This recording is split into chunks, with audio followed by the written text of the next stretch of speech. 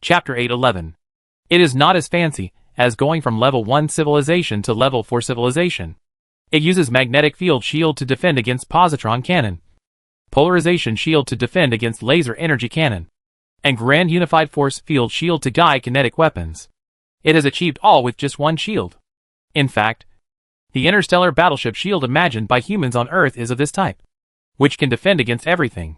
However, since humans set foot on the starry sky, they have developed to the level of level 4 civilization and have fully mastered the production and utilization of antimatter.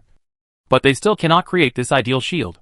Human scientists have racked their brains for this, and some even believe that this kind of panacea shield does not exist. But now humans have seen it. It's not that it doesn't exist, but the level of technology is not enough. This kind of shield should be a shield that can only be mastered by a level 5 civilization. According to past experience, humans believe that it should be a product of some level 5 civilization technology. Since it is a technology that can only be mastered by a level 5 civilization, its basis must be the theory of everything. What a powerful real shield! The scientists on the Tianqin were sighing. At this moment, the Tianqin was in a fierce battle. Of course, they had no time to study. They could only sit in their seats and sigh at the feedback data. This was also the most leisurely time for scientists and other government workers, because they could only watching the Tianqin carrying them flashing left and right in the starry sky. And their fate was all tied to the 8,000 pilots. As pilots, they were fully focused on the battle, because every bit of their subconscious attention and every bit of their energy had to be invested in the battlefield. Yes, it can withstand the Star Destroyer cannon and unload such a large momentum. It's incredible. Our technology is incredible for low-level civilizations. From the video data, it seems to be a drainage-type force unloading method. We can only wait and see the descriptions of the pilots after the war. Let's talk about it when we can live to that time. That's right. Humans are amazed at the real shield. And the individual lives on the dynamic picture civilization spacecraft are also amazed at the evasive ability of the Lyra. However, the war was not over yet. Although it was just a fight between two ships, it was a peak confrontation. The two ships that passed by each other were mixed together again. From the overall scene, it was the Tianqin that was dropping bombs and firing artillery fire in most cases. In fact, the 5th level civilization exploration ship took the initiative. The Tianqin's counterattack was just a needle in the gap, while the 5th level civilization ship was like a hawk catching a bird, launching a fatal attack every time it approached. But it was dodged by the Tianqin every time. And as time went on, the Tianqin seemed to be getting easier to dodge. This may be because the pilots are familiar with the attack mode of this 5th level civilization spaceship. For a while, neither of them could do anything to the other. It was at this time that the 2,993 warships originally belonging to the First Fleet finally arrived and immediately joined the battle. And the dynamic picture civilization was waiting for this time. They felt that they had the advantage of speed and real shield, and they were already invincible.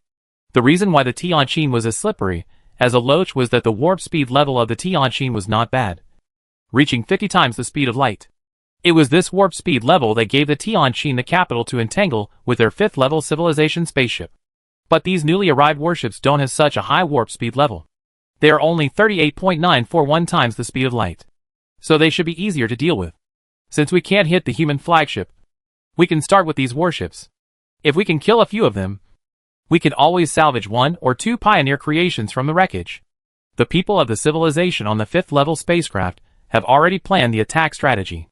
They believe that as long as they don't hit the engine room of the human warship, they will definitely be able to get the intact pioneer creations. Because before the arrival of the Lyra, the dynamic picture civilization had destroyed more than 1 million human warships. From the wreckage of those destroyed warships, they had scanned the general layout of human warships, and the pictures shown by the Lyra before allowed them to confirm that the pioneer creations were installed in the engine room. At the same time, they also firmly believed that the creations of the 6th level civilization would not be so easily destroyed.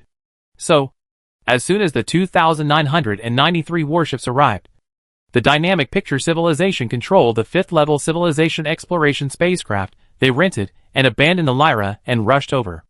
The other party ran away, and the Tianqin naturally turned a corner in the starry sky to catch up.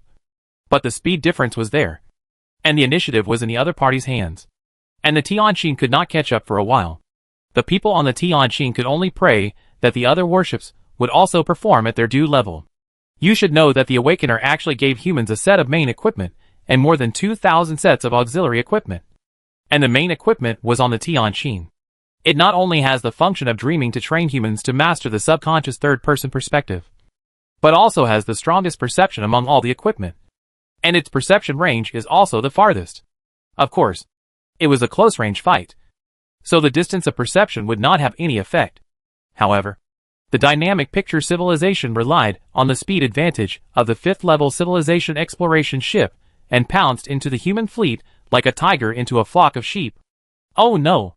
The human fleet was not a flock of sheep without any resistance, but a pack of wolves, or a group of agile cats, facing the fifth-level civilization exploration ship coming head-on. The warship that was targeted directly pulled the warp gear from level 3 to 0, allowing the warship to exit the warp directly. At the same time, it used the reverse thrust nozzles on each side of the warship to push the warship to flip and maneuver in a conventional manner, unexpectedly avoiding the attack of a material disintegration cannon aimed at the front half of the warship. While still tumbling and dodging, more than a dozen gravity bombs were thrown in the direction of the fifth-level civilization exploration spacecraft. At the same time, other warships in the human fleet located nearby also fired dozens of antimatter warp missiles and super-large neutron blasting cannons at the starry sky as if they had the ability to predict. The warships whose main guns were not aimed in the right direction threw warp antimatter bombs. These missiles and bombs were not all fired at the fifth-level civilization exploration spacecraft. Some of them seemed to be thrown into the air, but they served the purpose of blocking its course. The firepower of more than 2,000 warships is much higher than that of a Tianqin. For a time, the intensity of the war was directly raised by several levels, and the aftermath of various weapons continued to ripple in the starry sky. Hundreds of gravity bombs also affected the spatial curvature of some areas, causing ripples of spacetime on the local battlefield. Various antimatter bombs also caused the annihilation of positive and antimatter after being dropped into a given area, and burst out with strong light. If the previous battle between the Tianqin and the fifth-level civilization spacecraft was a confrontation between two masters with precise control of power, then now it is a precise combination of predictive regional strikes. Chapter 812. In the face of a spaceship with a higher level of technology than their own, only the human fleet can do this in the fourth-level civilization. However, such attacks did not cause much trouble to the dynamic picture civilization. They controlled the fifth-level civilization spaceship to pass through the attacks of weapons with their maneuverability advantage. Of course, because the third-person driving mode of humans is very powerful, many attacks are predictive, and there are many of them. So this fifth-level civilization spaceship was not able to avoid them completely. But the spacecraft directly uses the real shield to resist the attacks that cannot be avoided. It is not just a mindless resistance, but chooses to attack the weak position to break out of the fire encirclement under countless fire nets. This level 5 detection spacecraft is like a powerful person wearing a fireproof cover and jumping out of the sea of fire, unscathed. This scene also made the humans who arrive feel the power of the real shield, which is simply impeccable. Humans don't know if there are other weapons to break the shield at the level of level 5 civilization. At least at the level of level 4 civilization, humans have no technology to break the shield. Now all humans can do is to find a way to hit it. Let it show the effect of the real shield a few more times, and observe it to see if there is a flaw. Apart from that, we can only fight hard. Even if the shield is perfect, it still needs energy support and has an upper limit. Humans believe that as long as the attack exceeds its upper limit, there is a chance to break the shield. Unfortunately, because the Star Destroyer is too large, only the flagship has it.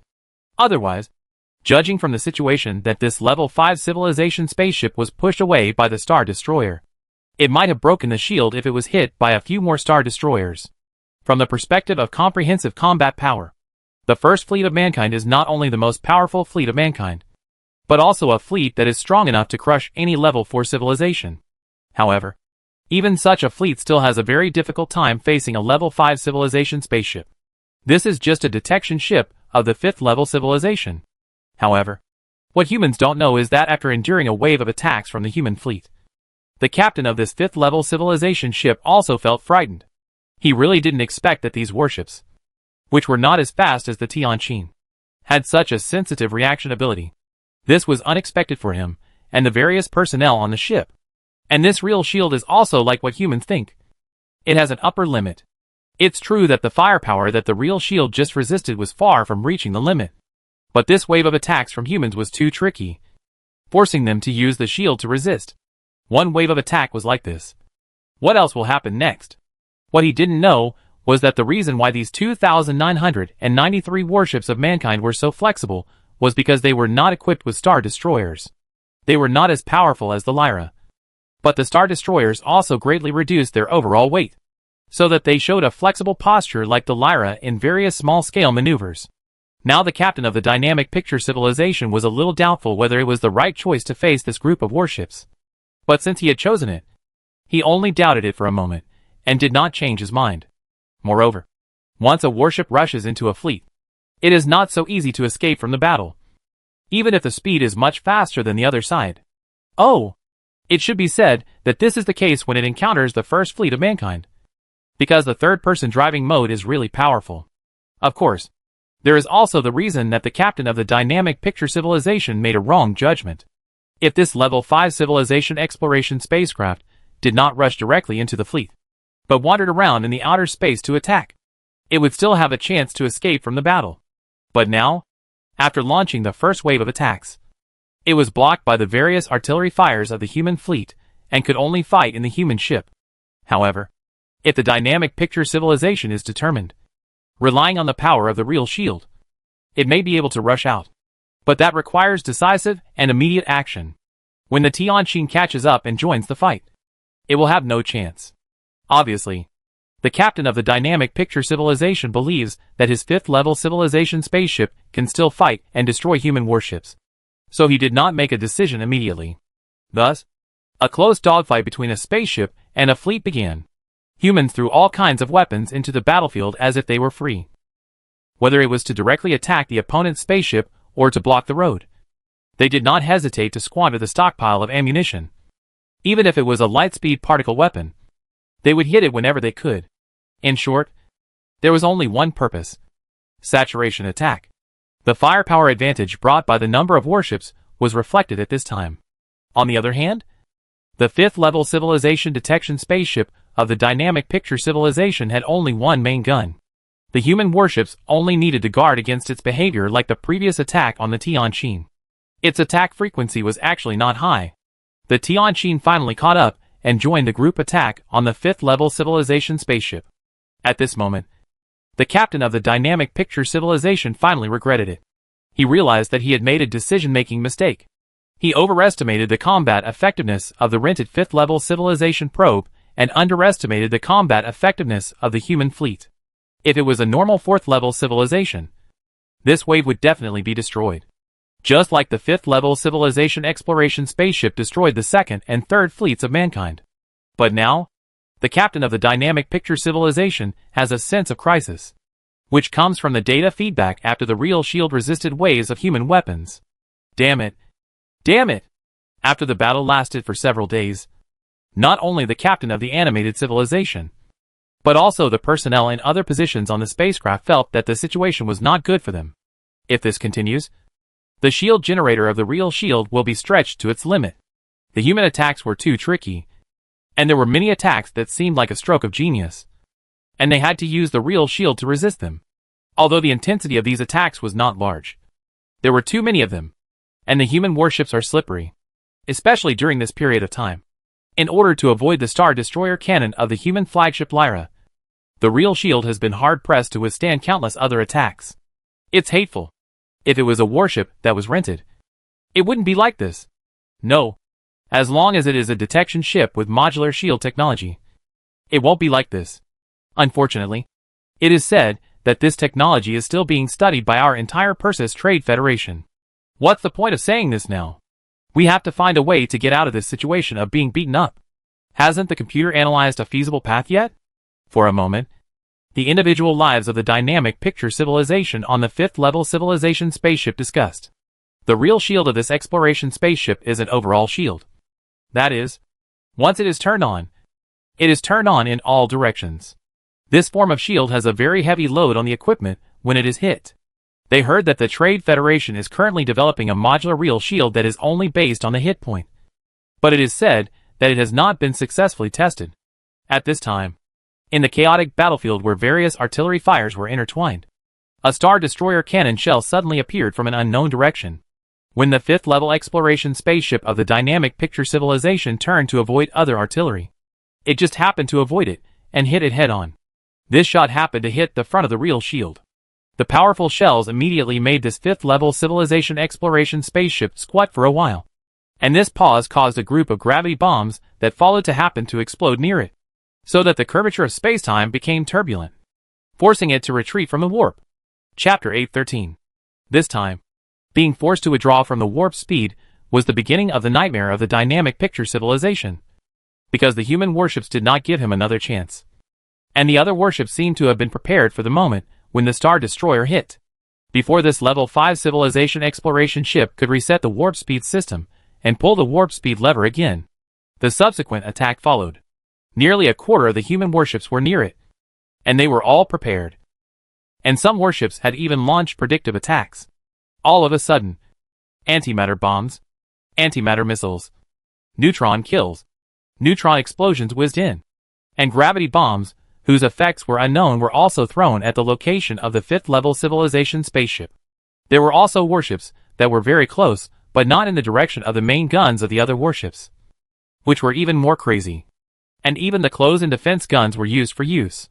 Almost all the artillery fire that could be used was tilted towards the other ship. Suddenly, all kinds of rays flew in the area where the fifth-level civilization spaceship was located. All kinds of strong lights flashed, and the curvature of space was also messed up by the gravity bombs. However, the fifth-level civilization technology is worthy of being the fifth-level civilization technology. With a real shield, this spaceship actually withstood everything. At this moment, it propped up an elliptical shield like the scene in the movie, covering its entire spacecraft inside. The shield was like an extremely elastic eggshell, and it remained motionless despite the bombardment of humans. If you observe it yourself, you will find that this real shield does not withstand all the explosion damage, but guides the violent energy toward the spherical surface of the shield to achieve the effect of unloading. It is called guidance, but in fact it is not the traction guidance in people's normal concept. But there is a kind of sine and cosine wave resonant frequency on the shield, which guides the energy to the side. Such guidance will greatly reduce the pressure on the shield, while improving the shield's durability and maximum bearing capacity. It is worth mentioning that not all level 5 civilizations have this technology. Real shields are basically available in level 5 civilizations, but the ones that first appeared were all fully wrapped shields without energy guidance, which are the kind that can withstand direct hits. The shield technology of many level 5 civilizations remains at this level. Only civilizations that have conducted in-depth research on shield technology can produce real shields such as the one displayed by this level 5 civilization spacecraft at this moment. As for going deeper, it is a modular real shield that shines wherever it hits. At present, the 5th level civilization of the Perseus Trade Federation has not yet been researched. Of course, humans don't know this now.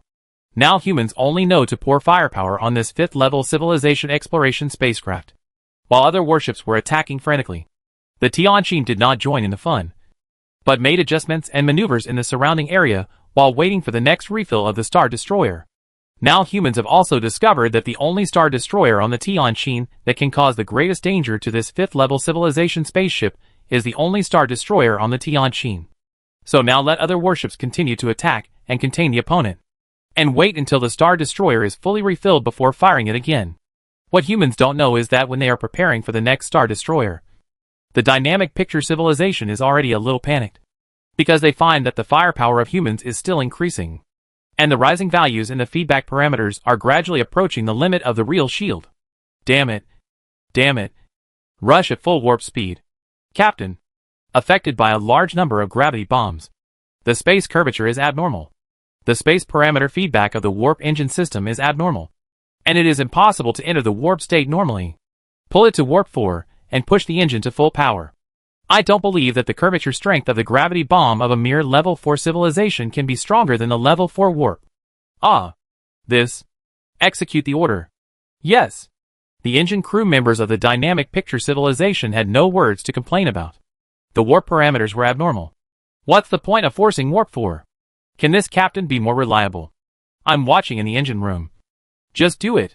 At this moment, The head of the engine crew on the battleship conveyed his meaning to the command center through the communication channel. The situation is critical now, and they can't have too much time to think about it. At this time, they can only trust the technology of the fifth-level civilization, because the warp system detected the chaos of the space warp and reported an error. The operator could only start it manually, as the operator pushed the push rod to warp 4 at one time. The fifth-level civilization spacecraft suddenly moved forward. It was originally moving forward, but due to the influence of the chaos of space curvature, it became a lateral warp movement, and it only lasted for 2 seconds before being forced to exit the warp state. To be honest, if it was a fifth-level civilization warship, the space curvature chaos caused by the fourth-level civilization gravity bomb would not be a big deal, and it could easily enter the warp state. Unfortunately, this is just a detection ship. In addition, if this ship had instant warp technology, it could also break through, because that kind of warp technology can instantly jump from 0 warp to 1, 2, 3 warp to 4th warp. That is, a space warp field that exceeds the technological level of the 4th-level civilization, thereby ignoring the space curvature chaos caused by the 4th-level civilization gravity bomb. Unfortunately, it doesn't have it either. This is why this 5th-level civilization spaceship cannot enter warp speed instantly, according to the normal way of entering warp speed. It needs to enter the first warp speed first, then the second, third, and finally the fourth. During the battle with this 5th-level civilization spaceship, humans also discovered a problem. That is, this 5th-level civilization spaceship cannot attack at its highest warp speed, which is 101.59 times the speed of light. It always exits the warp state or the 4th warp state before attacking. Humans don't know whether this is due to the technical reasons of this spaceship or the 4th-level warp technology itself. In short, this spaceship always strikes humans in this way. This is also the reason why it is inefficient in killing the warships of the 2nd and 3rd fleets of humans. And now, the dynamic picture civilization that just failed to forcefully enter the warp has encountered what they are most worried about and least want to encounter. Their spaceship was hit by the human Star Destroyer again. The powerful energy burst peak broke through the tolerance of the real shield. The real shield disappeared in an instant due to overload under this energy peak. At this moment, countless firepower broke through the original limit and hit the armor of its spaceship directly. A burst of strong light burst out, and in an instant, the exploration spacecraft became riddled with holes, and the people inside the spacecraft also felt a tremor at this time. Fortunately, it was only a momentary peak that exceeded its endurance. Although the real shield disappeared due to overload at this moment, the 5th-level civilization is worthy of being a 5th-level civilization. The instantaneous overload is not enough to cause its shield generator to collapse. Its emergency system was immediately activated, and the real shield appeared again in the next moment. Chapter 8:14. However, the instantaneous turbulence of the real shield gave humans hope, because at the moment when the real shield disappeared, humans found that this level 5 civilization spaceship could be defeated, and its armor did not seem to be that strong. The firepower that leaked in at that moment could have damaged its surface armor, and the hit area became charred and even deformed.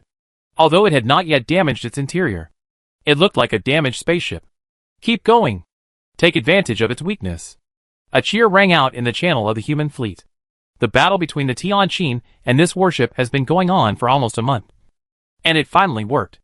The excited humans launched a more fierce attack, especially after seeing that the opponent was bombed by gravity bombs, and it was difficult to enter warp speed. The warships threw gravity bombs to death. Some warships even risked being hit by the opponent's main guns and fought close.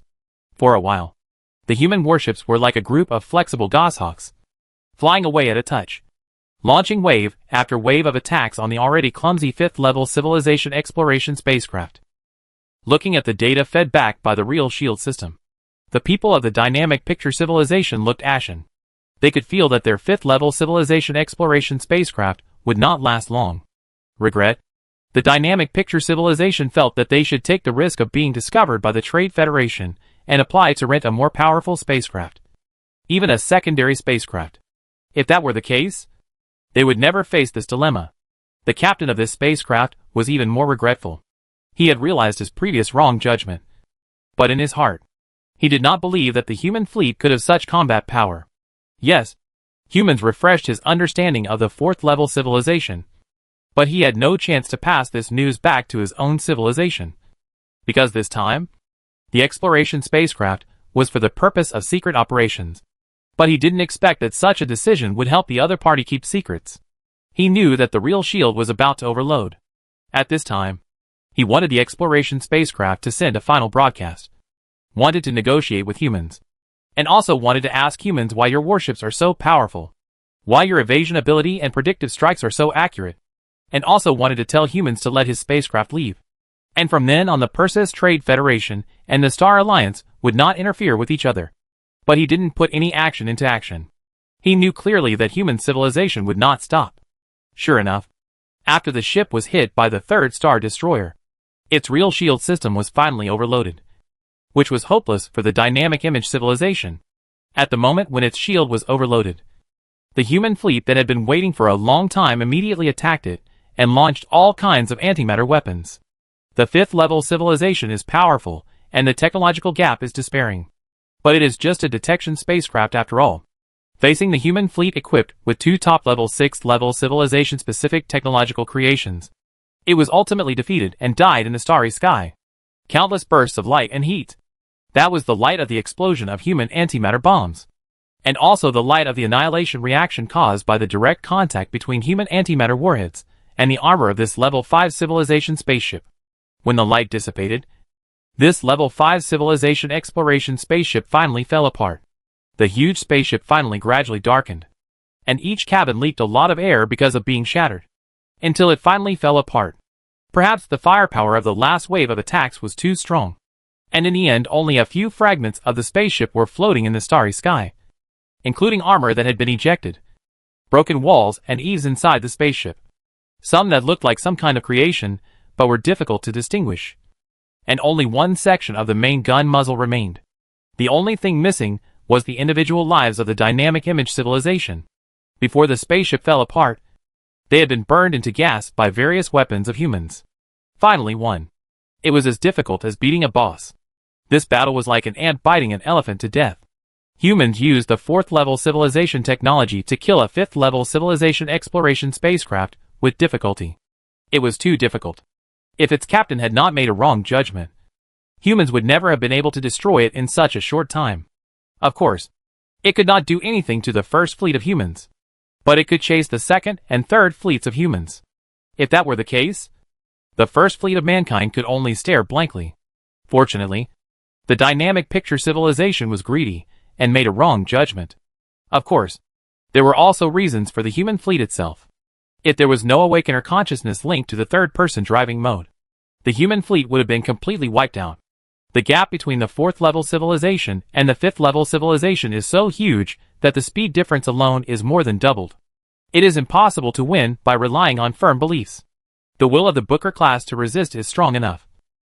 But the planet has been occupied by the dynamic picture civilization for hundreds of years, and they still have no hope of success.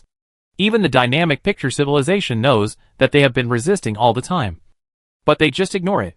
How can a civilization that can't even leave a planet be a match for an interstellar civilization?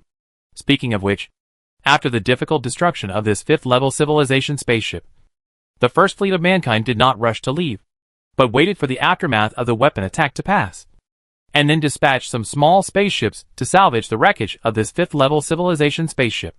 It is true that these 2,994 warships of mankind are all warships, but warships also carry some small spaceships. After all, a planetary-level warship is as big as a treasure island, so it is normal to carry some small exploration spaceships. However, the effect of collecting the wreckage was not very good, because the human fleet's attack was too strong, and the 5th-level civilization spaceship was broken into pieces. Forget about the instruments and equipment. It would be good to get some warship fragments for material science research. Especially the warship fragments that exploded from the engine room are very valuable for research. After this, humans collected all the fragments and wreckage that they could see, and then left the battlefield star field without stopping, and then entered the third warp speed and went in the direction where the second and third fleets left. The second and third fleets have only been gone for more than half a year. They are only at the warp speed level of level 2. Before reaching the target star system, the first fleet will definitely catch up with them. At that time, they will just replenish supplies there, and then upgrade the engines of the remaining warships. After that, they will embark on interstellar voyage again. and sail from another route to the destination agreed by the first fleet and the main fleet of civilization. There may be a few star fields, but it is not a big problem. The fourth level civilization layer can also be regarded as an existence that can travel in the sea of stars. It will definitely be able to reunite with the main human civilization soon. Then we just need to keep running away from this star field.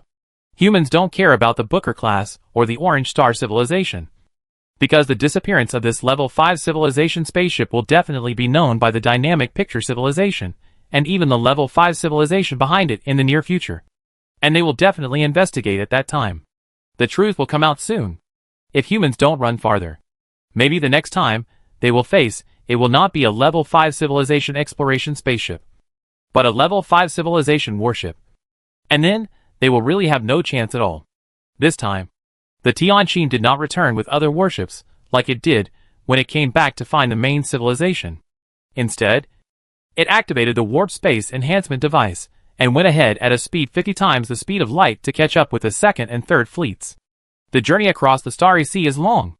This time, humans were very lucky to win against a level 5 civilization exploration ship at the cost of more than 1.7 million warships being destroyed. Chapter 8:15. After humans left this star field, which was originally located between the stars, returned to silence. If no civilization happened to pass by here, no one would know that an interstellar war had taken place here. Even if there were intelligent life in the nearest star to this location looking up at the starry sky, they would find it extremely quiet. Because for civilizations that have not yet set foot in the interstellar, the starry sky is too vast, and the movement caused by this interstellar war cannot be detected by their technology. Countless warship wreckages were abandoned by humans. However, if the dynamic picture civilization came to investigate, they would definitely find that these war wreckages belonged to human civilization. If they found it early, they might be able to detect the direction of the human civilization fleet's departure. After all, the track of warp speed navigation would exist for a period of time. Of course, these are all later stories. The human civilization fleet has already left.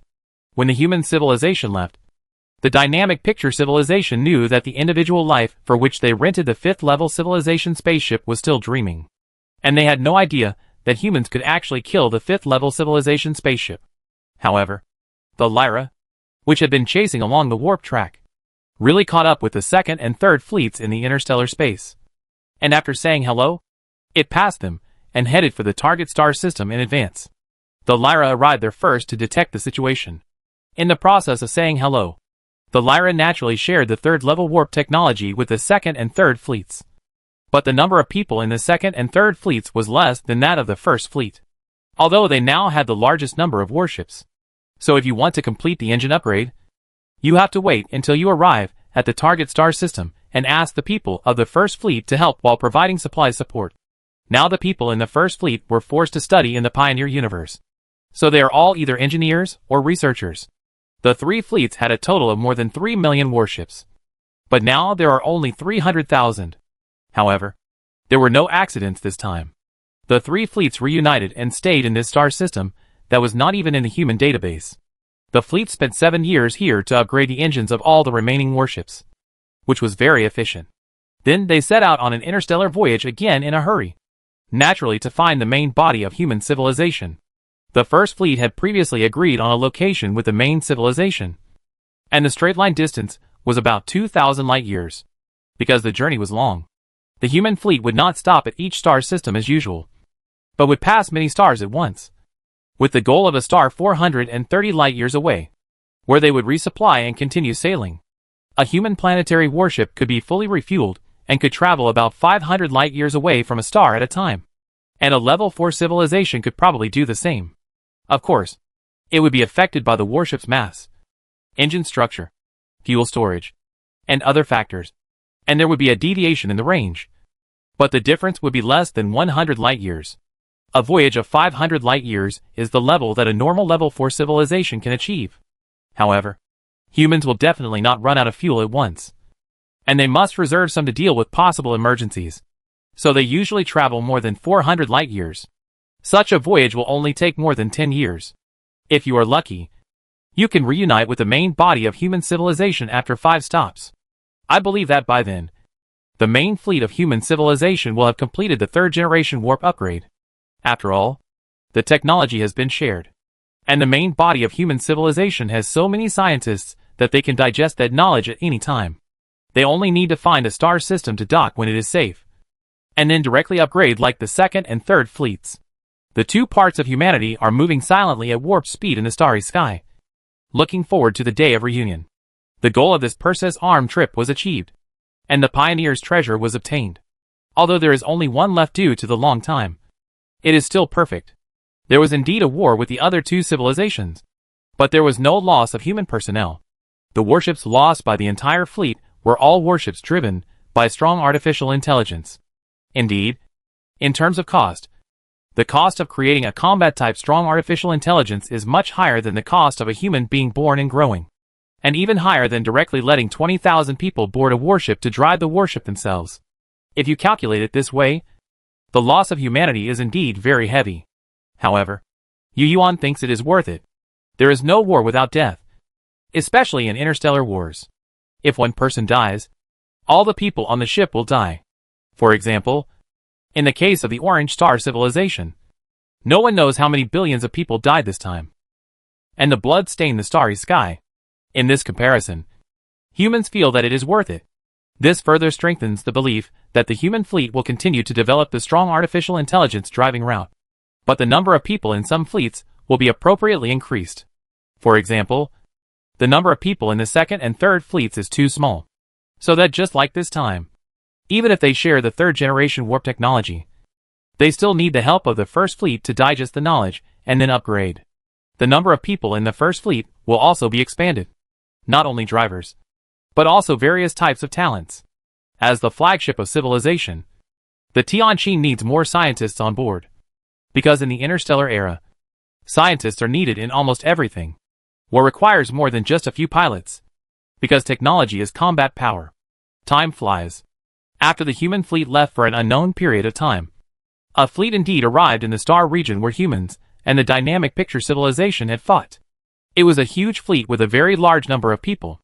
After they arrived here, they conducted a survey of the wreckage of the warship, and then left in an unknown direction in a hurry. If humans saw this huge fleet, they would definitely recognize that they were the fleet of the Orange Star civilization. And it seemed that it was not just a fleet, but a huge fleet including various types of spacecraft, which should be the entire Orange Star civilization. These guys were once defeated by humans, but now they see the wreckage of human warships scattered all over the starry sky. I wonder what they will think. I wonder if they will thank the human warships for using more than 1 million wreckages to tell them that there is a more powerful existence in this star field. Anyway, after they completed the exploration, they ran away. They must have analyzed some factors, and knew that this star field is no longer safe. Speaking of it, the intersection between humans and Orange Star civilization or GIF civilization is all because of interests. The trade market is interests. The Pioneer treasure is also interests. And everything from peaceful exchanges to war conflicts is also because of interests. Humans also learned some lessons from this contact with the two civilizations, and also refreshed their understanding of interstellar civilization. Even if the sixth-level civilizations in the Milky Way are hiding and licking their wounds, the Milky Way may seem to have temporarily become a stage for a group of fourth and fifth-level civilizations.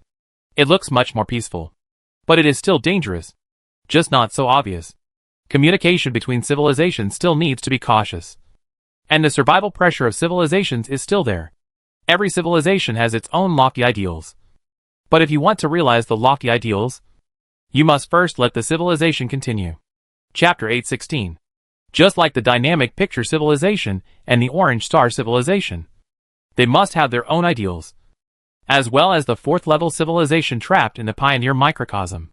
But ideals must be achieved step by step. For example, if humans want to start a long voyage, they must first reach the sixth-level civilization level to be eligible. And now they naturally strive to survive. Humanity is a whole, and everyone has different ideals. Sometimes Yu Yuan's decision cannot represent everyone's thoughts. But as far as humanity as a whole is concerned, the current big goal is definitely to go on a long voyage. Through the various statements of the pioneers and awakeners, humans have a vague feeling that there must be some reason behind the Great Voyage. The Great Voyage can be said to be the only way to continue to embark on the road to a higher level.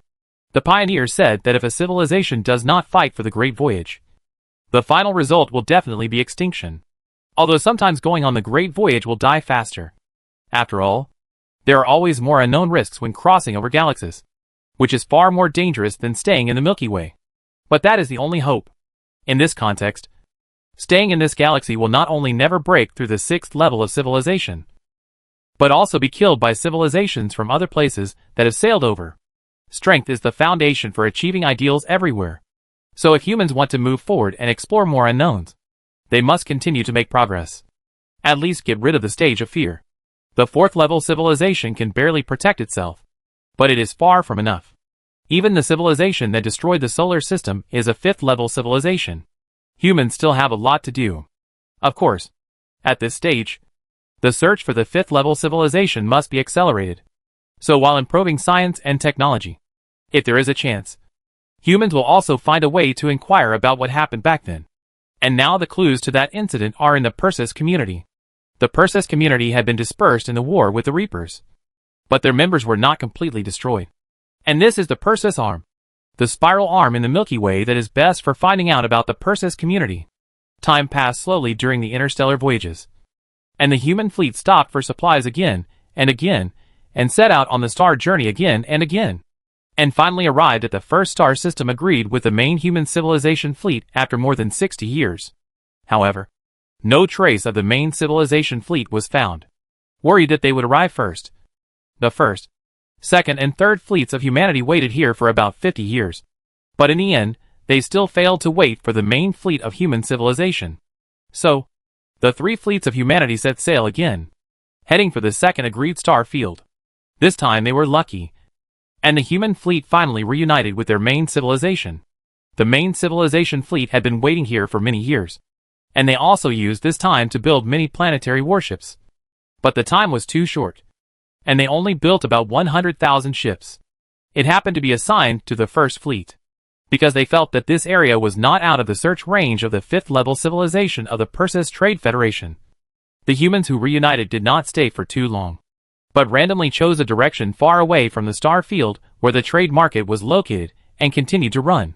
After getting the pioneers' things, humans no longer had any definite destination in the Perseus arm, so the route was also very random. And in these years of sailing, humans did not encounter any civilization. For humans, the universe seems to have returned to its original sense of tranquility.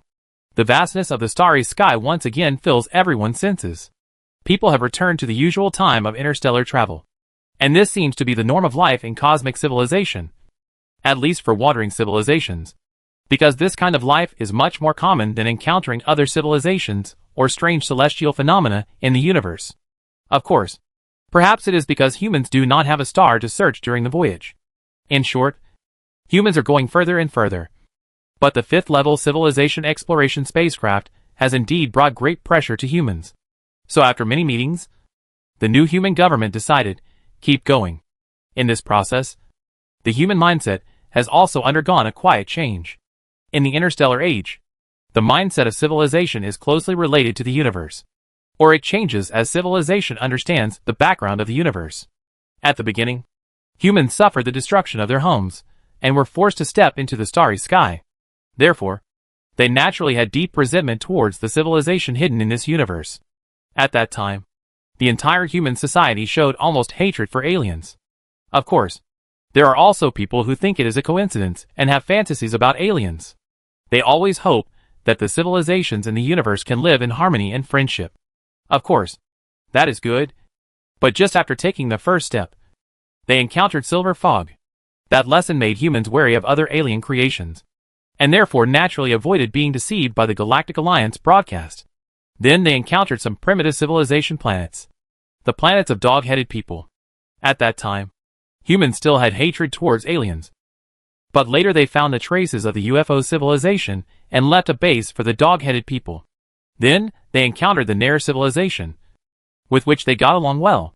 Since then, humans have changed their views on alien civilizations, especially after receiving the help of the Awakener. And now, mankind has understood the goal of the Great Voyage. Therefore, in the concept of mankind, the cosmic social background has changed again. And this information has directly affected the overall thinking of mankind. In the recent expanded meetings of the new government, the Great Voyage was directly regarded as the highest goal of mankind from now on. Of course, in the process of realization, the original goal still needs to be achieved, such as finding the civilization that destroyed the solar system and destroying it. The emergence of the highest goal also makes individual human beings think more about the meaning of the universe and life. The Awakeners said that the reason they help humans is actually to find a partner on the road of the Great Voyage. And the Pioneers are actually the general name for the union of two civilizations. In other words, the Great Voyage is not easy. It must be difficult for a level 6 civilization to go on the Great Voyage alone. Otherwise, these powerful level 6 civilizations, with unique technologies, would not look for partners. Therefore, there are still many civilizations with good intentions in this galaxy. They seek cooperation for the Great Voyage, unless they want to completely absorb the achievements of other civilizations and go on their own voyage like the Reapers. From this point of view, humans have to cooperate with other civilizations. But not all civilizations are qualified. Just like the Awakeners, they choose humans as potential partners because they see that human racial talents have the opportunity to develop into special technologies. Therefore, when humans encounter other civilizations in the future, the first thing they do will definitely not be to fight and kill. First of all, the Star Alliance has been established, and some civilizations can be attracted to join and strengthen it. The stronger the Star Alliance is, the safer mankind will be. And if the Star Alliance wants to be stronger, then the members of the Star Alliance must also be strong. So in this situation, humans will definitely relax the development of Star Alliance members in the future, and will also give them more freedom to play. If a special technological product can be produced in the future, it will also belong to the Star Alliance, and humans will also benefit. Of course, in this process, humans must remain strong. After obtaining the third-person driving mode and the Pioneer stuff, humans have indeed gained this confidence. And after so many years of use, humans have discovered that the treasures left by the Pioneers are not that simple. It is indeed a warp space enhancement device. But that is the function of the equipment inside the diamond crystal, which is a characteristic technological creation of another civilization of the Pioneers. Humans can be sure that this diamond crystal has quantum macro tunneling function, because it appeared directly in the Tianqin through quantum macro tunneling. So after so many years of research and analysis, many human scientists feel that this creation should still have value. But they don't know why the intelligent system left by the Pioneers did not mention it. Through comprehensive analysis of the process of humans obtaining this creation, they believe that it may be that humans have not yet reached the standard. Of course, another group of people think that this statement is nonsense. Chapter 8:17. Because there is no conclusive evidence at all. It is just an inference based on the Pioneers' microcosm test and various observations and tests on rhombus crystals in recent years. Oh! And this equipment has the function of macro-quantum tunneling. However, those who oppose this view directly retorted with one sentence. The intelligent system of the microcosm never mentioned any information about this aspect at that time. Just after being messed up by these experts. Even Yu Yuan and those who had experienced the entire process of the Pioneer microcosm obtaining the equipment were a little skeptical about whether this equipment, which now only has the function of warp space enhancement, has other functions. Everyone was thinking, what would happen if humans were at level 5 civilization when they entered the microcosm? Is it true, as these experts say, that this equipment has other functions, but humans' basic technology has not reached its standards, so it has not been triggered? In fact, experts who oppose this view also hope so. After all, it is more beneficial to humans. But they also have reasons to oppose. As for the result, judging from the current situation, we can only know it after humans become level 5 civilization. After all, what the experts said was not completely unreasonable. The Pioneers took great pains to create such a large microcosm, and so many complete specialized Dyson spheres. But they only left one kind of technology for the new generation civilization. They hoped to embark on a great voyage. It was just a creation. Not to mention the Pioneers' style of doing things. Even if humans wanted to imitate the Pioneers in the future, they would most likely leave behind all the technological creations they were proud of. Just like the base they left for the dog-headed people. After all, the Pioneers really hoped that the new generation civilization they got their things could embark on a great voyage. Otherwise, they would not have created a time drift bottle. Therefore, some experts believe that the Pioneers may have left more than one microcosm, because humans already know that there is more than one drifting bottle of the Pioneers' microcosm. Let's hope. Every human who knows this is praying silently in their hearts. On the other hand, the human horizons have been broadened a lot after learning about the background of the Great Voyage. While sailing away from the Perseus Trade Federation, the human leaders held many meetings to discuss, and finally decided to relax the restrictions on the civilizations of the Star Alliance members. The first one is to support their independent development of technology and autonomous management within the civilization. Of course, the first one is really supported, and the second one is a matter of self-management on the surface. But the overall action plan is still decided by the Star Alliance. And the Star Alliance is decided by human civilization. This is also natural, to ensure that the Star Alliance moves forward on the path that humans believe is correct. Supporting the independent development of science is indeed true. Humans hope that every member civilization of the Star Alliance has independent scientific research capabilities, and the potential for independent scientific development, rather than buying all technological creations from humans. Of course, products such as the third-generation engine technology, which are essential for interstellar navigation, must still be produced by human civilization at this stage. After all, the Star Alliance is a wandering civilization alliance, and it is impossible not to install new engines on their ships so that they cannot keep up with the navigation. However, after installing the engine, humans did not restrict them from disassembling and researching the engine as before. If they want to disassemble and research, they can come to humans and buy it with the Star Alliance universal currency. In order to encourage them to regain their independent scientific research capabilities, humans have also set up some incentives. For example, most of the Star Alliance exploration missions, each new star system, new star field exploration mission, external probe patrol mission, etc., will basically be assigned to the Star Alliance member civilizations to do, so that their civilization groups can form healthy competition. Of course, the diplomatic rights of other civilizations are still decided by humans. Even so, the environment of the civilizations of the Star Alliance members is much more relaxed, and humans are not afraid of them becoming powerful because of this. If there is a civilization that is forced to be killed by the Star Alliance because of this, it can only mean that humans are not enterprising and have fallen to the point that even the Star Alliance cannot control them. The fallen are not worthy of the Great Voyage. If you don't have the ambition to make progress, you can just stay in a galaxy and wait for death. Why go on a great voyage and explore the unknown universe? After this reform, the Star Alliance finally officially became a multi-civilization union, and humans generously provided each member civilization with 4th-level civilization weapon technology, shield technology, and planetary battleship manufacturing technology. Of course, the core technology is still in the hands of humans. According to humans, the core technology is not sold in order to cultivate the scientific research capabilities of the member civilizations of the Star Alliance. It must be said that this decision of humans has a far-reaching impact on the development of the Star Alliance. However, what humans did not expect is that these members of the Star Alliance do not seem to have much passion and are not happy about the relaxation of policies, especially the dog-headed people cluster that has changed its name to the Heavenly Dog Civilization.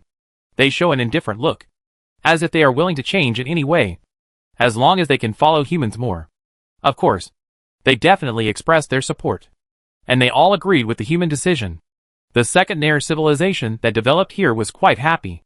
They seemed to be regaining their former glory, and even wrote legendary biographies for the group of Nair people who decided to join the human civilization as scientific researchers and embark on another journey to the starry sky. According to them, our status as a group of Nair people is supported by scientific research. So in the future, among the members of the Star Alliance, we will still be famous for scientific research. As for the Kuntai people, their history has been covered up by humans.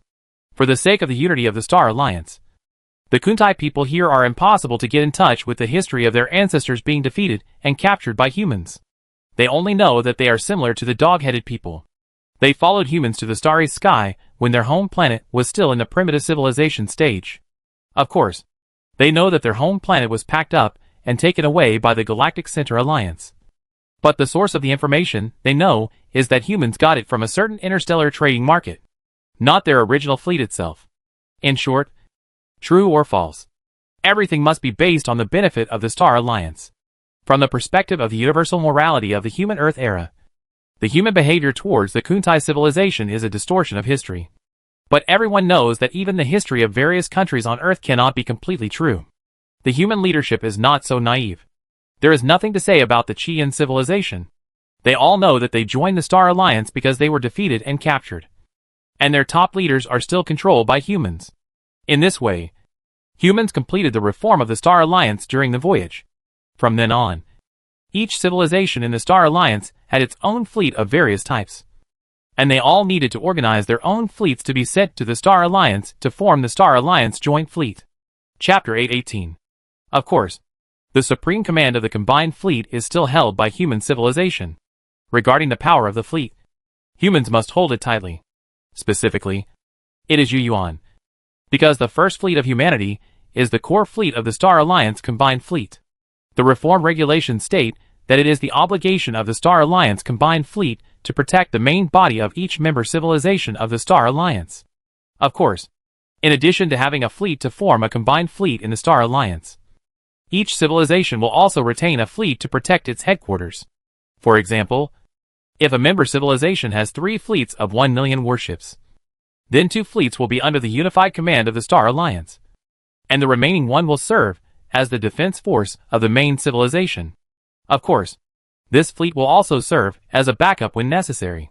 With the opening of policies, human civilization has received a large number of orders for third-generation warp engines at once, which are basically what the Star Alliance members need to develop their fleets.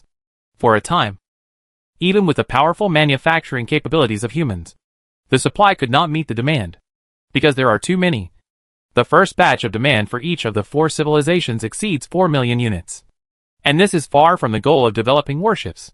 For this reason, humans can only package the production line and let them develop resources and build their own. This model is very familiar to humans, just like the OEM factories in the Earth era. Except that here, most of the engines manufactured by their respective civilizations are used by themselves. However, this situation will soon change, because although humans have sold manufacturing technology, the creations produced by each civilization are still somewhat different. It is clearly the same technology, but some member civilizations make better things than others, which are stronger, more durable, more reliable, and have lower failure rates. Such things are definitely more popular.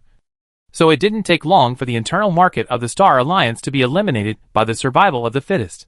Among them, the engines made by the Tianquan civilization are almost catching up with humans in all aspects. And other civilizations have placed orders from them, especially the Second Nair civilization. The yield rate of their products is not high, so they simply gave up their own manufacturing and instead dumped all the orders to the Tianquan civilization. Seeing the development of things, humans are also happy to see it happen, as the policy is open for longer and longer. The Star Alliance is also going further and further in the starry sky, and every stop for supply in this process is a lively scene.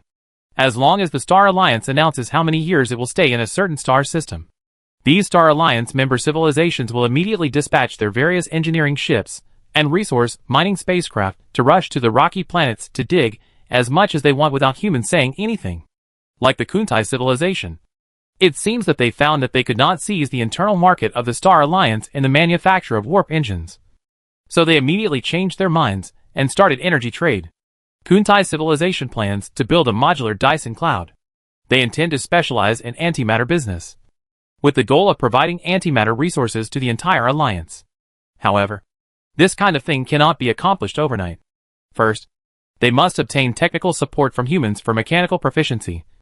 And then, they need a lot of steel resources to build a piece of Dyson cloud. According to the idea of Kuntai civilization, they intend to build each Dyson cloud as big as a C-class spacecraft. Of course, they have just started planning, and it will take a long time to realize it. Now, every time they stop at a star system, they absorb various hydrogen and helium elements from gaseous planets, and transport stones from various asteroids, which are naturally used for burning, carry out hydrogen nuclear fusion or heavy nuclear fusion, and then use the generated fusion energy to provide energy for the antimatter factory to produce antimatter. Of course, they do more than one industry, but they focus on a certain industry because they think they have more advantages than other civilizations in some aspects. And the Red Flame civilization, it seems that they have no advantageous products to occupy the internal market of the Star Alliance. They want to engage in some small commodity production and manufacturing, but their minds are not as flexible as the Tianquan civilization in this regard. and the things they make are not as good as the Tianquan civilization. Finally, they had to use their racial advantages to start the mercenary industry. Of course, they were not mercenaries in the traditional sense, but they earned Star Alliance currency by providing troops. The Red Flame civilization opened their life hatchery, using their egg-laying advantages to directly hatch individual lives on a large scale, and then let them apply for crew members in the joint fleet of various civilizations to earn the difference value, in order to make their own troops more competitive. The Red Flame civilization began to conduct research purposefully and actively study gene-directed expression technology. This technology is actually the technology that humans did not buy when they went to the Persis Trade Union to trade. It is the technology used by the dynamic picture civilization. They think it is very precious and is the fundamental reason for the strength of their civilization. So they did not sell it at that time, because of the gene-directional expression technology. The dynamic picture civilization that possesses this technology has their individual lives implanted with gene codes with specific growth directions during the embryonic period. After these individual lives grow up, their future is almost certain. It was precisely because of this technology that the fleet of the animated civilization trapped in the Pioneer microcosm at that time failed to break through the third-generation warp technology. However, humans do not know the reason. And now the Red Flame civilization is doing almost the same thing. They plan to conduct in-depth research on genetic technology, and then create a set of warrior template genes, so that 99% of the individual lives they hatch will grow up to become a space warrior. That is, to be familiar with various tasks related to battleship operation and war on the battleship. Even with a genetic template, it is not certain that one can grow into the target type 100%. But it is easier to cultivate than the natural formation of individual life. And it is more professional and excellent. The leadership of the Red Flame civilization believes that as long as they can have this technology, they can gain a foothold in the Star Alliance. And the Star Alliance will never be separated from them, because the cost of their individual lives on board is much lower than that of humans making a combat-type strong artificial intelligence to go unmanned. If this is done well, maybe in the future, all the other civilizations in the Star Alliance, except for those in the Commander system, will be people from their Red Flame civilization. The Red Flame civilization wants to say that we have truly mastered evolution. As for the Nair civilization, it focuses on the field of scientific research. The Star Alliance has been reformed for many years, and the Nair civilization is better than other civilizations in terms of scientific research talents at the level of Level 4 civilization. In the Star Alliance Joint Academy of Sciences established by humans, apart from humans themselves, the Nair civilization has the most scientists. The reform of the Star Alliance system has forced the member civilizations of the Star Alliance to make their own efforts, because only by contributing to the Star Alliance can they have dignity in the Star Alliance. And the individual lives in their civilization can stand up straight in front of other civilizations. No one wants to be described by other civilizations as a civilization that is dispensable to the Star Alliance. In this situation, the pressure on humans has become greater, because as the leader of the Star Alliance, they are always compared with other civilizations by netizens. Take the third-generation engine manufacturing technology for example, because the things made by the Tengu civilization are also very durable. So many netizens began to worry that human manufacturing will lose. It seems that we must stay ahead in every field. This mentality is very good. As if people who came out of the Earth era saw the enthusiasm of the netizens in countries see back then, that the world is only us and foreign countries. Pressure is also motivation. Chapter 819.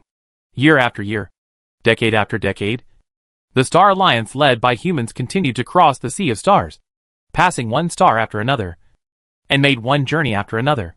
Unknowingly, they have already traveled about 3,000 light years, and humans think that it should be enough. Humans are not sure whether the dynamic picture civilization and the level 5 civilization behind them are still looking for them. But they have indeed not seen any trace of civilization along the way.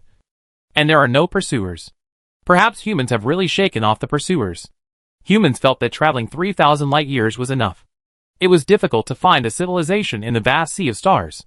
Even if a level 5 civilization went out in person, it would still be the same. They could only search one star at a time. The probability of encountering one in the interstellar space was too low. Perhaps humans escaped the pursuit because they spent most of their time in interstellar space travel. Perhaps the other party was still looking for them. Who knows? After all, the news that they had obtained a creation left by the level 6 civilization might have been heard by the level 5 civilization of the Persis Trade Federation. Humans have not encountered any other civilizations along the way, and they do not think it is a big deal, because this is the normal state of interstellar travel. The starry sky is so vast, and it is a problem to encounter a civilization after traveling a few stars. Now humans are somewhat convinced that they frequently encountered other civilizations after meeting the Awakener, and almost all of them were civilizations of the same level. Now thinking back, it is indeed a bit abnormal. Maybe the Awakener is really behind the operation, because the Awakener one has clearly told humans that they, the Awakeners, need humans to grow up as soon as possible, and maybe it is really his arrangement. In any case, humans haven't encountered other civilizations for a long time, and no one knows where the Orange Star civilization is gone. In this way, humans walked and stopped, and just like usual, randomly selected a star as a docking and supply point. For humans, the star field of the Perseus arm, where they are now, is already a strange star field. The position data, star map, etc. of each star need to be drawn by humans themselves.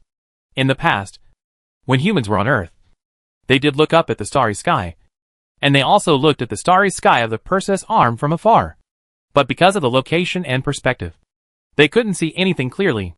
This is already a completely unfamiliar star field. None of the stars that people used to be familiar with are here.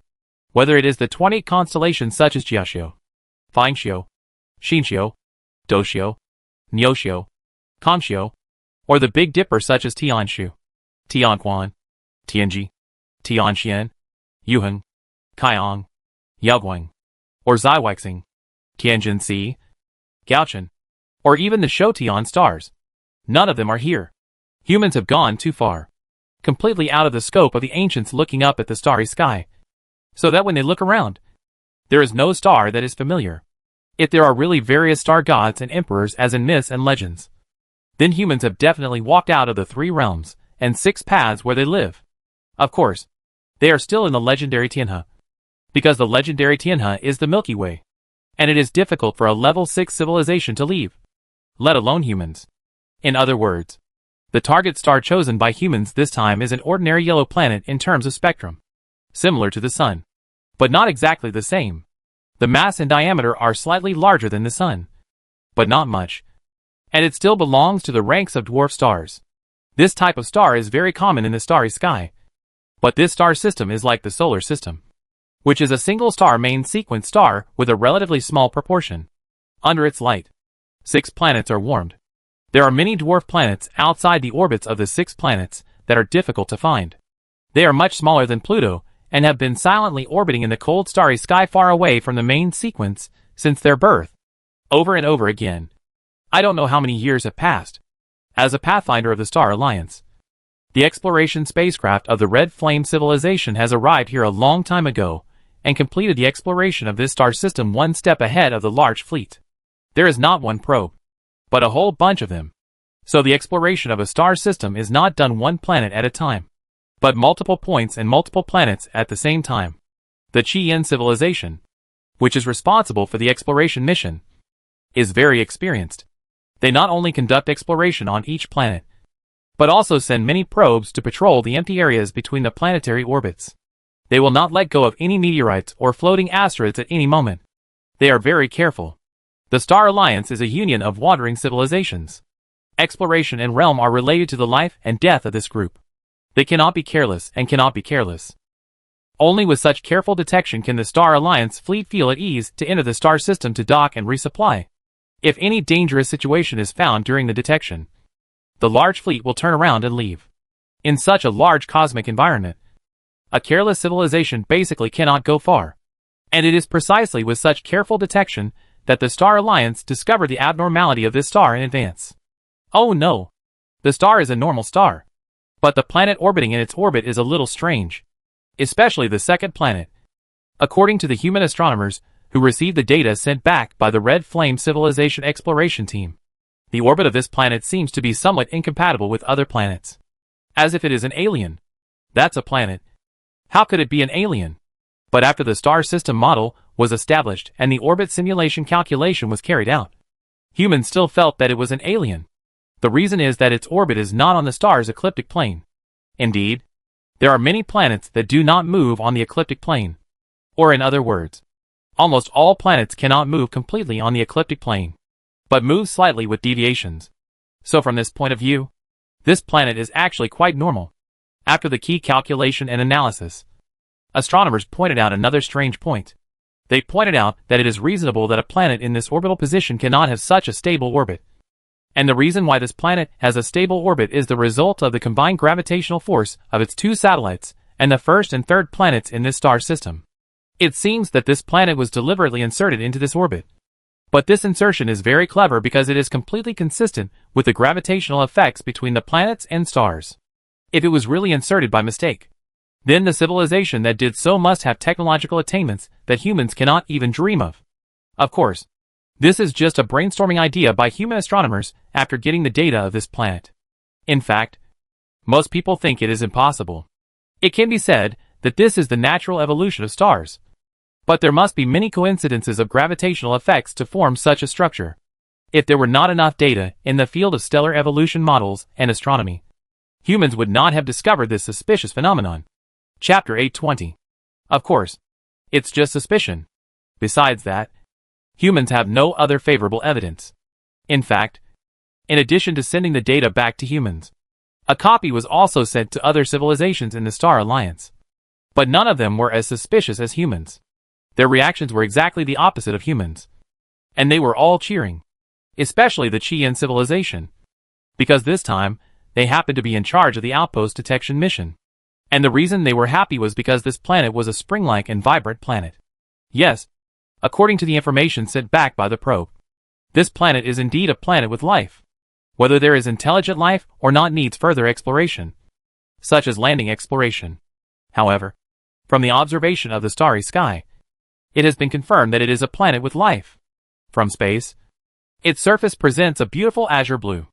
And there are many purple parts in the azure blue. According to the preliminary detection results, the blue is the ocean formed by water, and the purple is the vegetation on the land. The orbit of this planet is very good, just in the habitable zone classified by humans for living environment. In such an orbit, water can exist in two forms at the same time, solid and liquid. Oh!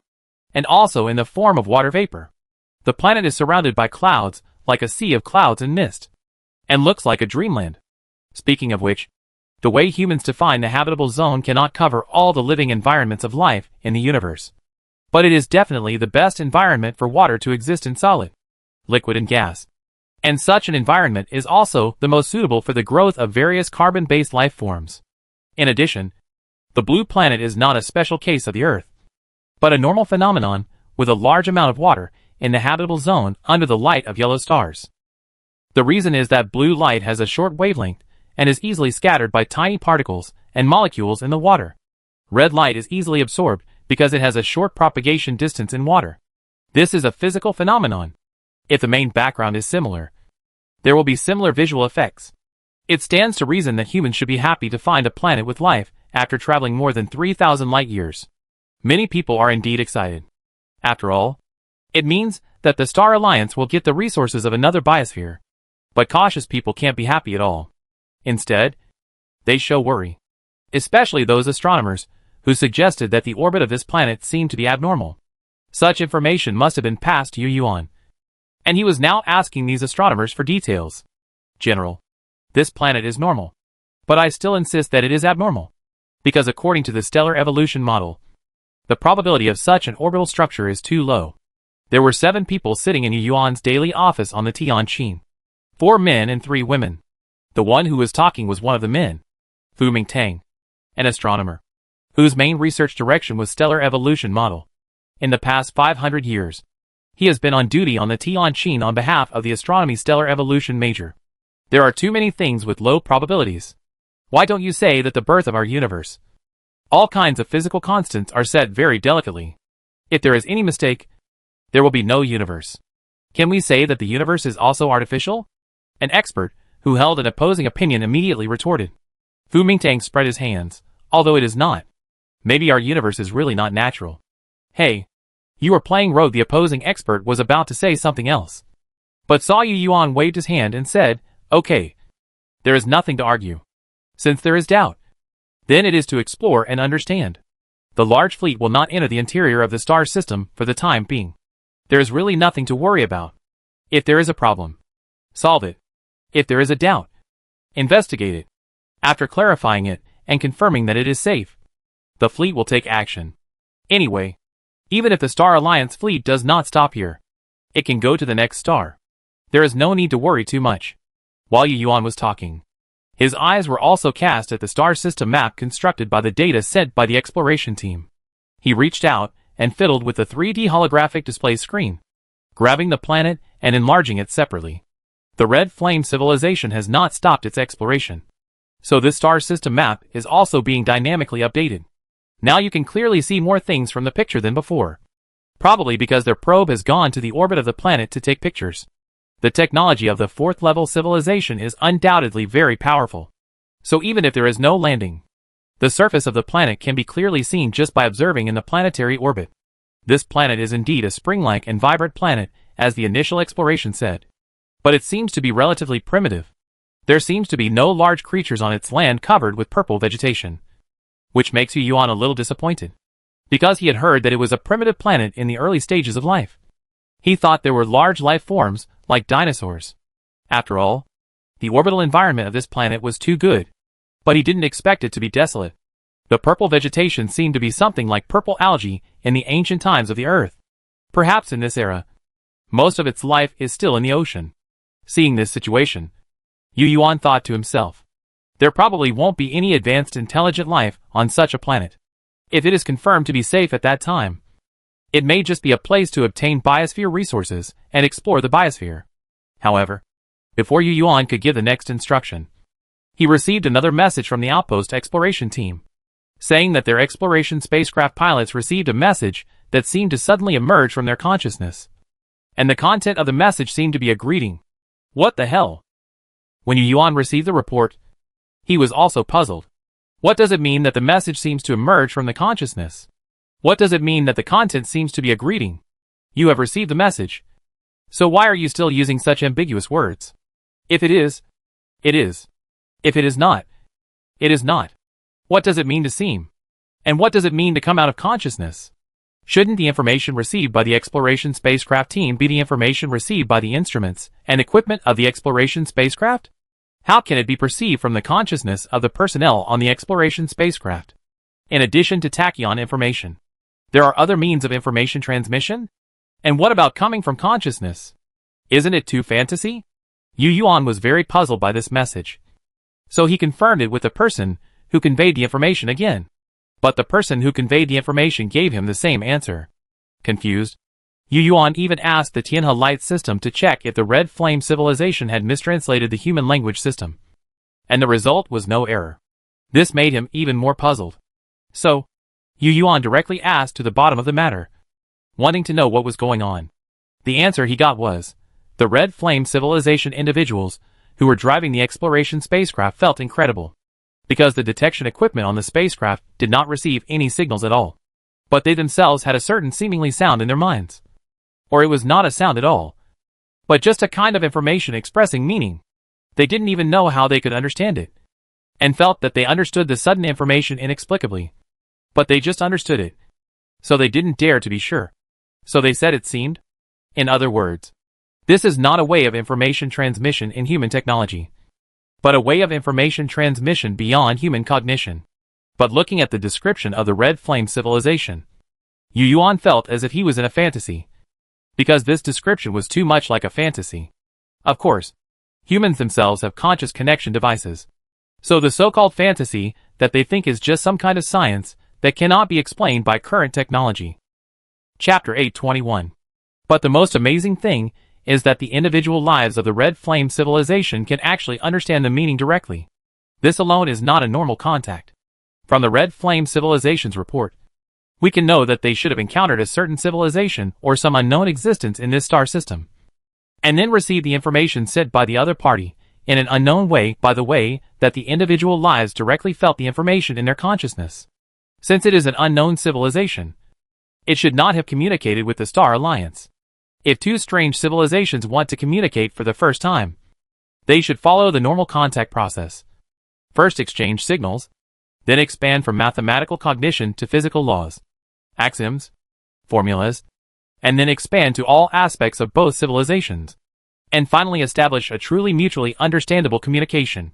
Of course, there are also some species with strange worldviews that are difficult to communicate with. And even as described in science fiction novels, they are difficult to communicate with. But no matter how difficult it is a deviation in ideological cognition. Everyone lives in the same universe under the same physical laws, and the cognition of the number one of each star is still the same. This is the basis of communication between cosmic civilizations, mathematical cognition. But this unknown civilization actually skipped this process and directly conveyed the meaning to the individual life consciousness of the Chian civilization. It completely exceeded human scientific cognition, but it did not exceed imagination cognition.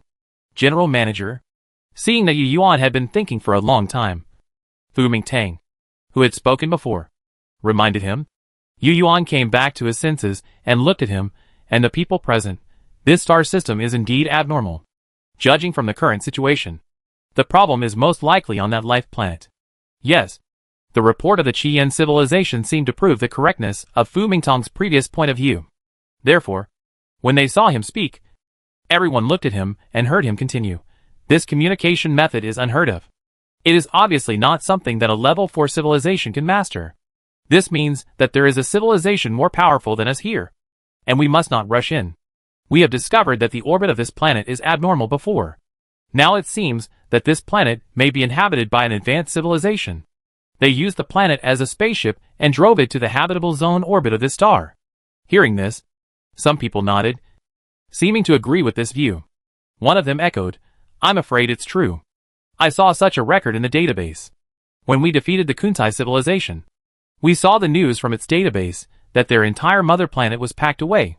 In other words, the warp technology of advanced civilizations can take away the entire planet." This brought back everyone's memories. According to the records, the mother planet of the Kuntai civilization was packed away by a huge spaceship using a bunch of warp engines. In the past, humans did not know what this technology meant. It was not until they mastered the warp speed technology that they realized how powerful this warp speed technology that can drive the entire planet is. It is definitely not something that a level 4 civilization can possess, because the warp speed technology that humans master is the pinnacle of level 4 civilization, and the one that was taken away from the mother planet of Kuntai civilization when it was defeated must be a more powerful planetary warp speed engine. Humans do not know whether such technology can be achieved by level 5 civilization or level 6 civilization. In short, it is definitely much stronger than themselves. Just think about how a level 5 civilization exploration spacecraft can make humans embarrassed. At this moment, humans directly labeled this star system as dangerous. Let the exploration team go to the next star system for exploration. They cannot stay here for long. The fleet will leave later. Yu Yuan said this after a moment of silence. He did not say this to the people present, but to the person in charge of this matter on the communication channel. After saying this, he looked at the people present. Before he could say anything, someone couldn't help but say, "General, are we leaving like this?" Of course. Yu Yuan nodded. The biosphere resources of a planet are valuable, but they cannot be compared with the safety of the entire Star Alliance. After a pause, Yu Yuan smiled and said, "I know you want to find out what is here, and you also want to know the truth about that planet in the habitable zone. And you want to know how the information transmission method that directly transmits to consciousness is achieved. To be honest, I am also curious. Don't worry. Although the entire Star Alliance fleet is definitely leaving, I didn't say I would give up the exploration. Right? The Tianqin is faster, and will also wait here for the detection results, and at the same time ensure that we get first-hand information." After hearing what Yu Yuan said, the scientists were delighted. Of course they knew the danger, but it was hard to suppress their curiosity. If they left directly, they would be heartbroken and unable to sleep. However, according to Yu Yuan, the Tianqin would not enter the star system, but would stop at the outer edge of the star system and maintain real-time communication with those who went to the star system for exploration. It is always better to be cautious. It must be said that if there was no lesson from the Silver Mist, humans would probably drive the Tianqin directly into the star system. As for the outpost for detection and communication, it was left to the Chian civilization. Humans could only stay on the Tianqin to receive real-time information and command. After the order to let the entire Star Alliance fleet go first was issued, Yu Yuan convened a discussion meeting in the form of a remote virtual video conference. Everyone agreed that it was unnecessary for humans to go to detect in person, and there was a risk of ideological pollution. Therefore, humans could directly control the overall situation from a distance. And at that time, they would also conduct various detection scans on the individual lives of the Qian civilization that returned, with the focus on ideological testing and inspection. If the individual life that returns has ideological problems, humans don't mind isolating it. And in serious cases, it will even be frozen. This is not an exaggeration. In fact, humans have long been aware of the dangers of communication in the field of consciousness, since the other party can directly convey the meaning to the consciousness of individual life. Can it also spread some consciousness-based viruses? After mastering the technology of thought imprinting and possessing the consciousness-linking device of the Awakener, humans have long known that the field of spiritual consciousness is also a scientific research direction. In this case, it is normal for the emergence of technological applications in this area. Of course, in the cognition of normal people, it is quite abrupt for such spiritual consciousness to appear in a universe without much fantasy and cultivation. But in the eyes of Yuanmo people, lighters and guns are the power of gods and gods. Science is moving forward, and the end of theology, fantasy and cultivation is science. Human vision will not stay in the Earth era. Therefore, the possibility of spiritual pollution exists. As far as humans know, the so-called mean weapon is a kind of spiritual pollution weapon spread through culture. Chapter 822. It doesn't mean that memes are bad, because cultural phenomena are actually memes. Definition is very important. Dawkins said that humans are the only species that can resist the tyranny of genes, because humans have thoughts and can think. And the weapon that humans use to resist the tyranny of genes is called memes. Of course, from the perspective of modern humans, it is wisdom, or the source of wisdom. If we dig deeper, it will become the ultimate question of why life produces wisdom. This is not something that should be considered in the current situation. Humans only need to understand that the way of consciousness communication shown by the other party is very dangerous. So the question now becomes, how to convey information to the other party, to understand what the other party is and what their purpose is. Communication is necessary. But how to communicate? The Star Alliance does not have the ability to communicate with spiritual consciousness. As the saying goes, when you are sleepy, someone will send you a pillow. Just when humans were frowning, the exploration team inside the star system sent information again. It was not a language in the clear sense, but a message that was directly understood by individual lives in the consciousness like before. According to the individual lives of the Red Flame civilization, the meaning of the first part was probably a greeting and welcome, and the second part told them how to respond to the information. There are many Qian civilization life forms in the exploration team. In order to avoid mistakes, when they convey the meaning of the information they hear in their consciousness, they do not just send the meaning of one Qian person, but combine the information felt by many Qian people, and send it back to Tianqin. The response method given by the other party is very simple. That is, to read the response silently in the heart or in the consciousness. This is simple. Every intelligent life can do it. So under the instruction of Tianqin, the members of the Qian civilization probe team located above the planetary orbit immediately responded. Hello, unknown civilization. We are a civilization affiliated with the Star Alliance. May I ask where you are, and what kind of existence you are? Such a clear response did not lead to immediate communication, but to confusion after a happy mood. According to the meaning conveyed back, it seems that he first expressed that he was very happy, and then seemed to say, I don't understand what you are saying. I know, you responded, but I don't understand the meaning of the response. And you are too noisy. Your voice is too soft. Please speak louder. Well, I can convey the meaning, but I can't understand the response of others. It turns out that communication is not that easy. After this information was transmitted to Tianqin, after a group of experts and scholars analyzed it, they immediately got a reliable countermeasure. After the interpretation of experts and scholars, humans believe that the reason why the other party said that they couldn't understand might be that they didn't understand the language of the Red Flame civilization. According to the characteristics that the other party can directly perceive, the solution is also simple. That is, let the Red Flame people in the communication area express various emotions and recite the language subconsciously again and again. And it is best to repeat what they heard from the other party, according to the other party's ability. They should be able to understand it quickly. As for the voice being too quiet, it must be that there are too few people from the Red Flame civilization there. So just send a group of Red Flame people over there. The meaning of being too noisy is probably that there are so many Red Flame people, and the responses are not unified. And there are all kinds of miscellaneous thoughts and so on. The improvement method is also easy. Just let the Red Flame people respond in unison. Sure enough, after such an operation, the Red Flame people repeated their previous response again, and this time the other party finally understood. So the humans soon received a response from the other party, which roughly meant, "Where am I? I am right next to you. You came to find me, but you asked me where I am. Isn't this putting the cart before the horse?" Upon receiving this message, the humans on the Tianqin all turned their eyes to the life planet on the holographic screen. And at the same time, an idea popped up in their minds. Planet. Life planet. A conscious life planet is talking to itself. The second thought of the humans was, Gaia life. Gaia consciousness. The universe is so magical that humans actually encountered a Gaia life. Humans once got information about Gaia life from the Persis Trade Federation. And the Persis Trade Federation told them for free. So humans now have a certain understanding of Gaia life, but have never encountered it. It is said that the combat power of Gaia life is not actually strong. On the contrary, they are very weak, because their body is a living planet. Strong is relative to primitive civilization. Gaia life is indeed very strong. But that is only primitive civilization. When civilization develops to the first level, Gaia life will not pose any threat to technological civilization, because they can neither move their own bodies nor threaten the starry sky. And it is actually very easy for technological civilization to destroy it. It only needs to destroy the ecology of a planet. Because in a sense, Gaia life is actually the biosphere consciousness of the planet.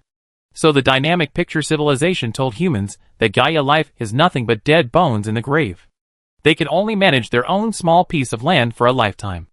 If the planet is destroyed, they will die. There is no threat. But it is of great research value. Unfortunately, it seems that it is only possible to study them at the 5th level of civilization. Gaia life is very important to level 5 civilizations. So much so that many level 5 civilizations are looking for Gaia life everywhere. The Persis Trade Federation has done business with Gaia life. Not with Gaia life, but treating Gaia life as a commodity. Thinking of this, Yu Yuan and the others on the Tianqin fell silent.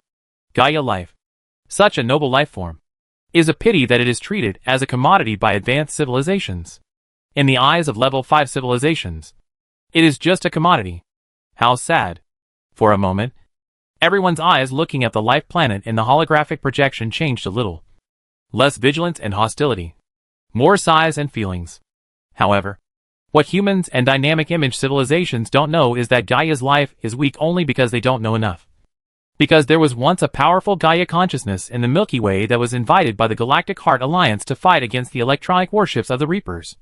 But in that battle, I don't know why it never appeared from beginning to end. Strange civilization. Oh, Star Alliance. Hello. I don't know how many years it has been.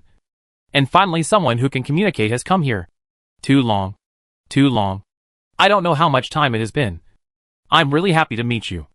Ah. Sorry. Countless years of loneliness without communication. I can't help it. I can't help it just as humans changed their eyes to look at the life planet. The outpost exploration team conveyed another message. Humans did not think much of this information, but only regarded it as the emotional expression of this Gaia, life being lonely for too long. It seemed quite normal, if the other party was really a Gaia life. However, the possibility that it was someone existing on this planet could not be ruled out. So humans immediately instructed the Red Flame people at the outpost to ask, "Are you a Gaia life?"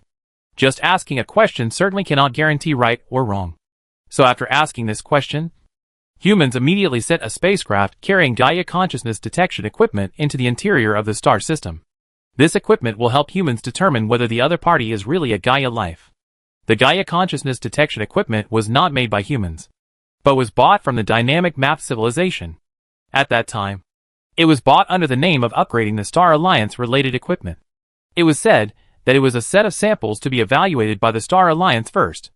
I didn't expect it to be useful one day. Fortunately, this kind of equipment is like a metal detector in the 5th level civilization. It is not valuable. Humans only paid 2 ships of biosphere resources to buy it. Warp speed is fast. Before the other party responded, the spacecraft arrived at the orbit of the life planet. And then, according to the order of humans, it began to release the equipment to detect the Gaia consciousness of the planet. Originally, this kind of equipment for detecting Gaia consciousness needed to land on the planet, and then insert mutually inductive cylindrical probes in various places on the planet according to the spherical coordinates. However, this set of equipment has been improved on this basis, and those cylindrical probes can be arranged in the planetary orbit. However, the accuracy of detection in the planetary orbit will be greatly reduced. Generally, the fifth-level civilization will still insert them into the planet when searching for Gaia consciousness. Chapter 823. As time goes by, humans have encountered various civilizations in the starry sky, some with good intentions, and some with bad intentions. But most of them cannot be evaluated with kindness or bad intentions. Just like the Orange Star civilization and the Dynamic Picture civilization we encountered not long ago. Their behavior is actually neither good nor bad. They just follow the beneficial purpose of their own civilization to guide their actions. And in fact, humans are the same. When civilization becomes a whole, seeking good fortune and avoiding disaster is not just about individuals. All actions actually serve the better development and continuation of the entire civilization. But sometimes the judgment is wrong and sometimes it is right. The human leadership is not God. Even if there are a bunch of elites who give various suggestions every time something happens, it is still people who make the final decision. As the saying goes, bystanders see more clearly than those in power. Sometimes the decision maker thinks it is the right decision, but it may eventually become a wrong decision due to changes in other factors. Just like in the final decision on alien civilization, there is more than one voice within the human race. The extreme war faction still exists. They advocate the law of the jungle and believe in the extreme universe dark forest. Deep down, they look down on any alien member of the Star Alliance, believing that they should either accept human rule and serve humans forever, or die. Of course, there are also a group of people with extremely friendly attitudes. They advocate that humans and Star Alliance civilizations coexist equally, and then use the Star Alliance as a platform to build a truly fair and just alliance with equal power among the civilizations of the Star Alliance members. What's more, they actively promote genetic assimilation research. They are committed to the research of genetic technology of various races, and their ideal is to allow humans and aliens to eventually live together in the same environment. In fact, if Yu Yuan had not insisted on a system where he alone had the final say, these voices would have fermented over a long journey, and then turned the human race into a battlefield for factional struggles and the display of their ideas. So the practice of the entire Star Alliance evacuating quickly after discovering that the Gaia life in front of them might be an advanced civilization was considered cowardly in the eyes of these people. And the object of their criticism was Yu Yuan, who made the final decision. They believed that Yu Yuan was a leader who would only run away when he met a strong person, and would bully a weak person when he met one. As for the group that advocates extreme friendship with aliens, they actually look down on Yu Yuan's decision. They think that this decision misses the opportunity to communicate with alien civilizations. In their minds, it seems that every advanced civilization is as friendly as the Awakener. Obviously, they have forgotten how the solar system disappeared. However, no matter what they say behind his back, they can't change Yu Yuan's decision. This may be the advantage of one person having the final say in the decision. Of course, there are disadvantages. As long as Yu Yuan and his group make mistakes, the entire Star Alliance may fall into an irreparable situation. There are actually many factions within the human race, and many people have even selectively forgotten the hatred of the solar system, and they behave very sanely. However, these people's organizations are basically within the main body of human civilization. There are also some on the Tianqin, but not many, and the people on the Tianqin are basically Yu Yuan supporters. So after Yu Yuan waved his hand and let the Star Alliance fleet cluster leave first, there were not many miscellaneous voices here. Yu Yuan actually knew the existence of these opposition groups, because the highest strong artificial intelligence authority in the entire human civilization was in his hands. But he did not choose to directly eliminate these opponents, but only use some social propaganda methods to limit their size to a certain range. By the way, when humans asked, "Are you Gaia?" and the spacecraft arrived in the planet's orbit, the response from the planet appeared. Gaia? The will of the planet first showed a trance, and then continued to convey the message, "I don't know." If they succeeded, it should be considered. But if I am really Gaia, then they should have come a long time ago.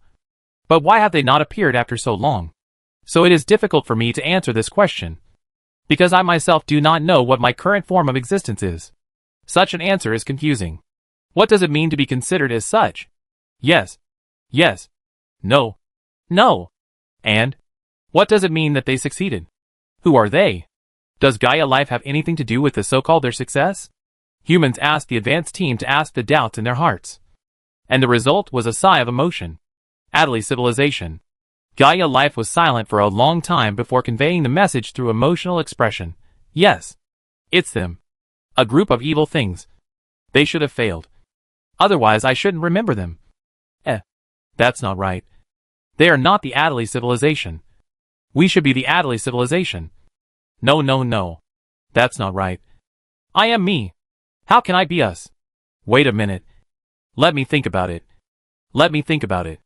After a while, Gaia life continued to express, I remember. I remember. Yes. How can I forget? I am the Adderley civilization. But what is the name of that devil-like civilization? Oh my God. I even forgot about those demons. Come on. Tell me who they are. Who they are. Who are they? Why can I forget? Why? Why? How can I forget those demons? Hateful. Hateful. You? What are you doing? What is that? Oh. Gaia consciousness detection device?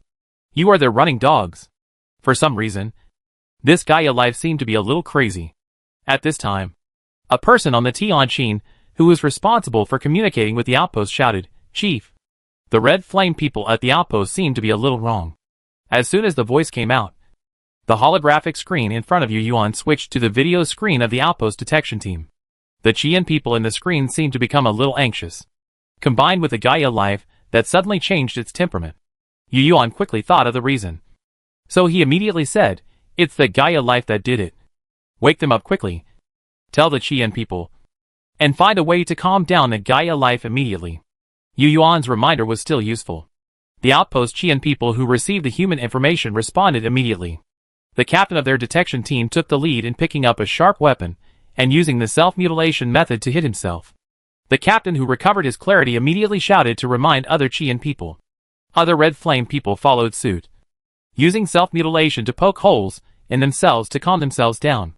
Then, knowing the situation was urgent, the red flame people immediately shouted to Gaia life, calm down. Adderley civilization. Calm down. We are the Star Alliance.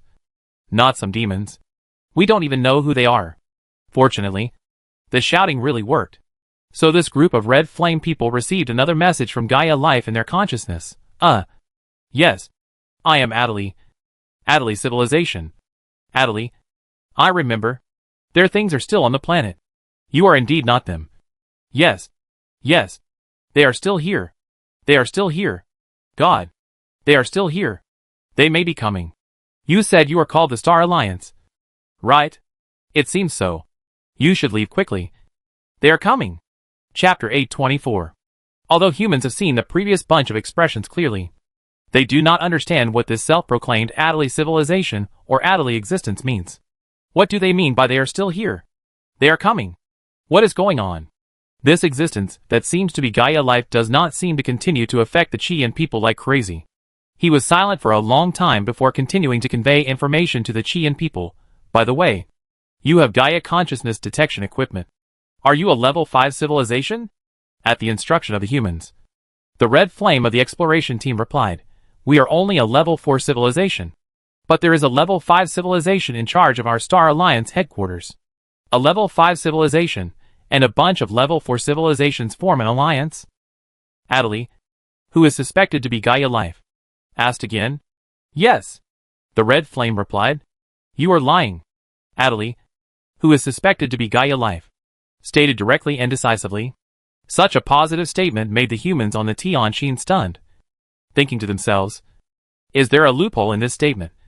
Or can this suspected Gaia life be able to distinguish between truth and lies? However, before the humans could answer, Adderley, who was suspected to be Gaia life, continued to explain, how could a level 5 civilization form an alliance with a level 4 civilization? They are just deceiving the level 4 civilization. You will eventually become their test subjects like us, under the instructions of humans. The Red Flame people replied, how could that be? The leader of our Star Alliance is very good and a benevolent civilization. Ha ha ha. Benevolent civilization? This is the funniest joke I have ever heard.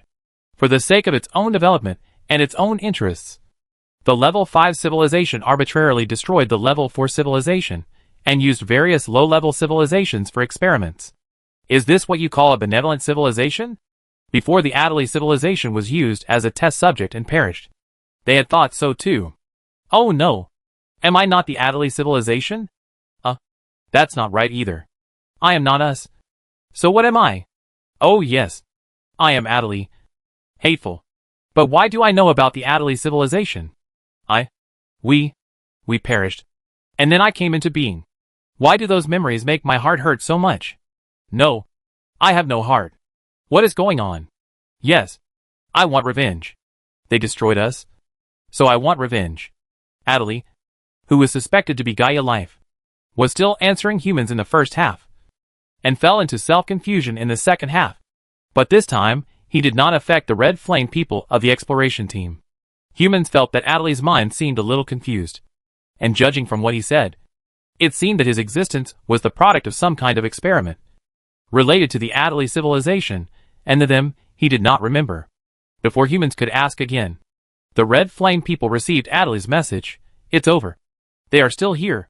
They are coming. I can't leave here. I can't even move myself. Why is this universe so dark? Why does this disaster fall on our Adderley civilization? God. They are still here. They are coming. And I can't leave. I can't do anything. They will definitely kill me when they come. Why is the way of heaven so unfair? Allowing such a demon-like civilization to exist in the universe? No. I don't accept it. I want to leave here. I want revenge. I want to kill them all. Star Alliance. Star Alliance. By the way, Star Alliance, you have Gaia consciousness detection equipment. You are a level 5 civilization. Right? You must be able to take me away from here. Yes. Yes. Just like they are able to get here. Help me. And when I succeed in revenge, I am willing to give you everything I have. No level 5 civilization can refuse a cooperative Gaia Life. Although I am not a real Gaia Life, they should be considered half successful. Otherwise there would be no me. Study me. You will definitely get what you want. Suspected Gaia Life well. Now it should be said that it is half Gaia Life Adderley. Adderley seems to have started chattering again. Humans quickly instructed the Red Flame Man, calm down. Adderley, we need to know who they are. What's wrong with you? What happened to the Adderley civilization? And what they are going to do? Please explain clearly. I'm sorry. There is too much hatred in my consciousness. It is the hatred of all the lives in our Adderley civilization. The hatred of 600 billion lives. Sometimes I can't control my own emotions. I'm really sorry. Adderley showed a gloomy mood. He seemed to be normal again at this moment. So the human beings received the meaning of his next statement. You are not a level 5 civilization. So what's the point of asking more questions? Perhaps this is the fate of our Adderley civilization. And I will be taken by them for research in the near future. Maybe they will appreciate my hatred. After all, for them, maybe my memory is an accident. But any of my emotions are valuable. Whether it is anger or unwillingness. You should leave quickly. Although it will take them some time to get here. They are still watching here. Yes. They have been monitoring me. See those 2 satellites orbiting me? They are their eyes. You have fallen into their detection range. If you don't leave, you will be the next Adderley civilization. You don't have to worry about me. I certainly hope you can help me. But I can see that you don't have planetary warp engine technology at all. You can't do anything. As for the leader of the Star Alliance you mentioned, I don't believe it. Don't worry. I don't mind you lying. Your Gaia consciousness detection equipment should be obtained from the remains of a certain civilization. Since you already know that Gaia life exists, it means that you have experienced a lot. And you should also know my form of existence. Okay. We are indeed only a 4th level civilization. The human instructed the Red Flame Man to express. We really don't know your form of existence. We have heard about Gaia life. But we only know that Gaia life is a life born in the biosphere of the planet. It is born strong. But it is also limited by the planet, and cannot exist outside the biosphere. It is a life with a high starting point, but cannot go further. We also heard that some interstellar trade markets have Gaia civilizations for sale. Perhaps your situation is like this. Sorry. We don't mean to offend you. We just want to say that in this universe, even intelligent life, like us, often appears in the interstellar trade market in the form of commodities. There are no constraints on cosmic civilizations, and we cannot change this. After receiving the human expression, Adley was silent for a while, and then seemed to have made a decision and responded, "It's different. The Gaia life you heard about is different from mine. That is the real Gaia life. And I am just an experiment. An experiment at the cost of a 4th-level civilization and a planetary biosphere." Chapter 825. Adley's words made everyone silent. What Gaia life? It was just an experiment. They actually used an entire civilization and a life planet to conduct experiments. It was really a big deal. Humans thought that this planet was Gaia life, but they didn't expect it to be like this. And the ability shown by this Adley seemed to be different from what they knew about Gaia life. At the beginning, the dynamic picture civilization said that Gaia life was just a dead bone in the tomb. Just a commodity of advanced civilization. Now it seems that the commodity theory is correct. But the dead bones in the tomb remain to be observed. Because this Adley is obviously very powerful. He can affect the red flame people in his orbit. At present, it seems that he can make the red flame people fall into some abnormal mental state. If classified according to the means of attack, this means should be classified as a mental attack. Based on this, combined with the existence of consciousness connection equipment and third-person perspective driving mode, humans can now fully conclude that the spirit and consciousness field is indeed a path of scientific and technological development. Spirit and consciousness, which seem to be fantasy, are actually a kind of science. It's just that the human science development level of the Earth era is not enough. So it is considered superstition, just based on what humans have seen so far. It is estimated that only level 5 civilizations are qualified to study the science and technology in the field of spirit and consciousness. And only at the level of level 5 civilization can such scientific branches appear. Then the theoretical basis of the scientific branches in the field of spirit and consciousness is very clear. It must be the theory of everything. Only science developed based on the theory of everything can explain things at the level of spirit and consciousness. And humans themselves have talent in this area. Otherwise they would not be able to use the equipment given by the Awakener. That is to say, at the level of level 5 civilization, humans must embark on scientific research in the field of spirit and consciousness. After figuring this out, everyone on the Lyra showed great interest in Adley. Of course, they were also worried about what Adley meant by their coming. So before understanding the situation, humans still wanted to ask about it clearly. After all, it seemed a pity to leave without knowing anything. And from the current observations and conversations, Adley seemed unable to detect the Lyra outside the star system. He could sense the red flame man in space, but the range should be limited. In addition, humans are not worried about Adley being clever, because the initiative is in their hands now. As long as humans want, the Lyra can aim the Star Destroyer at Adley at any time, and then destroy it directly with a Star Destroyer. Even if Adley is Gaia life, he must be destroyed along with the planet.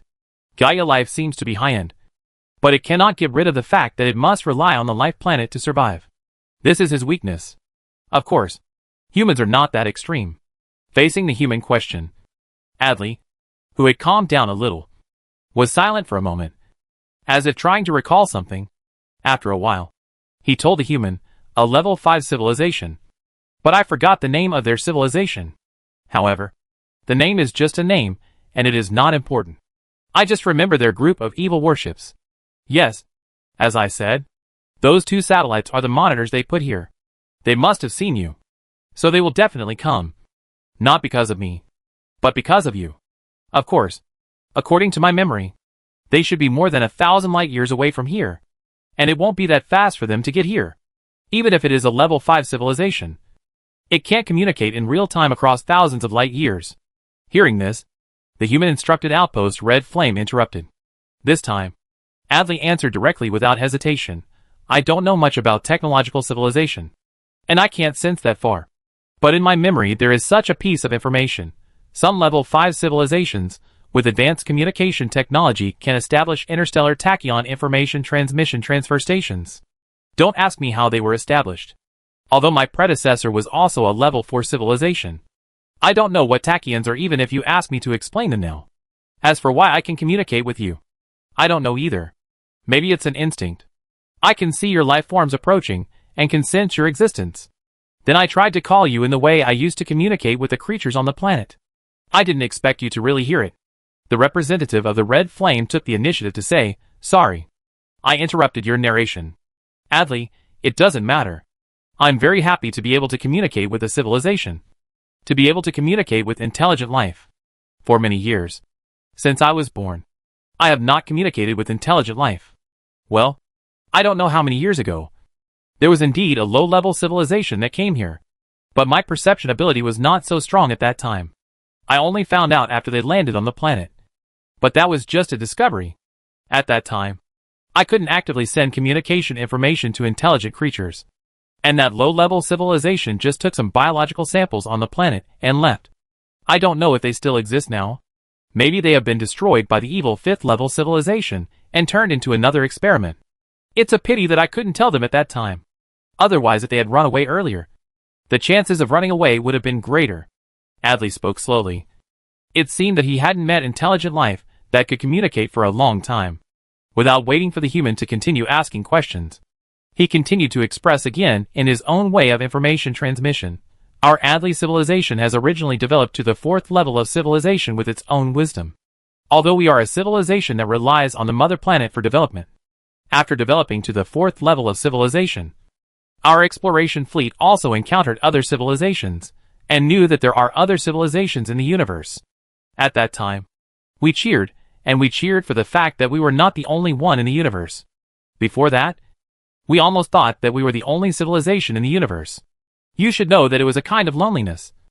Not luck.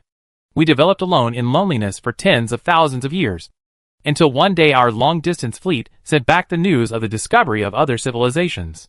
At that time, curiosity, novelty, knowledge, and desire for communication filled the entire civilization.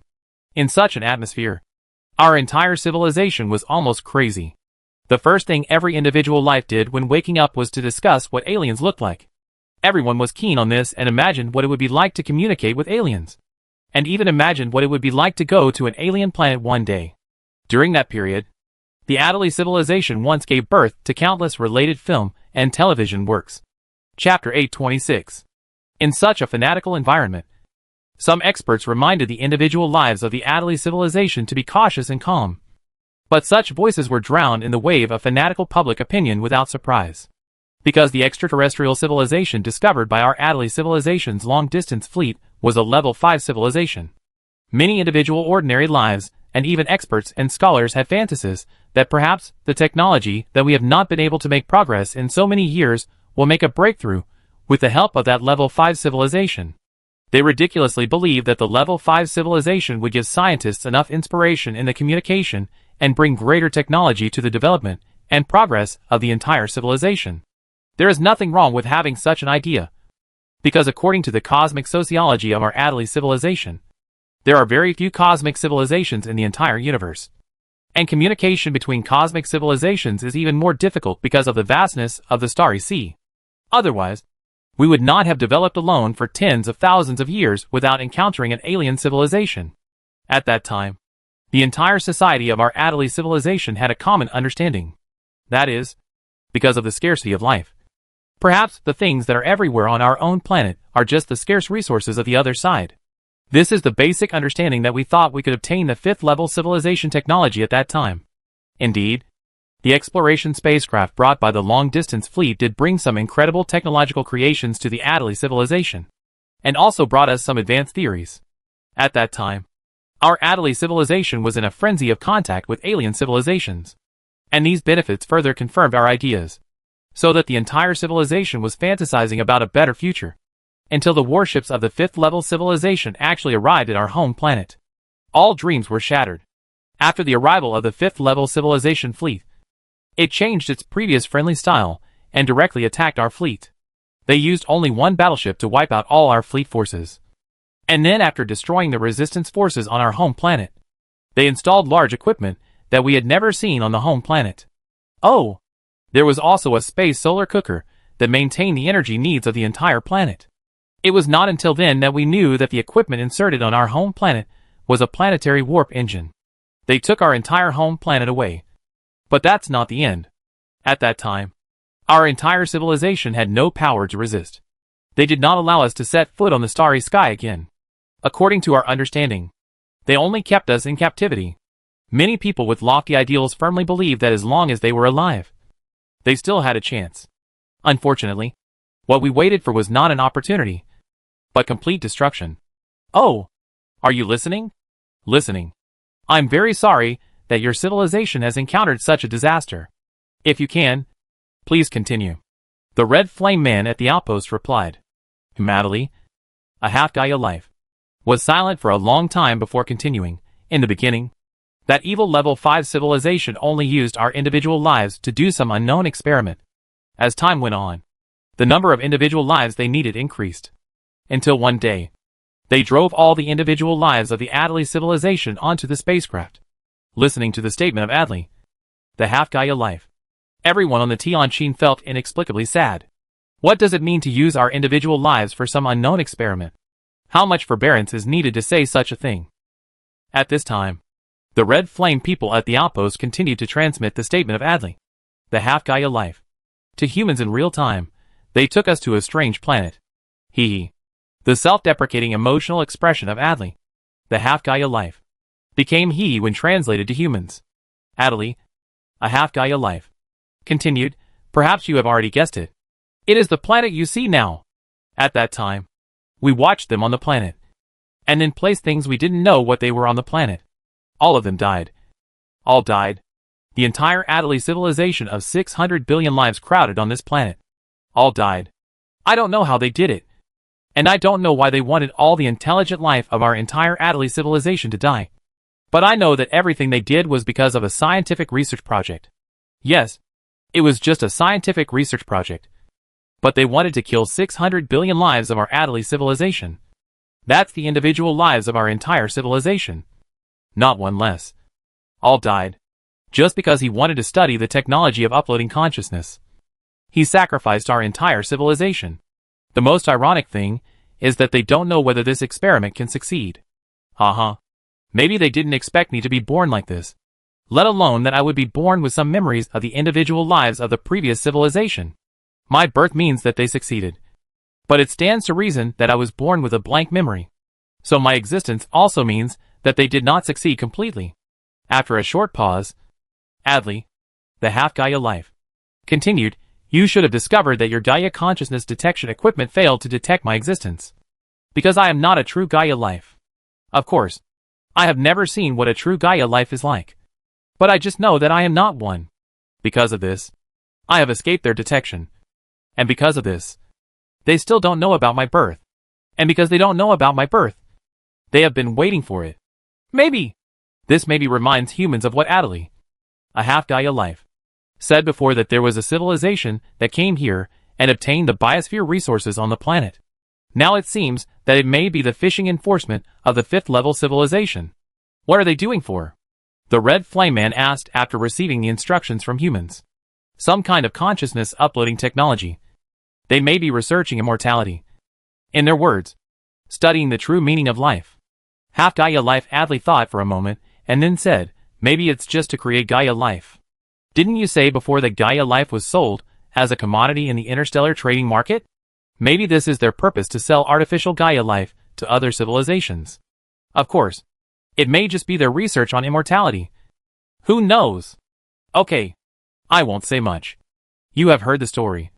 And the loneliness I have felt for many years without being with intelligent life has also eased a lot. You should leave quickly, now that they have discovered you. According to their nature, they will definitely come to find you. I don't want to see another civilization being killed by them. If you really want to help me, then wait until you have the strength to come. But I'm afraid there is no chance. After this, they should transfer me to other star systems. Just like when that low-level civilization came. They brought me to this star system. Let's go. Let's go. Thank you for listening to my story. Although I'm reluctant, you should leave quickly. Remember, before you have the ability, don't easily believe any 5th level civilization's words of peaceful coexistence. At this point, Adley, a half-Gaia life, advised humans to leave here as soon as possible. The feelings he showed were very sincere, and didn't seem to be lying. At the same time, he also showed his eagerness for revenge. But after knowing that the one he was talking to was only a fourth-level civilization, he did not force it, but hoped that humans could leave. Chapter 827. According to Adderley, a semi-Gaia life, the Adderley civilization was simply struck by an unprovoked disaster. They believed that they were the first to come into contact with a level 5 civilization, but in a fantasy of harmonious coexistence. They were taken by that level 5 civilization for experiments, so that the entire civilization was destroyed. It was also Adderley civilization's bad luck that it had developed to level 4 civilization without encountering any alien civilization. And the first one it encountered was an advanced civilization. And such an evil civilization. Perhaps it cannot be called an evil civilization. After all, from the perspective of that level 5 civilization, what they did was in the interests of their civilization. For them, using the entire Adderley civilization as an experiment might not be a big deal. Just like when humans defeated the Kuntai civilization. They wiped out all the Kuntai people in the fleet of the Kuntai civilization and left only their newborns. Humans do not think they are evil. Of course, humans were also suspicious at that time, and always had persecution delusions. Besides, that was the safest way. If they had not done that at that time, perhaps humans would have been in a small universe in the Galaxy Heart Alliance. There is no if. And now humans will not only measure the behavior of other civilizations with their own moral values. There is no good or evil in this universe. It is just the conclusion drawn by humans when measuring other civilizations with their own moral values. Perhaps, as far as the 5th level civilization is concerned, what they did was the most correct and just behavior. Perhaps the culture of their civilization was like this. Perhaps their individual life forms were the kind of existence that devoured their own kind. When they stepped into the starry sky, they naturally thought that it was natural to destroy other civilizations. Humans have come into contact with many civilizations, and are no longer the pure rookies who just stepped into the starry sky. Let's not talk about the distant past. Take the Chien civilization as an example. Their individual lives think it is normal for large factories to hatch offspring. As for whose offspring they are, they don't care at all. In their civilization, there are no ethical issues like humans. In their view, human ethics, such as father-son, brother-sister, and family, are very backward. Each civilization has its own ecology, and the various concepts of civilization individuals affected by the ecological environment are very deep-rooted.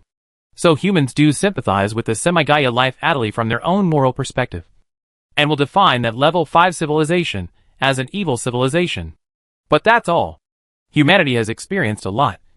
And even if Yuan wanted to, others would not agree to help another civilization out of pity and empathy. Unless humans are really strong enough to help at will. In which case everyone would be happy. In the final analysis, we still have to put human survival and development first. And even if humans want to help now, they are powerless. Just like what Adderley, the half-Gaia life, said. He wanted humans to help take him away. But humans couldn't take him away at all. With human technology now, it is possible to destroy a planet, but it is impossible to take a planet away intact. It is true that humans have heavy nuclear fusion technology. And it is also true that this technology can be used to manufacture planetary engines. Humans can even manufacture super-large magnetic thrusters with more powerful thrust. Installing them on a planet can definitely push the entire planet away. Then what? No. This method of propulsion cannot even reach the speed of light. Not to mention that the strong thrust will bring a strong impact force. And the planet's plates may not be able to withstand it. Even if the planet can withstand it, the biosphere on the planet will definitely not survive. Without the biosphere, Gaia life will die. Therefore, it is unrealistic to take away a living planet by conventional propulsion. It is necessary to use a planetary warp engine, as half-Gaia life Adderley said, and install a small sun in the planet's orbit when packing it up and taking it away. Next, it was still the half-Gaia life Adderley who was talking, and the humans were listening. He was still talking about the Adderley civilization that he remembered. However, he himself did not completely inherit the memory of every Adderley person, so he spoke in a discontinuous manner, and some parts could not be connected at all.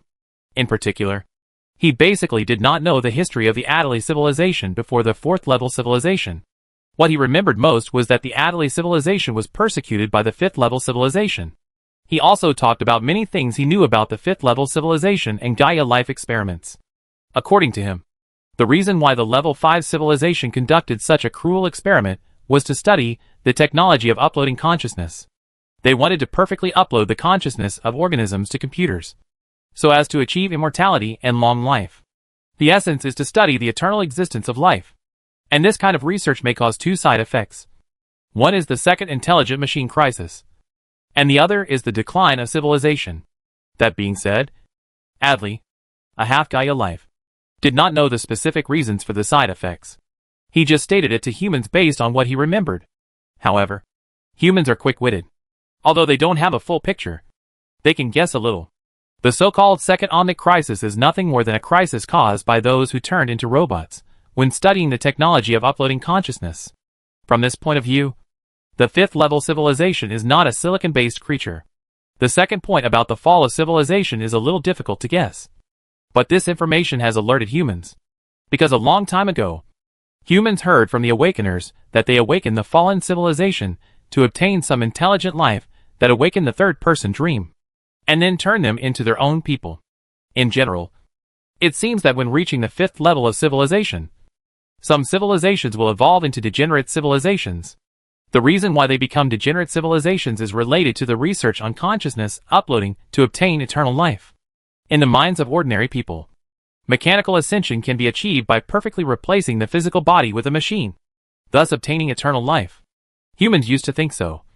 But as their knowledge continues to increase, humans have realized that simply uploading consciousness to a machine body cannot make life eternal.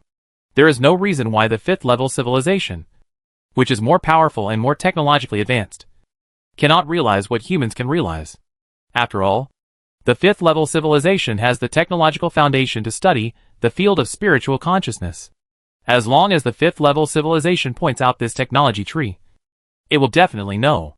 The immortality of life is not only the immortality of the body, but also the synchronization of spiritual consciousness. After becoming a mechanical body, the thinking organ is also replaced, and the machine will also break. So it is necessary to constantly replace the body with consciousness uploading technology. But who can guarantee that every time the body is replaced, the consciousness representing I will not gradually weaken in the process and finally disappear? Chapter 828. We regret the tragic experience of the Adley civilization. After listening to the statement of the half-Gaia life, the human side also said, we feel the same about the disaster of the Adley civilization. But we are lucky after all. Some of us survived and set foot on the starry sky. Oh, can you tell me what kind of disaster you encountered? This half-Gaia life really hasn't communicated with intelligent life for a long time. He seemed so lonely and eager for humans to tell about the past. Of course, that was when we were still a primitive civilization. We were ambitiously carrying out a more ambitious space program. But a disaster struck and our star was destroyed by a sudden attack. Fortunately, a group of us were lucky enough to survive in a base far away from the star. Since then, our survivors have tried their best to survive. We experienced a life and death voyage with the technology of primitive civilization, encountered terrible alien civilization creations, and ran around and hid from place to place, and finally became a fourth-level civilization. This is a level that we could never imagine before. We can finally cross the stars easily. We thought we were safe. But the universe is still full of dangers. We still have to hide carefully, because we know that in this universe where there is no common morality to constrain various civilizations, a slight mistake may lead to eternal damnation. This time it was humans who spoke. And Adley, a half-Gaia life, listened quietly. At this moment, Adley, a half-Gaia life, seemed very quiet, and seemed to enjoy this kind of communication. Occasionally he would interject, and the whole process was like two old men who had not seen each other for a long time telling their sad past. Perhaps because of similar experiences, the human group and this half-Gaia life that was born for unknown reasons communicated with each other, and they unconsciously had a lot of resonance. Everyone has experienced unexpected disasters, and everyone has escaped death. The story of the human survivors who set foot in the starry sky with difficulty and developed step by step to the present inspired the half-Gaia life, making him feel that his birth was like the human survivors who lost their homes. As long as there is a glimmer of hope, they should not give up. Humans have hatred for the destruction of their country and their families, and hatred for the destruction of their entire star home. He also has hatred for the entire civilization being used as an experiment. And the objects of his hatred are all level 5 civilizations. Although the Adderley civilization is gone. He is indeed an accidental product of the experiment. But no matter what, he does have some memories of the Adderley people. And his birth can be seen as the sequel of the entire Adderley civilization. Even if the life form has changed. At least he still remembers that hatred and the happy past of the Adderley people. That's why he named it Adderley. The more he felt the same, the more reluctant Adderley was to let humans leave. But it was also because he understood many of humans' past beliefs that he had no reason to drag humans to stay and chat with him. He also sighed in his heart that if the Adderley civilization had not been so stupid and unlucky to reach the 4th level civilization before encountering other alien civilizations. And it was an evil 5th level civilization. If even one of these was slightly changed, perhaps the Adderley civilization would not have perished. The humans also felt the same way. If the Adderley civilization had encountered a level 4 civilization, the outcome would have been different. If they had encountered a low-level civilization, they would have definitely had friendly exchanges, and even helped the low-level civilization based on their social thoughts at that time.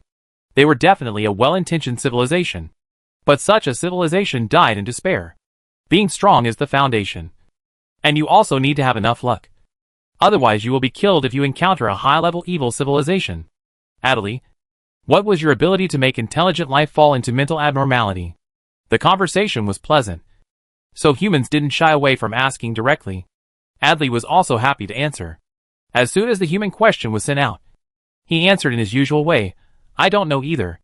I don't know how to explain it scientifically. But I just know it. How should I put it? It's like instinct, which makes the spirit of intelligent life fall into madness or various emotions just like stretching out a hand. Sorry. I don't know myself very well. Although I can't explain it clearly, I can feel that the strength of the spiritual consciousness of each individual life is different. The weaker the consciousness, the easier it is for me to influence him. As for why there are strong and weak, don't ask me. I don't know either. Okay. After hearing this answer, the humans discussed for a moment, and then asked with some concern, as you said, we will leave soon. I'm sorry that we don't have the ability to take you with us. What we want to ask is there really no other way besides the planetary warp engine? As far as I know, only the planetary warp engine can take me away. Adderley sighed. And it can be seen that he really wants to leave, friends of the Star Alliance. You don't want to use heavy nuclear fusion plus super large magnetic thrusters to take me away. Don't do that. Absolutely don't do that. Adderley didn't know that humans had long known that Gaia's life was connected to the planet's biosphere. He went on to explain, I can't bear that kind of turbulence. Although I'm not a real Gaia life, my existence is similar. I will die without the biosphere. I know this very well. I don't know how my consciousness is tied to the plants and animals in the entire biosphere. But it's strange. I think I should be able to influence all kinds of animals on the planet. But I can't. I can only watch them. It's very boring. You should understand what I mean. Exposing his weakness to humans like this. I don't know what to say. This guy seems to have inherited some kind of pure nature from his predecessor. The Adderley civilization. I think I understand. The humans on the Lyra were all thinking that it was almost half of the planet's will. And it was not a real Gaia life. Then the humans continued to explain, what we mean is, Adderley, can you leave the biosphere of this planet? We also have a large group of biosphere ships in our fleet, which have a large number of animals and plants. Since you rely on the biosphere to exist, can you transfer to the biosphere ship of our fleet? Humans have long known that Gaia lives on the biosphere, and that it can only exist in a biosphere without intelligent life groups. This news was not learned from Adderley, but it is still quite reliable. So after some discussion, they said this. Ah? Adderley seemed a little dazed, as if he had never thought of this method. I don't know. I have been here since I was born, and I have never come into contact with other biospheres. I don't know if it will work. Chapter 829. The words of Adderley, a half-Gaia life, made humans feel that they could give it a try. Although the 5th level civilization Adderley mentioned was watching, it was impossible for them to arrive in a short time. Even a 5th level civilization would take more than 10 years to travel over a distance of more than 1,000 light years. And it would take humans only a month or so to pull the biosphere spacecraft to Adderley for a circle. So there was no need to worry at all. The 5th level civilization would need to transmit the information they saw from here to their headquarters through the Interstellar Signal Transfer Station. As long as humans were not extremely unlucky, they would just run into the direction they were coming from when they ran. Well, in fact, even if you run in the direction of the fifth-level civilization, you may not meet it, because the starry sky is too vast. It is normal for two civilizations to pass by each other in the starry sky without finding each other, especially in the interstellar space. Some people want to try to see if they can take this half-Gaia life away. They think that this move will help Adderley and future humans. As Adderley said, no fifth-level civilization can refuse a Gaia life that cooperates with the experiment. Although Adderley itself is not a real Gaia life, it is definitely helpful to humans.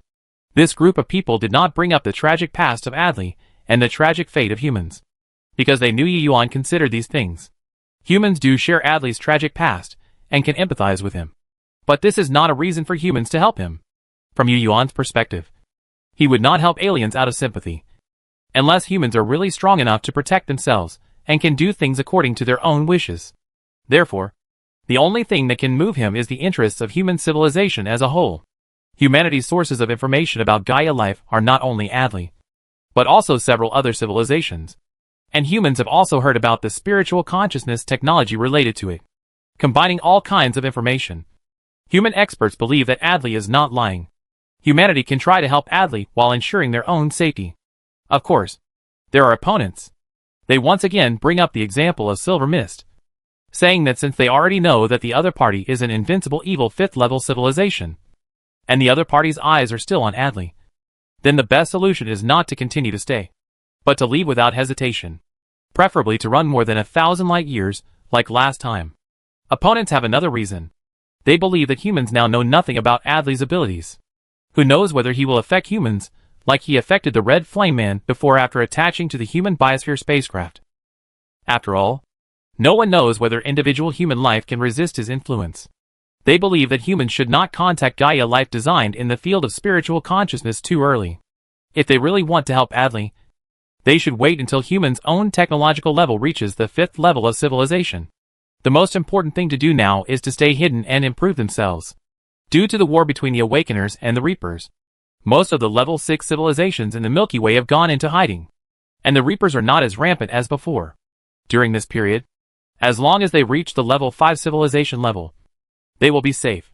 By then, with the third-person driving mode, humans will not be afraid of any civilization at the same level.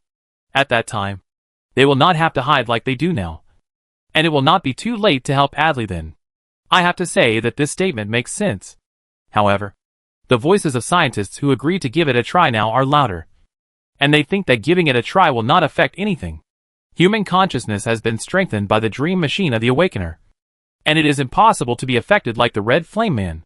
They also volunteered to go with the biosphere spacecraft to see if they could communicate with Adderley and see if he could influence them. They tried the law themselves. The groups of supporters and opponents are all scientists. In human society, with the development of science and technology, the voices of scientists are becoming more and more important. In fact, there are very few pure politicians, because the strategy implemented by humans is scientific bureaucracy. In fact, not only the bureaucrats, but also the military from the bottom to the top. No one only knows military knowledge. Science and technology are compulsory courses. As for whether to try to help Adderley, the military side has no agreement or opposition. They are now discussing whether to blow up the 2 satellites orbiting Adderley. Didn't Adderley say that the eyes of the 5th level civilization are installed on those 2 satellites? Then blow up the planet. Yuan directly rejected this suggestion of blowing up the planet. Judging from the current situation, even if the 5th level civilization sees the human exploration spacecraft team, they will think that humans have not discovered them. In this case, bombing the 2 rocky satellites is equivalent to alerting the enemy. It is better to pretend that they don't know.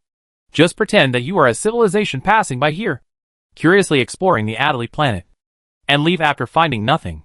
This is the best. Maybe doing so will also make the 5th level civilization think that humans are currently only a fleet that came here and discovered this life planet, and the exploration spacecraft left to report back to the civilization headquarters. And then the entire civilization will come here to absorb the biosphere resources on Adderley. This made the level 5 civilization think that they had successfully fished again. As expected, the supporters and opponents finally threw the problem to Yuan and asked him to make the final decision. Without further delay, Yu Yuan decided to send 2 biosphere ships to give it a try after repeated consideration. Then he ordered the main body of the Star Alliance to continue evacuating. And the fleets except the First Fleet also evacuated together. And at the same time gave Jupiter time to work with the internal affairs scholars to formulate several sets of safety and defense measures for possible rescue of Adderley. For example, how far should the biosphere spacecraft that Adderley relies on be away from the main body of civilization? And what kind of preventive measures should be taken for the spacecraft? Etc. Adderley obviously cannot sense the Tianqin located outside the star system. So keeping a distance is definitely an effective means. After explaining these, the 2 planetary biosphere spacecraft also returned to the location of Tianqin. The 2 planetary spacecraft stopped here for a while, mainly because more than a dozen scientists wanted to conduct an investigation with the ship, and they wanted to try to see if Adderley could influence them. Before setting off, they also promised Yu Yuan that they would undergo a comprehensive examination after returning, such as a brain scan, to ensure that they had no abnormalities. It can be said that every step was very cautious. After everything was ready, the dozen scientists boarded the 2 biosphere spacecrafts. Once the warp engine started, they arrived at the location of the Red Flame Civilization Exploration Team in a short time. Chapter 830. Adderley. We are here. These 2 planetary spaceships are full of various creatures. They are 2 independent biospheres. You should be able to sense the existence of the biospheres. As the head of the temporary scientific expedition team, Li Suigan shouted in the same way that the Qian people communicated with Adderley as soon as he arrived. I sense that they are 2 swamps. But unfortunately, I can't leave. No, I should say leave. Because my body is this planet. I have tried my best to lengthen my body, but I still can't reach the biospheres on your 2 spaceships. Adderley continued in silence. It's not a matter of distance. I am one with this biosphere. I can't leave it. Perhaps it can be said that the biosphere of this planet is like your body to me. You can't easily transfer your spiritual consciousness from one body to another. I can't do it either. In my perception, the biospheres in your 2 spaceships are like 2 incomplete bodies. Even if I can transfer them, I will die immediately in a short time. After receiving a strange response, Li Suigan first looked at the people next to him and found that others seemed to have received Adderley's statement. After they discussed and agreed, they synchronized the information to the Tianqin. Then he asked again, what kind of perception is this? Can you explain it in detail? It's an instinctive perception. I don't know what it is specifically because it's natural for me. I have also thought about why I can be like this, but I can't figure it out. Adderley expressed. Li Suigan felt that this way of communication was very special, as if there was a voice talking to him in his subconscious mind. He tried to close his eyes and concentrate, but was surprised to find that he seemed to see a planet in his consciousness. Adderley meant that it came from that planet. This feeling was very strange. He felt like the scene he saw in his dream at that time. But he was dreaming while asleep at that time. And now he is awake. Li Suigan quickly realized that he didn't really see the planet. The image of the planet was actually the image he saw on the holographic screen. His brain visualized it in his subconscious mind.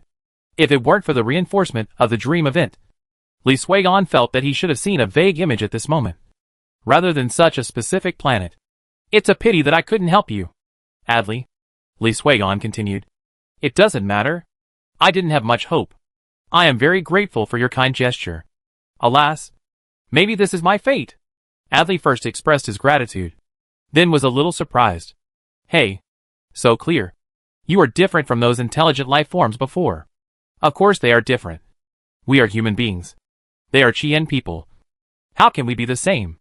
Li Suigan did not explain, but discussed with several scientists from the temporary expedition team, and then asked, Adderley, didn't you have an ability to make intelligent life fall into mental abnormality before?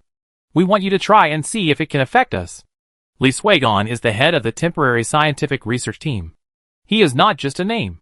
He is one of the scientists of the original Human Thought Imprinting Technology project, and is currently working on the research of spiritual consciousness. At the same time, he also performed well in dream events, and soon mastered the active control of his subconscious personal perspective switching in dreams. In this respect, he fully met the standards of a battleship pilot. In the short time he was in contact with Adderley, he soon realized that Adderley could not perceive the normal conversation of his group at all. He could only hear it by calling subconsciously. Li Sui is very sure that the ability of the semi-Gaia life Adderley is something at the level of spiritual consciousness. After all, Adderley is no longer a technological civilization. It is normal that it is just an instinct, and cannot be explained clearly. He thinks Adderley is very valuable for research. It is a pity that he cannot leave this planet. Otherwise, after humans reach the 5th level of civilization, they will definitely be able to provide great help to humans. Especially when humans are destined to devote a lot of energy to studying the technological route in the field of spiritual consciousness. Adderley's value is even more immeasurable. Although humans have not yet reached the 5th level of civilization. As an expert who has been immersed in the field of spiritual consciousness for many years, he has a vision that goes beyond the present. Now he is more aware of the importance of Gaia life, or such consciousness uploading related experiments to the 5th level civilization. That 5th level civilization felt it was crazy. According to human understanding, the so-called consciousness uploading experiment was probably just a consciousness uploading experiment between an individual and a computer. But they turned this experiment into a Gaia life experiment. Li Suigan thought secretly. Maybe at the beginning, the 5th level civilization was just doing experiments on uploading consciousness of individual life. Maybe they discovered some secrets later. So they started this kind of experiment on the entire biosphere and the entire civilization. Maybe in the middle stage, there are also people who combine individual consciousness with the entire biosphere. As for their purpose of doing so, Li Suigan quickly combined the relevant information obtained by humans and felt that it might not only be a research on uploading consciousness, but also that they wanted to create Gaia life. At this moment, Li Suigan was shocked by his own thoughts. But the more he thought about it, the more he felt it was possible. Artificial Gaia life. What a crazy thing! Humans think they are awesome for creating strong artificial intelligence. But they didn't expect that there are civilizations trying to create Gaia life. Absolutely. Otherwise, how could they create a half Gaia life? At the cost of the life of an entire civilization. According to Adderley, the 5th level civilization was originally going to create an Adderley without memory. But because they didn't know where the problem was, the current Adderley appeared. Then isn't a Gaia life without any memory a new Gaia life? What can it be used for? The more Li Suigan thought about it, the more frightened he became. There are many uses for it. Maybe the so-called Gaia life sold in the so-called trade market came from this. In other words, those level 5 civilizations are making fake Gaia life. So what's the use of selling artificial Gaia life?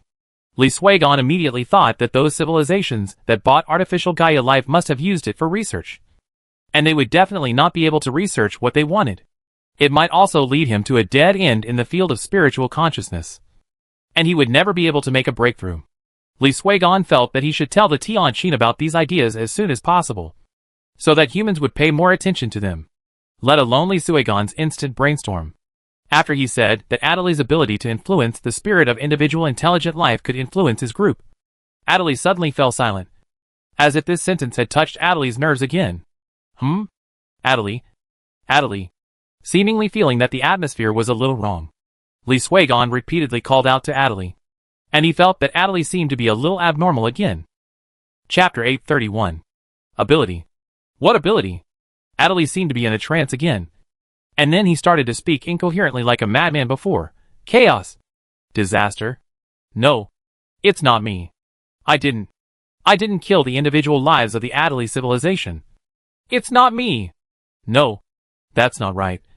It's me. Everything is done by me. The death of the individual lives of the Adderley civilization is all caused by me. It's all me. Whoa. What reminds me of all this? Damn it. It's all because of that devil. That devil-like 5th level civilization. They were conducting experiments here to combine the biosphere and consciousness. They wanted to do Gaia life experiments. So I was born. But my spiritual consciousness was still in a state of ignorance. I didn't devour the Adderley civilization on purpose. It was instinct. Don't blame me. Don't blame me. Oh my god. The damn demon level 5 civilization. They made me watch myself kill the Adderley people one by one. I devoured their souls. I couldn't resist the temptation. It was delicious. Too delicious. I didn't want to do that. Everything was the fault of that demon level 5 civilization. Star Alliance. Star Alliance. Please leave. Leave quickly. I don't want to hurt you. But I can't bear it anymore. Leave quickly. Get out of my influence. The spiritual consciousness of your individual lives is very strong. Very strong. And it is difficult to influence. It is very difficult. But please leave quickly. I can't bear it anymore. Memories. So many memories. So painful memories. The intelligent life of the Adderley civilization is dead. I devoured those lives. Intelligent life. What a beautiful taste. Eating them makes me stronger. I need more intelligent life. More. With more food I can become stronger. Only when I become stronger, I can take revenge. And I can take revenge without the limitations of my body. Yes. Yes. I want to be stronger. Ah no. Star Alliance. Hurry up and leave. You are friends. I can't eat you. I can't eat you. Hurry up and don't look back. Don't look back. Don't come to me before you have level 5 civilization technology. Go. I can't bear it anymore. Go. Listening to Adley shouting, Li Suigon called him a few more times. But Adley didn't get better. Adley was still a little crazy. Go. Li Suigon also made a quick decision and ordered several biosphere spacecraft to leave. Although Adley's words were quite confusing, Li Suigon could roughly hear the cause and effect. It should be when the 5th level civilization was doing experiments that Adley's initial consciousness was born. But at that time Adley had no self-control ability. Only instinctive confusion. So under that situation, Adley relied on some ability of his own to devour an individual life of the Adley civilization. From what he said, it should be some kind of killing based on spiritual consciousness. And this method of killing intelligent life seems to make Adley stronger. If so, perhaps the reason why Adley can affect the Red Flame people outside the planetary orbit should be the result of him devouring the entire Adley civilization. So in fact, Adley is not a descendant of the Adley civilization. Instead, he is the murderer who wiped out all the individual lives of the Adley civilization? No, that's not right. If that's the case, there's no reason why that level 5 civilization didn't know that its experiment was successful. Several biosphere spacecrafts directly left the planet's orbit with conventional magnetic propulsion power, and then started the warp engine to enter Warp 1, then Warp 2, Warp 3, and moved away from Adley at 38 times the speed of light. At the same time, Li Suigon and the members of the temporary scientific expedition team were also thinking about Adley's problem. It is certain that the level 5 civilization used the entire Adley civilization's intelligent life to conduct experiments. Otherwise, there is no way to explain why they could not discover the birth of Adley. But Adley said that he killed the intelligent life of the Adley civilization. In this way, the level 5 civilization's experiment should also sacrifice all the intelligent life of the Adley civilization. And in the process of killing all the intelligent life of the Adley civilization in their experiment, Adley was born. His birth accelerated the death of the intelligent life of the Adley civilization. Because after his birth, he devoured the intelligent life of the Adley civilization by instinct. However, this process did not seem to be discovered by the 5th level civilization. And Adley's existence seemed to be different from normal Gaia life. So that the Gaia life detection equipment of the 5th level civilization did not find Adley. In fact, human Gaia life detection equipment did not detect Adley's existence. It can even be said that if Adley did not take the initiative to contact at that time, humans would not have discovered such an existence. Only this explanation is consistent with the content mentioned in Adley's rumors. Now humans can be sure of one thing. That is, Adley can become more powerful. But it seems that it needs to devour intelligent life. And it must be devoured from the realm of spiritual consciousness. TSK. Doesn't that mean that Adley's form of existence is actually something similar to a spiritual body? The universe is so big that there are all kinds of strange things. It is not strange to have such a life form. And Li Suigon and his group did not directly deny their own ideas just because they had never seen it. In terms of human cultural cognition, if ghosts really exist, in scientific terms, they may be spiritual life. Nothing is impossible. Li Suigon and his team are scientists who study the field of spiritual consciousness. They are more likely to accept this existence than other scientists. In addition, the Academy of Life Sciences of Mankind has actually discussed the existence of energy-body life a long time ago, and even regarded energy-body life as a possible direction for carbon-based life. Since everyone believes that energy-body life can exist, why can't spiritual body life exist? In the final analysis, it is still a problem of human cognition. There are many things in the universe that are beyond our cognition, and cognition should be refreshed as knowledge grows, rather than becoming an excuse for complacency. Perhaps Gaia life, the planetary well known to humans, is a spiritual life. Through various information, the mystery of Gaia life seems to be gradually revealed by humans, especially after encountering Adderley this time. Humans have reason to speculate that Gaia life can grow, and it is not impossible to leave the planet where it was born in the form of a spirit. However, it must be difficult to reach this level. Otherwise, there would not be news that Gaia civilization is a dead bone in a tomb that spreads widely in the universe. Adderley held back. He didn't use his so-called devouring ability to kill anyone. His behavior was as kind as his words and deeds. If Li Suigon was not hurt when talking to humans, we couldn't come to such a conclusion, because they left quickly. But the Qian people who left later were not troubled by mental abnormalities again. They only heard Adderley repeating that they should leave quickly. It can be seen that Adderley really doesn't want to hurt humans. Chapter 832. Perhaps it was because he knew that humans could destroy him at any time. But in the end, he was very restrained. And even when he was going crazy, he still remembered to ask humans to leave. That was enough. As the saying goes, if you give me a papaya, I will give you a jade pendant in return. And humans also know what is good and what is bad. Adderley, don't worry. We in the Star Alliance don't have the ability to take you away now. But you wait. When we have the ability, we will definitely come back to save you, Li Suigon said before leaving Adderley's perception range.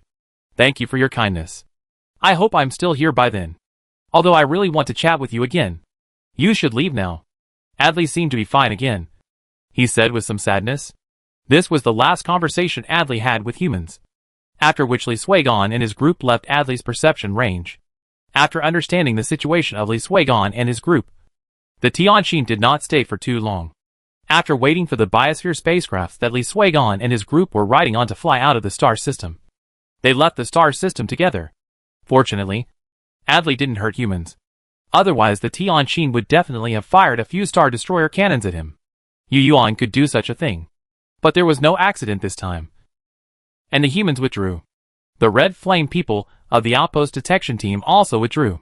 After the Tianqin left, they served as the rear warning team and soon set off on the journey. Yes, the humans left like this. Came here, met Adderley, exchanged some ideas, and then left. There was no accident. Except that I gained some knowledge. Although the whole process was somewhat tortuous, it was not thrilling. And there was no war. This encounter was just like the nebula that glowed like fireflies when humans were sailing before.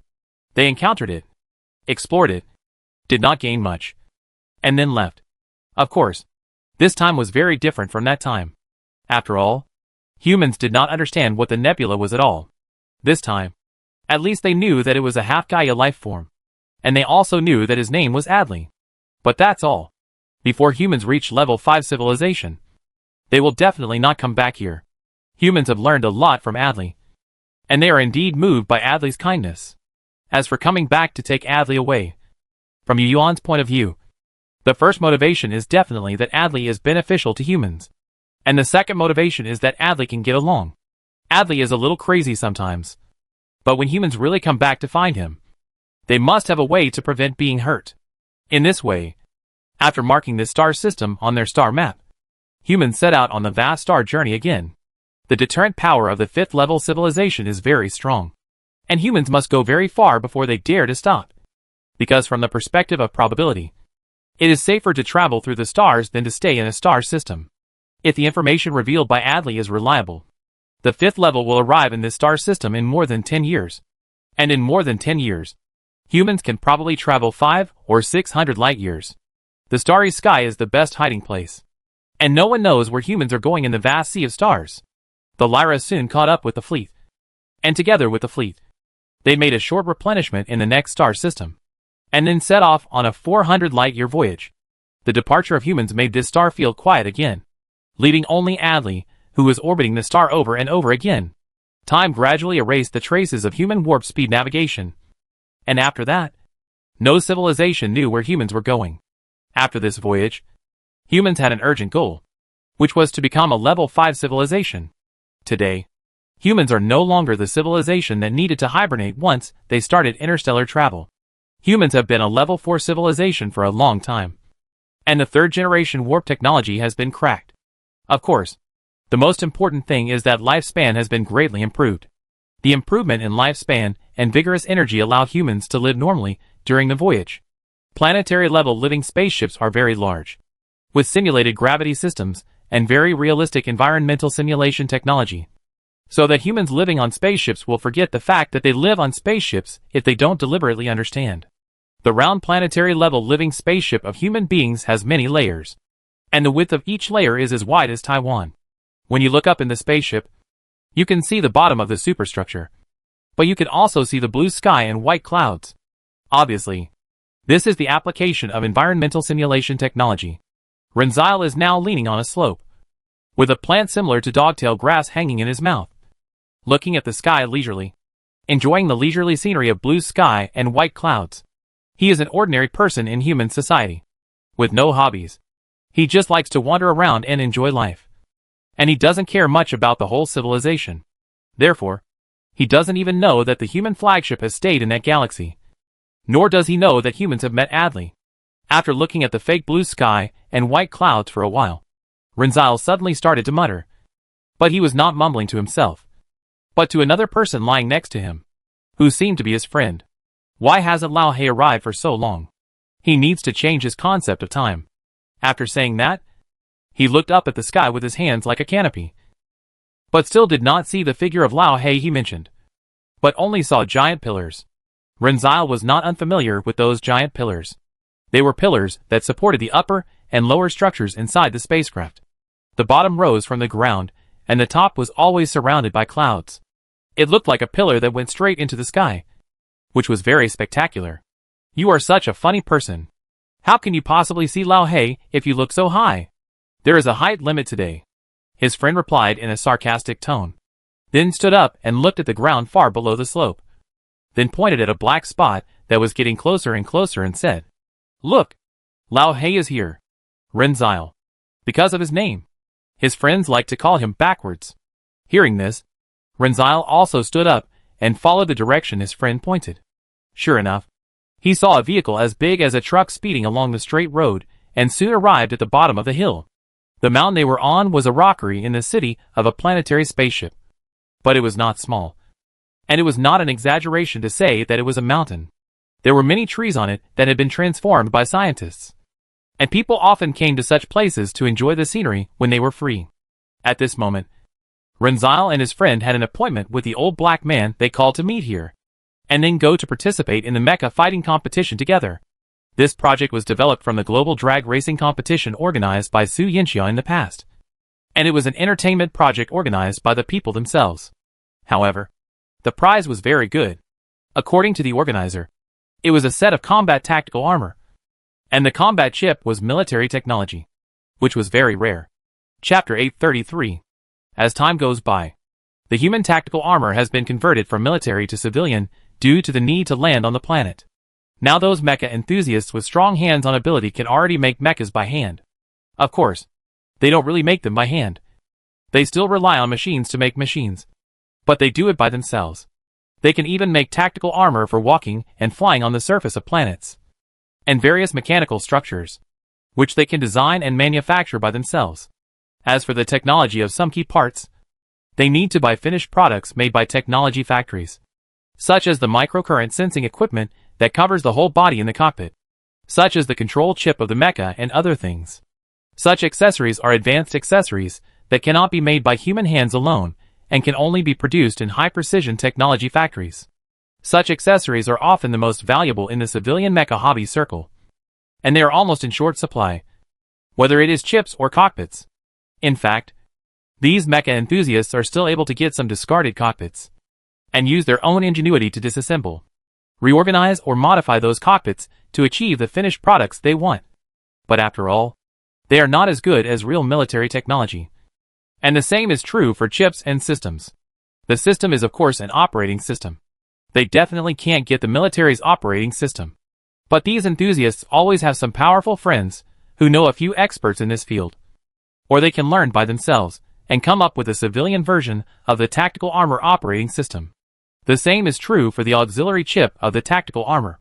Now the organizers of the event actually claim that the prize is a military chip, which must be very attractive. These enthusiasts have been coveting the military's tactical armor with extremely strong combat capabilities for a long time. Getting a military chip is definitely a dream come true. Sorry, I kept you waiting. Private aircraft are restricted from flying today, so you can only drive here. A cool sports car stopped by the roadside. The driver's door opened automatically, and a dark-skinned man wearing sunglasses walked out. It was undoubtedly the Blackie mentioned by Renzel. After getting off the car, Blackie did not make any moves. His eyes were just stagnant for a moment, and his sports car drove forward to find a parking space. Renzel and his friend were not surprised. This sudden stagnant look must be because Blackie was using his brain chip to open the virtual UI interface and operate online. This technology has been realized by humans for a long time. But even in this era, some people still prefer the concrete screen. For example, Renzel. The wrist-like device on his left hand is a miniaturized holographic screen display, which he usually uses to call his vehicle. Okay, no more nonsense. Let's go. This time we must win the championship. That is a military chip. As long as we get it, then we will have plenty of time to have fun.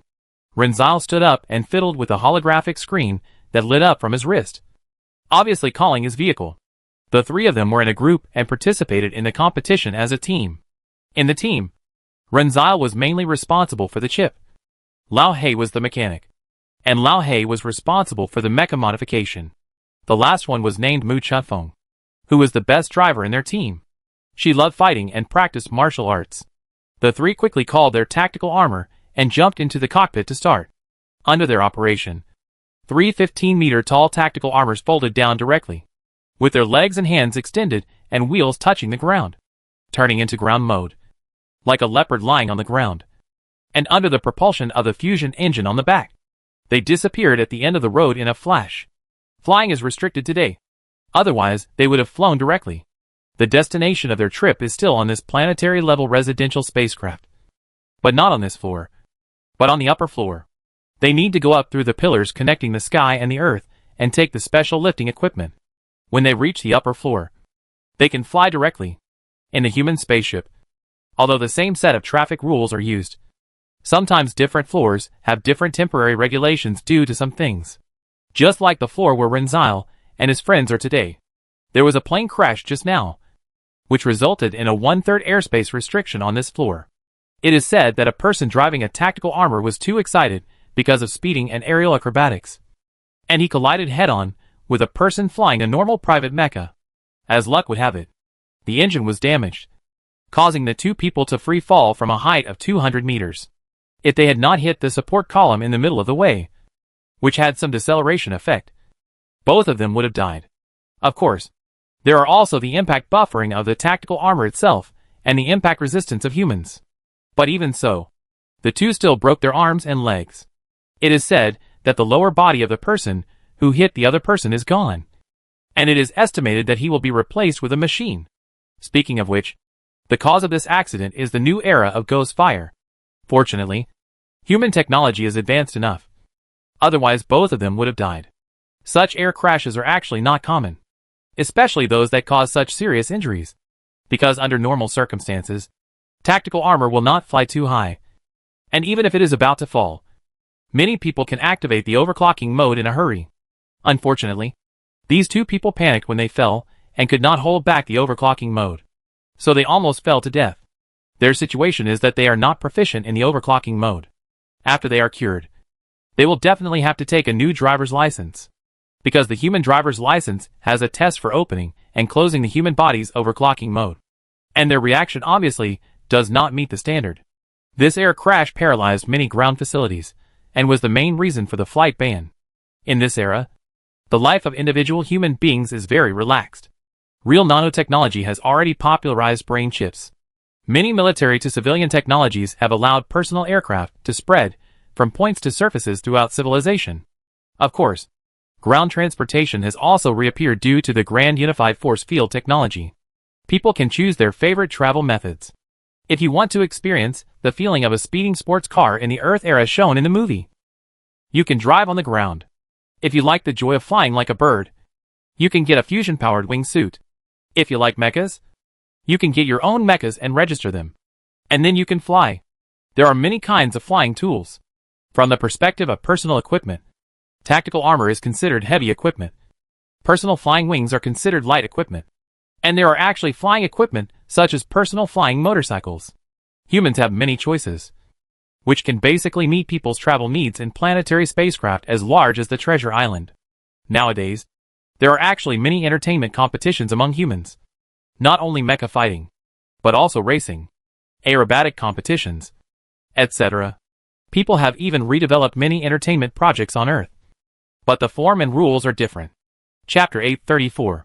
For example, football matches. Nowadays, there are two types of football matches: traditional football matches and modern football matches. Although traditional football is traditional, the actual effect of the game is not traditional at all.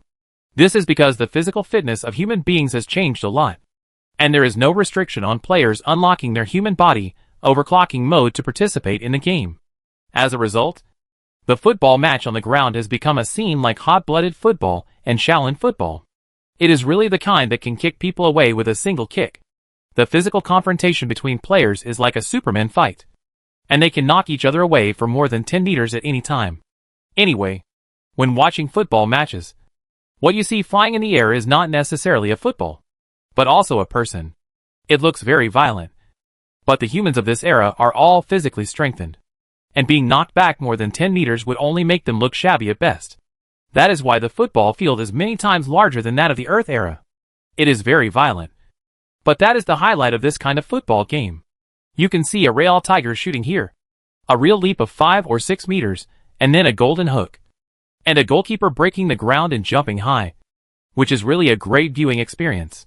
It's just short of special effects.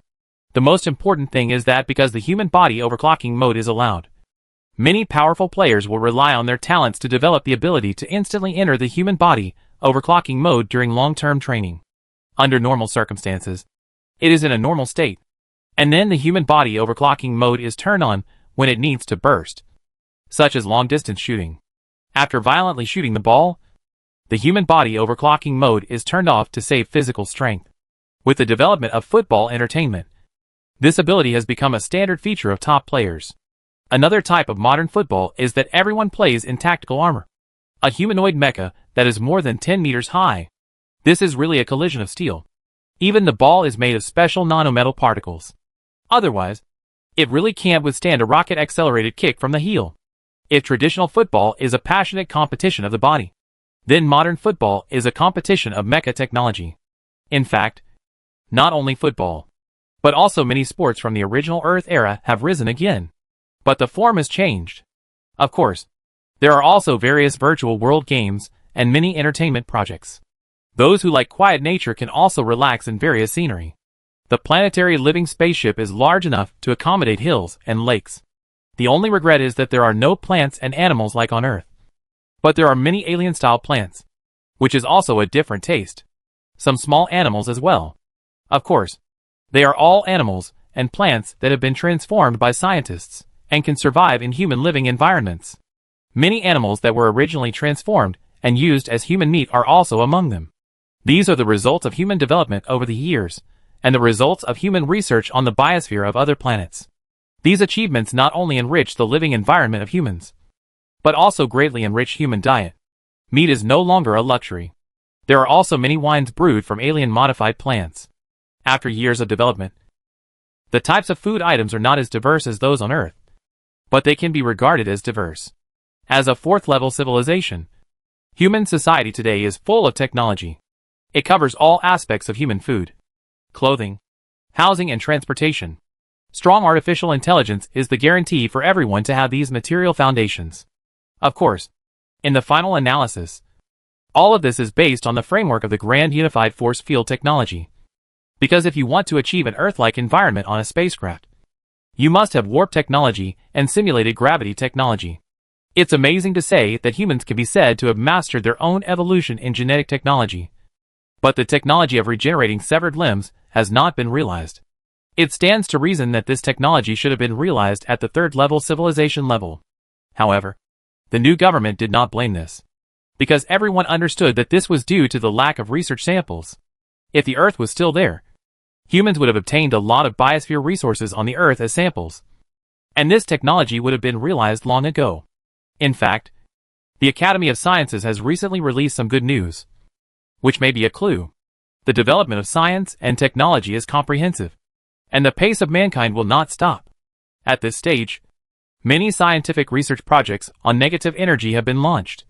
And there is also the most core universal theory, which humans have been looking for. It's just that many ordinary people don't know it. The humans who set foot on the Interstellar have changed. And they haven't changed.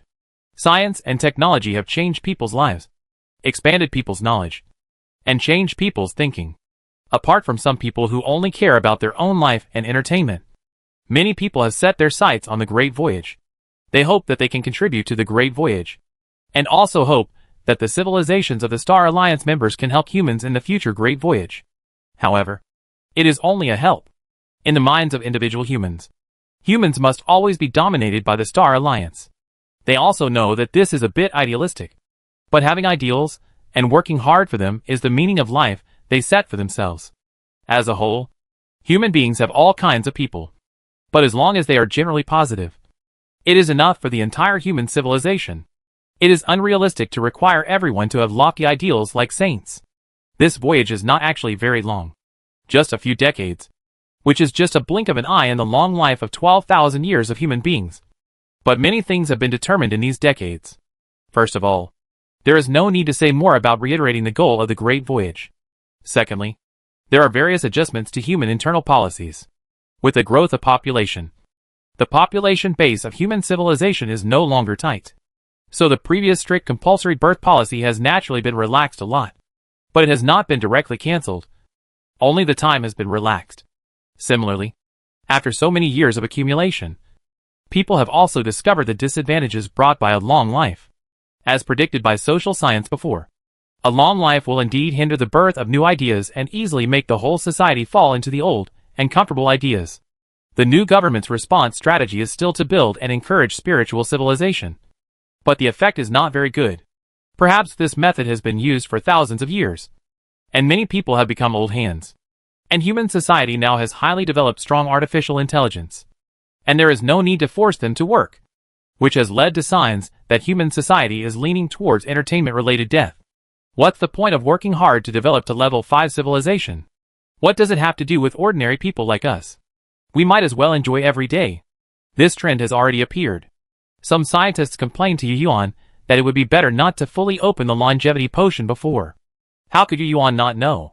It's just that humans had already experienced a period of inequality in the face of death at that time. The moths that appeared during that period were more serious than now. The saying that it is not the lack of wealth that is worrying, but the inequality of wealth is still so reasonable in the interstellar era. It is clear that the human fleet has just survived the crisis, or that humans are still escaping from danger.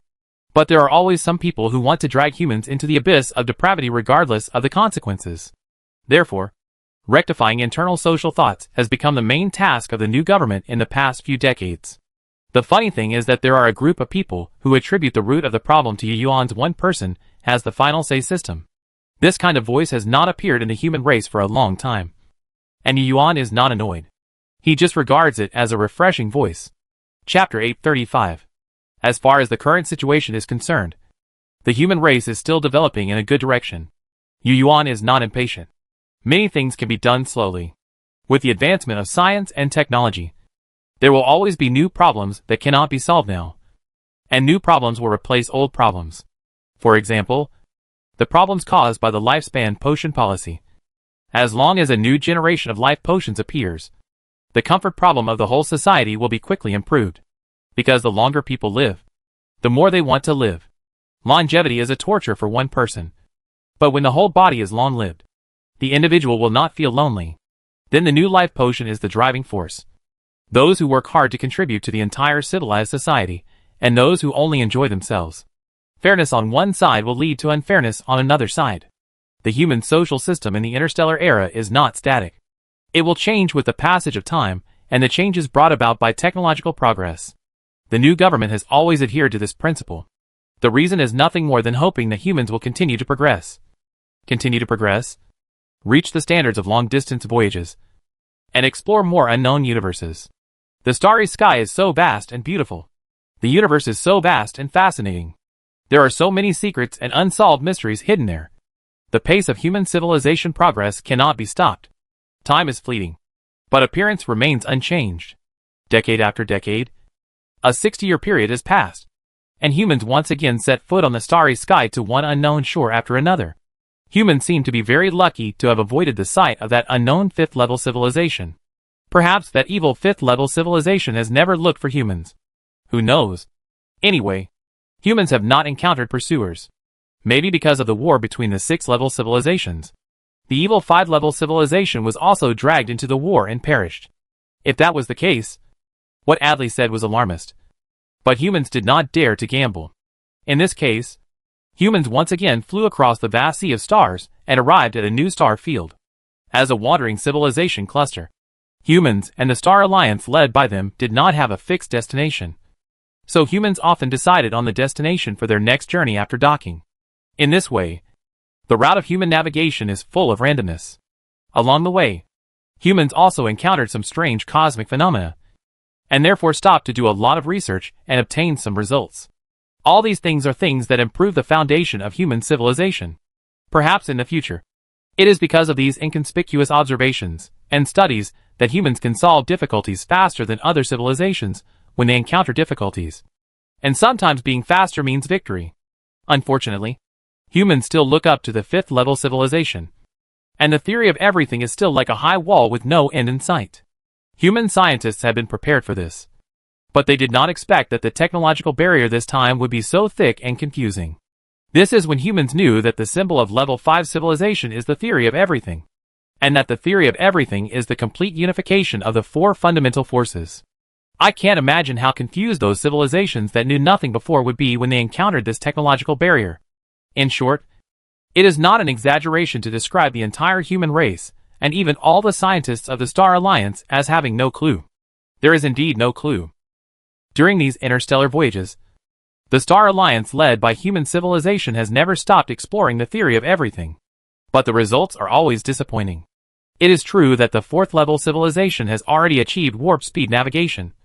But the technology used by the fourth-level civilization to achieve warp speed does not include gravity technology, but a grand unified force field that has the equivalent effect of spacetime curvature. However, the grand unified force field can achieve warp speed navigation, and can also derive force field shields. But it is fundamentally different from the gravity of the four fundamental forces. Humans have also thought about continuing to build stronger particle colliders to study the theory of everything. But this time is different from the past. Humans cannot build such a long and large collider, because in terms of theoretical calculations, if you want to verify the unity of electromagnetic force, strong force, weak force, and gravity, the energy level required will reach 10 to the 19th power GeV. And to achieve this energy level, the diameter of the accelerator needs to be built to 100 billion light-years. If a circular accelerator is used, 100 billion light-years, the known diameter of the universe is only 93 billion light-years. And it is desperate to think about building such a large accelerator.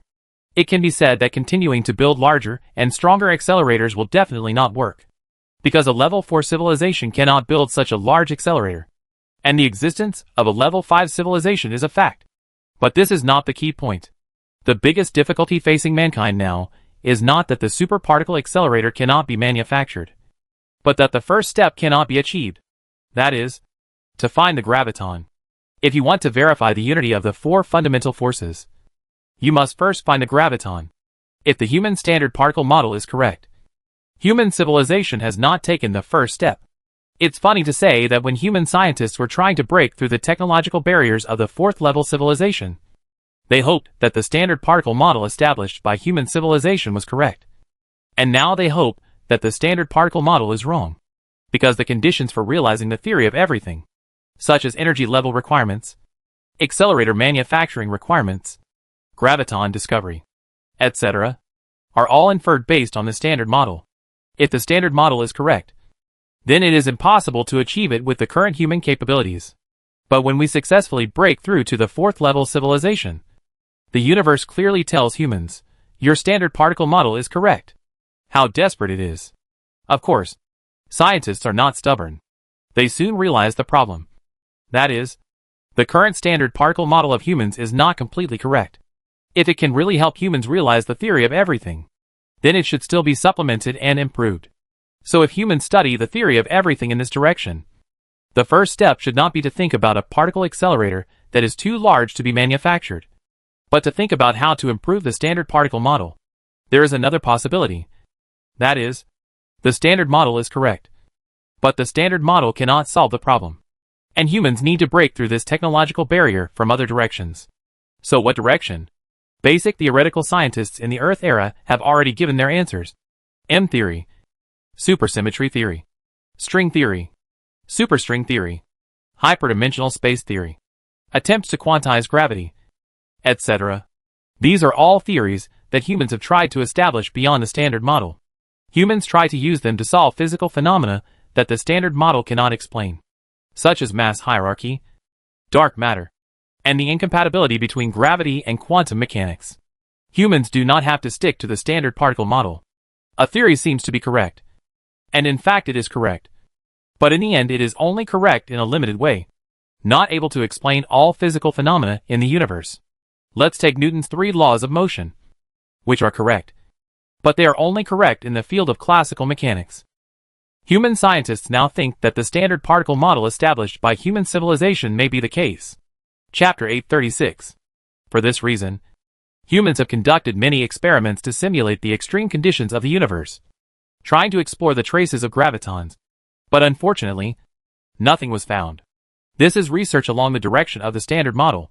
There is also research on the quantization of gravity. Scientists stand on the shoulders of their predecessors to continue to explore the unknown, or create new theories from scratch, or patch up old theories, or try to open up a new route, such as the exploration of extra dimensions, new symmetry theories, new particle collapse, etc. Every scientist is looking forward to some unexpected results. Unfortunately, this time, humans did not have someone to send pillows to them as they did before. Even though scientists in various fields have worked tirelessly, they have not found a solution. Even so, many scientists have turned their attention to the debris of the original Level 5 civilization exploration spacecraft. They tried to reversely find clues to the theory of everything from that warship. However, this time, humans did not have the luck to go against the sky. Even if they spent countless hours studying the wreckage of the Level 5 civilization exploration spacecraft, they only got a few sighs. The barrier of Level 5 civilization is like a natural moat, making everyone feel like a mountain is pressing down on their hearts. Of course, human scientists have not given up their ideas. They are getting more and more courageous, and are even ready to devote their entire lives to the fields they are studying, hoping to contribute to the realization of the theory of everything by mankind. Negative energy, negative matter, matter decomposition canon, warp 4, real shield, theory of everything. These are the terms that appear frequently in human society in this era, whether online or in conversations after dinner. It can be said that the scientific wave of human civilization during this period was very high, and it also brought other member civilizations of the Star Alliance into the scientific wave. Unfortunately, the development of other civilizations could not catch up with humans. They wanted to participate in the scientific wave of impacting the 5th level civilization, but they did not have the strength. Although the member civilizations of the Star Alliance benefited from humans, their spacecraft and warships were equipped with the 3rd generation warp speed, and there were also many 4th level civilization technology applications, but many of them were directly used by the fruits of human development, and they did not even fully understand the principles and processes. In this way, there is naturally no way to keep up with the pace of human progress. Other civilizations do have some individual lives that have reached the level of top scientists in the 4th level civilization. But at this stage, the development and progress of civilization is no longer an era that can be led by a genius scientist. The reason is that there are too many disciplines in the branches of science and technology, and a person's energy is limited. A genius scientist who can master 2 or 3 fields is already 1 in a million, and the number of branches of science and technology derived from the theories of the 4th level civilization level is more than 1,000. Science ultimately requires collective wisdom and efforts. In this way, decades have passed. The Star Alliance fleet led by humans has sailed more than 400 light years during this period, and the target of this human stop is the yellow star in front of us. It is a very rare single star system. Through simple spectral detection and stellar evolution model simulation, humans soon know its current age, about 6 billion years old. For humans, this age is like eternity, and immortality is just like this. But for this star, This is its middle age. If there is no accident, it can still maintain this state for 6 billion years.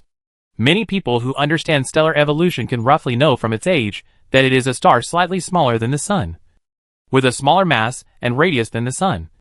So its lifespan is longer than that of the Sun. The smaller the star, the longer its lifespan, which is common astronomical knowledge. There are fewer single star systems in the universe than binary star systems. About only 20%. Of course, it is not rare. The most common thing humans have seen along the way is the binary star system, followed by the single star system. No star system with more than 4 stars has been seen, which is consistent with human observations of the starry sky before. So although this star is a single star system, it is not rare, and humans did not expect to encounter anything new here. After all, from the direction of the starry sky, it is just an extremely ordinary star. But what humans did not expect was that there was intelligent life here. Yes, the information sent back by the advanced exploration team was very certain, even though they had not yet entered the interior of the star system. It was not that the advanced exploration team's exploration technology was so strong that they could discover the situation on the inner planet at the outer edge of the star system. That was impossible. Instead, the advanced detection discovered a group of signals from the outer space of the star system, which were obviously sent by intelligent life, because the frequency of its electromagnetic waves is really obvious. Of course, the form is definitely different from the electromagnetic wave signals of the human Earth era. But humans are also knowledgeable, so that they can judge the technological level of the device that continuously sends electromagnetic waves to the nearby space just from the signal form. It is definitely a low-level civilization, and it is very likely that this low-level civilization is now in this star system. However, it is still impossible to determine where they are, or whether they are a nomadic civilization or a settled one. I hope they are settled, so that we can obtain a lot of biosphere resources for research. Yu Yuan waved his hand to turn off the full display screen, thinking in his heart. Then, he raised his hand and clicked on another holographic display screen, and operated it a few times. It turned out that Yu Yuan designated a docking location for the fleet. He only heard him say, "Let the exploration team carefully explore it, and the large fleet will dock in this area first." What Yu Yuan was referring to was not a planet, but an area. It was an area full of asteroids, and it was right at the outermost edge of this star system, 41 Australian dollars from the main sequence star. Further in, the orbit of the planetary system of this main sequence star was located. The planet farthest from its main sequence star was here, about 32 Australian dollars, and it was a gas planet similar to Saturn. Further in, there were 5 more planets, 4 solid and 1 gas. The types of planets were distributed from the outside to the inside according to the orbit: gas, solid, solid, solid, gas, solid. The outermost is a dense elliptical cloud disk-shaped area of small celestial bodies, with billions of them. According to this layout, if the unknown low-level civilization was born here, then the farthest gas planet should have silently blocked countless destructive blows for their safe growth, mainly using its own gravity. It blocked many various space meteorite impacts from the dense area of small celestial bodies. However, what surprised humans was that according to the conditions for the existence of liquid water, the habitable zone of this star system was actually a gas planet located in the second orbit. Could it be that the so-called intelligent life was born on a gas planet? Seeing this situation, some people couldn't help but wonder. Chapter 837. The exploration spacecraft team that was carrying out the exploration mission in front did not pay much attention to the probe that had already flown to the outer edge of the star system, but directly flew past it and flew straight into the galaxy. Since humans did not give special instructions to the member civilizations of the Star Alliance that were responsible for the exploration mission, they just did things according to their own temperament. The Red Flame civilization is still in charge of the exploration mission among the several civilizations in the Star Alliance, perhaps because they cannot compete with other civilizations in other aspects. The Red Flame civilization is the most willing to accept tasks related to exploration or rear guard and other military directions. The main reason is that their warriors are really more professional than those of other civilizations, and humans are also happy to use them. For example, this time, the exploration mission was supposed to be carried out by the Nair civilization, but they took it away. The goal of the advanced exploration team is very clear. After the exploration spacecrafts pass the orbit of the outermost planet, they disperse directly and rush to the planets in the inner orbit of the star system. looking like they were not afraid of any danger. Very good. According to the cosmic environment where liquid water exists. The exploration team's key exploration destination this time is the gas planet in the habitable zone. Although the possibility of life on the gas planet is not high. The gas planet generally has many satellites. Maybe the unknown low-level civilization is on the satellite. Because from the perspective of the entire galaxy, that location is really good. The outermost gas planets blocked most of the asteroids, meteorites, etc. for them. Even if there are fish that slip through the net, they will be sucked away by the gravity of the gas planets in the second orbit. If life really exists on the satellite, then the planet can be said to be rarely threatened by meteorite impacts. The probes using the third-generation warp technology of mankind quickly arrived at various planets, and quickly delivered first-hand information to humans. This time, human scientists guessed that the exploration spacecraft did find a planet with life, located on the gas planet in the habitable zone. And it was a satellite of the gas planet. The form of intelligent life is still uncertain. But it is certain that there is a planet with life there. Because it is too obvious. When the exploration spacecraft came near the satellite orbit, it found that it was full of noise. Well, it is not really noise, but a sky full of electromagnetic waves. It is really a noisy world. If the exploration spacecraft flew directly into the interior of the planet at this time, perhaps this unknown low-level civilization would have the so-called third-level contact. The third-level contact originally refers to direct contact between humans and aliens, such as seeing UFOs clearly, especially seeing the human-like advanced life on board. Related to this are the first, second, fourth, and fifth kinds of contact. These types of contact mean close witnessing of UFOs. A part of the human body touching something on a UFO or witnessing traces left behind. Communicating with aliens through telepathy. And humans contacting alien civilizations with friendly messages. Of course, the objects of various contacts are that humans are in a low-level civilization and aliens are visiting the Earth as a high-level civilization. Now the situation is reversed. It is not that humans have discovered any alien UFOs, but that aliens have discovered human spaceships. For the aliens here, the flying vehicles they see now are UFOs, also known as unidentified flying objects.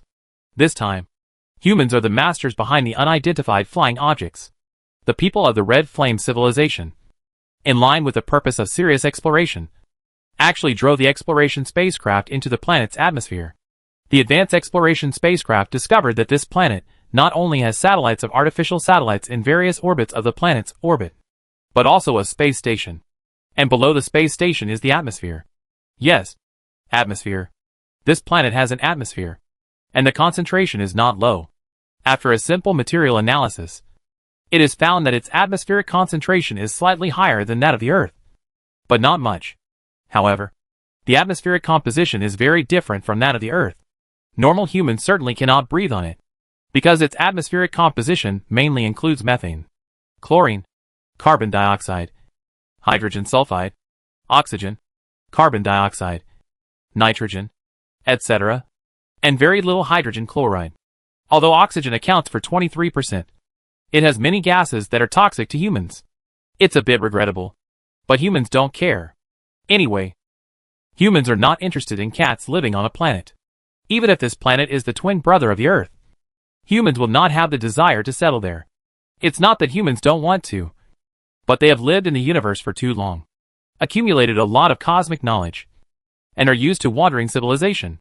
The most important thing is that humans have determined the goal of long-distance voyages. Since we want to travel far, it is impossible to stay on one planet to survive and develop. Instead of doing that, it is better to prepare now. After all, there will be long voyages in the future. So for humans, this planet is just a planet with a slightly pungent smell. Of course, there are many animals and plants that can be studied. It is a precious life planet with a complete biosphere system. There are several exploration spacecraft that came to this planet. After entering the atmosphere, one of them found that the world under the clouds was raining. It was a rain with hydrochloric acid, because the atmosphere of this planet has a lot of methane, ammonia and chlorine, which will combine with water vapor to form hydrochloric acid rain. But for the life on this planet, it is rain that nourishes all things. It is conceivable that in order to adapt to this environment, local creatures will most likely evolve hard shells to protect their respiratory organs. The gas planet orbiting this planet is about twice the mass of Saturn, but it does not have the beautiful Saturn rings. There are also 7 satellites of different sizes orbiting this huge gas planet. So if you look up at the starry sky from inside this planet, you will see 2 or 3 moons hanging high in the sky. Of course, the size and brightness of the moons are different due to different distances. This planet is one of these satellites. As for the sun, well, it should be called the sun. Intelligent life on this planet will see 2 suns in the sky. One is the real main sequence star, and the other is a gas planet close at hand. Although the gas planet only reflects the light of the main sequence star. Because of the close distance, 2 suns will be seen on this planet during most of the daytime. The reason why it is called most of the time is that sometimes due to the change of the orbit of the stars, the sun rises and sets at the same time. Such a situation is very rare. At least humans have not visited such a planet since they set foot in the starry sky. For this world, the brightness and color of the 2 suns in the sky are not the same. One is warmer, and the other is more like an enlarged version of the moon in their world. Chapter 838. The night of this planet is very different from that of the Earth because it has several moons. But from the perspective of human eyes, its night presents a charming blue beauty. The main color of the creatures on its surface is also blue, which looks like the azure power reactors in many science fiction scenes. Magnificent. Its ocean is also blue, and it looks more like a blue planet than the Earth. If we regard ourselves as blue star people, the intelligent life on this planet is more authentic than humans. According to the data sent back by the Advanced Exploration spacecraft, this planet is slightly smaller than the Earth, and its natural gravity is also slightly smaller. So the plants and animals growing on it are larger than those on Earth. From space, its surface presents a deeper blue, and the vegetation coverage rate on land is quite high. Although there are some deserts, they are not many, and the overall appearance gives people a lush feeling. For this reason, humans call it the deep blue planet, and at the same time call the aliens living on it deep blue star people, or deep blue people. It is really a beautiful planet. The most gratifying thing is that the intelligent life on this planet is not yet highly developed. Judging from their creations, they have not even reached the level of first-class civilization. From the perspective of cosmic civilization, it belongs to primitive civilization, because the Advanced Exploration team did not find any traces of nuclear fusion. They can only operate near the near-Earth orbit at best. The technological level is similar to that of the human Earth era. The Advanced Exploration spacecraft of the Cheyenne civilization includes their own spacecraft and some rented from humans. This time, their own exploration spacecraft were sent by their captain to explore other planets. The few exploration spacecraft that came here were all human, so the appearance of the spacecraft followed the consistent shipbuilding style of humans. The melon seed streamline. The appearance looks very beautiful. At least that's the aesthetic of humans. Now there is such an exploration spacecraft cruising in the low Earth orbit and scrupulously. Well, the low Earth orbit of Deep Blue Star. This exploration spacecraft was originally going to enter the atmosphere to observe the intelligent life on this planet at close range. But it found a space station coming towards it. So, after measuring the speed of the space station, the spaceship controlled by the red flame people moved closer, apparently to scan the space station at close range, and then transmit the data to the Lyra. However, such unscrupulous behavior caused an uproar in the Deep Blue Star's space station, and even in the ground contact station related to the space station. Just like in the space station at this time. Oh my god! Is there an error in the space station's attitude adjustment program? Why can't I see the big green star from the number 7 porthole? Opa! What nonsense are you talking about? The attitude control system of the space station is normal. Oh my god! What is that? Oh! Great Sun God and Great Moon God. Please forgive the unreasonable noise of these 2 unreasonable guys. But speaking of it, Appa, goody, what are you 2 shouting about? Major Cuz. We are not shouting. Look! Look out the porthole. Oh my god! What is that? Oh my god! It's so big. Wait! I must be dreaming. Wait! I pinch it. Hiss. It hurts. It hurts. It's real. Oh! Great Sun God and Great Moon God. We found aliens. There are 7 deep blue stars living in this space station. Normally, 3 of them are on duty. They are the incoherent Appa, Goody, and Cuz. They are staring at the huge monster passing by the porthole with their photoreceptors wide open. They are all stunned. Their hearts are pounding. They have heard of aliens described in various books, but they never expected that they would see aliens with their own eyes. Oh no! It is an alien spaceship. Great Sun God and Great Ing God. Hurry. Hurry. Notify the ground. We saw an alien spaceship.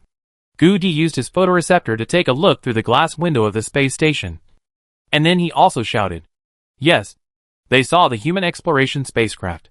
In fact, the previous detector far away on the outer edge of the star system had already discovered the advanced exploration team of the Star Alliance.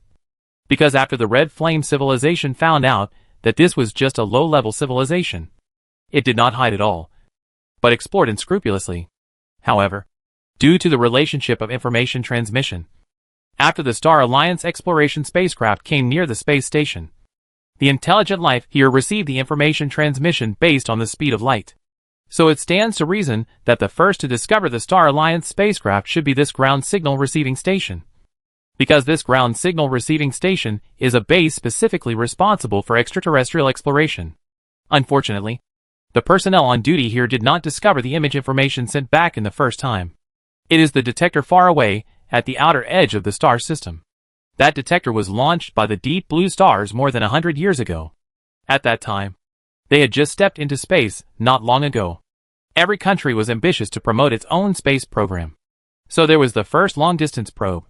The deep blue stars named that probe the Peace Messenger. The Peace Messenger probe was equipped with the most advanced aerospace technology on the planet at that time. Its microfission battery could provide the probe with electricity for hundreds of years after its photovoltaic panels stopped working. Therefore, the Peace Messenger became the first hope of the deep blue star people to explore the universe. Because it was the first hope, the deep blue star people had extremely high expectations for it. It can be said that the Peace Messenger carried all the initial enthusiasm of the deep blue star people for the universe. Therefore, the Peace Messenger carried many items and information. And the purpose was obvious. That is, to introduce the deep blue star and the deep blue star people to possible aliens. Of course, the most important thing for the deep blue star people is actually the gold foil record on it. They sealed the record in a protective shell made of gold, which recorded the images and sound information they carefully selected that best represent the deep blue star culture. There is also the appearance of the deep blue star people. It aims to express to the aliens, there is life here. There is intelligent life. An intelligent life called deep blue civilization. However, the vastness of the universe is unimaginable. Their Peace Messenger has flown out of the planet for more than 100 years, but has not received any reply from aliens.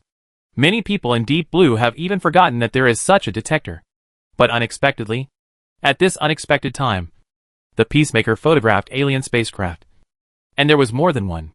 The funny thing is that the pictures were sent back.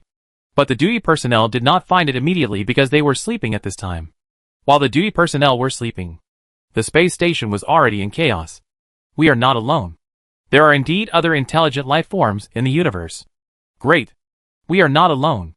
Everything seen on the space station was instantly transmitted to the ground station. And then a loud voice sounded among the unbelievable voices. Then many voices sounded. We are not the only intelligent life in the universe. Yes. Finally some aliens have seen and received the message from the Peace Messenger. We are not alone. Chapter 839. Most of the people on Deep Blue Star believe in the Great Sun God and the Great Ing God. They have both superstition and faith because of the special environment they grew up in. When they looked up at the sky, they found that there were two suns hanging high in the sky in broad daylight. They were still in a state of ignorance, and of course they didn't know that there were actually two planets in the sky. But they understood, like most intelligent life, that it was the shining things in the sky that brought them warmth and vitality to all things. So the most primitive worship began to appear. With the progress of civilization, many totems and gods were born on Deep Blue Star. But the most popular ones were the two bright celestial balls hanging high in the sky. Obviously, one of them is a distant star, and the other is the gas planet. The daytime of Deep Blue Star is not always 2 days in a year. As the planet moves, sometimes one day will set, and the other day will rise. In this case, the whole Deep Blue Star is in daytime. But this state will not last long. On the contrary, it is rare and basically only occurs once in a long time. The time it occurs once is a Deep Blue Star minor year. Well, it is actually the time their planet orbits the gas planet. There is also a major year, which is the time their planetary system orbits the central celestial body. It is precisely because of this astronomical phenomenon that the deep blue star people easily discovered that the two light sources in the sky that can illuminate the Earth are actually different. One light ball is very hot, and the other is very cold. Therefore, as time goes by and culture evolves, two gods, the great sun god and the great yin god, appear. Over time, these two gods created by the ancient people of Deep Blue Star became their cultural symbols and simple beliefs. Even in the era of advanced technology, the Deep Blue Star people used telescopes to see the stars in the sky and knew that the so-called Great Sun God and Great Yin God were just two planets. But there are still many Deep Blue Star people who believe in them. The environment of Deep Blue Star also brings them many magical astronomical phenomena, as well as different time units, biological habits, planetary environment, etc. For example, when 2 days overlap in the sky, they will definitely find that their seas have ebbs and flows. After all, in their world, these two giants have the greatest influence on the gravity of their planet. Similarly, it can be imagined that the ancient Deep Blue Star people must have racked their brains to formulate a calendar. By the way, the Deep Blue Star people did see real aliens this time. Oh, it was an alien spaceship. In fact, it was just some exploration spaceships. But to the Deep Blue Star people, it was a very huge spaceship. The Deep Blue Star people have confirmed this fact. Because not only did the Deep Blue Star people stationed on the space station see it with their own eyes, and take pictures of the alien spaceship with something like a mobile phone, but the person who was on duty at the Peace Messenger ground signal receiving station in the middle of the night has been severely punished because he fell asleep on duty, and the ground station did not discover the alien spaceship in the first time. The confirmation of the discovery of aliens caused a great shock on Deep Blue Planet. But the news did not spread to the world immediately, even though Deep Blue Planet had entered the internet age, because the news was temporarily blocked by the top leaders of the country where the aliens were discovered. Yes, the country where the aliens were discovered. At this time, Deep Blue Planet did not form a global unified regime, but a number of countries. There are more than 80 countries of all sizes on the planet, distributed in the southern and northern hemispheres. And the southern and northern hemispheres also have their own countries, with the most powerful military forces on the planet. The reason for this is that the distribution of the land on this planet is quite special. Its land plates are like two pot lids on the north and south poles of the planet. Or more figuratively, a cover covering the north and south poles. And the link in the middle is a huge island. The entire planet's continent is one piece in the south and one piece in the north. And there is a vast ocean between the two. Of course, it is not all ocean. There are many islands and archipelagos in the ocean. One of the largest islands has an area of 7 million square kilometers. In fact, such an area can be called a continent. But it is surrounded by water. So the Deep Blue Star people call it an island, because it is located on the equator of the planet. It is named Equatorial Island. A unified and powerful country was once born on Equatorial Island. But with the great geographical discoveries, that powerful country was eventually split into a number of small countries due to the struggle between the northern and southern continents. The Deep Blue Star people living here all hope that they can recreate that powerful country. But they may never have a chance again, because the geographical location of Equatorial Island is too important. Its north and south ends are almost connected to the north and south continents. In today's technologically advanced world, the Deep Blue Star people have also built cross-sea bridges at both ends to connect the northern and southern continents. In other words, it is now the only land passage between the two continents. At the same time, due to its geographical location in the ocean, the formation of ocean currents is basically related to the Equatorial Island, which also brings it rich marine biological resources. Moreover, it is surrounded by the sea. It can be said that the richest and most beautiful places on the entire planet are here. What makes the countries in the north and south continents jealous the most is that on this 7 million square kilometers of land, there are 80% of the oil resources on the entire planet. However, it is precisely because of this that the power of the two continents in the north and south does not allow it to be unified into a powerful country again. The current world situation is that there are two hegemons in the north and south, and one strong country on the Equatorial Island. The comprehensive strength of the three countries has always been ranked among the top 3 in the world. The strong country on the Equatorial Island has always been ranked 3rd. And the two hegemons in the north and south have dominated the world in their respective fields. And now, only these 3 countries know that aliens exist.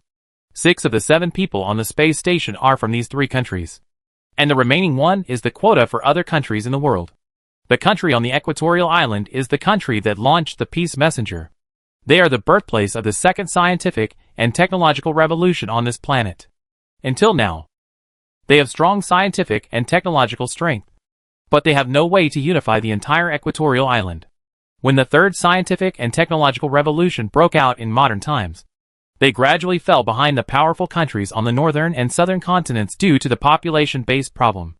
However, even if they have gone downhill, their foundation is still very deep, and their navy is still the best in the world. Their foundation allows them to have the capital to enjoy the news sent back by the peace messenger alone. So now they are actually the only country that has discovered alien spaceships on the outer edge of the star system.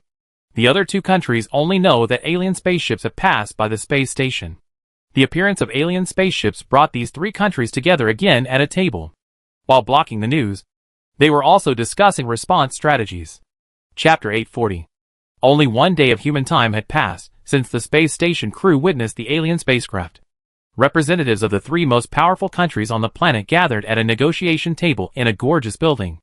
Judging from their appearance, they seem to have been talking for a while.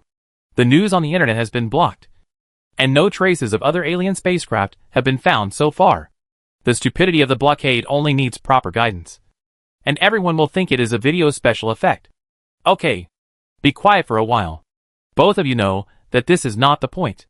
The point is how we face the aliens. Beside a conference table that is much taller than a normal human desk, 3 groups of deep blue star intelligent creatures gathered. They are very big, about 3 meters tall, and their average height is taller than that of the dog-headed people.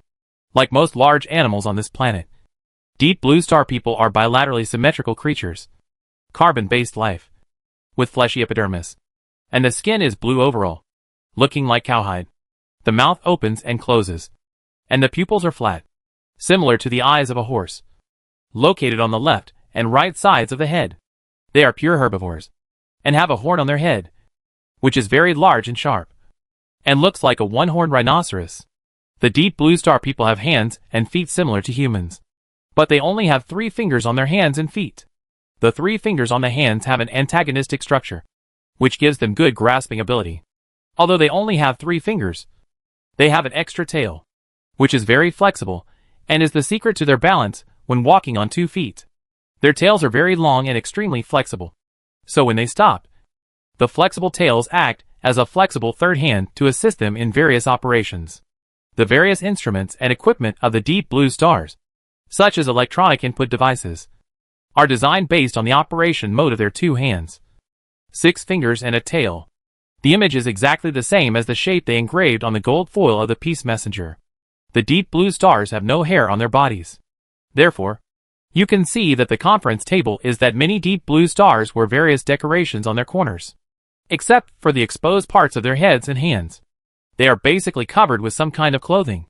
They are hermaphroditic creatures, but it is difficult for humans to directly identify their gender from their appearance, because from the perspective of humans, there seems to be no difference between male and female appearance. What else can we do? Since the aliens are here, we must welcome them. At the conference table, a deep blue alien scratched his head with his tail and spoke. His voice was loud, but the continuous sound sounded a bit like a lion and tiger mumbling. Perhaps due to the planetary environment, the deep blue star people have also evolved a very convenient way of communicating by voice, and developed a voice language.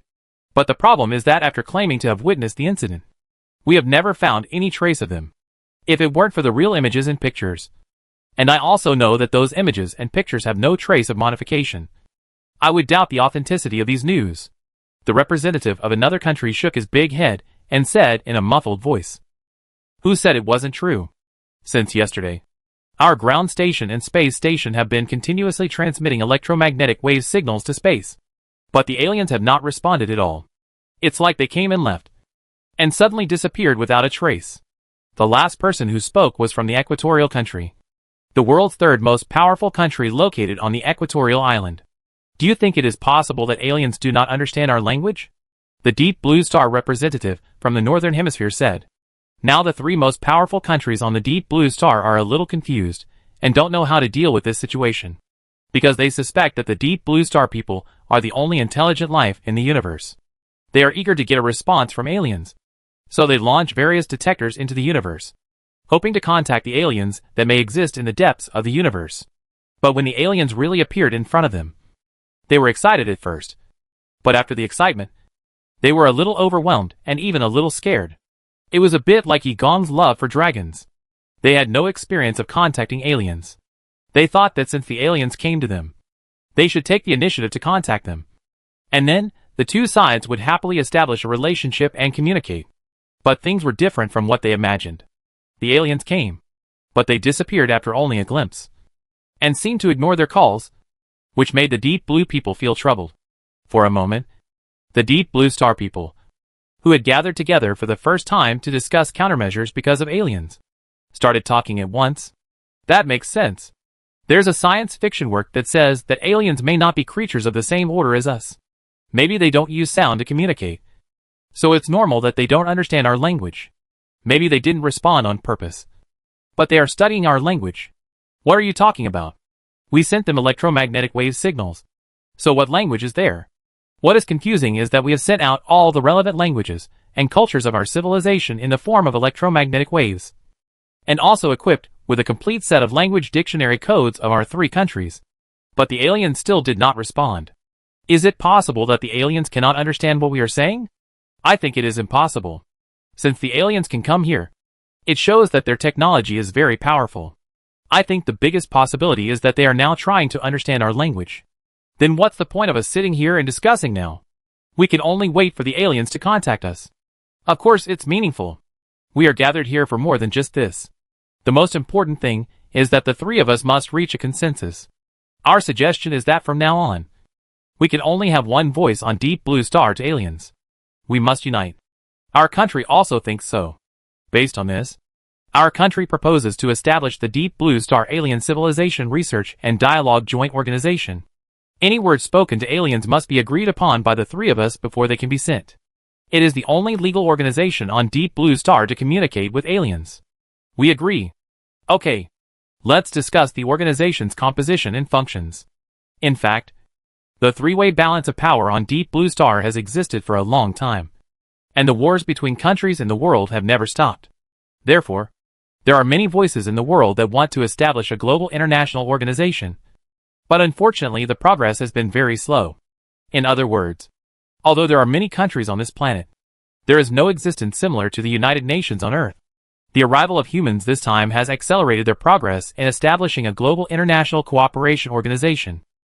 Chapter 841. This organization was established because of the appearance of aliens. It is now at its infancy, and its members are only the three most powerful countries in the world. The most direct reason for its appearance is to allow Deep Blue Star to have only one legitimate voice in the process of dialogue with aliens. The idea is good, and it is right, but the development of things is not transferred according to their wishes. The organization established by the three countries directly took over all radio telescopes in the world, and all technological equipment that can send electromagnetic wave information to outer space were basically taken over by them. However, no matter how they sent electromagnetic waves to space, they received no response. The alien spaceship that appeared before was really just a fleeting glimpse, and the aliens did not seem to exist. This situation lasted for several years on Deep Blue Star, until one day, in a country on Deep Blue Star, a Deep Blue Star citizen appeared who claimed to have been abducted by aliens and then released. Since the Peace Messenger photographed the alien spaceship and the space station personnel saw the alien spaceship, the three countries that received the first-hand information tacitly blocked the news, and they did not find any alien spaceship coming to this planet afterwards. And in the past few years, they did not hear any reports of witnessing alien spaceships. Therefore, this time someone claimed to be abducted by aliens. They believed that it was definitely not a rumor for fame. After all, only the top leaders of the three countries and the members of the newly established organization knew about the appearance of aliens. So they felt that this incident of being abducted by aliens was most likely true. So, after obtaining the contact authorization, the Deep Blue Star who claimed to be abducted by aliens was quickly found and invited to an office for consultation.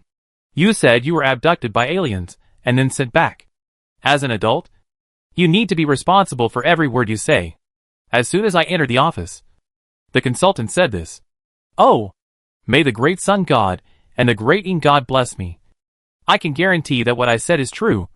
Please believe me, sir. And I just shared my experience with my friends on the internet.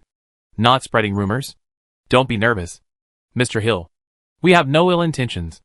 On the contrary, we invited you here mainly to understand your experience of being abducted by aliens. Such words surprised Hill. He was surprised. Do you believe that I was abducted by aliens? Yes, Mr. Hill. Please describe how you were held hostage by aliens. Don't be anxious. Think slowly. We need an accurate answer. Hill was really surprised. Because when he shared his experience on the internet, almost everyone said that he made up a lie. And he even received many reports on the internet platform. He didn't expect that the people in the relevant departments now actually believed it. Hill was silent for a while, as if he was in a meeting. He scratched the sharp corners on his head with his tail and said, "It's like this.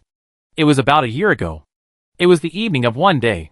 At that time, the big sun star had just set over the mountain, and the big moon star was still hanging in the sky. I was driving home from get-off work in the city. When the car drove to the southern part of Duo town, a white light suddenly appeared in the sky. At that time, I thought it was a rare meteor and didn't pay much attention to it. But then I found that the light spot moved and rushed towards me from the sky. As the light got closer and closer, its outline became clearer and clearer. I was surprised to find that it was actually a beautiful huge aircraft." At this point, Hill used his hands to gesture vigorously, showing the shape of the huge aircraft he saw in front of several relevant department personnel. Then he continued, "It was a streamlined aircraft with a gorgeous appearance and rows of windows emitting colorful light.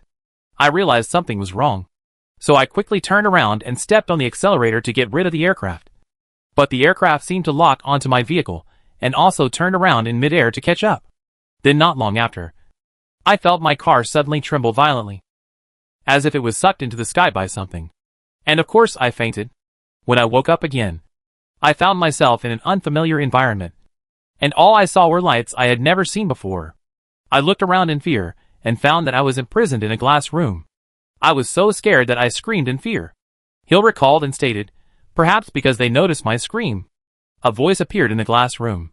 The voice told me not to be nervous and said that they didn't mean to hurt me.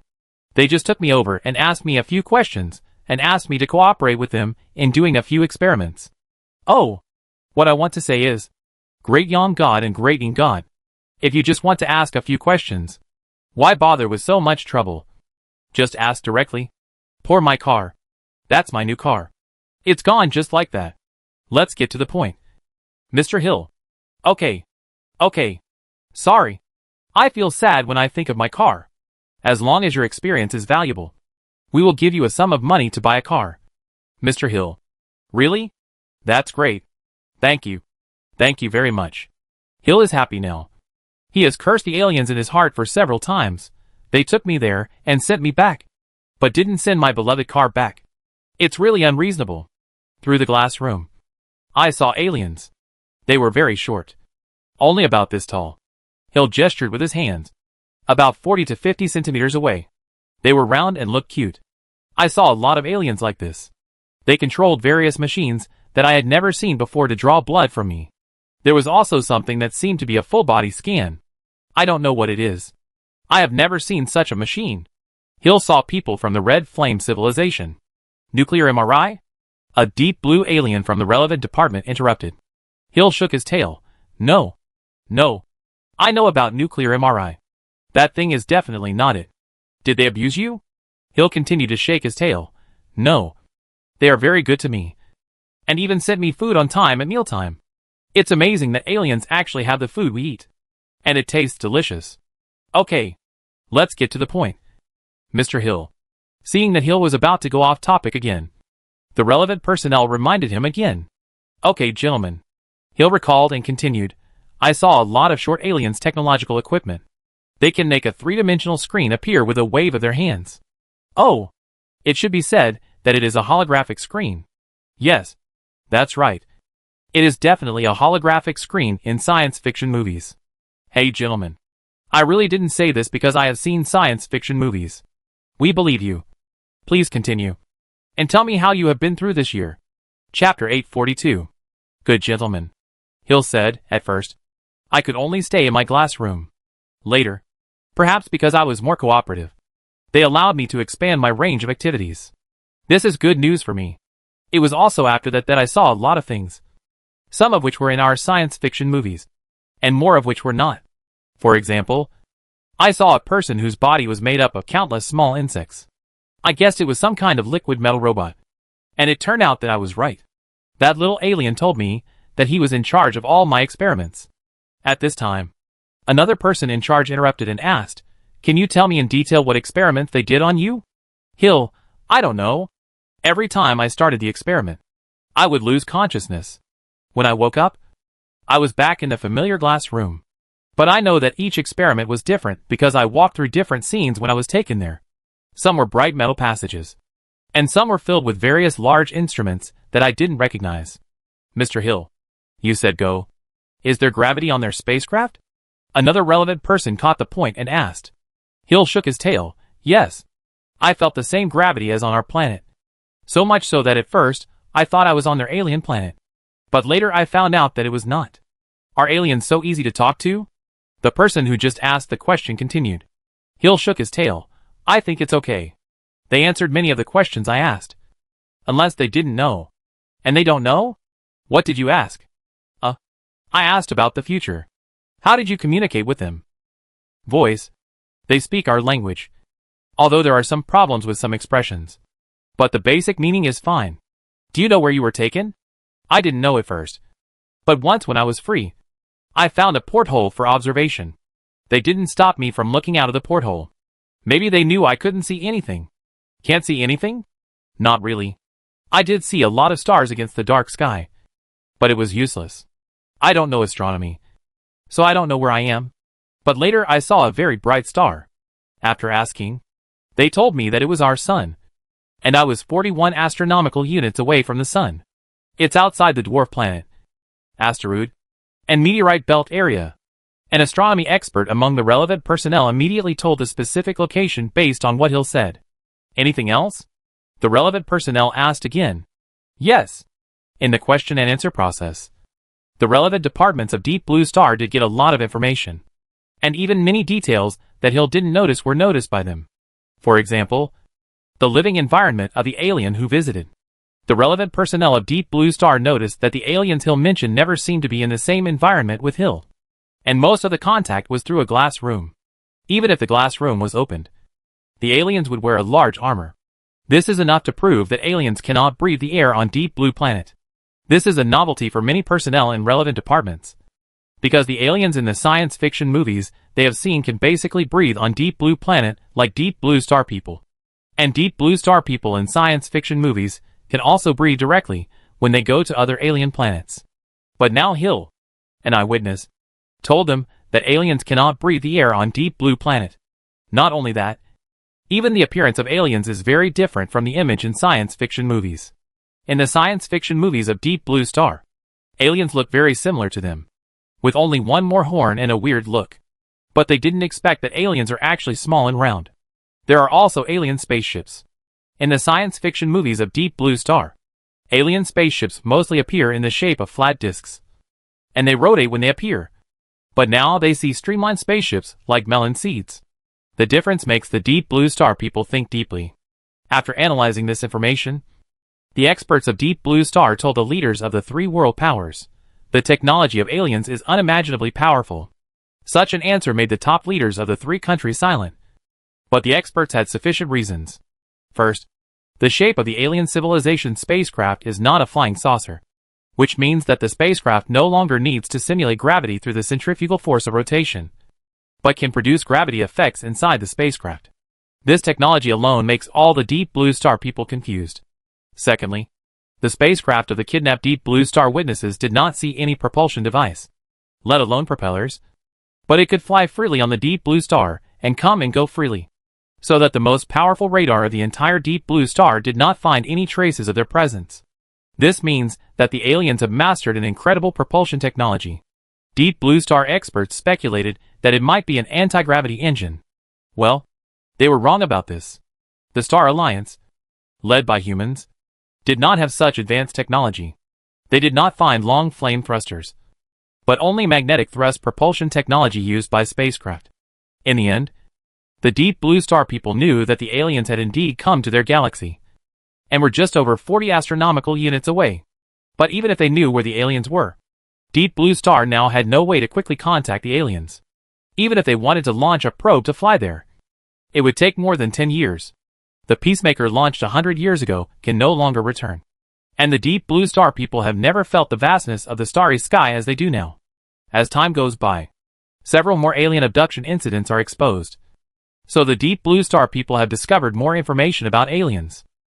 They found that the aliens described by other Deep Blue Star people are not exactly the same as Hill's description. Some of them are the same as Hill, saying that aliens are a small round life.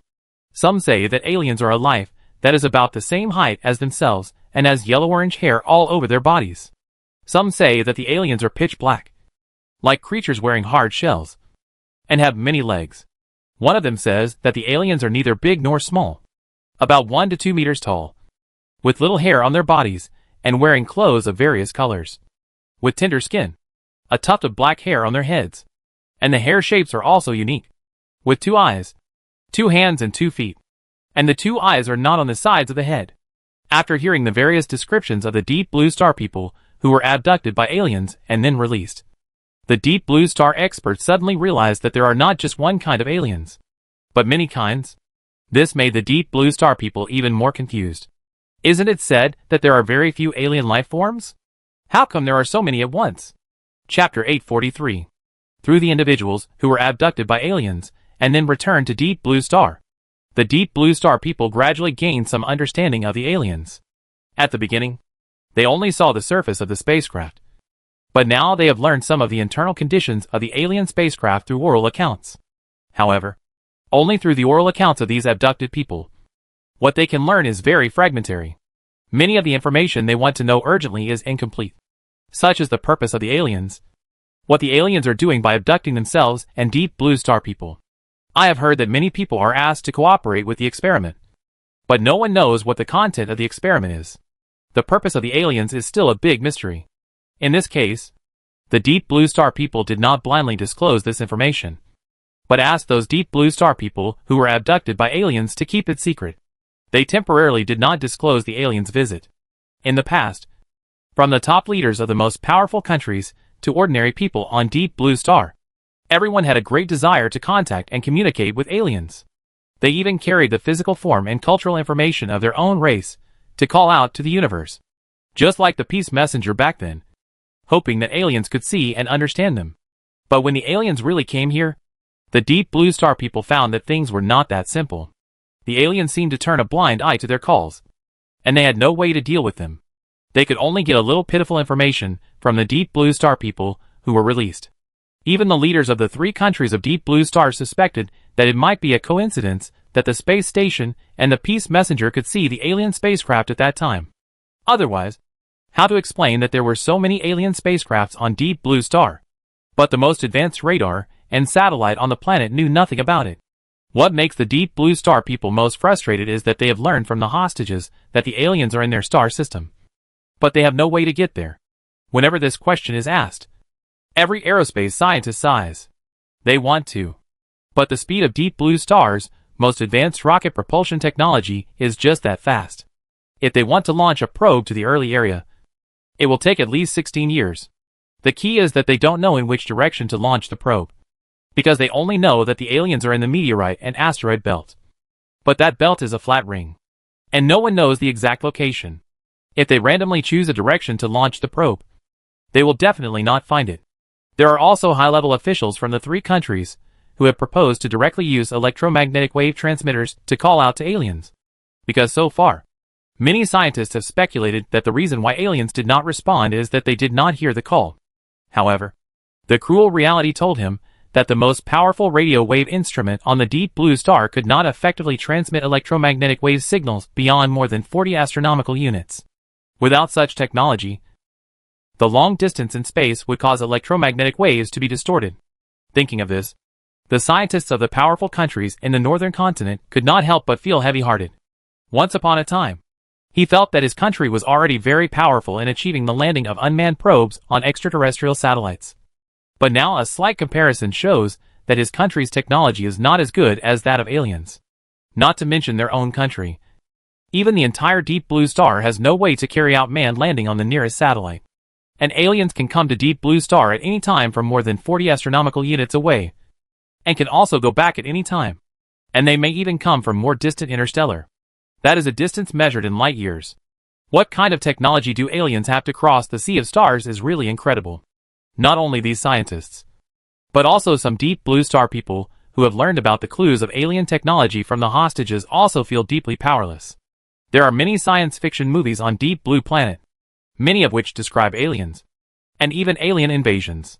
However, in most of the alien invasions in movies and TV series, alien spaceships come directly to Deep Blue Planet, and then send ground troops to fight against the Deep Blue Star people. And finally they are defeated by the courage and wisdom of the Deep Blue Star people. Of course, there are also stories about Deep Blue Star people and aliens establishing friendly relations. Such as a story about an alien who has to stay on Deep Blue Planet because of a spaceship failure, etc.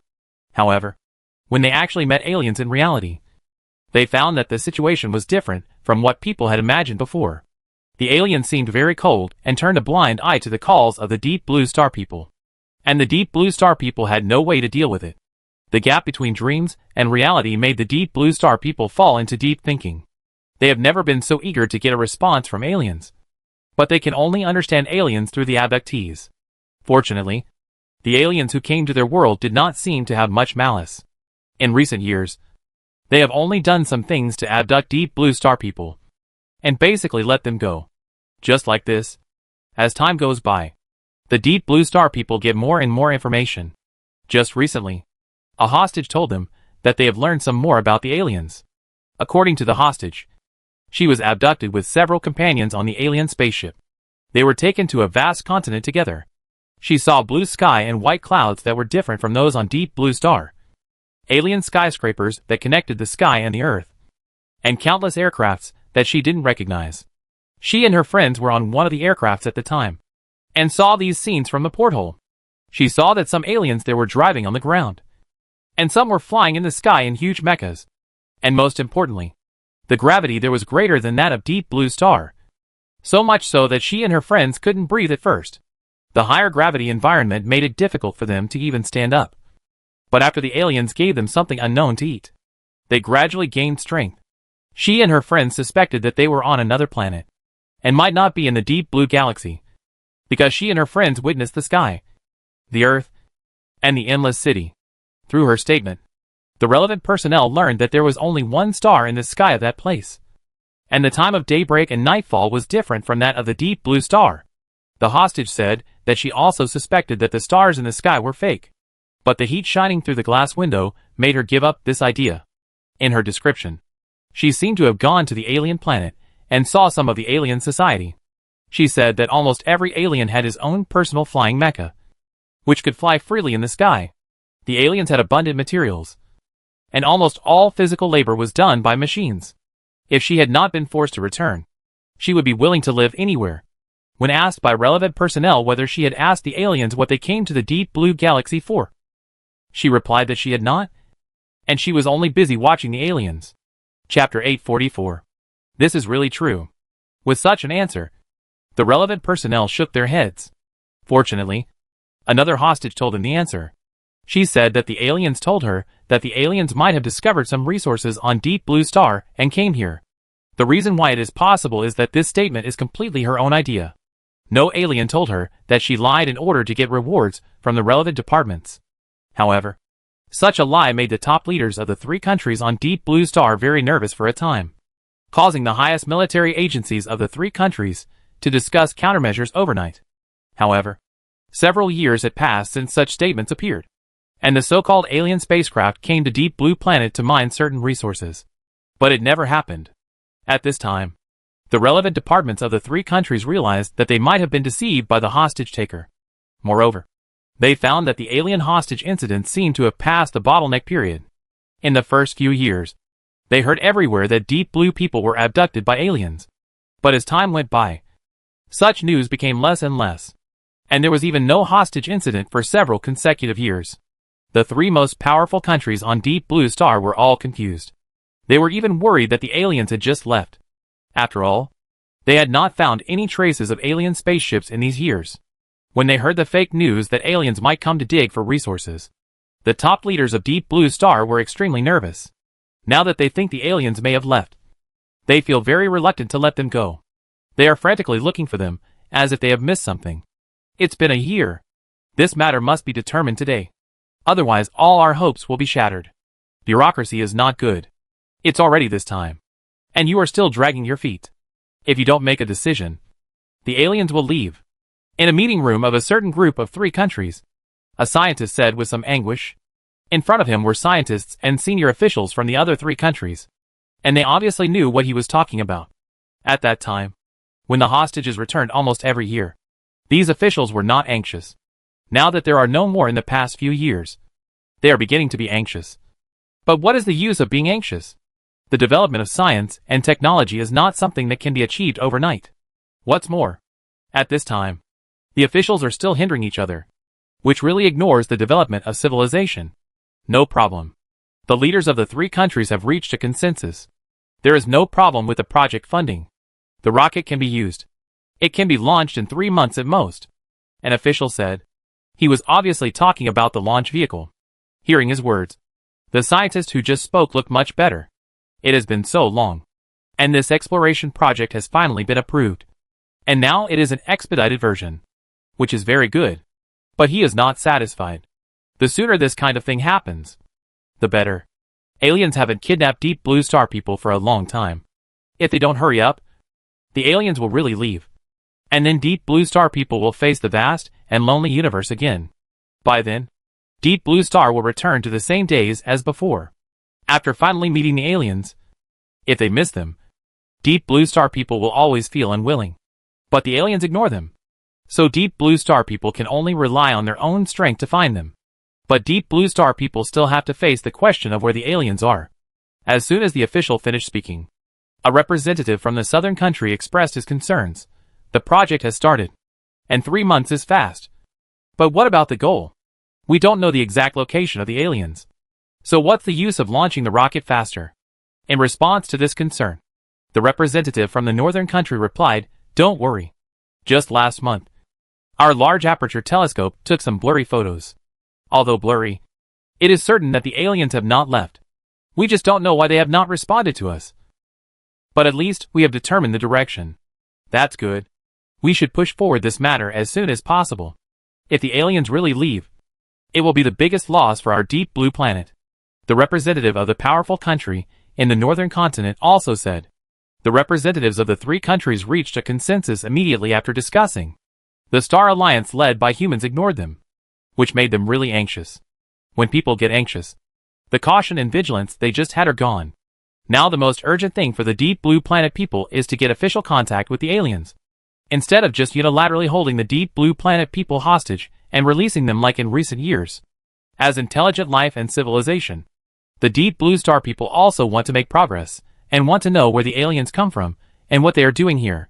Through the hostages, the top leaders of the 3 countries of Deep Blue Star have deeply realized that the aliens, who can come to their planet in reality, are completely different from those described in the movie.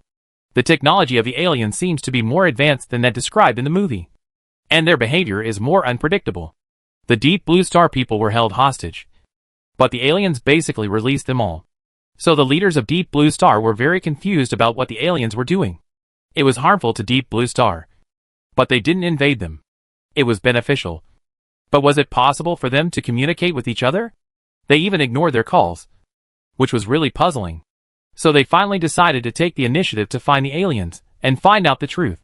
So there was this joint space plan of the 3 countries. They planned to use the most advanced technology in modern times to launch a probe that was more advanced than the Peace Messenger more than 100 years ago, and launch it to the location of the aliens. The purpose was to reach there and ask the aliens what was going on, even though they knew that the aliens might have left in a dozen years. The Deep Blue Star people knew that this was their only choice. If they hesitated, the aliens would really leave. This is actually true. It is true that the Star Alliance, led by humans, is interested in the Deep Blue Star people. But this time humans do not want to interfere too much in the development of Deep Blue Star. So after learning that the early exploration team was exposed, they ordered them to act in secret and plan to leave after taking some resources here, such as regularly sending spacecraft to Deep Blue Star to collect biosphere resources on Deep Blue Star. The Star Alliance, which has level 4 civilization technology, has technology that is unimaginable on Deep Blue Star. As long as they don't want the Deep Blue Star people to find out, then they can't find out. The simplest example is the full optical stealth technology of the Star Alliance spacecraft. As long as this technology is turned on, any optical radar on Deep Blue Star cannot detect it. If they investigate carefully, at most they will find that there are many fewer creatures on the planet, including plants and animals, just like they found those kidnapped people who were returned. But that's all. It is impossible for them to find the Star Alliance spacecraft in a hidden state. As for the Deep Blue Star people, humans have a certain understanding of them, but they have not enslaved them, and they don't even have the idea of accepting them into the Star Alliance. The reason is that it is too difficult to cultivate the intelligent life of a civilization to the 4th level of civilization. And humans don't want the Star Alliance to become an existence like the Galactic Heart Alliance. Humanity's current goal is to sail far, and there are already several Star Alliance members, which is almost enough. Humans believe that they can accomplish it independently. This is not only the confidence given by the Awakener, but also the confidence of humans in their own race. Therefore, for this Deep Blue Star civilization that is still in the primitive civilization stage, humans' attitude is to pass by, take a look, and then leave. It is for this reason that humans ignore the various electromagnetic wave calls of the Deep Blue Star people. Chapter 845. 9-8-3-21 Ignition. With the sound of ignition, a towering rocket slowly rose from a rocket launch base in the equatorial country. Its long blue flames pushed the hope of the entire Deep Blue Star people straight into the sky. Propelled by solid propellant, it soon broke through the 3rd cosmic speed of Deep Blue Star and became a satellite orbiting Deep Blue Star. But this is just the beginning of the rocket's journey in the design of the Deep Blue Star people. After this rocket is pushed into the Deep Blue Star orbit, it will first circle Deep Blue Star several times, use Deep Blue Star to accelerate, and then fly to the gas planet, which is the Great Een Star in the Deep Blue Star people's mouth, and then accelerate again. They're using the principle of gravity slingshot, and finally fly outside the local star system. During the next process, this latest generation of probe will do 2 more gravity slingshot accelerations, and on the last one, correct the direction and fly in the direction where the aliens were observed before. After that, the probe will have a slow journey of more than 10 years, and finally arrive near the meteorite belt where the aliens are. The probe itself carries an electromagnetic wave generator, which can send signals to the target location in the form of horn-shaped electromagnetic wave propagation in one direction. The Deep Blue Star people tried to actively contact the aliens in this way. The aliens' actions were beyond the expectations of the Deep Blue Star people. The expected aliens did not actively communicate, so they had no choice but to actively contact the aliens. The distance was very far, and even with the most advanced aerospace technology on Deep Blue Star, it would take 20 years to send the probe to the location of the aliens. Fortunately, Deep Blue Star had deep space exploration technology 100 years ago. Because of the Peace Messenger back then, the Deep Blue Star people had established a deep space network system to ensure that the probe could maintain contact with the planet. This is an international antenna network that supports radio communications and uses radio astronomy to detect the local galaxy and the universe. This network consists of multiple large antenna stations located in different locations, so as to ensure the all-weather and all-round communication of the Deep Pit probe. In order to maintain communication, this probe also has a high-precision gyroscope to ensure that the probe's high-gain antenna is always aimed at the Deep Blue Star. There are also many of the most advanced technological creations on the Deep Blue Star placed in the probe. It can be said that this probe is the most advanced deep space probe at present. From the moment the probe was pushed into space by the rocket, it has been shouldering an important mission to contact aliens and reveal the purpose of the aliens coming here.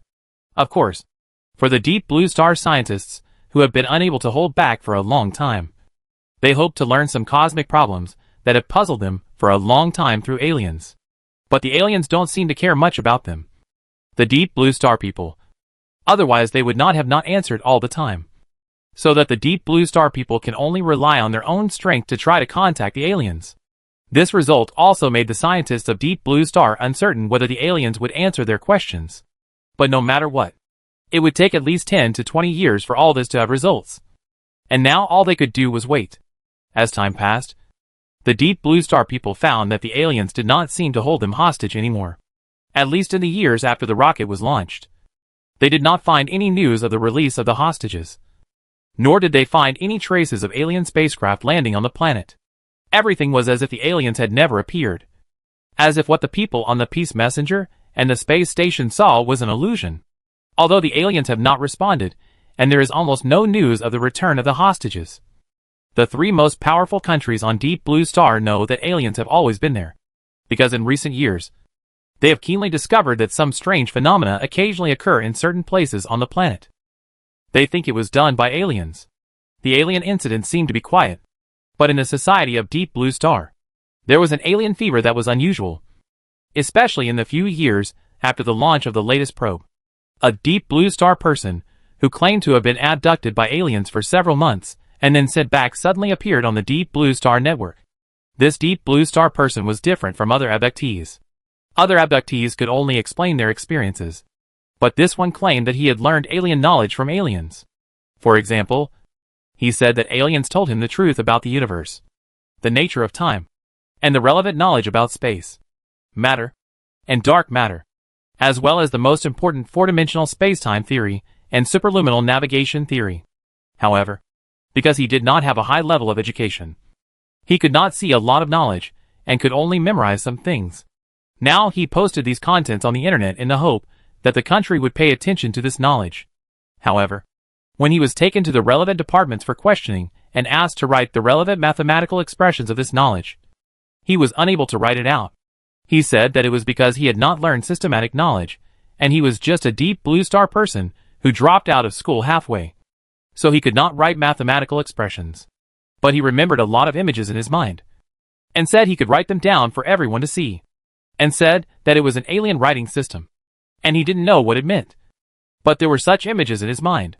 After saying this Deep Blue Starman really wrote a bunch of weird characters, and no one could understand it anyway. Obviously, the Star Alliance didn't know the nature of time, and it was impossible for them to tell him. But this Deep Blue Starman was quite boastful. It was estimated that he saw that other hostages had benefited, and after making sufficient preparations, he also pretended to be a hostage. This made it difficult for the relevant departments of the three countries of Deep Blue Star to distinguish the truth from the false. In the following years, many such people appeared on the internet of Deep Blue Star. And even in the following years, a bunch of alien UFO videos emerged on the internet of Deep Blue Star. And a wave of discussion about aliens was triggered among the people. The relevant departments of Deep Blue Star blocked a lot of such news. But perhaps because there were too many people held hostage at that time. And there were people who fabricated alien news to attract attention. It had reached a point where it could not be stopped. So they had no choice but to let it go. As time goes by, many inside stories about alien visits have been exposed. Although the relevant departments have denied it at the official level, there are already a large number of Deep Blue Star people who believe that aliens have really visited. In such an environment, some Deep Blue Star people even fantasize that they are the ones who were abducted. And then after some kind of experiment by aliens, they come back with superpowers. Chapter 846. This idea was actually made into a superhero movie under the promotion of some film and television organizations in the 13th year after the launch of the new probe. The general content is that a certain Deep Blue Star was taken by aliens for experiments. Due to unknown factors, the experiment went wrong, resulting in the Deep Blue Star being exposed to a large amount of gamma rays, causing the Deep Blue Star cells to mutate and gain superpowers. This gamma ray exposure is full of accidents, and even aliens cannot replicate it. In the end, the Deep Blue Star destroyed the aliens' laboratory and activated the alien space portal and returned to the Deep Blue Star. After returning to the Deep Blue planet, the Deep Blue Star gradually discovered his superpowers. He found that when he was angry, he would turn into a blue-skinned giant. In the giant form, he was invulnerable to weapons, and even missiles could not do anything to him. At the same time, as he got angry, his power would become stronger and stronger. After getting this power, the Deep Blue Star began to do justice and fight against various evil forces in the metropolis. Showing his personal heroism, the Deep Blue Star called this movie The Blue Giant. As soon as the movie was released, it received rave reviews from the Deep Blue planet. So the producers continued to shoot Big Blue 2 and Big Blue 3 in the following years. Seeing the success of this type of movie, other film and television companies on Deep Blue Planet were not willing to be left out. After digging up some alien information, they also launched their own science fiction movies. The content is similar, and it is also a story about the protagonist being taken away by aliens and gaining powerful power after being blessed by alien technology. Of course, these are just episodes that happened in the Deep Blue Planet society after the launch of the probe. After several such movies, the Deep Blue Star probe, which had been flying in space for 20 years, finally arrived at the meteorite belt. Here, the probe captured a series of pictures that shocked the Deep Blue Star. They saw countless spaceships shuttling in the meteorite belt and asteroid belt. There were the same spaceships that the space station personnel had seen before, and there were also larger spaceships than those. In the pictures, the Deep Blue Star saw those meteorites floating near the large spaceships. The size of each meteorite was not even 1/10 of the large spaceship. The large spaceship was displayed there like a giant in space. They didn't know how to search, but almost filled the entire camera. Seeing this, the Deep Blue Star people were shocked. They had never thought that the alien spaceship was so huge. Through simple comparison, they could easily find that the real size of the spaceship was just like a big island. In a trance, the Deep Blue Star scientists, who saw this big spaceship, suddenly came to their senses. They remembered that a hostage had said that he had gone to an alien planet. But now it seemed that was not the case. The mountains, blue sky and white clouds that the hostage saw should be on this huge spaceship. It's incredible. There is such a big spaceship. It is even bigger than the islands on our planet. Look at the meteorites floating near it. They are not as big as it. How did this alien make such a big spaceship? Looking at the pictures taken by the detector, the experts, scientists, officials, and leaders staring at the display screen in a control center somewhere on Deep Blue Star were shocked. They had never thought that a warship could be built so big. In their science fiction films and TV shows, the so-called spaceships are at most several times larger than aircraft carriers. And there are even smaller personal space shuttles. But now seeing a spaceship as big as an island, they all felt that their imagination had broken through some kind of limit. It's really too big. How big an engine would be needed to push such a massive spaceship? Nuclear fission or nuclear fusion? The Deep Blue Star people were shocked. For such a large spaceship, even if there is energy to push it, how can the aliens ensure that the structure of the spaceship will not collapse when pushing it? In other words, what materials do the aliens use to build such a huge spaceship? Yes, it's incredible. And you see, there are more than one such spaceship. This means that aliens already have the technology to mass-produce such spacecrafts, which is simply unimaginable. Well, look at the spacecraft that is the size of a giant island. Yes, those meteorites are moving. What meteorites are moving? Those are spacecrafts pushing the meteorites. Another deep blue alien pointed to the display screen next to him, which clearly showed meteorites. In the gaps between asteroids, there were smaller spacecraft shuttling. Oh! These aliens seem to be catching asteroids and meteorites. Oh my god! They use such a direct method. Look here. Those small spacecrafts directly push meteorites into the spacecraft that is the size of a giant island. Could it be that those spacecrafts that are the size of a giant island are their processing plants? Meteorite processing plant? What do the aliens do with meteorites? Mines. Well, it does seem like they are mining. What do they need so much minerals for? Who knows? Just keep watching the images sent back by the probe. Look over there. My god. There are so many spaceships. They are all huge island-type spaceships. The number is probably no less than 1 million. This alien civilization seems to have more than just a fleet. I don't know how many people can fit in so many huge spaceships. I'm afraid the entire alien civilization has come. Residential migration? No. It shouldn't be. If it was migration, they wouldn't have invaded us after discovering our deep blue planet. Maybe they found that our planet is not suitable for them to live on. It's possible. I guess they held us deep blue planet people hostage for experiments for this purpose. No. I don't think this is likely. Think about it. This alien civilization can come across the stars. How could they not have planet transformation technology? So in my opinion, they may be a wandering civilization. The kind of pirate civilization in science fiction movies? What pirate civilization? If it was a pirate civilization, why would we be talking about it here? That's true. Oh my god. Look at what that is. It looks like a bunch of hexagonal objects. The aliens seem to be building something here. It's so big. What on earth is it? It's incredible. They actually built so many hexagonal objects here. Have you noticed that the density of meteorites and asteroids in the meteorite belt is much smaller than what we photographed before by the Peace Messenger? In other words, this alien civilization is capturing all kinds of asteroids and meteorites. It's only been a few years, and it can make this asteroid belt thinner. This efficiency is too high. Yes, it's hard to imagine. Is this the technological strength of aliens? What do you see?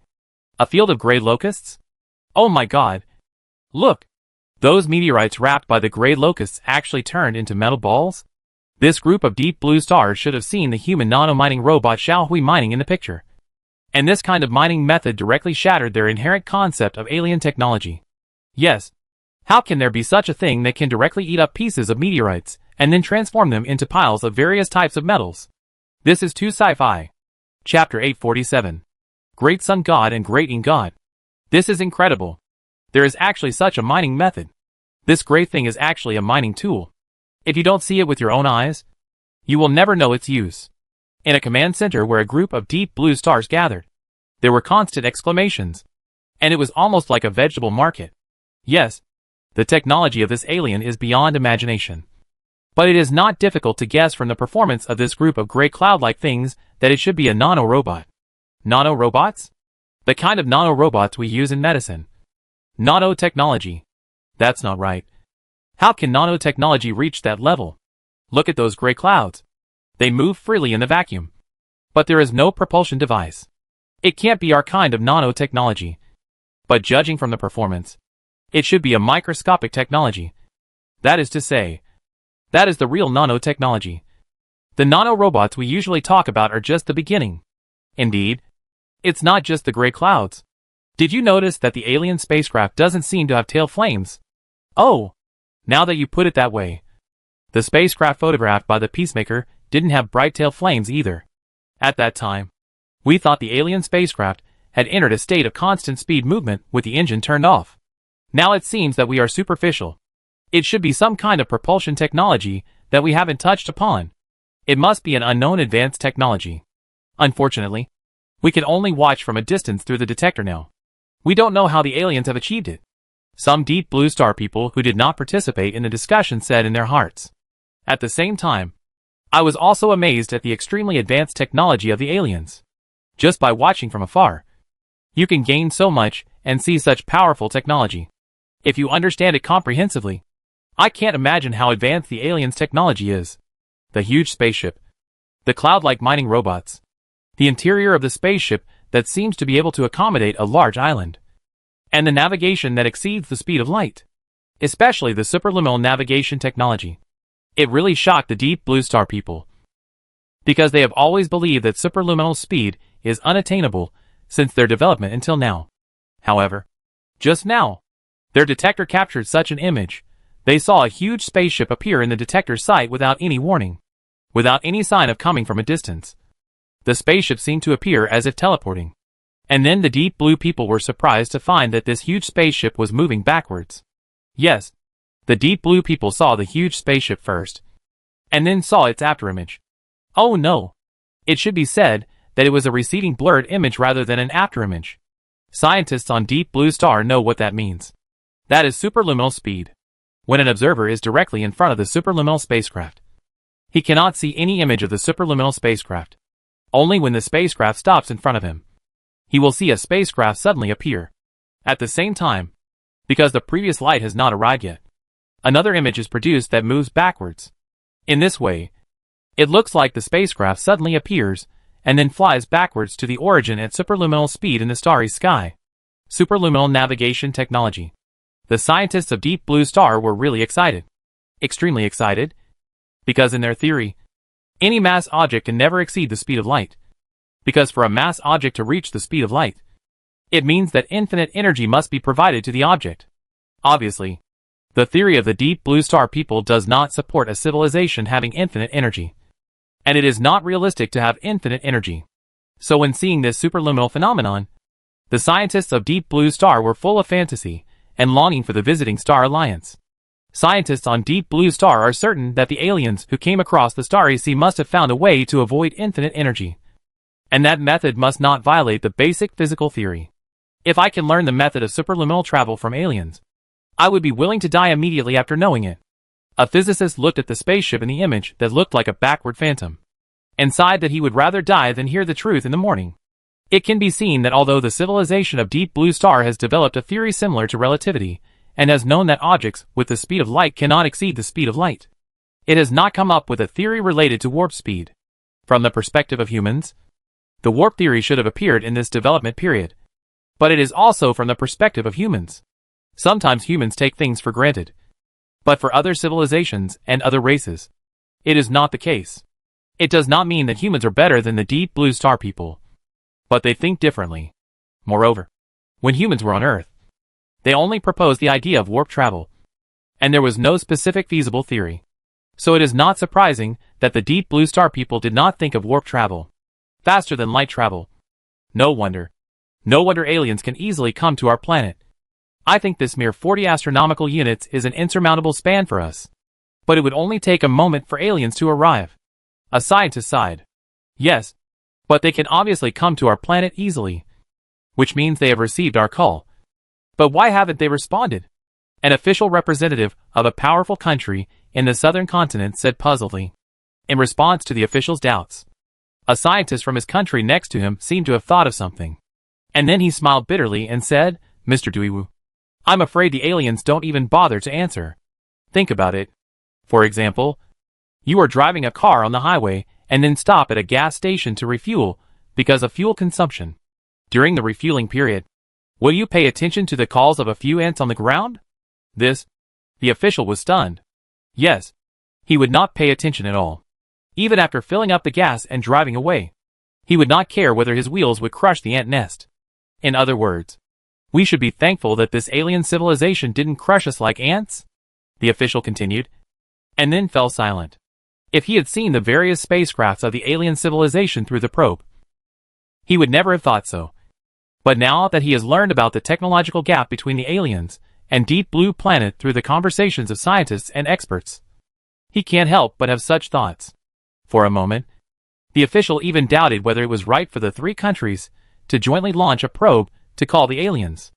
If they didn't call, maybe the aliens would just leave and nothing would happen to Deep Blue Planet. If they called, there might be more variables. But now that things have come to this, neither the scientists nor other senior leaders can give up. And they can't give up. Now it depends on whether the aliens will pay attention to the call of their group of shrunken ants. Because the detector has been sending electromagnetic wave information to the aliens since it arrived at the meteorite belt. Chapter 848. Hey, the aliens don't seem to have found our detector. After a while, seeing that their detector was getting closer and closer, but there seemed to be no response from the aliens. A Deep Blue Star man couldn't help but say, Didn't find it? Do you think it's possible? Another Deep Blue Star man in the command center shook his head. Okay, just ignore what I said. They should have found it. Wow! Look! They really found our detector. And a small spaceship flew towards our camera. Oh my great sun god and great god. Don't hit it! This spaceship also appeared in front of the detector at a speed of superluminal speed, about 0.1 Australian dollars, and then slowly approached the detector in a conventional way. When it was far away, the Deep Blue Star people did not think that this spaceship was big, but as the spaceship gradually approached, all the Deep Blue Star people in the Deep Blue Star Ground Command Center were shocked again. They found that this alien spaceship was larger than any other they had seen before, and its appearance seemed different. This spaceship is bigger and looks like a large melon seed. Of course, it is similar in shape, not exactly the same as a melon seed. When the Deep Blue people saw this spaceship, their first reaction was not to be shocked by its huge size, but to think that it was beautiful.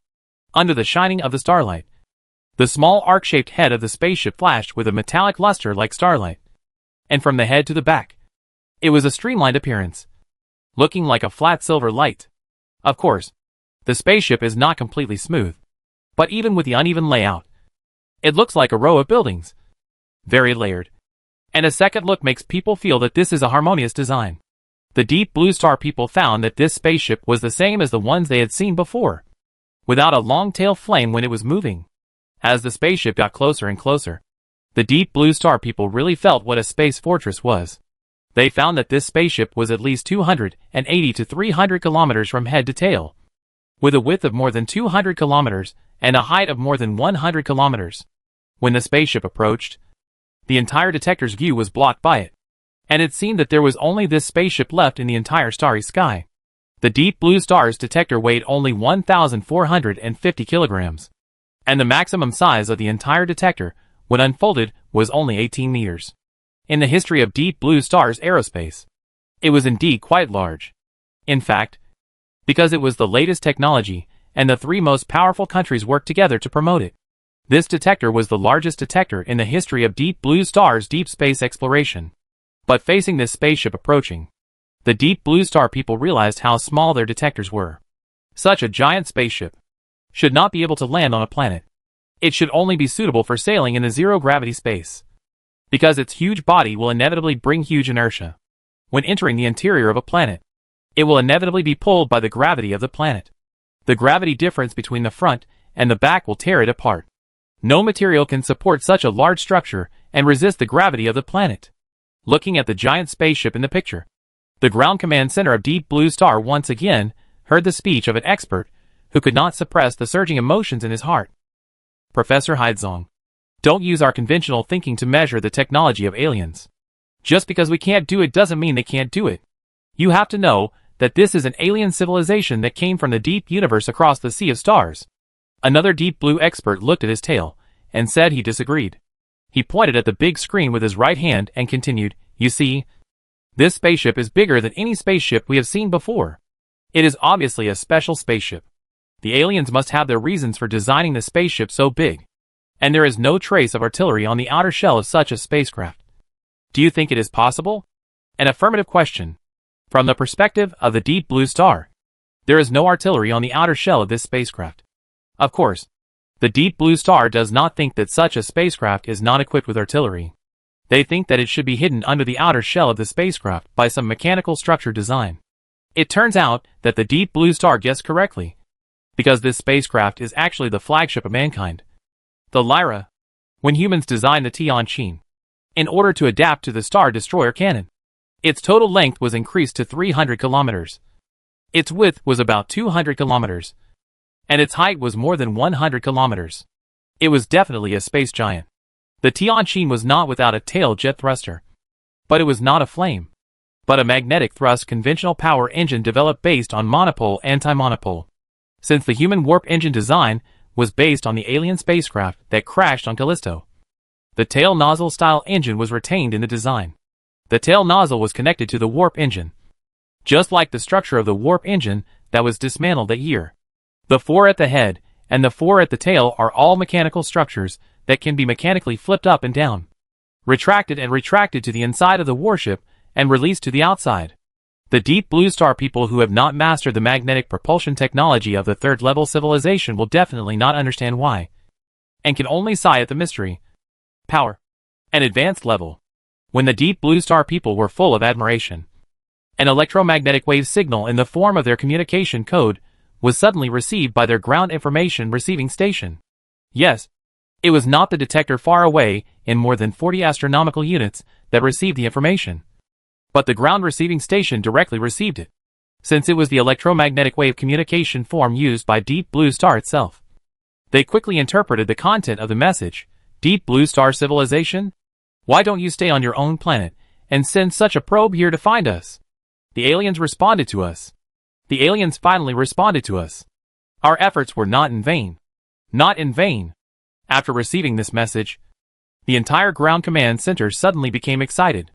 Even some Deep Blue Star scientists were full of enthusiasm. Yes, that alien civilization with godlike technology finally responded to our call, and called us Deep Blue Star civilization. Civilization. This is an affirmation of us. It's great. Humans can't imagine that a single word from them can cause such a situation in the command center of Deep Blue Star. In fact, there is more.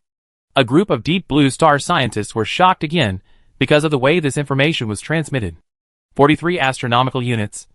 The information arrived in an instant. That's superluminal communication. A scientist murmured. Another physicist standing next to him became excited. This is quantum entanglement? Ghostly quantum entanglement really exists. My research direction is correct. The aliens must have achieved superluminal communication through ghostly quantum entanglement. My research direction is correct. Other deep blue star people also took over the conversation. Yes, the aliens directly sent the information to us directly without our detectors. Which means that they have definitely established quantum entanglement communication on our planet. Which means that we only need to send the reply information from here. And they can receive it. Yes. It's amazing. I thought that even if the aliens responded, every conversation would take a long time. But I didn't expect that we could actually have real-time conversations. I have to say that the deep blue star people have a strong ability to make up their minds. Unfortunately, the preconceived guess was wrong. And the superdistance real-time communication of quantum entanglement is not feasible. Chapter 849. Great civilization. We have discovered your arrival. So we have tried our best to find you. We want to say hello to you, and also want to communicate with you. You may not know that our deep blue planet has never encountered any alien civilization since its development. Your arrival has let us know that we are not alone in the universe. We are very grateful. Of course, we also want to know the purpose of your coming to our deep blue planet and where you are from. We don't know if there are other civilizations in the universe. Oh, and everything in the depths of the universe. We are very curious. In the past, we could only watch from afar through telescopes. Now we have such an opportunity, and we don't want to give up. If you don't mind, I wonder if you can tell us something about the universe. When they wanted to call humans, the deep blue people found that they didn't know how to call this alien civilization. After a pause, they directly called it the Great Civilization. As for the way of communication, the deep blue people did not send the command to the detector and then let the detector pass it, but directly encoded it in the command center and then emitted electromagnetic waves to the space through the ground radar antenna array. The deep blue people felt that the Great Civilization could receive the information, because they firmly believed that this Great Civilization mastered quantum entanglement long-distance communication. Preconceived ideas made fate play a joke on the deep blue people, especially after their message was responded to instantly. They were more certain that the aliens had mastered quantum entanglement long-distance communication. You can call us the Star Alliance. The full name is the Star Alliance. After receiving the reply, the deep blue people responded excitedly, okay. Great Star Alliance. No wonder there are so many different intelligent life forms. It turns out to be a civilization alliance. The deep blue people in the ground command center thought to themselves that their attention was focused on the Star Alliance. After all, everyone knew that there were many kinds of aliens before. So they ignored the Star Alliance in the full name of the Star Alliance. You have come all the way to find us. We have seen your desire to communicate and your curiosity. And of course your courage to explore. That's great. So in return for your efforts, you can ask some questions, and we will answer the ones we can. Hearing this, the deep blue stars became excited, and they all felt that their efforts were not in vain, and that the original decision was correct. Excuse me, Great Star Alliance, did you come here beforehand knowing that we were here? The deep blue star people in the ground command center were very excited to be able to communicate with such a powerful alien civilization. After a brief discussion, they asked this question. At the same time, they also asked the relevant personnel to immediately notify the leaders of the 3 countries directly involved in this matter, and tell them the good news. You asked this question probably because you want to know some information about the advanced civilization in the universe. In fact, we did not know that you were here in advance. It was just a coincidence that we came here and found you. The universe is so vast, and the starry sky is so vast. No civilization can know what is hidden in the vast universe in advance. And we are no exception. How vast is the starry sky? We are no exception? The scientists of Deep Blue Star obviously noticed the key words. The information was presented in the language of the Deep Blue Star people, and they could easily read the meaning of the words. In other words, you are just passing by? Then can you tell us where you are going? The strong desire for knowledge and curiosity made the Deep Blue Star people look at the display screen. Yes, just passing by.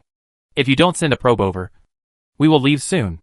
As for where to go, we can only tell you that when we, as intelligent beings, first looked up at the starry sky, the curiosity deep in our wisdom had already set sail for knowledge.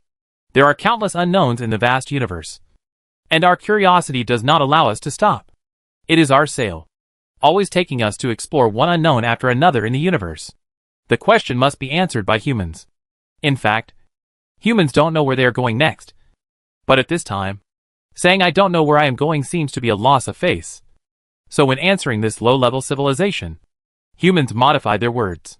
Such an answer was obviously more noble, and instantly made the Deep Blue Star people in the command center look respectful. Everyone thought to themselves, too great, not at the same level as us. When will our Deep Blue Star civilization be able to travel the universe and explore the unknown, like this great star alliance? Ah! Such an ideal is the lifelong pursuit of our generation of astronauts. And the goal of our Deep Blue Star people should be the Sea of Stars. Great Star Alliance. May I ask how you achieve superluminal travel? As far as we know, physical theory does not support the existence of superluminal travel. Finally, some scientists couldn't help themselves and asked the command center to send a message to ask the question that had troubled them for a long time.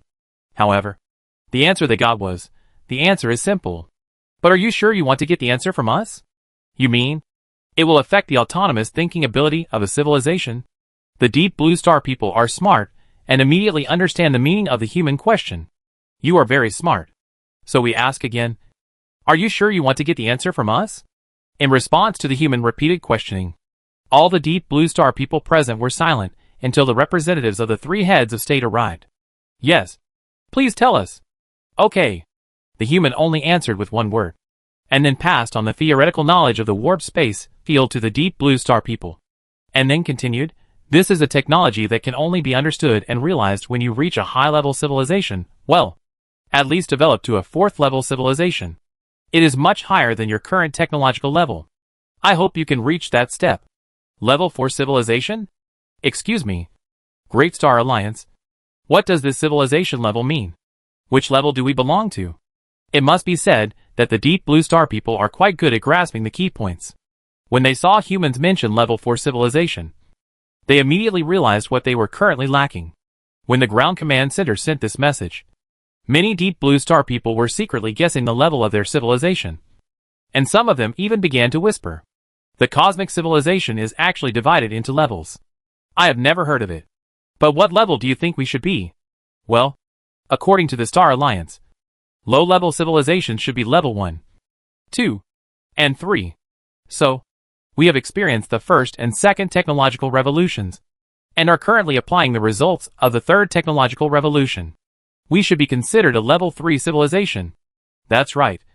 That makes sense. So if we work harder, we will be able to understand the warp space theory given to us by the Star Alliance. No wonder the Star Alliance said that telling us directly would affect our independent scientific research capabilities. Yes, but it's worth it. Chapter 850. Think about it. It makes sense that each technology is comparable to the previous level of civilization. The first technological revolution was marked by the invention of the steam engine. Since then, our Deep Blue Star civilization has entered the machine age, and the level of productivity is simply overwhelming the simple farming and animal husbandry era. Perhaps it was because humans did not respond immediately this time, so they had time to whisper. That makes sense. Since civilizations are divided into different levels, a higher level of civilization will definitely crush a lower level of civilization. Just like the war between industrial countries and tribal countries that occurred in the southern continent in history. Indeed, this is real history. When the second scientific and technological revolution, marked by the invention and use of electricity, broke out, the countries that led the electrification era also crushed the countries in the steam era. And now we have completed the third scientific and technological revolution. In front of us, who have mastered atomic energy, electronic computers, space technology and bioengineering technology. The second-level civilization is also vulnerable. We have comprehensively crushed the second-level civilization in many fields such as information technology, new energy technology, new material technology, biotechnology, space technology, and marine technology. Yes, I didn't expect that we have already developed to the third-level civilization. It seems that the Great Star Alliance must have seen our development achievements and recognized us as a civilization. The Deep Blue Star civilization. When we meet other alien civilizations in the future, we can call ourselves the Deep Blue Star civilization. At the Ground Command Center, A group of Deep Blue Star people were immersed in the pride of being a third-level civilization. It's a pity that humans didn't install surveillance here, nor did they invade their systems to eavesdrop on their conversations. Otherwise, they would definitely give a thumbs up to their imagination. After a while, the Deep Blue Star people stopped discussing, because in their eyes, the Great Star Alliance's answer came. Originally, there was no distinction between civilization levels in the universe. But because many ancient civilizations discovered that when a civilization breaks through and masters a certain theory or technology, it will become stronger than before, and can even easily crush civilizations that have not yet mastered this theory and technology. Therefore, they divide civilizations that have mastered those theories and technologies into levels. Level 1, 2, and 3 civilizations belong to low-level civilizations, also called aerospace civilizations. Above them are level 4, 5, and 6 civilizations, which belong to interstellar civilizations. And above that are illusory cosmic civilizations. As soon as the news came, the Deep Blue Star people who had just been whispering became excited. Everyone shouted in their hearts, "Sure enough! Sure enough! We have indeed developed to the third level of civilization. After all, only after the third technological revolution can we have the ability to land on near-Earth planets." The term astronaut-level civilization is quite appropriate. In this way, as long as we complete the fourth technological revolution, we can truly set foot on the interstellar. Interstellar civilization should be a civilization that has the ability to travel between stars. It seems that we Deep Blue Star people are not bad. That must be the case. If we master superluminal navigation, we will become an interstellar civilization. And now the Star Alliance is so generous to tell us the scientific theory of entering interstellar civilization. It's so precious. Thinking of this, some Deep Blue people couldn't help but think that the Star Alliance is a multi-civilization alliance. They thought to themselves, doesn't that mean that the Star Alliance ignored us before? Probably because we don't have the ability to travel at superluminal speed? If we have the ability to travel at superluminal speed, maybe the Star Alliance will invite us to join. It's a pity. The Sea of Stars. I don't know if the Star Alliance will take us if we apply. Hey, the Sea of Stars is really fascinating. I don't know what the scenery is like in the depths of the universe. I don't know if I will have the chance to see it in this life. Except for some people who imagine the future and regret. In the ground command center, the Deep Blue people shook their tails excitedly, thinking that the information obtained from this inquiry is too critical and too important. After all, knowing one's level in the universe is equivalent to recognizing one's position. However, the Deep Blue Star people who were in a state of excitement were completely broken by the next message that appeared on the big screen. The message said, "In our universe or our Milky Way, there are almost no cosmic civilizations. At least we have not seen them. They may have gone to a more distant place. Or they may just be too disdainful to show up in front of us.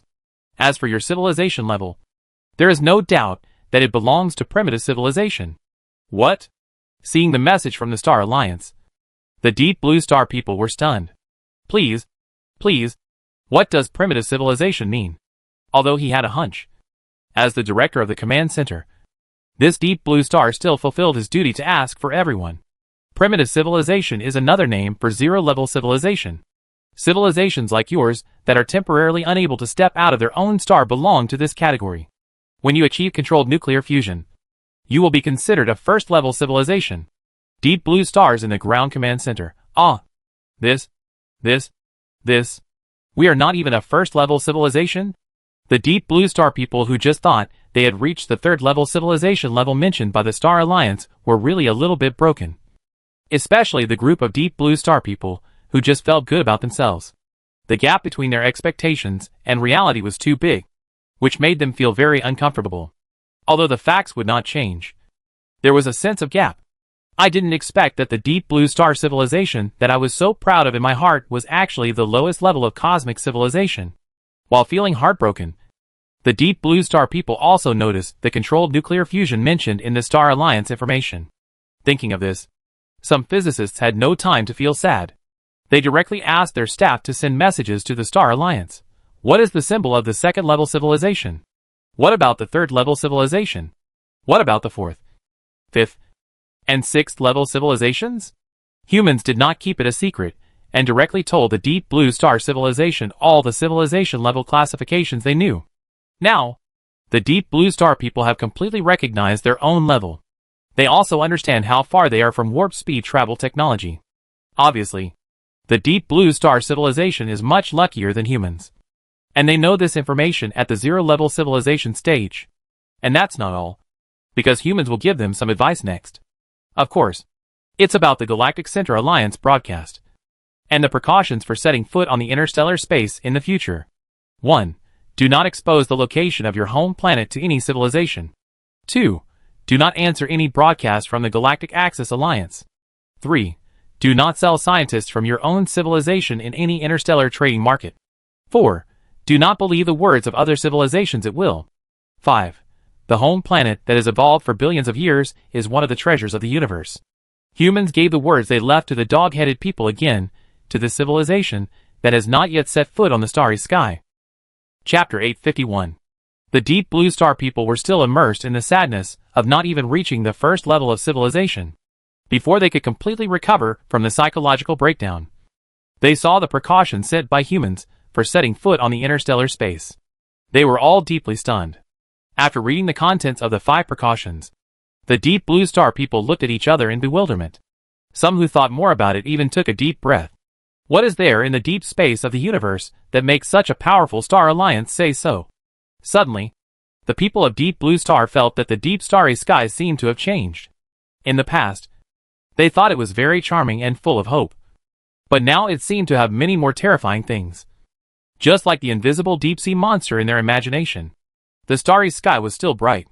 But there were many more eyes. They were like the eyes of fierce starry beasts, waiting for the civilizations that stepped into the starry sky to approach, and then opened their bloody mouths to eat the entire civilization in one bite. Don't expose your position to any civilization. Doesn't it mean this big universe is always in danger? And civilizations that expose their positions will be destroyed. Looking at the 5 precautions, the Deep Blue Star Ground Command Center immediately exploded. The Deep Blue Star people here did not hesitate at all and synchronized the information to their heads of state. That must be the case.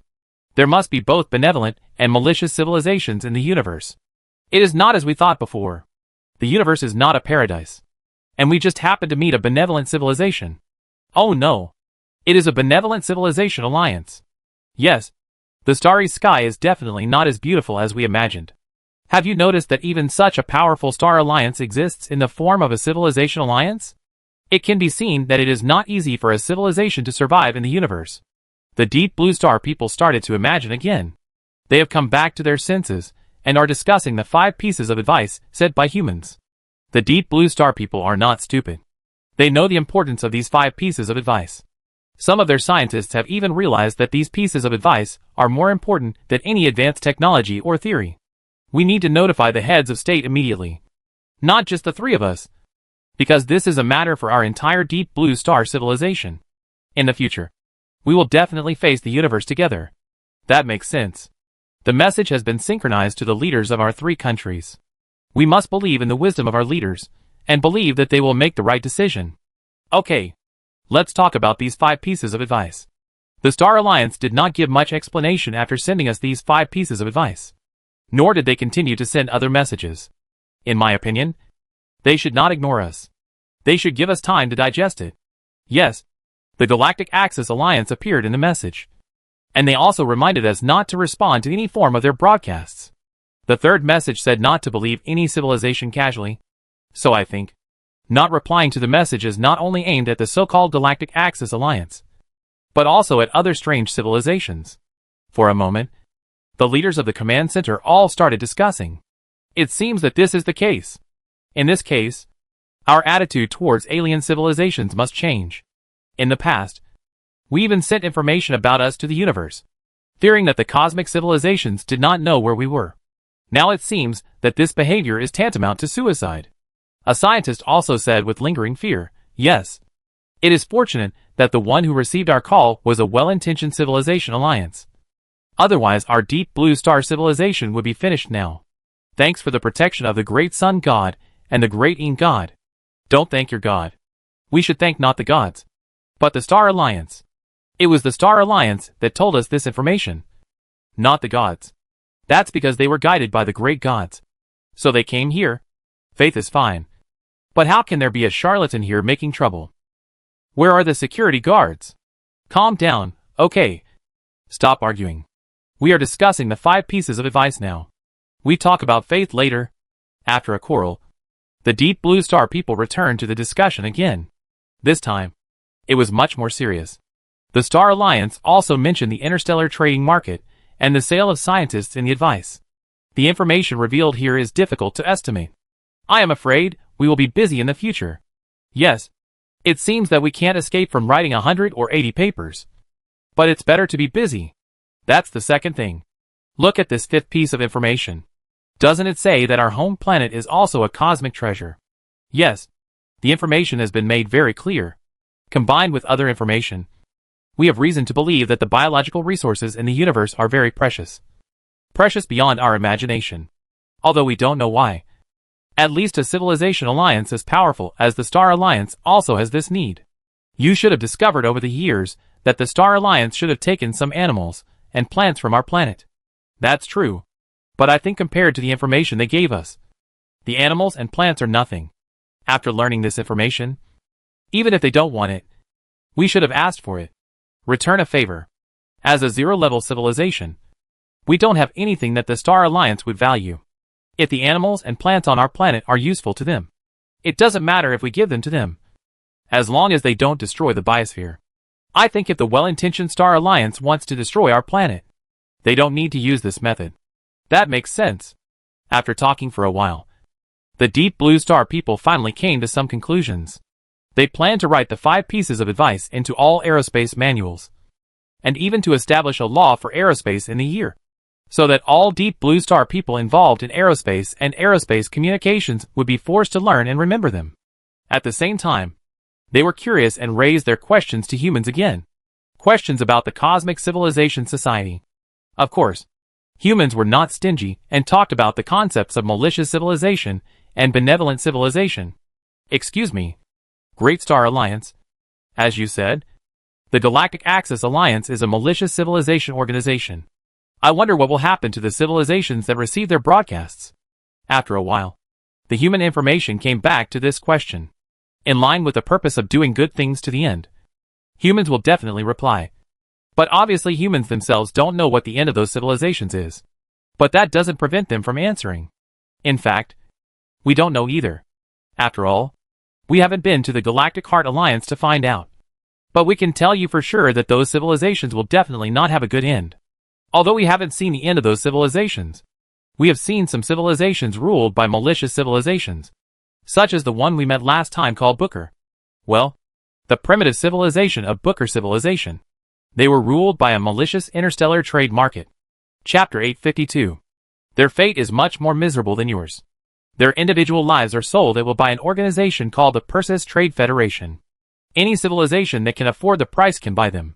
Their people are no longer noble intelligent life in the eyes of other civilizations, but commodities. If they are commodities, they will inevitably become the research objects of other civilizations. The cosmic civilization can easily understand their genetic sequences. Everything on their home planet is no longer a secret. This is a terrible thing, because they are transparent to other civilizations. Booker civilization. A lamentable civilization. Although they tried to escape their fate, it was obvious that such efforts were in vain. Humans were very patient and kind in narrating to the Deep Blue Star civilization, just like the Awakeners gave them the knowledge of the universe. One is a civilization that can't even leave its home planet, and the other is a civilization that has the ability to travel at warp speed and destroy planets. No matter how hard they try, they can't change their fate unless they get help from other civilizations in the universe. Unfortunately, Booker civilization took the wrong path. They chose to dance between the major civilizations. From that moment on, they were destined to get no help. At this point, the leader of the Deep Blue Star ground base couldn't help but ask, "Excuse me, Great Star Alliance, we don't quite understand what you mean by insight into the gene sequence. Is this what you mean by not selling your own scientists easily? Well, you are teachable. You are very conscious. And there is indeed some connection between the two." The tachyon information sent by the Lyra in the starry sky was instantly transmitted to the Deep Blue Star orbit, where there was a full optical band invisible detection spacecraft acting as a communication relay station. Then, the signal was converted by this detection spacecraft into an electromagnetic wave signal and sent to the Deep Blue Star ground base through the Deep Blue Star's global network system. But the most important thing is your genetic code. Gene code? The biologists at the Deep Blue Star ground base were stunned. They didn't expect that the Star Alliance, with such advanced technology, would actually talk about the genetic code. They couldn't believe what they saw. This thing called the genetic code. The Deep Blue Star biologist knew very well that the genetic engineering of his race had been completed, and all the base pairs had been counted. It should have been deciphered. But now the Great Star Alliance was talking about the genetic code. As a biologist, he was very sensitive to such things. So he didn't think too much and shouted to the communicators in the base, asking them to send a message to the Star Alliance. What he didn't know was that humans had long known about their frontier base representing Deep Blue Star through the Deep Blue Star network. So when he shouted, humans knew it. Yes. Genetic code. This involves genetic traps. Humans introduced the dangers of genetic codes being analyzed by other civilizations. The most basic is genetic trap technology, which is probably to genetically modify certain biosphere resources and sell them to the other party, causing the other party to buy them and cultivate them for dozens or hundreds of generations before problems occur. This is a primary trap technology. There are also some advanced misleading genetic modifications. Civilizations with advanced genetic technology can cultivate certain animals and plants to produce seemingly real animals and plants. When these animals and plants are purchased by other civilizations or placed on life planets, they will lead the other party into a certain technological dead end in the development of biotechnology. This is a genetic technology trap, which will unknowingly block the development prospects of a civilization's genetic technology. That is to say, a civilization with advanced genetic technology, with samples of native organisms from other civilizations, creates a batch of artificially adjusted genomes, and allows them to reproduce and develop into a seemingly natural biosphere. You must have thought that these biosphere resources that have been artificially modified by humans are worthless.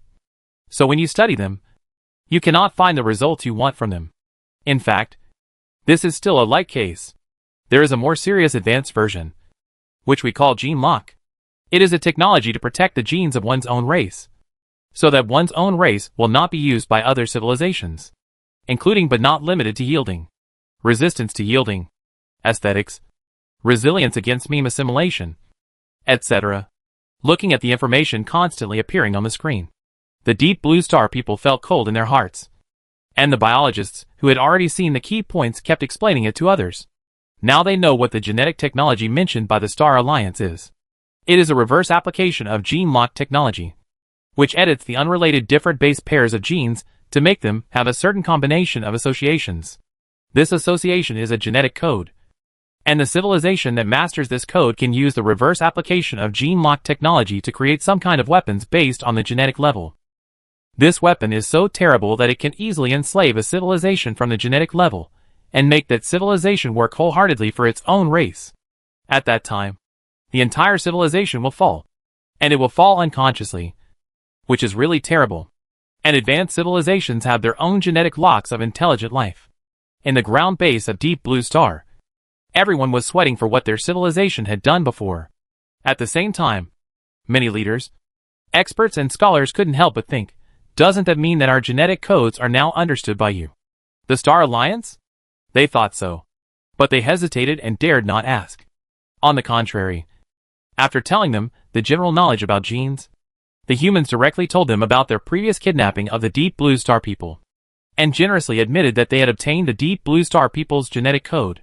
Of course, the humans finally explained that we are a benevolent civilization alliance, and we will not create any genetic weapons against you Deep Blue Star people. Because if we really want to kill you, the cost of genetic weapons is too high, and it is faster to blow up the planet with one shot. This statement made the Deep Blue Star people refresh their understanding of the powerful Star Alliance. Humans also told the Deep Blue Star people, we have helped you deal with your peace messenger, and will not let other civilizations discover you. In order to let the Deep Blue Star people understand the dangers of the universe, humans also patiently told them the story of another civilization, the Adderley civilization, which was wiped out by an evil civilization. This time, humans did not give the Deep Blue Star people technology, but only taught them some basic common sense about the universe society. The Deep Blue Star people who already understood the pros and cons did not have any dissatisfaction with this, but were more grateful. In their hearts, they had already regarded the Star Alliance as a mentor, They realized that they were really lucky to have met such a kind star alliance. Chapter 853. What is good and what is evil? Looking at the information said by humans, the Deep Blue Star people could not help but think about these two concepts that have existed since ancient times. In the past, they only judged the good and evil views within the Deep Blue Star society. But now they have to rise to the level of cosmic civilization. Through humans, they gradually understood that the cosmic society is a society without rules. So there is no standard for good and evil. They can only say that some civilized behavioral codes are good if they meet their own moral standards. And vice versa. However, behaviors that some civilizations consider evil may be great goodness in the eyes of other civilizations. The cosmic society is a jungle with many animals. It is difficult for herbivores to have a common worldview with meat-eaters. As the saying goes, birds of a feather flock together. The Deep Blue Star people think that their moral values are very similar to those of the Star Alliance. At least they think so when it comes to treating aliens. As for the Star Alliance taking biosphere resources on the Deep Blue Star, the Deep Blue Star people have no complaints after they figured it out. On the contrary, they feel that it is not enough. That is why they suddenly feel that the Star Alliance is too kind and too generous. The Deep Blue Star people have already understood that many of the knowledge that the Star Alliance has said is actually obtained through hardships. And some are valuable experiences gained after experiencing wars, or obtained from the dangerous interstellar trading market. Every piece of information is extremely valuable. And the Star Alliance is so generous to tell them this valuable information. They deeply realize that although this knowledge does not involve technology, it can help their Deep Blue Star civilization, which has not been exposed to other cosmic civilizations, avoid many fatal traps. There is nothing wrong with calling it a beginner's guide to surviving in the universe. From this perspective, it is really nothing for the Star Alliance to take some things from their own planet. Even after this, many Deep Blue Star people propose that in order to repay the Star Alliance, Deep Blue Star should be directly open to the Star Alliance. This proposal was quickly unanimously agreed by the three most powerful countries on Deep Blue Star. The leaders of the three countries reached a consensus as soon as they discussed it. They even went a step further and planned to invite the Star Alliance to travel to their planet. Since they disagreed anyway, and the Star Alliance was here, they might as well take the initiative to invite them and put the matter on the table. Moreover, there is another benefit to doing so, which is to directly disclose the existence of aliens to the world. All at once, the leaders of the three countries unanimously agreed that the benefits outweigh the disadvantages of doing so. First, it can open the eyes of the people of Deep Blue Star to the universe. And second, it can speed up the process of unifying the countries of Deep Blue Star, so that the three countries can represent the entire Deep Blue Star from being a private operation between the three of them to a truly legal authority representing the entire Deep Blue Star. The third is to correct the beautiful vision of the Deep Blue Star people for the cosmic society and establish a correct cosmic view. As soon as they said it, the leaders of the three countries, after some discussion, immediately secretly established a basic rights framework called the Deep Blue Star Military and Political Union, and issued a formal invitation to the Star Alliance, inviting the Star Alliance to come to the Deep Blue Star for inspection. At the same time, they also solemnly applied to the Star Alliance with a very formal document, indicating that the Deep Blue Star was willing and voluntarily applied to join the Star Alliance. The inspection was nothing, but this application surprised humans a little. If it were in the past, humans might have agreed. But things are different now. Although humans also hope that the Star Alliance they lead will have many races to make up for possible racial deficiencies, this is bound to be unpredictable. Therefore, it is possible that even if they rule over tens of thousands of intelligent life races and civilizations, there will not be a single existence that can make up for the ideological deficiencies. And those with special potential to develop into special technologies are even rarer. Otherwise, the Galactic Heart Alliance would have been invincible long ago. After understanding the reason, humans also changed from the initial desire to rule over tens of millions of races to a mentality of dispensability and letting things take their course. It is not easy to cultivate a civilization, so humans were not as excited as before after discovering the Deep Blue Star. Besides, the Star Alliance actually has Booker-type creatures now, which were bought by humans from the Dynamic Picture civilization. Now their scientists are still at the level of first-level civilization. There is no difference between one more Deep Blue Star civilization and one less Deep Blue Star civilization. However, since the Deep Blue Star people have such a request, humans did not decisively refuse. and of course did not immediately agree. Instead, they told the Deep Blue Star that the time was not right yet, and that they could become a provisional member first and wait until the time was right before joining the Star Alliance. As for when the time was right, that was up to humans. To be on the safe side, humans had to reach the 5th level of civilization at least. Of course, humans did not tell the Deep Blue Star this explicitly. Are you going to leave later? If we want to find you in the starry sky after we reach interstellar civilization, which direction can we go to find you? The Deep Blue Starman asked. This question stumped the human. The starry sea is vast. It is fate to meet again. It is normal not to meet. When you really step into the starry sky, you will understand. The human representing the Star Alliance said this, and then continued to express with emotion, as if he had made some resolution. If you really still have the mind and the ability, find a way to go on a long voyage. A long voyage? Yes. You may not find us in other places, but we will definitely be on the way to the long voyage.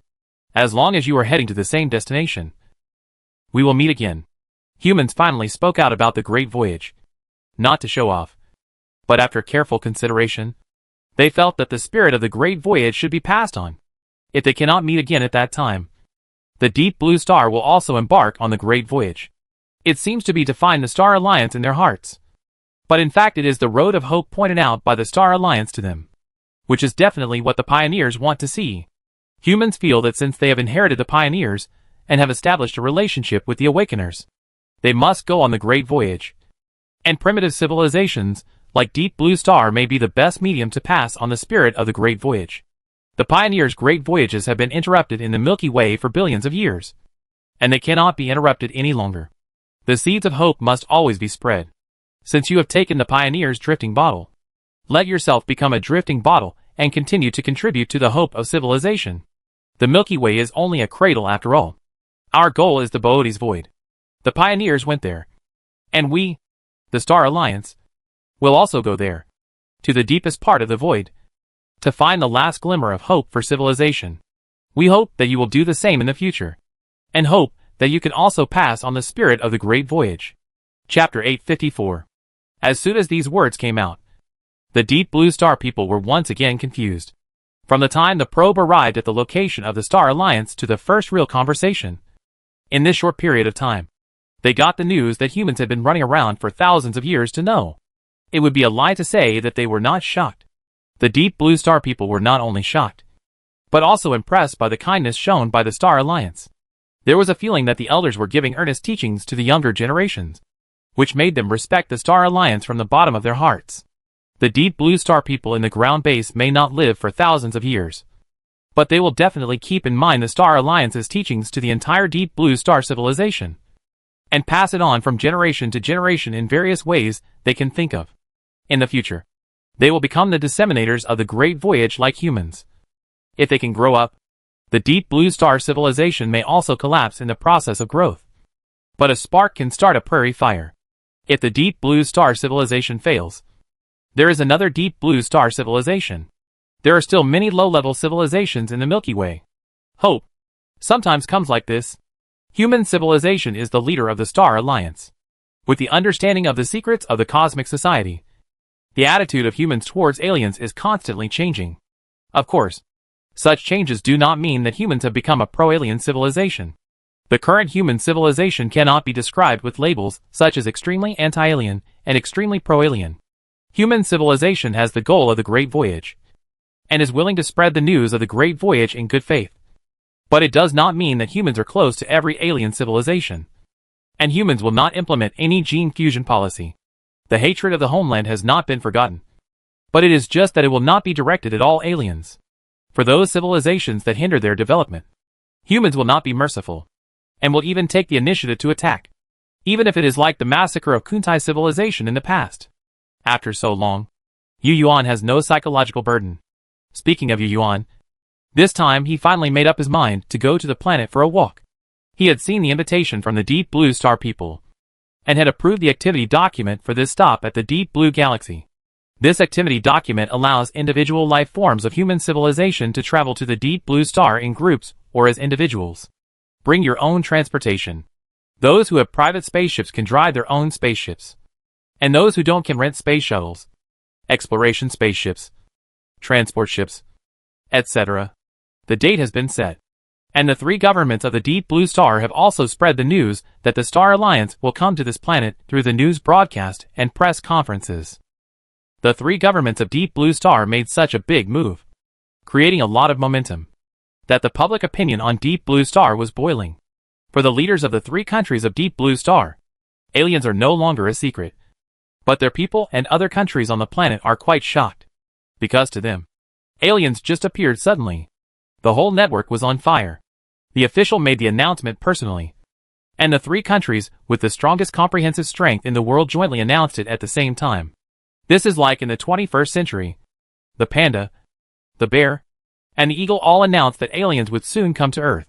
This is much more reliable than the various prophecies that came out of a mysterious Mayan civilization that only exists in bragging. In fact, in the era of Callisto on Earth, archaeologists have proved that it was the bragging of the Ansa people. The so-called most glorious and prosperous period of Mayan civilization was the era of the powerful Han dynasty in the East, the world's number one. Unfortunately, a bunch of archaeological evidence was destroyed along with the Earth. In other words, the information about the aliens' arrival was all over the Deep Blue Star network. Almost at that moment, every Deep Blue Star was asking about the landing point of the aliens, just wanting to take a good look at what the aliens look like.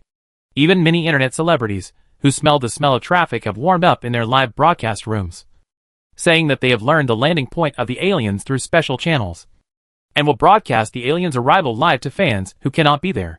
Some internet celebrities even boasted that they have interviewed aliens for traffic, saying that fans can ask any questions they want to ask the aliens during the live broadcast. Ordinary Deep Blue Star people on Deep Blue Star are of course curious, and have many questions to ask the aliens, such as what the aliens look like, whether they poop, what they eat and drink, whether they sleep, etc., etc.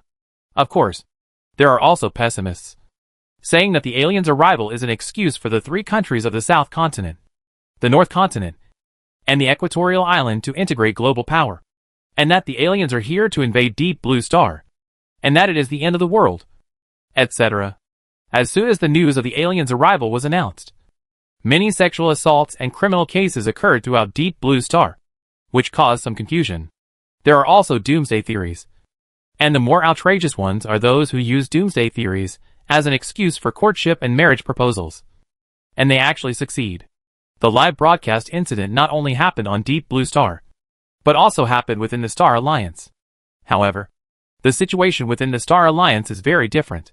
The live broadcasters within the Star Alliance are all humans, and the audience fans are not limited to humans, but also include Qian people, Kuntai people, Nair people, and dog-headed people. The network within the Star Alliance is interconnected, but each civilization has its own firewall. But these human broadcasters and netizens from many civilizations have some skills and can set up ladders. In addition, the Information Management Department of human civilization is also relatively lenient on such things. So there is a relatively relaxed network environment, making this cross-civilization live broadcast possible. Now many human anchors are also warming up in their own live broadcast rooms. But unlike the Deep Blue Star people, the anchors on the human side are mainly introducing the vehicles they are about to ride. Those who have private spaceships show off their private spaceships, and those who have a set of self-modified tactical armor show off tactical armor. Many mechanical modification studios and tactical armor accessories stores also took the opportunity to advertise and provide these anchors with free modified tactical armor. Suddenly, the people of the Star Alliance also became lively. Many people who had not set foot on the surface of the planet for a long time also wanted to take this opportunity to visit the Deep Blue Planet. After all, they had heard that the scenery of the Deep Blue Planet was very good, and it was said to be more beautiful than the Earth, especially the scenery at night, which had a dreamy and blurred beauty. They wanted to experience it. Yu Yuan was a member of the Earth Nostalgia group. This time he really wanted to see the scenery on the planet, relax his mood and release stress. However, he definitely did not drive a private spaceship to go there, but drove the Tianqin directly to land on the planet. Speaking of which, this was the first time that the Tianqin landed on a planet since its launch. Chapter 855. When the day of landing came, all kinds of spaceships of all sizes gathered in the orbit of Deep Blue Star. They all sailed directly at warp speed to the vicinity of the planet's orbit before switching to conventional power. One spaceship after another appeared from nothing in an instant. And then the spaceships began to retreat layer by layer in the eyes of the observers. This situation fell into the satellite vision of the Deep Blue Star people. And then, it was broadcast live by the official channel, and began to introduce the Deep Blue people on TV. This was a satellite TV live broadcast, because they knew when the Star Alliance would come. The Deep Blue Star people had already turned their orbital satellites around, and changed the cameras from facing the planet to facing outer space. So as soon as the human spaceship appeared, they saw it. After all, humans were not hiding. And this kind of footage also made the Deep Blue Star people on the planet, who were squatting in front of the TV waiting, enthusiastic and even climaxed. It turned out that the news jointly announced by the three countries was true. Aliens really existed and really came at the time they announced. This was the first time that the people of Deep Blue Star saw an alien spaceship in the true sense. Everyone stared at the TV, afraid of missing a glimpse. After all, this kind of scene might only happen once in a lifetime. Dad, Mom, that's not teleportation. Nor is the alien spaceship moving backwards. It's their spaceship exceeding the speed of light. It's said to be warp speed. Those Deep Blue Star people who knew some physics didn't forget to explain to their family or friends why the alien spaceship had the phenomenon of backward double images. And they showed off. Okay. It's superluminal speed. It's a visual illusion. But what is warp speed? A Deep Blue Star named Tool was one of the people who explained alien spaceships to his parents in front of the TV. But he was stumped by his old father's question. Although his academic performance was good, even the most powerful physicists in Deep Blue Star did not understand the specific principles of warp speed before the aliens appeared, let alone him. Fortunately, after confirming that the Star Alliance had arrived, in order to let the public understand the Star Alliance, the official departments of many countries have done some popular science on this. As a Deep Blue alien with good academic performance, he still understood some of it. Dad, the specific details and formulas are probably not understood by the greatest physicists. I only know that the so-called warp speed seems to be a way of sailing that distorts space to make the spacecraft move without moving. It is said that it is achieved by a grand unified force field. It is very advanced. It is said that the alien spacecraft called Star Alliance has a speed of dozens of times the speed of light. The speed of light is the speed of light. Faster than the blink of an eye. Yes, Mom. It's the speed of light, which can circle the planet 8 times per second.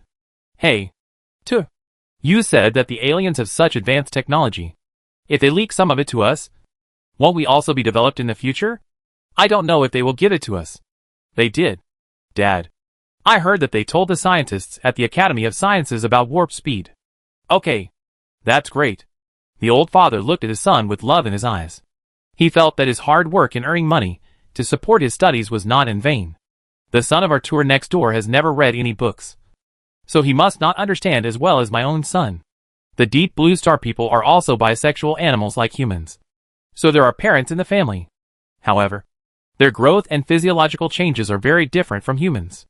Well, in fact, not only different from humans, but also different from all races in the Star Alliance. This is what humans discovered when they studied them.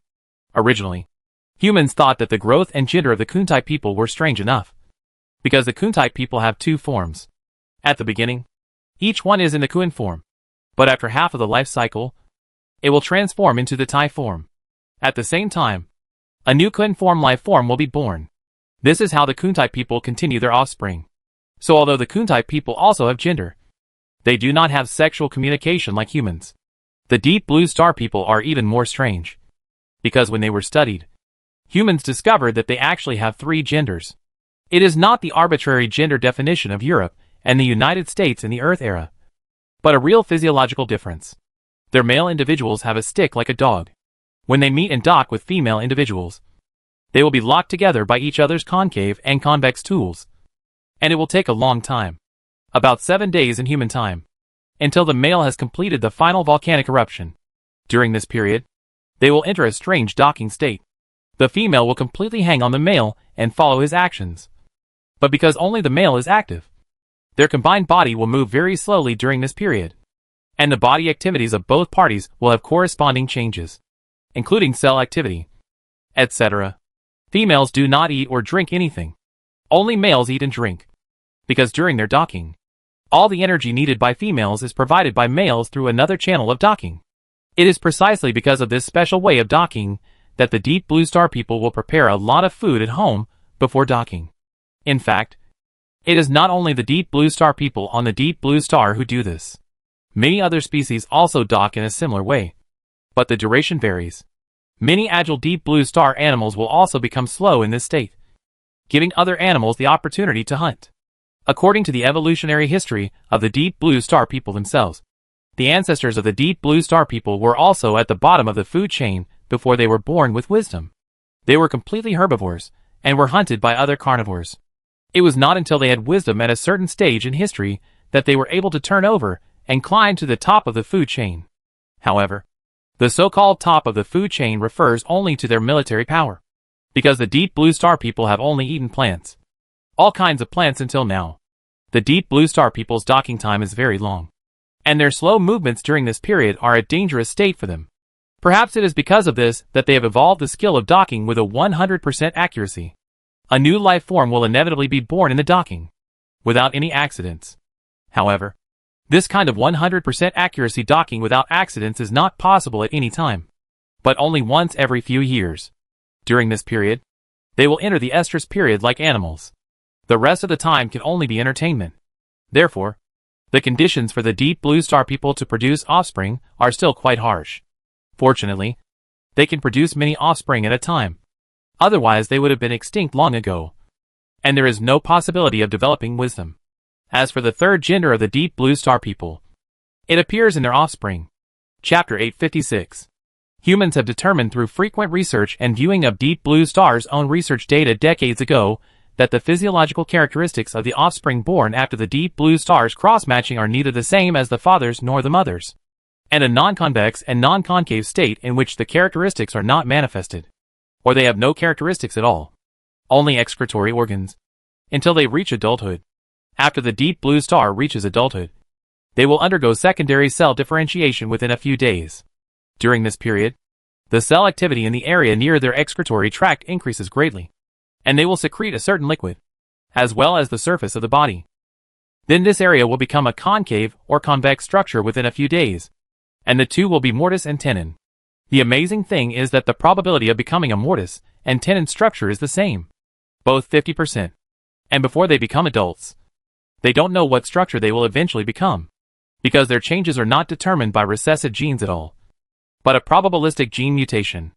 It is very magical that when the Deep Blue Star people become adults, a certain section of their genes will definitely mutate, and there are only 2 mutation results, both 50%. And it is this gene mutation that determines which structure the Deep Blue Star people will have after adulthood. During the few days of the Deep Blue Star people's adulthood, the liquid secreted from their body surface will turn into something like a silkworm pupa that wraps the whole body. After the transformation is complete, they will change from face to skin to sexual characteristics. Some are concave or convex. Some are delicate or rough.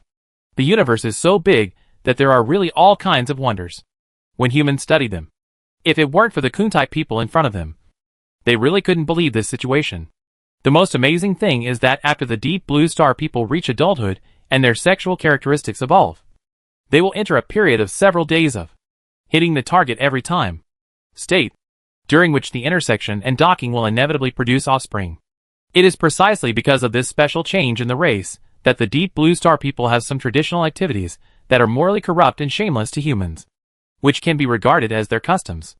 The Deep Blue Star people will gather together when they reach adulthood, and then wait for the time to break out of the cocoon, and directly connect with other individuals who are in a mortise and tenon structure with themselves. In order for this traditional activity to proceed smoothly, their parents will also prepare a bunch of food in advance for those Deep Blue Star people who have become males, so that they can successfully hit the target every time matching. However, this traditional activity has also undergone some changes in the new era. After the mind is open, many Deep Blue Star people who have completed secondary development and determined their gender will no longer match with other Deep Blue Star people immediately after breaking out of the cocoon. Instead, they will leave on their own and wait for the person they like to meet in the future before they can get together. This is the product of the free love trend of the Deep Blue Star people. Now many young people on the Deep Blue Star belong to this type. In their words, My destiny and my future are determined by myself. Very individual, but also rebellious. However, that kind of traditional activity still exists in many areas. Many countries on Deep Blue Star even have official activities, and they have elevated it to a kind of activity of worshipping life. On Deep Blue Star, some countries plan to organize such activities after learning that humans were going to visit, saying that they would let humans visit their traditional activities. For humans, their behavior belongs to public. Ahem. Moral corruption, shamelessness, ritual collapse, and Phoenix Silver Party. In the social ethics and morals of humans. All these words are not excessive when used to describe such activities. But for Deep Blue Star people, this is a normal activity. From this we can also see that the so-called social morality and ethical morality are different in different countries on Earth. Not to mention aliens. If humans imposed their own moral values on the Deep Blue Star when they were ignorant, they might say that they were morally corrupt. But if humans still said so now, they would probably be despised by others, and said that they were ignorant. Well, let's get back to the point. Some countries on the Deep Blue Star are going to hold traditional activities to welcome the arrival of humans. And there will definitely be some humans interested. So after the large spacecraft exited the warp speed, many people set off on small landing spacecraft. Humans didn't stipulate a certain landing location. They just said the activity time. And they would come back after the time. None of the humans who went to Deep Blue Star worried about not being able to come back. Because with the current technological advancement of human level 4 civilization, they would not encounter danger on a planet with only information age technology.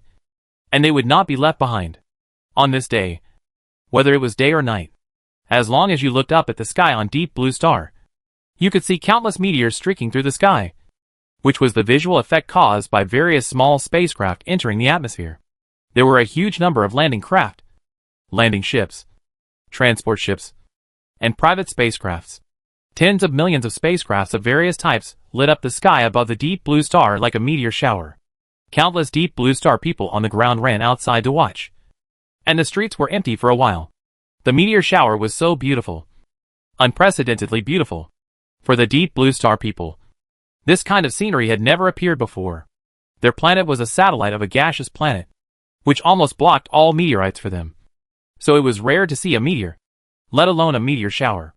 Although the lights were not meteors, the scene of the sky being illuminated by rays of light was too shocking. More shocking than any rocket launch they had seen before. So much so that the Deep Blue Star people picked up their filming equipment and recorded everything. Various TV stations and network anchors smelled the smell in advance, climbed up the mountains, went to the top of the building, and presented a unique perspective to the audience or fans in front of the TV.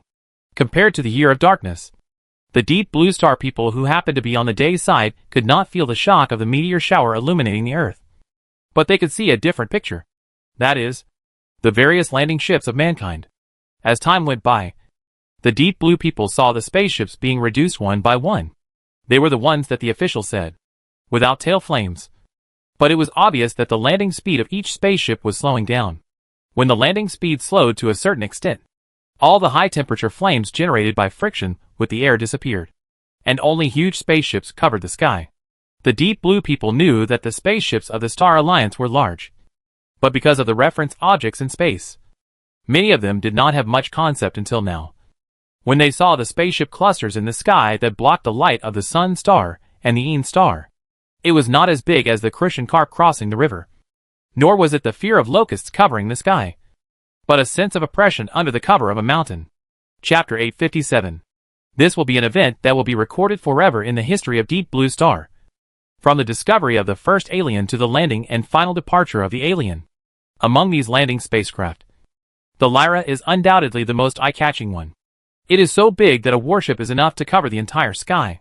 If such a warship lands on the ground, it will inevitably cause violent turbulence. And it is unknown how many things will be crushed. Not only various houses and buildings, but even the mountains and ridges on the land will be crushed, causing mountain collapse, landform changes, etc. Therefore, the Tianjin did not fall to the mainland like those small transport ships, but headed straight for the sea. However, even so, it caused countless turbulent waves, which were more powerful than the turbulent waves caused by the strongest typhoon on Earth. Countless waves rolled up like a sky curtain. From a distance, It looked like Kunping hitting the water for 3,000 miles. Or like a divine tortoise carrying an island on its back. The location chosen by the Tianqin was the center of the most desolate ocean, where few people went.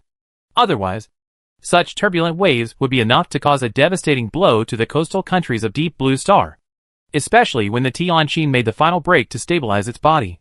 It was like a huge iron that burned the sea surface, and a huge dent appeared. Although the Tianqin did not have a flame tail nozzle, it had a huge magnetic thruster.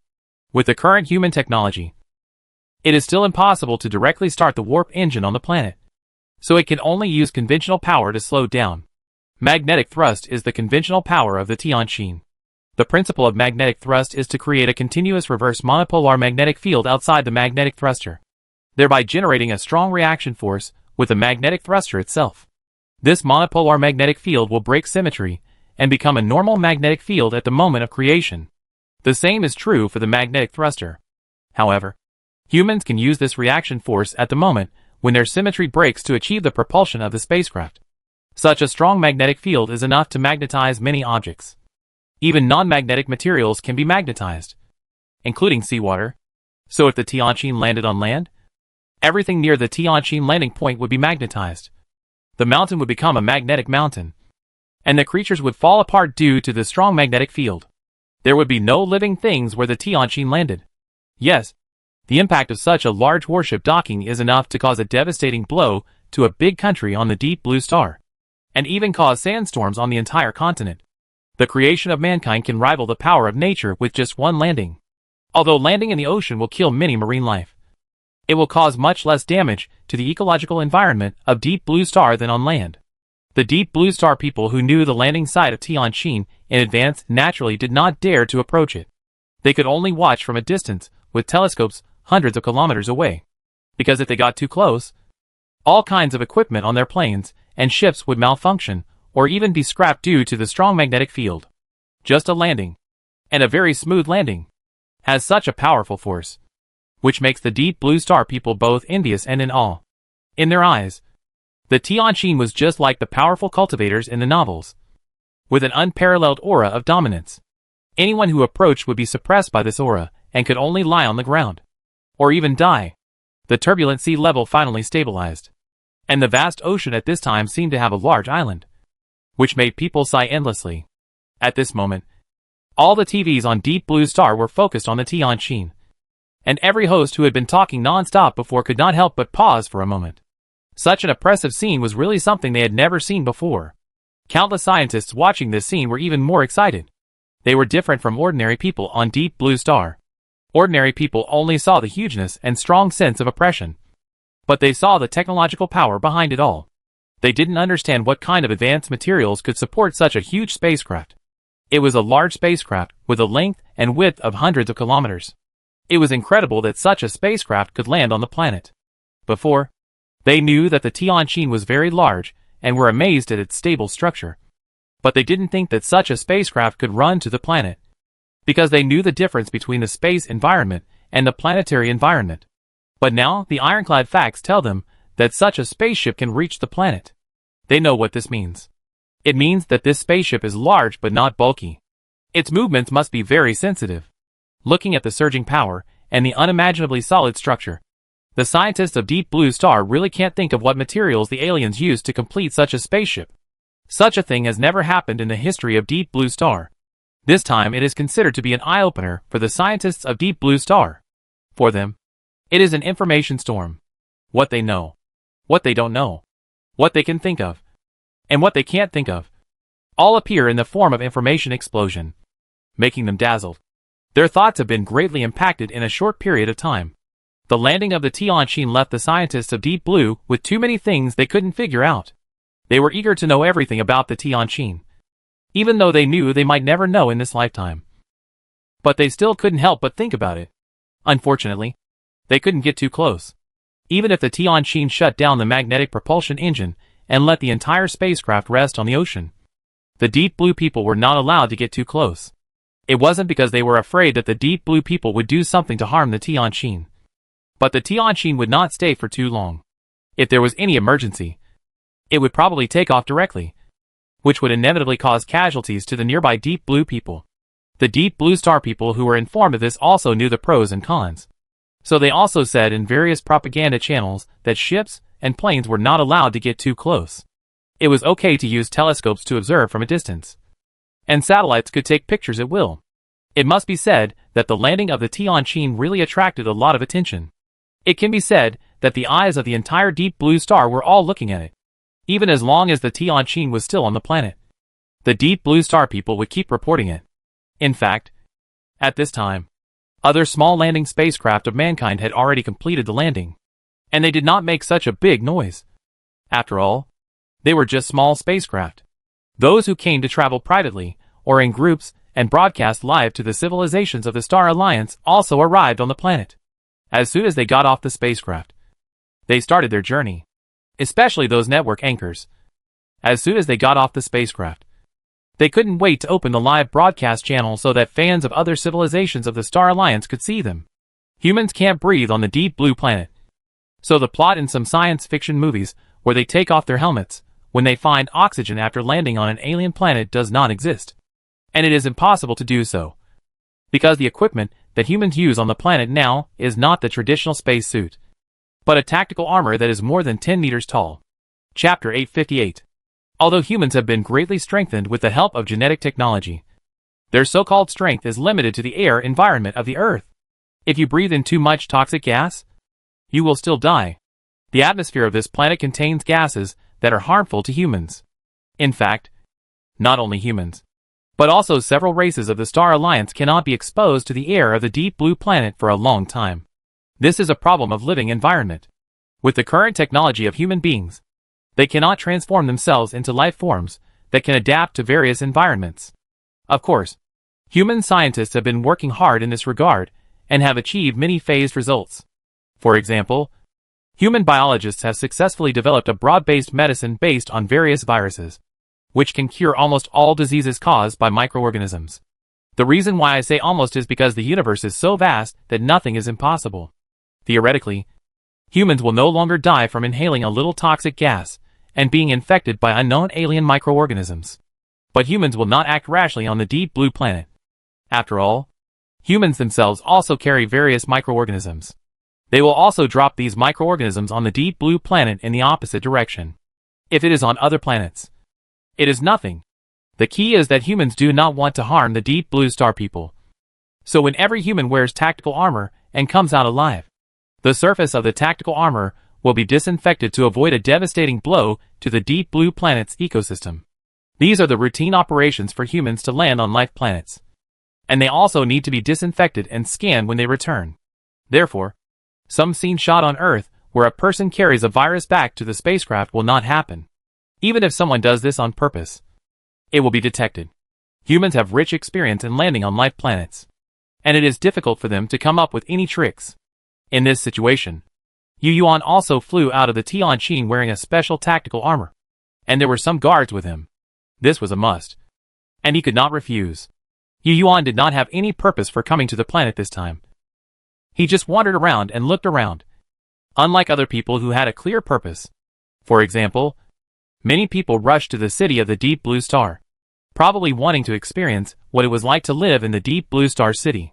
Some people used cameras to record the living customs of the Deep Blue Star, and some went to participate in the Deep Blue Star celebrations. That is, the coming-of-age ceremony, and some formed groups to explore the deep sea. There are many countries on Deep Blue Star. After all, it is a planet. Even if humans have reached the 4th level of civilization, they cannot visit the entire planet at once.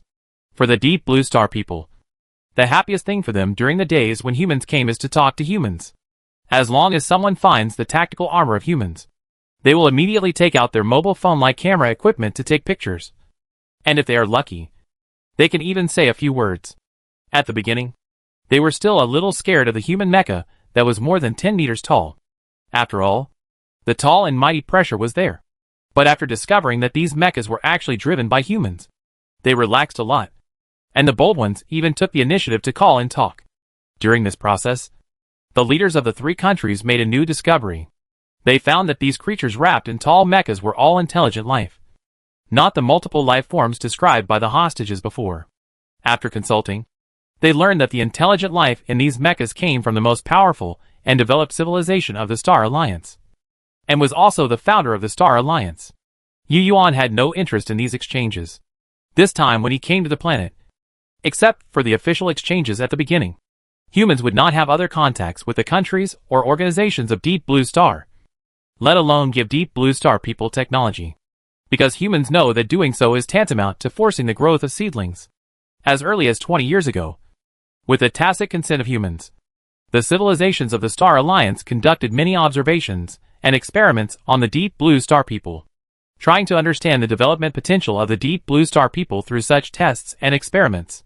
But humans still overestimate their own scientific and technological strength, or underestimate the mystery of life and wisdom. Human scientists have a feeling that trying to see through the development potential of a race is actually like predicting the future. And there is no clue. I don't know if the 6th level civilization has this ability. I think it should not have it. Otherwise, why would the Silver Heart Alliance bother to gather various low-level civilizations? Wouldn't it be better to just test them directly? Humans don't know. But based on the fact that the Awakeners didn't directly give them a complete set of technology, it is likely to be harmful. Therefore, humans didn't directly give the Deep Blue Star people a complete set of technology. They need to think about it and do scientific research on their own. In fact, human scientists have long had the idea of experimenting on the harmfulness of forcing things to grow. But they don't have experimental subjects. This time, encountering the Deep Blue Star civilization is actually a good opportunity. Unfortunately, it was stopped by the new government. Otherwise, the Deep Blue Star civilization would have become a human experimental subject. The reason for stopping it is not some lofty moral values, but that it is not the right time yet.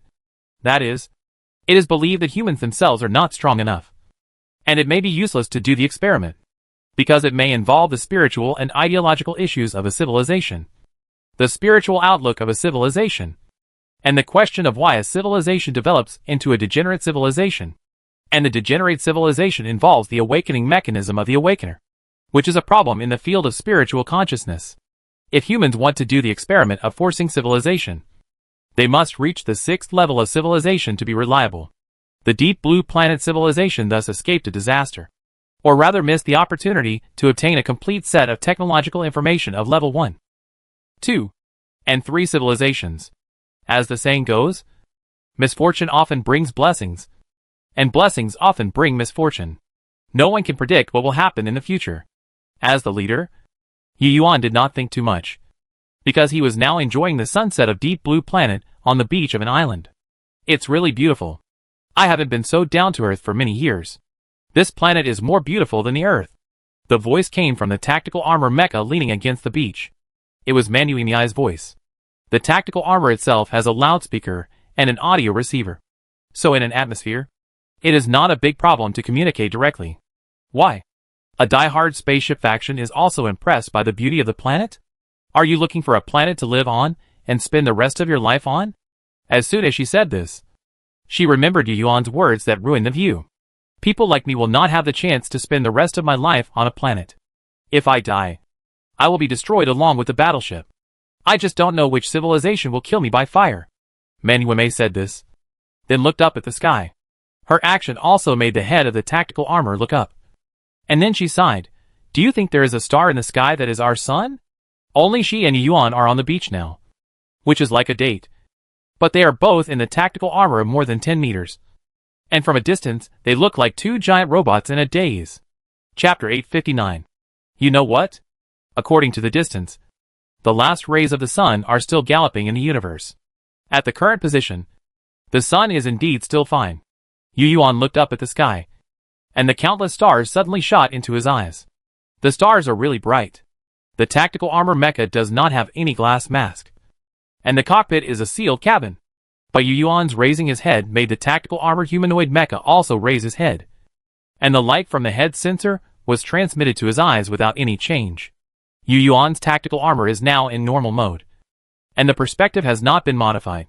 So what he sees is no different from what the naked eye sees. But it does not mean that the tactical armor has only one perspective. Although the tactical armor cannot have a consciousness-linked device like the Tianqin, it has many different observation functions, such as infrared perspective, telescope mode, etc. It is a multifunctional mecha, which is an extension of human perception. Now humans basically use it for activities on the surface of the planet. And it is also very easy to use, because tactical armor will also be upgraded when the level of human civilization is improved. For example, some tactical armors are equipped with clustered nano-weapons. Yuan special tactical armor has it. That is, it can launch nano-robot groups like Xiaohui and Yin Wu. Laser weapons and small nuclear bombs are conventional configurations. It can walk, fly, dive, and can also be used in harsh planetary environments. It can even be used in close combat, which is very comprehensive. Such a tactical armor can completely walk sideways on Deep Blue Star. It is not an exaggeration to say that a tactical armor can destroy the entire Deep Blue Star armed forces. The gap in technology is too big. The starry sky of Deep Blue Star is completely different from that of Earth. You can't see the familiar Big Dipper, the bright morning star, or any familiar stars. But there is also the brilliant Milky Way hanging high in the sky. Of course, the appearance is different because of the perspective. Looking at the center of the Milky Way from Deep Blue Star, the scene you see is flatter than what you see on Earth. This is because the area where Deep Blue Star is located is just near the center of the spiral arm thickness, not as far away as the solar system. Looking at the starry sky, Yuan couldn't help but be obsessed. It wasn't the first time for him to look up at the starry sky, but it was the first time for him to look up at the starry sky on a life planet outside the Earth. In the past, he was on the Tianqin, and the feeling was really different, especially after the sun set on the Deep Blue Star.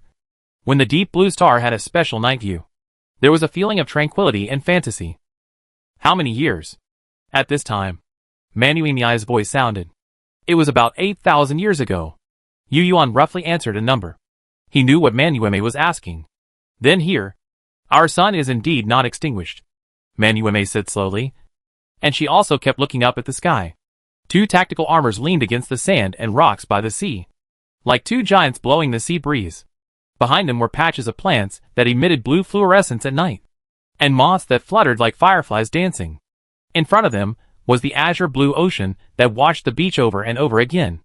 Not far from the shallows, there were groups of unknown marine animals jumping up and down there. At the end of the sea of sky is the last afterglow of the distant star. From the perspective of the beach, those unknown marine animals leap up and down, as if bidding farewell to the star, which is quite poetic. It's a pity that Yuan can't recite poetry, but such a scene reminds him of the time when he sailed in the vast sea on Earth. At that time, he even said a line of the desert smoke is straight and the long river is setting. The sun is round. But now he is not in that mood. Our sun is indeed alive in the timeline here. Yuan turned his gaze to the last afterglow of the stars on the sea level, as if he regarded it as the afterglow of the setting sun. The stars here will rise again after they set. But the star called the sun in the sky will no longer have any trace of its existence after it has dispersed its last afterglow.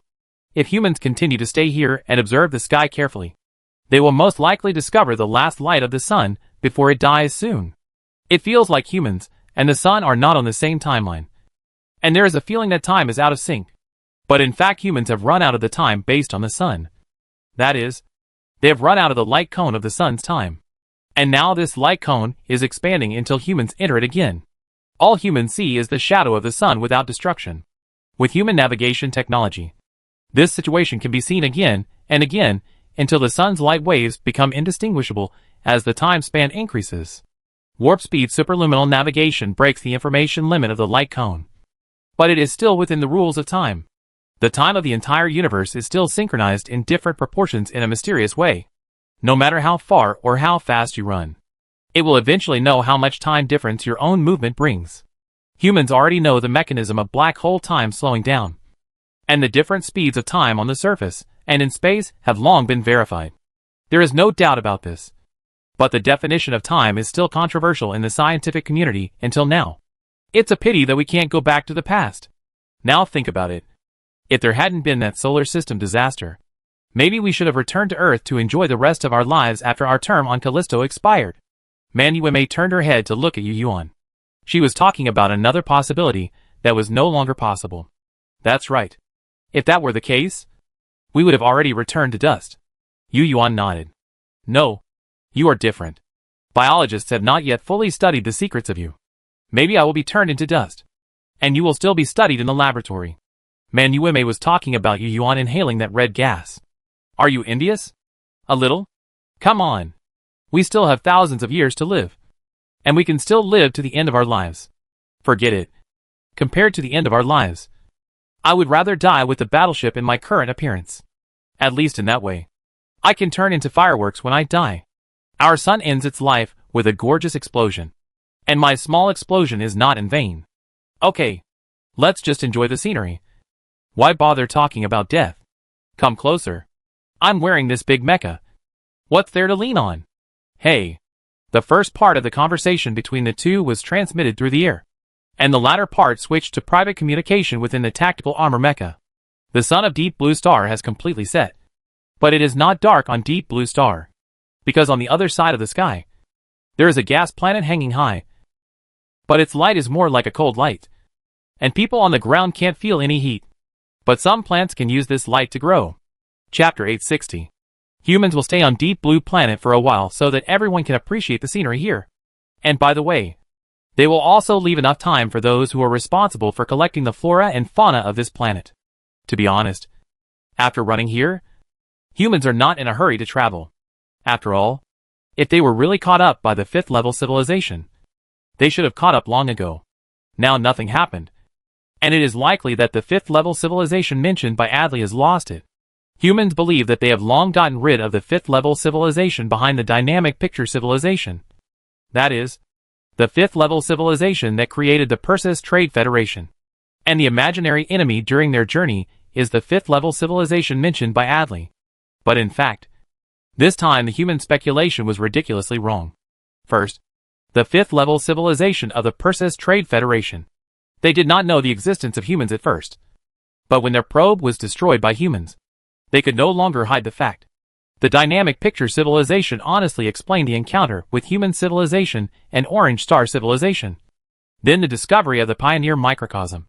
And finally the human acquisition of the Pioneer microcosm treasure, and the counterattack of the probe with thousands of warships.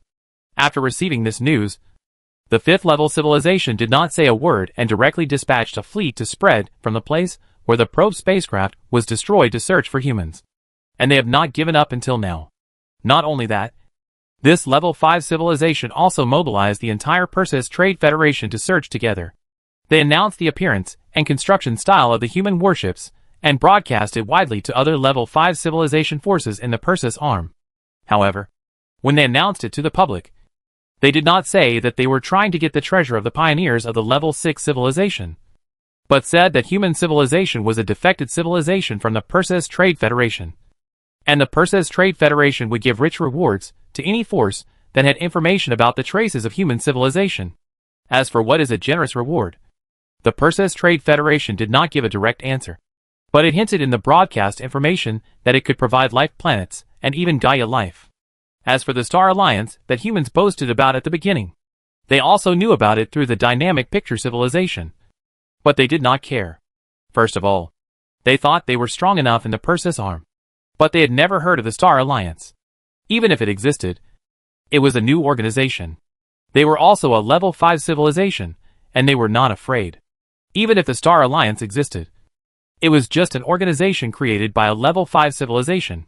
Compared with the temptation of the microcosmic treasure of the level 6 civilization, this thing really could not scare them. Yes, after all, they are a civilization that has experienced many storms and waves. And they are a civilization that survived the battlefield of the level 6 civilization war. A name alone cannot scare people. Fortunately, humans did a very clean job of looting and destroying the scene after destroying the exploration spacecraft. Otherwise the level 5 civilization would have really seen the ghostly evasive ability of humans. If they were discovered to have such an ability, they might think of the technology of the Awakeners. After all, they participated in that war, and they really have a good eye. But even if they didn't know, they understood what it meant to use a level 4 civilization warship to kill their exploration spacecraft. Under normal circumstances, being able to escape was already amazing, and being eliminated was definitely impossible. So it must be the effect of the Pioneer treasure. After reaching this conclusion, the Persis Trade Federation became more eager for human civilization. So after humans had been running for so long, they were still looking for them. and their warship division had far exceeded the star field where humans were now. But they were just unlucky and didn't encounter humans. There is actually another purpose for them to do this, which is to find the so-called Star Alliance. The purpose is obvious, which is to find out whether the so-called Star Alliance exists, and where they are. So the safety that humans think is safe is actually not safe. On the contrary, the fifth-level civilization mentioned by Adderley, which humans are most worried about, did not chase them. It's not that the fifth-level civilization did not chase them, but they did not know the information about the contact between humans and Adderley, and they did not know that there was such a being as Adderley in their test field. Adderley did not lie. That level 5 civilization did place detection devices on the satellite, but unfortunately their stellar information transmission relay station had long been broken, and it was impossible to transmit information. The reason for this is that the level 5 civilization is not in the Perseus arm at all, but in the Orion arm. The evil level 5 civilization originally belonged to the Perseus community. Like the level 5 civilization of the Trade Federation, they were pulled into the war by the Perseus community. However, they were not as lucky as the level 5 civilization of the Perseus Trade Federation. During the war, they were responsible for the outer battlefield and encountered the electronic warships chasing the Awakeners. As a result, they were so unlucky that they were hit by the electronic warships at the first sight. In the end, only a few warships that were out of the attack range escaped, and it is still unknown where they are hiding in the Orion arm. As for the main body of civilization that originally lived in the Perseus community microcosm, many microcosms were exposed because of the participation of the Perseus community in the war. And finally they were wiped out by the aggressive electronic warships in the Revenge of the Reapers. According to their situation, it is already amazing to be able to maintain the 5th level civilization technology. How can they have the strength to return to the Perseus arm to continue any experiments? Their survivors probably even forgot that there is a test site for their own civilization here, let alone sending a fleet to hunt down humans. As for the scene they had visited in Adley's memory, it is estimated that even Adley himself did not know when it happened. So for now, the danger facing mankind actually comes from the Perseus Trade Federation. As an eyewitness, the dynamic picture civilization was also badly hurt by this incident.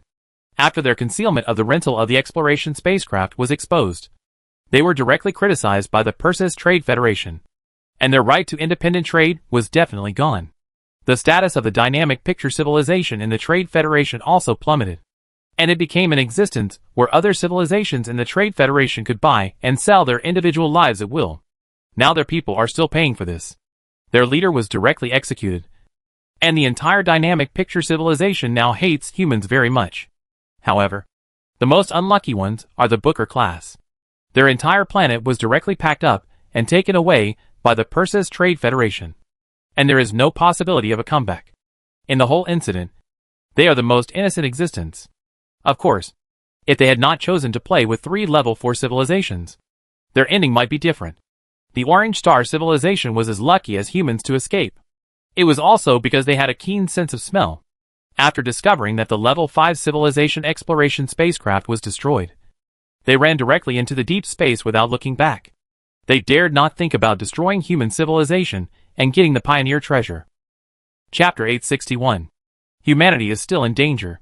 It is a probability event to encounter that 5th level civilization warship squadron, but the probability is very small in the vast sea of stars. The most important thing is to encounter other forces that have received the broadcast. They are likely to recognize humans. However, humans obviously do not have such a sense of crisis at this moment. On the contrary, the entire human civilization is in a relatively relaxed state. Most people think that human civilization has run away, so there is not much tension in daily life. To a certain extent, it has relieved the mood of running around for many years. It is a rare relaxation. While humans were still resting on the deep blue star, something happened that was related to humans in a place separated by a spiral arm. This was a huge fleet, with all kinds of ships. Very large, with millions of ships of all kinds. It looked like a large fleet carrying all kinds of living spacecraft. But I didn't know if the entire civilization was here. The fleet's speed was not fast, only half the speed of light, and there was no sign of warp speed. If humans saw this fleet, they could probably judge from their construction style that they belonged to. And it was most likely the Nair civilization. It is not the Nair civilization that grew up with humans, but the original Nair civilization. Humans met them at the beginning, and then made some pleasant transactions. They also fought against the artificial intelligence fleet together. They were considered comrades fighting side by side. At that time, both sides were still at the second-level civilization level. Now, they have finally reached the third-level civilization level. But that's all. Thousands of years have passed, and they are still stuck at the third-level civilization level without any progress. Scientists of the Nair civilization, like humans back then, tried various methods, but still had no idea how to advance to the fourth-level civilization. Year after year, they conducted various experiments on their home planet and nearby space, and built various types of laboratories, some with gravity and some with weightless environments, in order to test whether the planet's gravity field has an impact on the experiment. They even went to various planets with different gravity environments to conduct experiments. However, the grand unified theory is still like a solid wall blocking them. After countless experiments failed, the Nair civilization believed that it was because they stayed in one star field and had too little experience. They thought that if they could find other civilizations to communicate with, they might be able to bring them inspiration. Their governor deeply agreed, because the encounter with humans was still vivid in their minds. They thought that the reason why humans were so powerful might be because they wandered in the starry sky, encountered many civilizations, and had a broad knowledge. Therefore, the long-distance voyage plan was put on the agenda of the Nair civilization. However, because the mother planet was still there, they faced a choice, whether to wander with the mother planet or organize a large fleet for a long voyage. The third-level civilization already had the ability to propel the planet, but there was also a problem.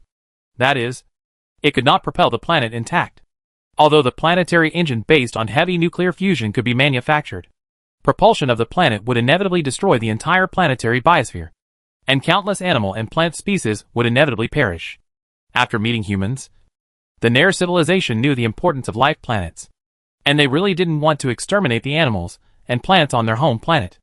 So after repeated discussions, they decided to choose a large fleet to sail, because they were reluctant to give up their home planet. The Nair civilization carried out a long-distance voyage plan rather than a wandering plan. They formulated a range voyage plan for the large fleet, with their home planet as the center. They explored within a range of 3,000 light-years. This is an ambitious plan, and they have prepared for it to take 10,000 years. However, they still overestimated their exploration capabilities and the probability of encountering other civilizations in the universe. Their long-distance fleet wandered around blindly. Not only did they not encounter any civilization, but they didn't even see any trace of the original human civilization. But they were also quite lucky. When they passed a certain star field at 50% of the speed of light, they actually triggered the detection mechanism of a certain small universe. So they drove into the small universe unknowingly. After entering this small universe, they found that there were actually 8 stars inside. So they didn't have to worry about running out of energy. However, just as they were happily rushing to a certain star, they were shocked to find that the planets in these star systems were almost all hollowed out, and there was almost no trace of heavy metals in the hollowed-out rocky planet debris. Seeing this, the Nair civilization was very scared. They thought they had encountered some kind of space monster that specialized in devouring planets and eating metals. Fortunately, not long after, their detectors were lucky enough to discover that in the star field between these 8 stars, there was actually a space wall made of metal. After some investigation, they finally found out the reason. It turned out that those hollowed-out planets were used to build this unknown device. What shocked the Nair civilization even more was that the length of this unknown device reached more than 6,000 astronomical units. Although it had been partially dismantled, the remaining traces could still be seen. For a time, scientists of the Nair civilization had different opinions. Some said that it was built by a civilization that admired space wonders to show its ability to create things. Some said it was a super large particle collider, and some said it was the remains of a civilization. While they were discussing the matter, they were surprised to find that this thing, which seemed to be a defective version of a large particle collider, actually had many characters they recognized. After careful analysis and comparison, they found that it was actually the characters of human civilization. Yes, that's right. The Nair civilization was lucky enough to enter the small universe created by the Awakener. Inside it was 2/3 of the astronomical particle collider left by humans at the beginning. A perfect opportunity for a third-level civilization. After knowing that it was a human thing, the Nair civilization finally determined, after some analysis and research, that this thing was definitely a creation of human civilization. Although it was incomplete, the core components of the collider were all there. So they were sure that it was an astronomical superparticle collider. So why did humans hollow out so many planets to make such things? Thinking along this line of thought, combined with their own theories, the Null civilization finally knew the use of this thing. It turned out that this thing was used to explore the grand unified theory. It turned out that the ideas of the scientists in the civilization were correct. This was actually a feasible plan for upgrading to a fourth-level civilization. At this moment, the Null civilization was boiling. They finally found the way to upgrade to a fourth-level civilization. Unfortunately, they were disappointed to find that this particle collider could no longer be used, and the resources in the small universe were not enough to support them to complete it.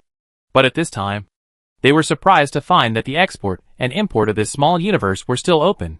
So, a grand plan was immediately born to complete this astronomical particle collider by transporting materials from outside the large universe. Chapter 862. The Null civilization had long had the idea of building an astronomical particle collider, but they never made up their minds. After all, the cost was too high, and there was no way to confirm whether this path was feasible. So they embarked on the path of looking for other civilizations, trying to break through to the fourth-level civilization through civilization exchanges. Unexpectedly, after thousands of years of running around, they did not find other civilizations, but discovered the creations left by human civilization.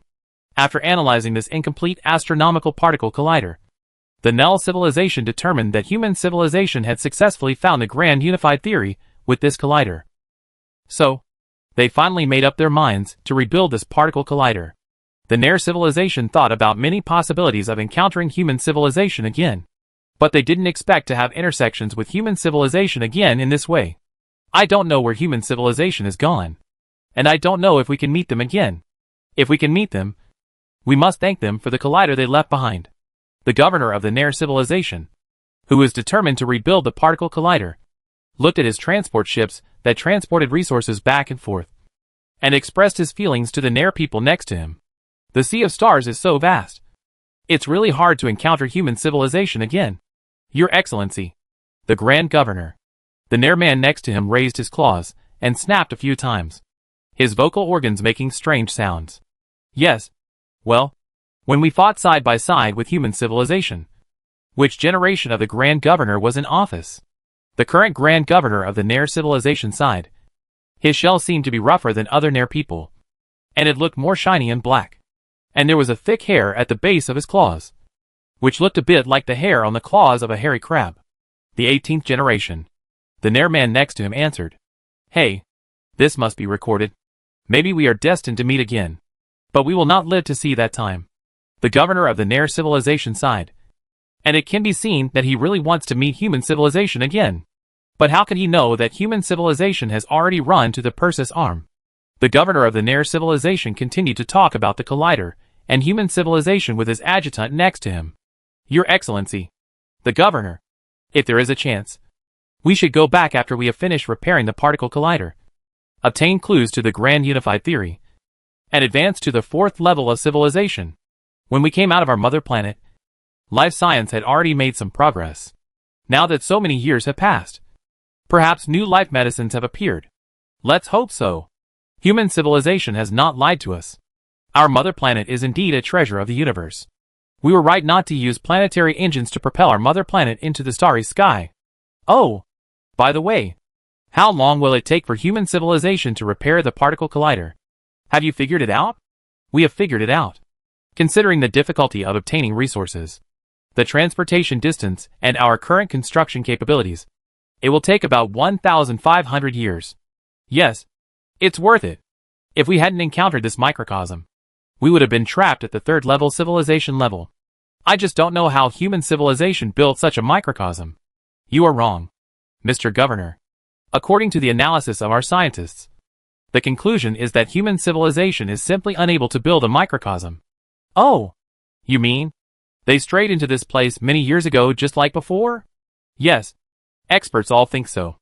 Humans were only at the third level of civilization back then, and it was impossible for them to have space technology. So this small universe can only be left by an advanced civilization, perhaps because it is too old. Its passage cannot be closed. Another possibility is that the small universe itself is like this. Yes, this is a rare opportunity for scientists from all walks of life to set up a research team to study this small universe. Also, has the squadron sent to the mother planet to deliver the message set off? It has already set off. Good. The Nair civilization in the Orion spiral arm is discussing human civilization. But the human civilization far away in the Perseus spiral arm knows nothing about it. Today, humans are still traveling on the deep blue star and having a great time. Even Yuan, the leader of the civilization, has been there for more than a month before finally returning to the battleship with Manuinai to discuss the true meaning of life.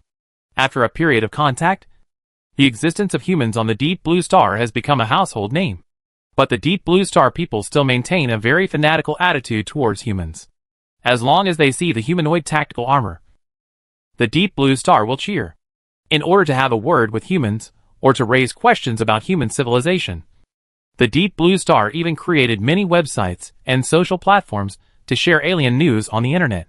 As long as there are traces of tactical armor somewhere, someone will share the location on the platform. And then soon, the deep blue star will appear in that place. They either drive private planes or private cars, or more often take public transportation. Since many humans came to visit and shine, some places with beautiful scenery even had deep blue star people waiting for them. They did wait for many humans, and did enjoy the satisfaction of communicating with aliens. But what was outrageous was that some deep blue star people actually shared their things with humans. This happened in the live broadcast room of a human anchor. At that time, he was introducing the wild animals of Deep Blue Star to other civilized individuals in the Star Alliance. As a result, a Deep Blue Star person came in from a distance. After some communication, this Deep Blue Star person took out a handful of some plants from his pocket, saying that it was a Deep Blue Star delicacy, and asked him to try it. He even demonstrated how to eat with gusto. This behavior doubled the effect of the live broadcast. Many fans of other civilizations in the Star Alliance cheered in the live broadcast room, asking the host to taste the delicious food of Deep Blue Star. Among these Deep Blue Star people, some were sent by governments with obvious missions. They were not trying to murder humans, but trying to get some advanced technology from humans. Their purpose was very obvious. After communicating with the humans, who came to Deep Blue Star for tourism and building some trust, they began to ask questions. And as they asked about some cutting-edge technologies. However, the new human government has issued an order prohibiting the disclosure of key theoretical knowledge to Deep Blue Star. Cutting-edge technology is definitely not allowed, but many common-sense knowledge is not prohibited. This has enabled many countries to obtain a lot of valuable knowledge, mainly inspiring knowledge, such as the development prospects of a certain branch of technology, whether a certain technology is possible, etc.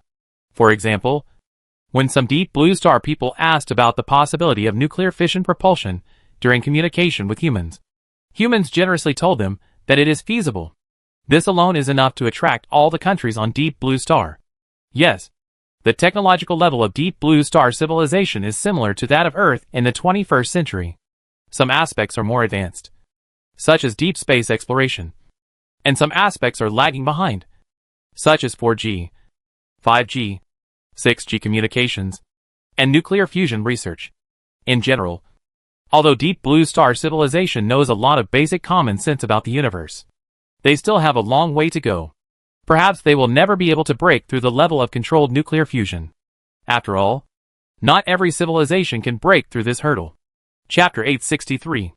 In order to collect plants and animals from Deep Blue Star, humans have sent many mountain-level biosphere spacecraft to Deep Blue Star in the past. Then they began to collect biosphere samples globally, and basically took a batch or a colony of any plants and animals they could find. And in order to allow these plants and animals to live on the biosphere spacecraft, humans also specially set the spacecraft environment to the Deep Blue Star environment. Deep Blue Star gravity, Deep Blue Star soil, Deep Blue Star air, Deep Blue Star water source, Deep Blue Star microbial environment, etc. And also simulated the lighting conditions of Deep Blue Star on the spacecraft. These things have been prepared long ago. After all, humans have long had plans to obtain the biosphere resources of the Deep Blue planet. Now they just drive the Mountain-class spacecraft directly to the Deep Blue planet. This is more convenient than using a transport ship to transport back and forth between the Earth and the sky. After arriving in space, They can directly dock with a planetary-class biosphere spacecraft. After a few years, humans have finally completed the general collection of plants and animals on the deep blue planet. And it is time to leave. The human journey to the deep blue planet has also ended. Everyone should go back. After everyone has evacuated, the Tianqin also entered the countdown to take off. Goodbye, Deep Blue Star Civilization. I hope you can work hard, successfully leave your home planet, step into the vast universe, and pursue your own ideals. At the time of parting, Tianqin sent a farewell message. Thank you, Great Star Alliance. We in Deep Blue Star will never forget your kindness. Thank you for telling us so much valuable knowledge.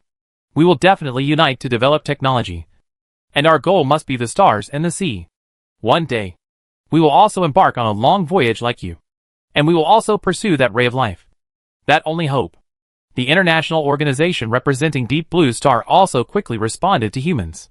Then, they no longer received any information from humans, and only saw the huge Tianqin warship moving. That was the Tianqin magnetic thruster suddenly running, and a large and wide monopolar magnetic field appeared below it. After giving Tianqin enough thrust, the monopolar magnetic field instantly changed phases, and became a strong magnetic field with conventional north and south poles. Such a magnetic field quickly magnetized the seawater and other elements where the magnetic field was located, making the hundreds of kilometers covered by Tianqin all become the world of magnetic field at this moment. Under the action of the magnetic field, countless seawater also evaporated and vaporized, spreading in the vast area of hundreds of kilometers, making the Tianqin, which was like a huge island, seem like clouds under the ship. In order to get rid of the gravity field of Deep Blue Star, Tianqin outputted a strong magnetic field that had never been seen on this planet. A contest of 4 fundamental forces at the physical level appeared at this time. One was the second strongest force in the universe, but it was only issued by a planetary battleship. And the other was the weakest force in the universe, but it was issued by an entire planet.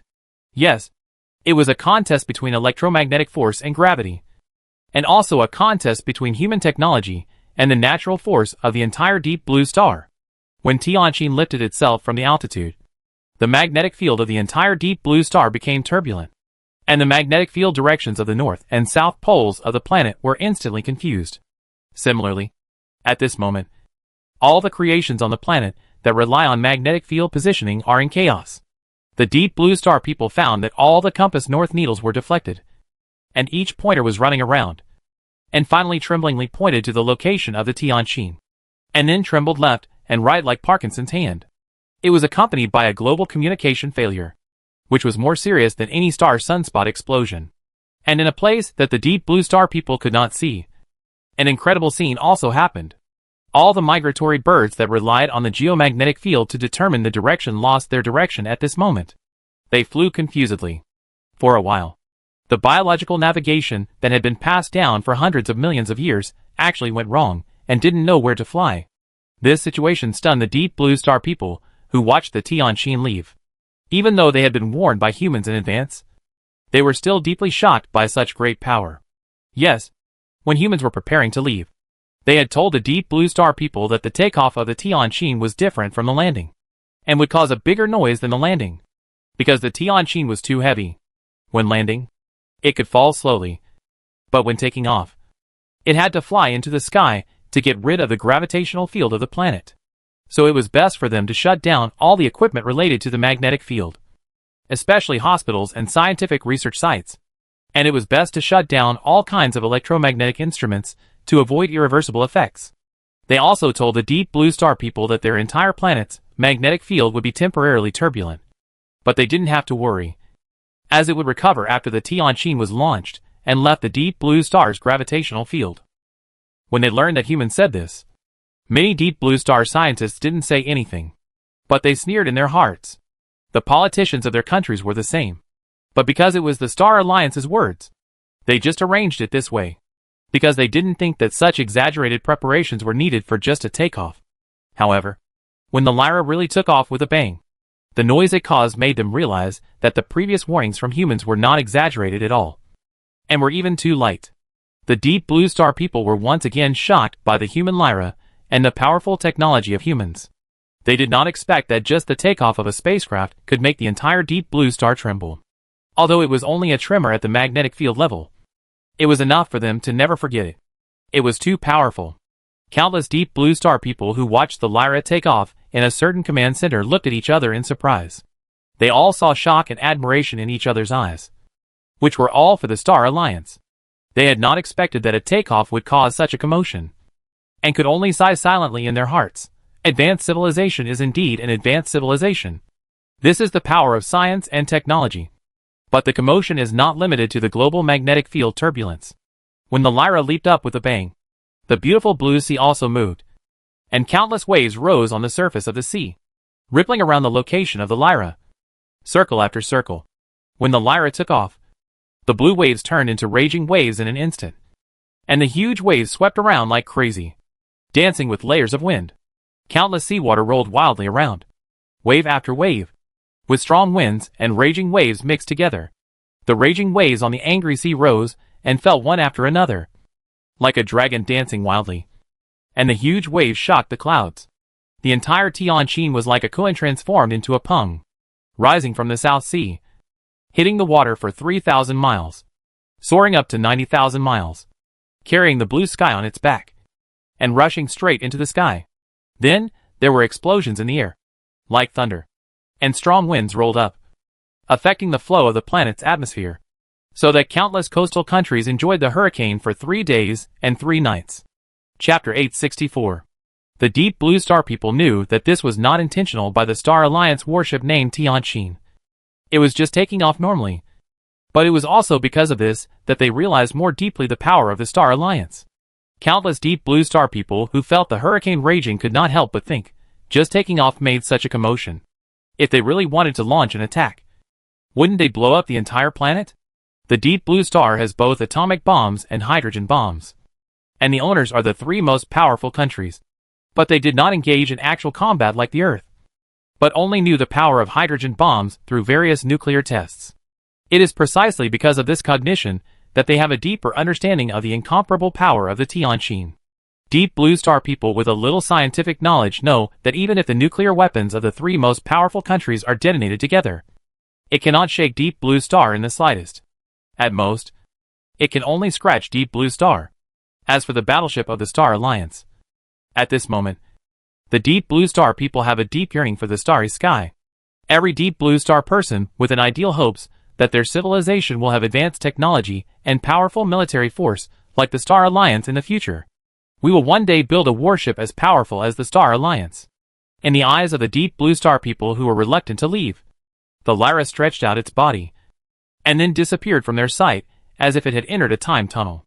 It was as if the flying object flying towards the sky turned into stars in the sky, and after the last flash, it disappeared from their world. The Deep Blue Star people knew that after the Lyra arrived in space, it left directly at warp speed. This is superluminal travel. Gone. The Great Star Alliance is really gone. It's all like a dream. Yes, if we hadn't really gained so much knowledge, it might really be a dream. Looking at the empty space, the Deep Blue Starman sighed in the strong wind caused by the takeoff of the Lyra. We have thought of many ways to communicate with aliens, and many scenes of meeting aliens. Of course, we are more worried that we are the only intelligent life in the universe. But we didn't expect to meet aliens in this way, and say goodbye to aliens in this way. We are very lucky. If we hadn't met the Star Alliance, we would have become commodities in the major interstellar trading markets. That's right. We are indeed very lucky. According to the Star Alliance, when they left their home planet, no civilization taught them the basic common sense of cosmic society. They gained that knowledge through repeated crises, in a spacious room in a base. This is where the 3 countries hold talks. Today is the day when the Star Alliance leaves Deep Blue Star. So the leaders of the 3 countries are gathered together.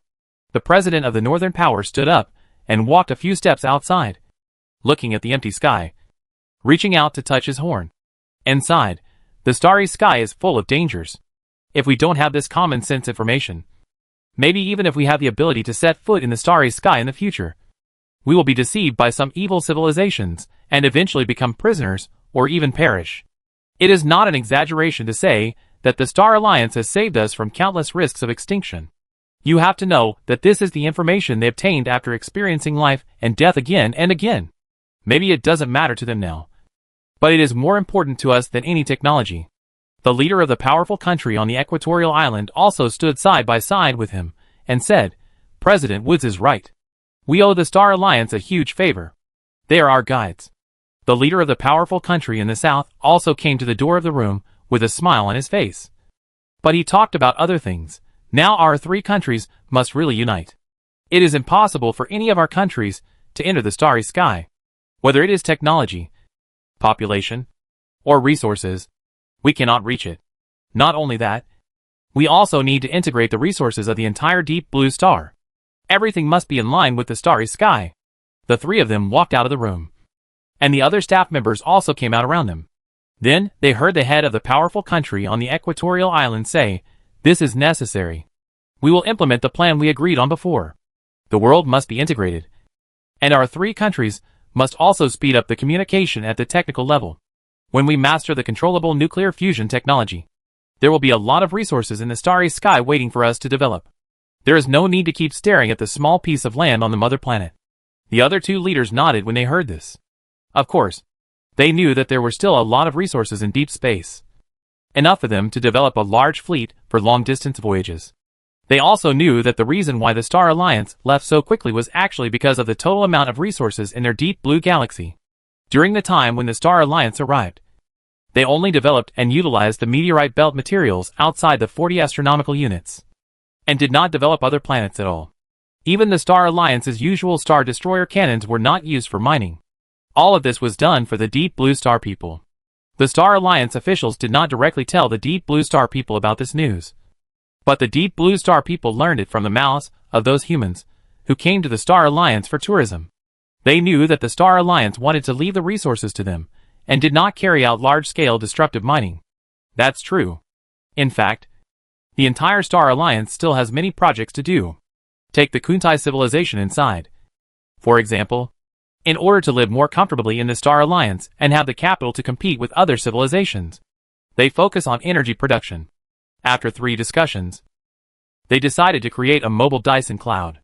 The huge hexagonal modules that the Deep Blue Star's detectors saw were the masterpieces of the Kuntai civilization and the components of the Dyson cloud. This is undoubtedly a huge project, even for the Kuntai civilization backed by humans. They need a huge amount of material resources, so the Deep Blue Galaxy certainly cannot satisfy them. There is absolutely no problem in using Dyson Cloud to collect stellar energy to produce antimatter. The Star Alliance also needs such an antimatter factory. After all, as a wandering civilization organization, it is definitely better to have its own mobile energy production factory. After completion, the Star Alliance will definitely be faster than now when it stops for supply. However, this project is not so easy to complete, and Kuntai civilization still needs to continue to struggle. However, human civilization itself has already set its sights on the longer-term future. Most human scientists have already set their sights on the theory of everything, and everyone is looking forward to the 5th level civilization. But it does not mean that after reaching the 5th level of civilization, the Dyson Cloud antimatter factory that Kuntai civilization is working hard to build will no longer be needed. Therefore, even if humans are now focusing on how to find the theory of everything, they are still supporting the construction of Kuntai civilization. The reason is very simple. The 100% annihilation energy conversion of positive and negative matter is still the highest energy generation form. Moreover, energy is energy. Energy is energy. And stars are still the most easily accessible energy in the universe.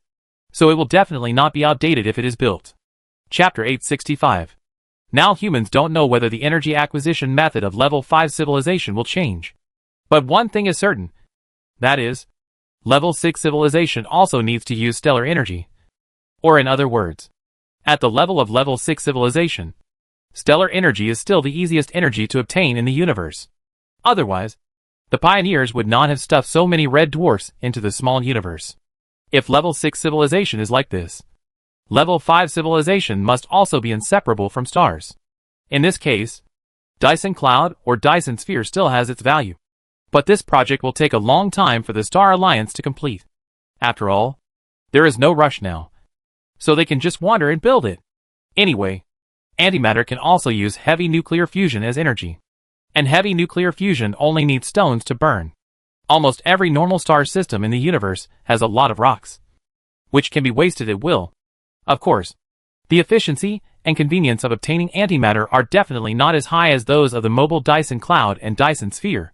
In this way, when the Lyra returned to space and entered warp speed again, it also marked that humans took the entire Star Alliance away to a place that the deep blue star people could not see. As for the next destination, humans have no specific purpose. It is probably to find a star system to dock when the fuel is almost enough, replenish antimatter fuel, and then continue to embark on interstellar voyage. Go and stop, if there is a chance. By the way, inquire about the situation of the murderer who destroyed the solar system. Of course, the most important thing at this stage is the breakthrough of basic theory. That is the theory of everything, which is the theory that humans must master to improve again. It is the symbolic theory of the fifth level civilization. Human civilization is no longer a mediocre one.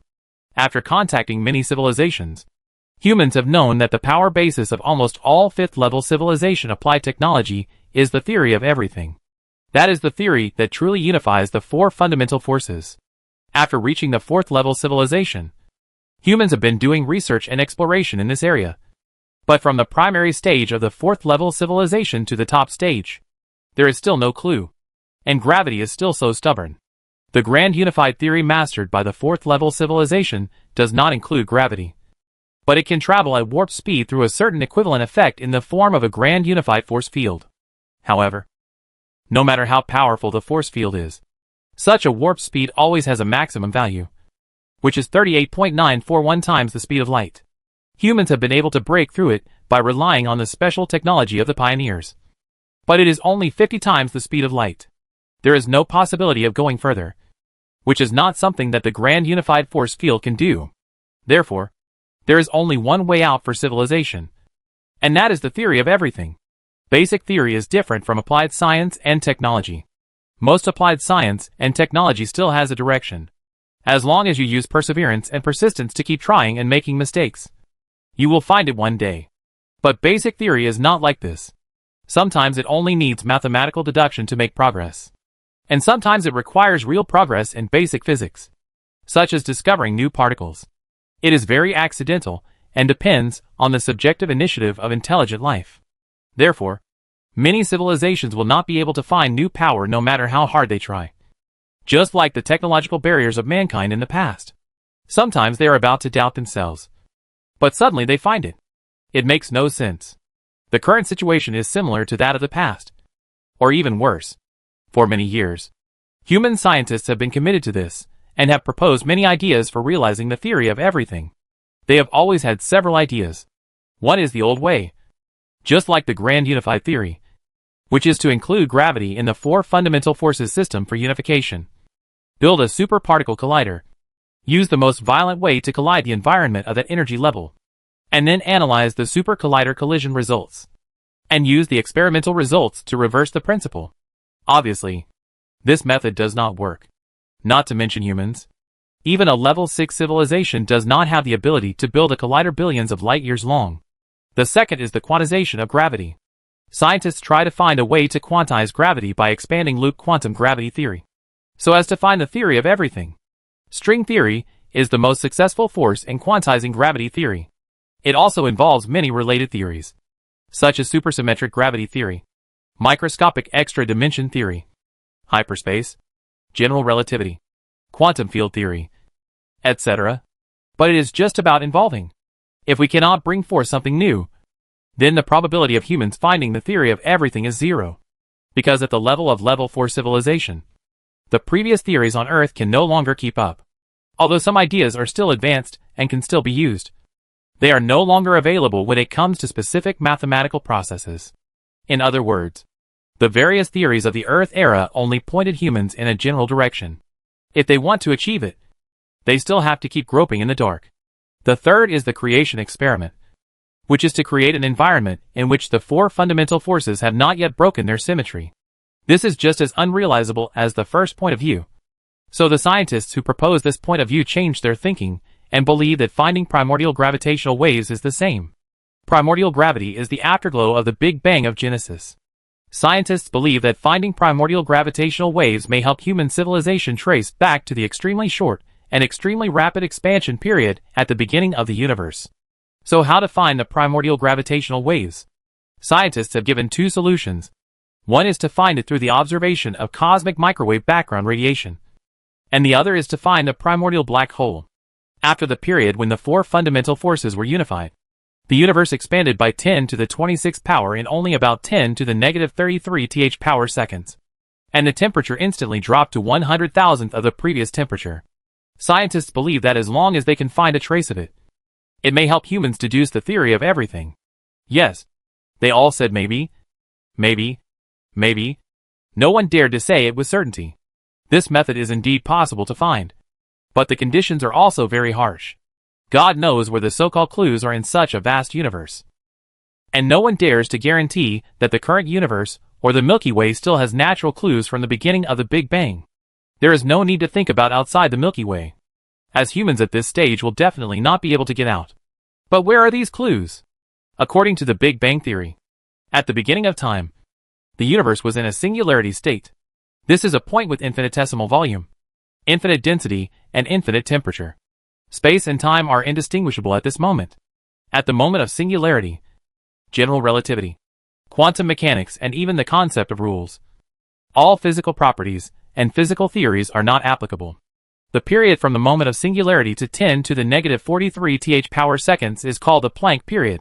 That is, 5.391 times 10 to the negative 44th power seconds is the smallest unit of time defined by quantum mechanics. The distance traveled by a photon in a Planck time is a Planck length. But it is worth mentioning that at this moment, the photon was not born, and the radius of the universe at this moment was about 1 Planck length. Chapter 866.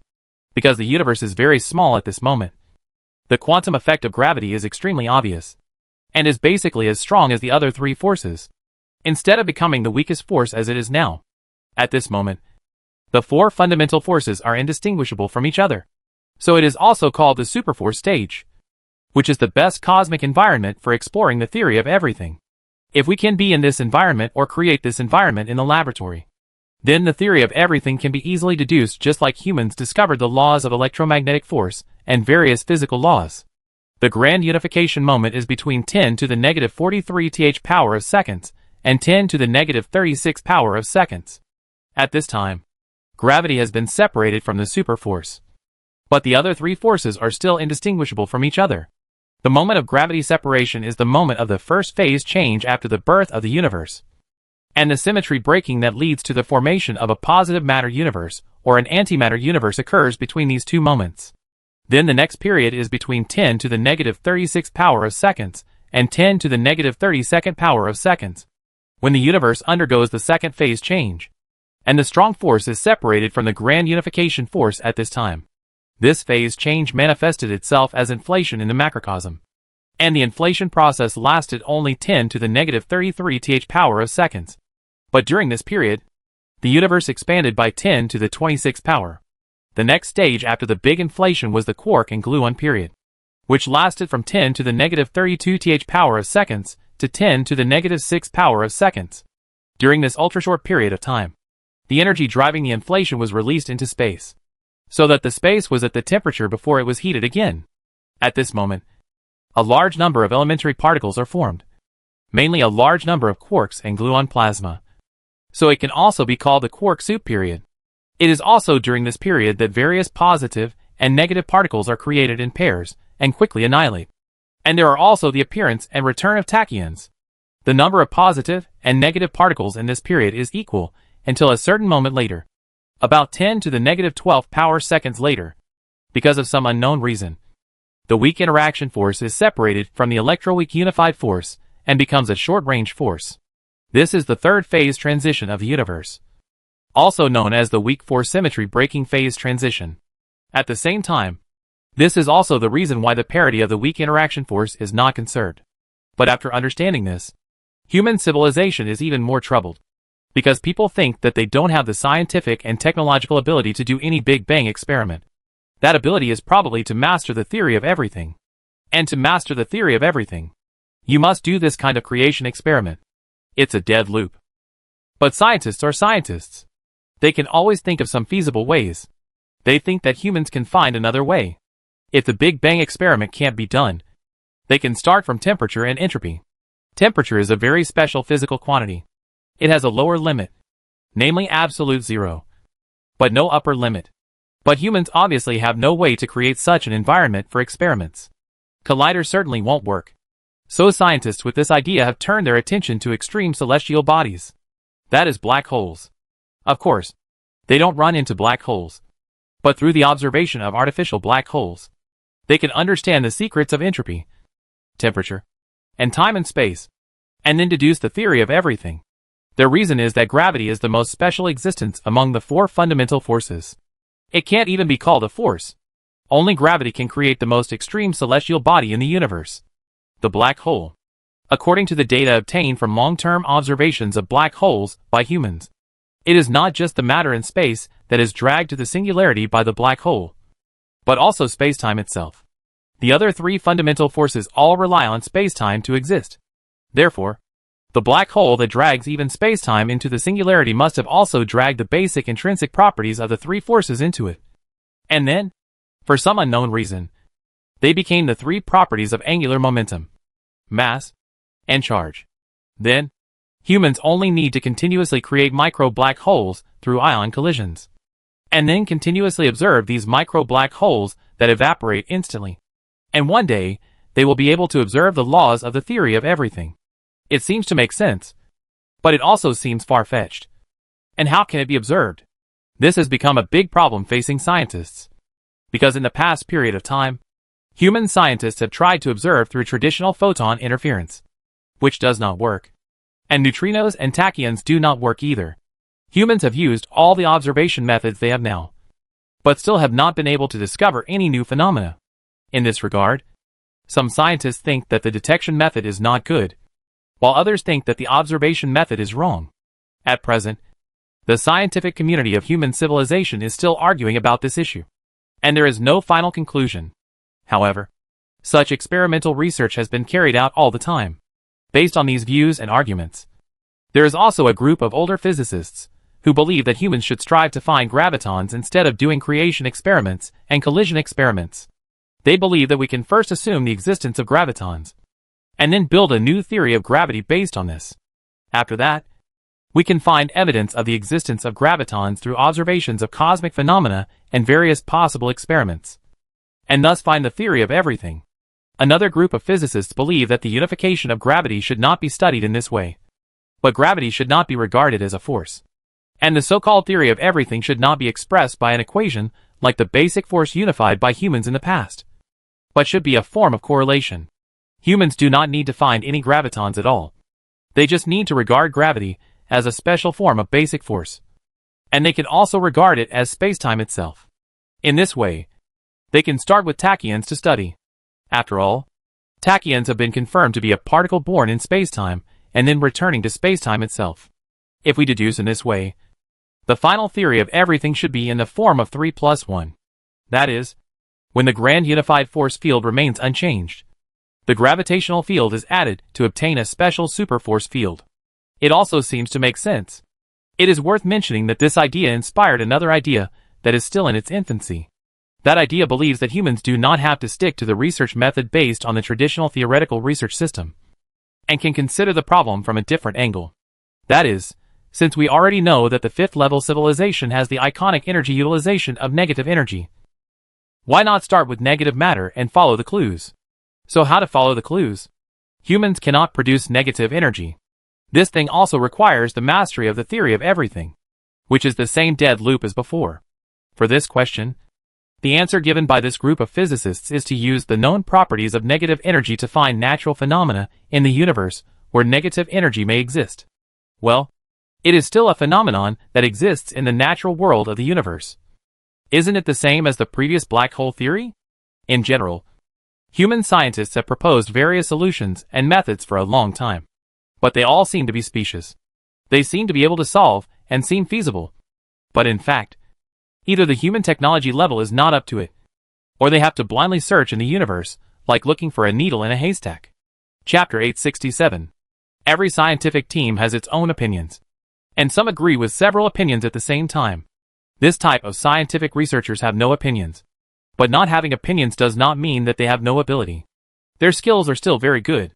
They will do the scientific research work assigned by the project team, and complete it excellently. They are also indispensable screws for the scientific progress of human civilization. And everyone has their own role. Since humans set foot on the starry sky, no scientific research has been completed entirely by one person. Those famous scientists only have their own scientific research teams. Behind their achievements, there are teams supporting them. Just like the successful development of room temperature superconductors by human civilization. It was not the credit of Suzhini alone, but the credit of him and his entire team. And there are many such scientific teams in human civilization now, including large scientific research teams and smaller scientific research teams, which are led by scientists with top achievements in their respective fields. The number of people in these scientific research teams ranges from tens of thousands to hundreds of thousands. And the leading scientists of the scientific research teams are not fixed. They are elected every 500 years, just like the selection of officials in human civilization. However, unlike the competition in the official system, the election of scientists leading their respective fields does not require many people to vote, but only people in the relevant scientific fields to judge. The person who talked with Yu Yuan on the Tianqin today is one of the scientists leading the scientific research teams. His name is Zheng Jiuyuan, who is only 30 to 50 years old. Very young. He is currently committed to studying new theories from the perspective of negative matter, and has a scientific research team of tens of thousands of people under him. He is a new member of the Tianqin after the expansion. He is currently a part-time professor at a university on the Tianqin, with a term of 500 years. Not long ago, he had a meeting with other research teams on other research ships. Yu Yuan also attended, because he was interested in the views he expressed at the meeting. He asked him to speak after the meeting. The other person is Yu Yuan's old acquaintance Kai. Due to the advancement of genetic technology, he is no longer the old man in his 70s or 80s, but looks like a man in his 50s. Yes, human genetic technology can extend lifespan, but it cannot achieve rejuvenation. Kai's appearance can become 20 years younger, which is considered to be a lot of maintenance technology. Of course, his body is still very strong. Kai is here to introduce the recent research progress of life sciences to Yu Yuan, and to reminisce about the past. According to him, it has become very difficult for human civilization to make another breakthrough in life science technology related to lifespan, even with the addition of new biosphere resources as research materials, as if it has encountered some kind of technological barrier.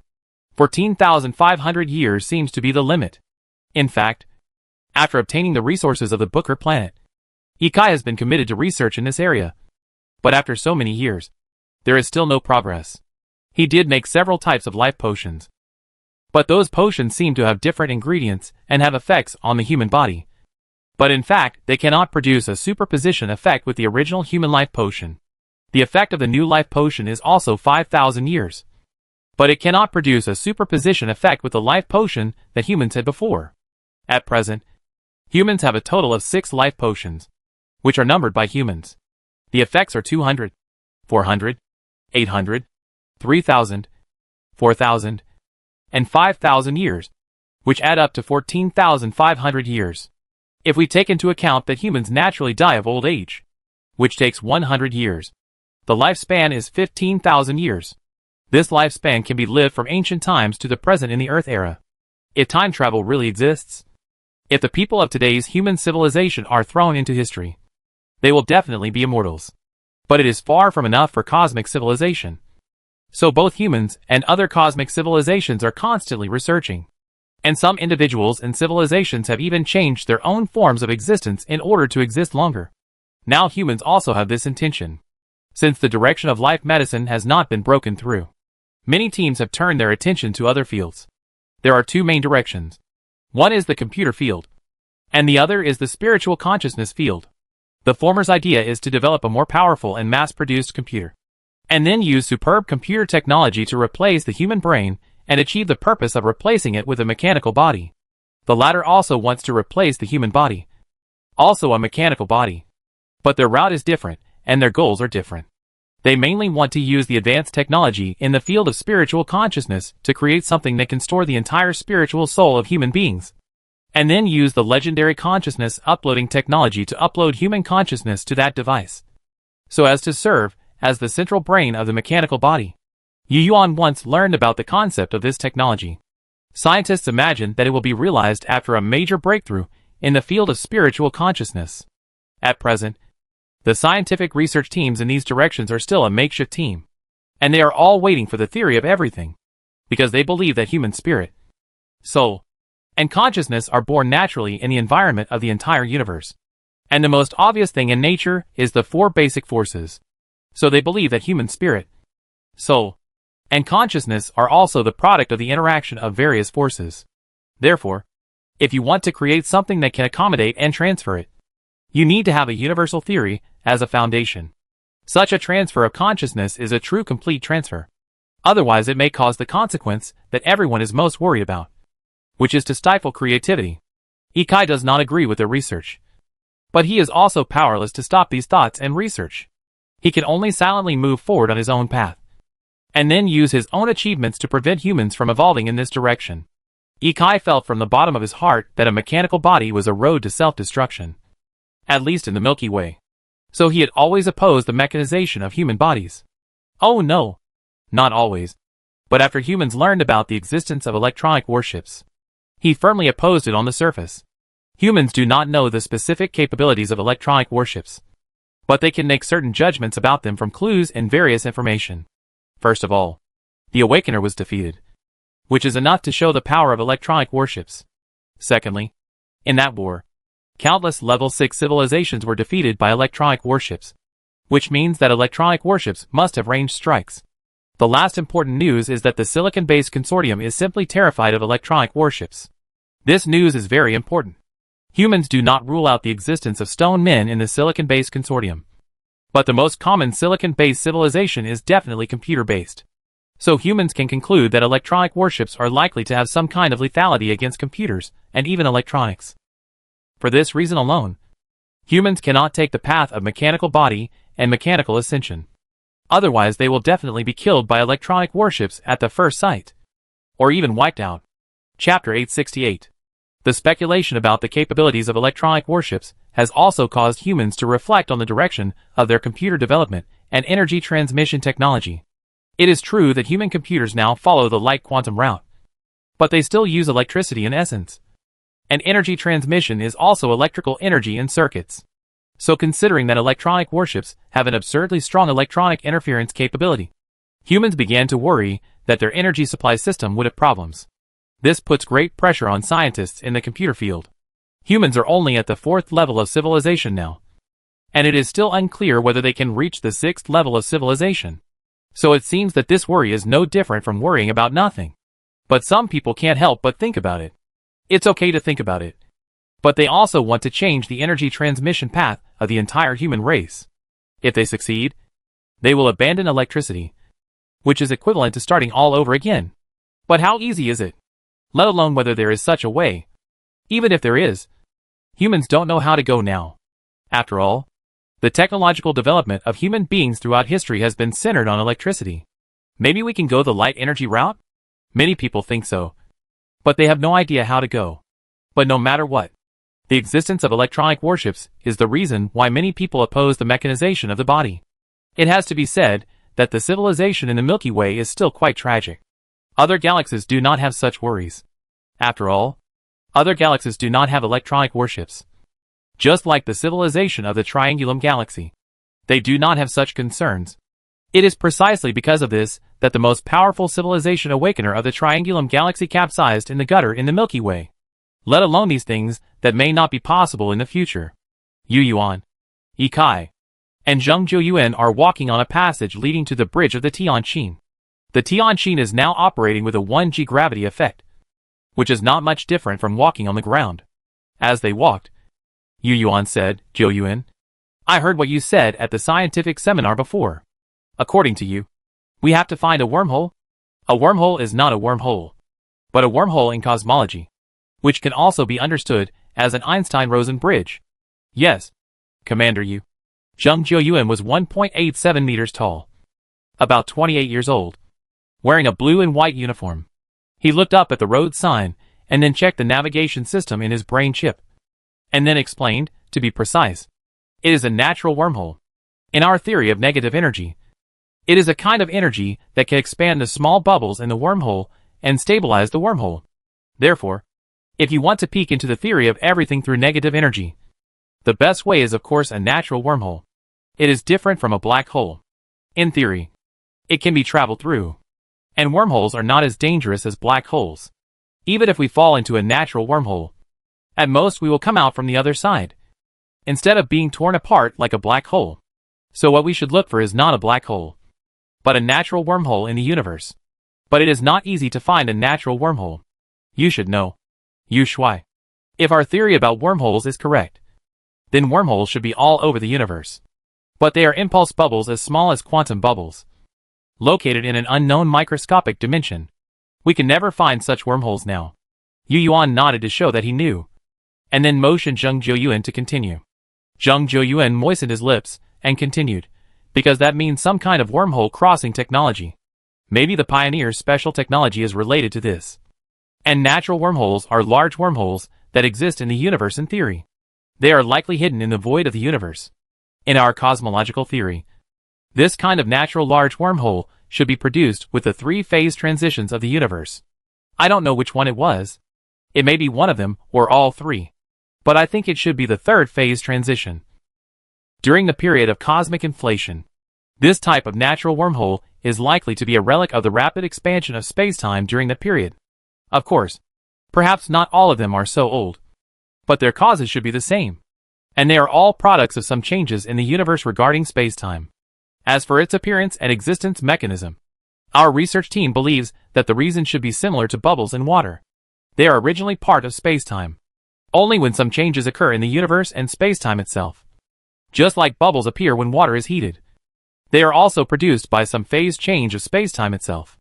After most natural wormholes appear, they will immediately return to time and space due to the environment of the universe itself. Just like the appearance of virtual particles composed of positrons and anti-electrons, appearing and annihilating each other in an instant. But there are some exceptions to natural wormholes, which have a negative energy to maintain their existence. Therefore, if we want to study negative energy, we have to find natural wormholes. Zheng Jiuyuan's meaning is very clear, since we are now walking around without a purpose, and there is no way to master the theory of everything under such circumstances. It is better to find the natural wormholes in the theory. Anyway, we can try our luck.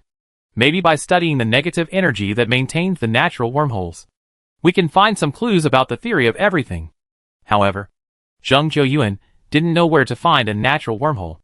As he said at the previous scientific seminar, he just wandered around and sent out as many advanced detectors as possible to explore everywhere, trying not to miss any strange phenomenon in the universe. Listening to his words, Yu Yuan didn't respond before he heard Ikai on the side say, "Hey, Professor Zheng, this is not right. What's wrong?" Zheng Jiuyuan raised his eyebrows and looked at Ikai, as if he was going to tell you directly if there was anything wrong. Ikai didn't waste words.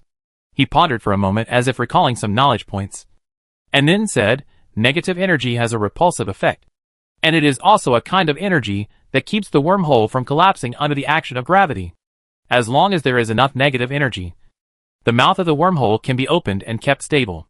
But as far as I know, a negative energy pulse is always followed by a positive energy pulse of a larger order of magnitude. So their sum is always positive. This is why the energy burst out by us and any cosmic civilization and any cosmic phenomenon is always positive energy.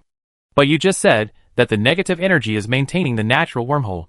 Doesn't it mean that the appearance of a negative energy pulse is always followed by a larger positive energy pulse? Is the conclusion we humans have drawn about the negative energy theory wrong?" Although Ikai is a scientist in the field of life sciences and usually immerses himself in his own field, he still understands some basic common sense in other fields. So he pointed out the contradictions he felt. Zheng Jiuyuan smiled and said, "Academician E, that conclusion is correct. At least we still think so now. As for negative energy pulses and negative energy, although they are both forms of negative energy, with the addition of a pulse, its properties may be completely different. We don't know the details yet. We have to wait until we solve the mystery of negative energy to know. Anyway, our current cosmological theory supports the existence of natural wormholes, which is enough." Chapter 869. Can I understand it this way? The existence of natural wormholes in the universe means the existence of natural negative energy in the universe. Ikai continued to ask. It seems that he is quite concerned about physics. The three of them walked for a while, and came to the bridge of the Tianjin, and then found a convenient place to sit down. The viewing position does not necessarily have to be by the window. Now human technology has already achieved indoor viewing. After all, the Tianjin is a planetary battleship. Every set of facilities on it is very complete, and each position is equipped with corresponding facilities. For example, the 3-person seat is equivalent to a small round table, and there is also a holographic screen on the table. Zheng Jiuyuan answered as he sat down, "Not really. As you said before, academician E, each negative energy pulse is always followed by a positive energy pulse of a larger order of magnitude. This is the only way to ensure that all abilities are positive energy. But this alone is enough to make it difficult to obtain negative energy. As for why natural wormholes can exist in the universe, our current theory still has contradictions. It should not exist. After all, our universe is a positive energy universe. When negative energy appears, it will inevitably be swallowed up by positive energy. However, cosmology supports the existence of natural wormholes. Therefore, one of the theories about natural wormholes and negative matter, that a negative energy pulse is always followed by a larger positive energy pulse, is always wrong. As for who is right or wrong, we cannot verify it now. Negative energy cannot be created in the laboratory. I am afraid we will have to wait until we find a natural wormhole to know. This sounds unreliable. But Ikai also understands that this is the current theory of mankind, and it was the same in the past. Basically, no theory can explain all the phenomena in the universe. But it does not mean that the theory is completely wrong. As long as it is used in the scope, it is correct. The so-called contradiction is that humans themselves cannot see the full picture of the laws of nature. After all, science is an experimental-based discipline. As long as a theory can explain the phenomena of nature, it can be considered correct in this field. At this time, Yu Yuan, who was sitting down, looked at the two people and thought, could it be that it does not actually exist in the form of negative energy? Of course it is possible.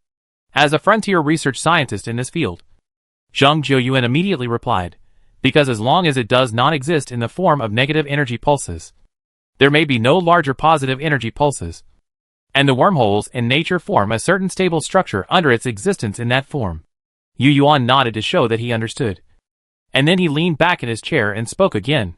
I think, if negative energy exists naturally in the universe, does that mean it is a new form of energy? Yes, you can say that. Zheng Jiuyuan gave an affirmative answer. After a pause, he realized why Yu Yuan said that. So he continued, but that also means that level 5 civilization no longer needs stellar energy. But this is not the case. Level 6 civilization still uses stars to power their small universe. Not to mention level 5 civilization. Therefore, I am more inclined to believe that negative energy is something like antimatter, which requires manufacturing costs to obtain. Otherwise, major civilizations would have long stopped needing stars. Negative energy, negative matter, antimatter? Hearing this, Yu Yuan seemed to have thought of something, and he touched his chin and pondered. His scientific literacy was very good, and he knew some of the relationships between them. Perhaps negative energy is not necessarily the energy that people usually know. Maybe it is also negative matter. Or negative energy and negative matter must have some relationship. Just like matter and energy, negative matter has a characteristic. That is, its mass is negative. From this point of view, the characteristics of tachyons are very consistent. Tachyons are also a kind of particle with negative mass. So it is naturally superluminal. So is tachyons a kind of negative matter? If we infer according to the laws of the material world, is there a kind of negative antimatter that annihilates with negative matter to produce negative energy? Just like the annihilation of matter and antimatter? Or is negative energy just a form of negative matter? Just like the several forms of water? This is worth exploring for human scientists. And they must explore and figure out what is going on, because it must be inextricably linked to the theory of everything. And humans cannot avoid it if they want to continue to move forward and make progress. Based on the exploration spacecraft of the Pioneer Microcosm and the Level 5 civilization of the Perseus Trade Federation, negative energy is most likely not a kind of energy that can be easily obtained from stars like positive energy. If such a thing exists, the most likely possibility is that they are in a negative universe. The negative universe is different from the anti-universe. The former is a superluminal world composed of various celestial bodies composed of negative matter. Its manifestation is more like the fast universe imagined by people. That is, the universe where various tachyons exist naturally. In such a universe, there is zero mass light. Matter with mass cannot be reduced to the speed of light, and can only approach the speed of light infinitely. The more negative the mass of an object, the more difficult it is to decelerate to the speed of light. In such a universe, there are also a large number of particles that exist just like the standard particle model, except that those particles are of negative mass. They are all traveling at superluminal speeds. And life forms composed of negative mass particles are also traveling at superluminal speeds. Everything about them is just the opposite of the normal universe. Space travel must be achieved by reducing the speed. And reducing the speed to below the speed of light is the only way for interstellar travel. In such a universe, the lower the speed, the slower you run. But you can travel the universe. If this kind of universe really exists, it is so counterintuitive. But the so-called counterintuitiveness is only for the biological thinking of the normal universe. And it is normal in their universe. But does such a universe really exist?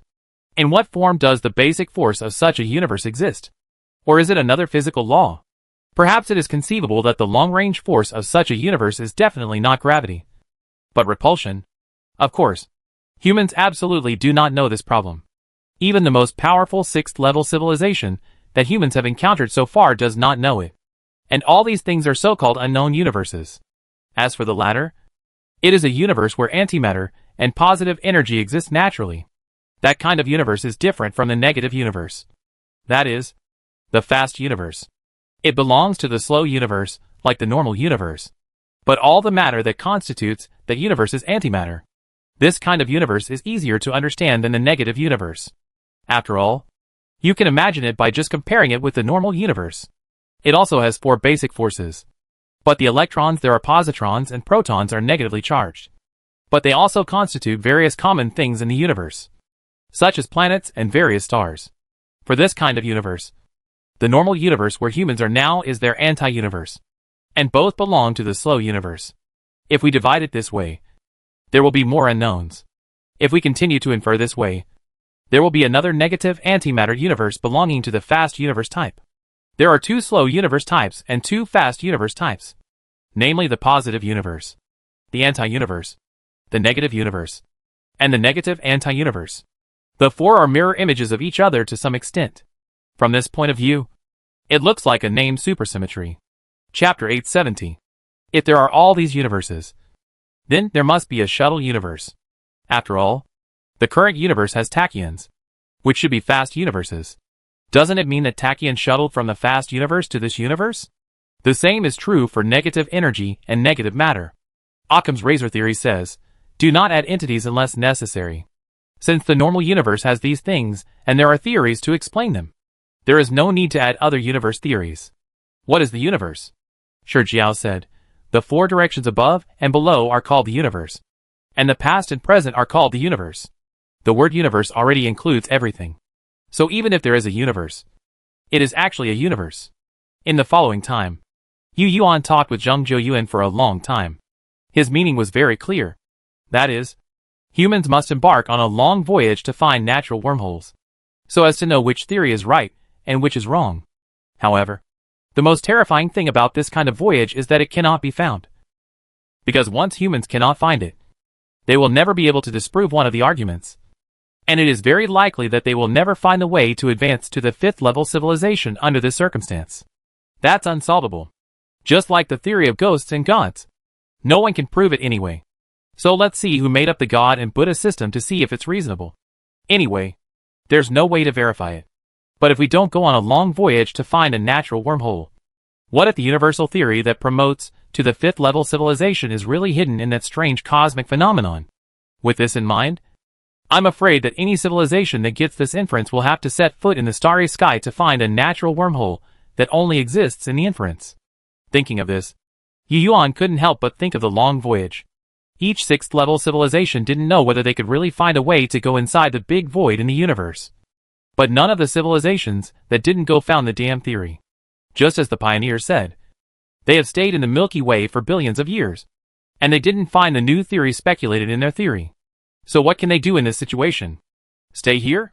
Then wait until one day the civilization runs out of energy. Or go for a great voyage. Obviously, the pioneers chose the Great Voyage, although it was no different from going to die. But they just felt that there was a glimmer of hope. So how similar is the way for humans to advance to the 5th level civilization now to the Great Voyage of the 6th level civilization? Although humans did not stay here for a long time like the pioneers, and decided to go for the Great Voyage in despair. For humans, a 4th level civilization. The fact that there has been no progress in the research on the theory of everything for such a long time is enough to be a wake-up call. Should we continue to lie low or try our luck on a voyage? Voyage. Voyage. Voyage. This universe seems to force civilization to leave its home planet and go on a voyage. As if only by going on a voyage can we make progress. Is this the way it is? Yu Yuan couldn't help but think of the whole process of human beings' promotion to the 4th level civilization. If human beings had always stayed in their home star system, they would definitely not have built an astronomical particle collider. Without an astronomical particle collider, there would be no grand unified theory. And what is the basis for building an astronomical particle collider? Obviously, in addition to having the top-level technology of the 3rd level civilization, what is needed is to set foot in the starry sky and be determined to spend a lot of time to find a star system with a lot of resources to mine. Of course, a civilization also needs to have strong scientific research capabilities. And this requires this civilization to travel very far in the interstellar. Even if it stays around the mother star system, it must send many fleets to other star systems to mine. For the navigation level of the 3rd level civilization, isn't it also a long voyage? Now that the 4th level civilization also shows signs of needing to travel to the stars, does the 5th level civilization also need to make some form of long-distance travel if it wants to improve? Does it also need to find some natural phenomenon to study? What the 6th level civilization needs is technology related to dark matter. Where can it find it? As far as humans know, the 6th level civilization must go on a long voyage. Otherwise it will definitely be trapped at the current stage. Unless it is confident that its civilization is smarter than the pioneers. Yu Yuan thought about this idea in his mind, and then told Zheng Jiuyuan and Yi Kai about it, wanting to know what they thought. Both agreed. After all, although there was no direct evidence, all the information seemed to point to this. They felt it was necessary to bring this view to the scientific community for discussion. After the three of them exchanged ideas, Zheng Jiuyuan seemed to remember something. So he reached out and clicked on the holographic screen on the desktop, then connected it to his portable computer, and then reached out to operate the holographic screen for a while. Finally, after the holographic screen displayed a series of physics models, he pointed to one of the models and said to Yu Yuan and Yi Kai, "Well, Academician Yu Shuai, look, there is a theory that points out that in the presence of a strong gravitational field, the negative energy field is quite common. This is the model of the black hole we observed before. And the model next to it is what we look like with the negative energy field added to the original model. You see, these are the various field parameters we measured at the time. After these parameters are brought into the grand unified formula, it looks like this. Yes, it's still a little bit off. We think it's because the gravitational field factor is missing, although we haven't got definite evidence yet. I believe the theory of negative energy field is correct. Black holes have gravitational fields and negative energy fields. We think that negative energy fields are very different from negative energy. It may be the reason for the change in the state of negative energy and negative mass. The mechanism lies in the negative energy field." At this point, Zheng Jiuyuan raised his hand and grabbed a few sets of key information on the holographic screen, then switched the interface, so that the holographic screen displayed a series of dazzling companies. And then he continued to point to the mathematical expressions on the screen and said, "In the past few decades, we have tried to explain it with gauge field theory, but in the end it proved to be futile. It seems to be more suitable to be described by quantum field theory. We have achieved some results. That is why I firmly believe that our negative energy theory is correct.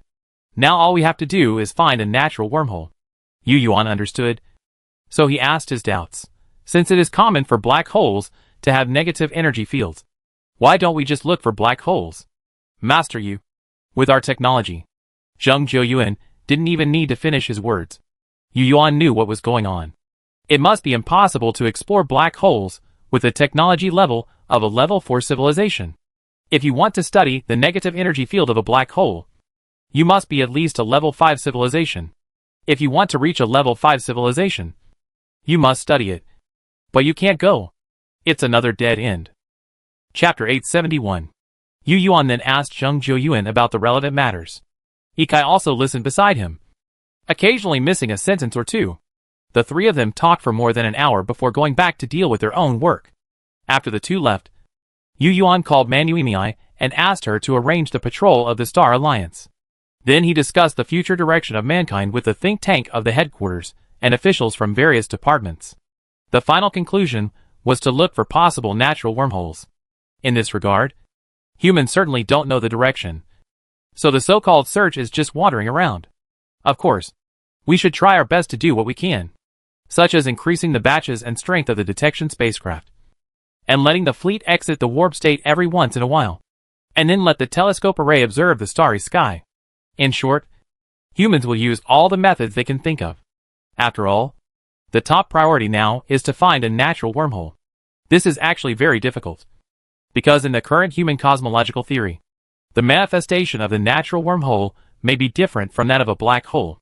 It may not show a strong gravitational effect like a black hole, so it is very difficult to find. And humans don't even know which direction to start. Of course, there are also some scientists who believe that the current human cosmological theory is wrong. They believe that the external manifestation of natural wormholes may not be much different from black holes. Humans should not look for them blindly, but use gravitational lens observation. That is, to find black holes, and then go to the field to investigate. Maybe a celestial body that humans think is a black hole may actually be a natural wormhole. The two opinions are held by scientists, and the second argument is supported by too little data. So many of their voices are not so confident. As a whole, humans certainly cannot change their direction just because of a different point of view. So now, and even for a long time in the future, humans will still search according to the first method. So time passed in the fleet stop and go. 1 year, 2 years, 3 years, 30 years, and another half a century passed. The Star Alliance fleet led by humans was already very far away from the deep blue star. But the search policy formulated at the beginning still did not find anything in the universe, except for the noise of various types of pulsars. There was no sound. It was quiet, and humans found nothing. Scientists' expectations have turned into disappointments again and again. The Human Sky Survey telescope array scans the starry sky once in a while, and then many scientists from many departments will analyze its observation and scanning results, trying to find possible cosmic strange phenomena. As long as some unexpected observations are found, the Star Alliance fleet led by humans will immediately turn around and set sail to explore the star field where strange universes may exist. But even so, humans are still disappointed in their expectations again and again. Over the years, humans have discovered possible strange cosmic phenomena, but they found that they were not there when they arrived at the place. Either the observation data is wrong, or there is nothing special about that place. Humans are going further and further, or it can no longer be described as far, because humans have no fixed place to live. And hundreds of years have passed in a hurry. Humans found that they had reached the upper end of the flat disk of the Milky Way, and this position is also located in the middle and rear section of the Perseus spiral arm. There are no more stars going up. Going up is definitely not an option. The remaining options are to either continue to go to the end of the Perseus spiral arm or go to the center of the Milky Way. Humans are not so bold, so they choose to continue to move forward to the end of the cantilever. So after replenishing some resources in one of the star systems, humans continued to sail far away. This time, the strategy of human routes was not to sail at warp speed for hundreds of light years before stopping to replenish and then continue to sail, but to sail at warp speed for 100 light years, then exit the warp speed, and then accelerate with conventional power, so that the entire fleet reaches a certain speed and then floats at a constant speed, and try to maintain this conventional constant speed route for as much time as possible. The purpose of doing so is obvious. That is, to allow humans to observe the starry sky for a longer time and more accurately. After all, if the fleet is in warp navigation, the Sky Survey telescope array cannot observe the starry sky, which will be distorted by the distortion of the warp bubble. Then again, human civilization can also stay in a certain star system, developing resources to build Dyson clouds while observing the starry sky. In fact, humans did this before, but every time they stayed in a star system for a period of time. I don't know if it's psychological factors. Yu Yuan always felt uneasy, always felt that staying in a star system for too long would cause trouble. always felt that being in a star system was like being in the sun. There was a feeling that the enemy was dark and I was bright. And always felt that one day a fleet from the depths of the universe would suddenly come to my docking place and meet me. Therefore, human civilization changed its strategy after that, and put the observation state into the state of uniform interstellar wandering. Yuan felt much more comfortable, and no longer had that feeling. In fact, it was not that Yuan had any telepathy. He was just worrying about nothing, thinking too much, and having experienced such a thing. He often thought of the scene of the encounter with Kuntai civilization, and unconsciously thought about it, which was a kind of persecution delusion. However, his persecution delusion saved humanity once without knowing it. But no one knew it, and he himself didn't know it. About 300 light years after humans left the star system where they were docked, this star welcomed its second guest since its birth. They were 3 level 5 civilization exploration ships, which looked exactly like the one that humans had destroyed before. They were obviously level 5 civilizations of the Persis Trade Federation. After exploring this star system, the 3 ships found traces of humans staying here. It wasn't that humans had dropped a screw, but that they found traces of the rocky planets outside the star system that had been developed. Of course, they only know that a civilization has been here, and they can roughly judge the technological level of the civilization that developed the resources. But they don't know which civilization it is. It is not difficult to judge the technological level. It can be seen from the situation of the resource mining site. In a word, the civilization with a certain technological level will make corresponding noises. For example, a level 4 civilization may use star destroyers to destroy asteroids during resource mining to facilitate the acquisition of various minerals. But a level 3 civilization does not have this ability. Therefore, if such a situation is found, it can be judged that the other party is a level 4 civilization. Chapter 872. Fortunately, when the 3 exploration ships arrived, humans had already gone far away, and the wake left by the warp speed travel was also erased by nature over time. Otherwise humans would have been discovered this time. At this moment, humans, who did not know that they were almost discovered, were still immersed in the journey of searching for natural wormholes. Although they could not find them, they encountered some structures such as multi-star systems in the process, which could improve humans' understanding of stellar evolution. We also encountered some beautiful nebulae, gas molecular clusters, and a neutron star whose rotation speed exceeded previous human records. We encountered even more celestial bodies, like white dwarfs. But we had never encountered the legendary brown dwarfs. Along the way, humans have seen many celestial bodies, even star systems without planets, which is a 4-star system. After a long period of observation and calculation, human astronomers concluded that the planets in the 4-star system were all swallowed up by the 4 stars due to the gravitational environment. It can be said that the fatigue of human beings who have not been able to find natural wormholes for a long time has been diluted by these discoveries. At least it is not that there is no gain. During this period, the scientists who are committed to the theory of everything did not do nothing because they could not find natural wormholes. They also worked diligently in their respective fields, and tried to find another way to master the theory of everything. For example, those scientific teams who want to start from the direction of negative energy have been making efforts in this regard, trying to create negative energy through the existing human technology. Well, creating it may be too radical for them now. So many people think that as long as they can prove the existence of negative energy in the laboratory, it is already very good. Of course, the direction of their efforts is still to create it. Humans do know the existence of negative energy, but it is not known through experiments, but through pioneers. As we all know, science is an experimental-based discipline. Others tell you that this thing exists, just to give you a clue. But that's all. If you want to study it and even master it, you have to get real data in the experiment. Otherwise it will still be equal to 0. So these studies seem to have made no progress. But they are definitely not useless. Take the scientific research team led by Zheng Jiuyuan for example. They have been tinkering in the laboratory during this period, with only one purpose, negative energy. As early as the Earth Age, humans had a certain understanding of negative energy, and had given several ways to produce negative energy. Zheng Jiuyuan's team made improvements based on those understandings, and tried to turn those ideas into reality. It's true that in the process of continuous experiments, they actually found some negative energy experimental data. At the beginning, Zheng Jiuyuan's scientific research team was doing Casimir effect experiments, and they tried to create negative energy through the Casimir effect. This method is theoretically sound, but when they actually did it in the experiment, they found it very difficult. They didn't even know whether negative energy was generated after completing the experiment again and again.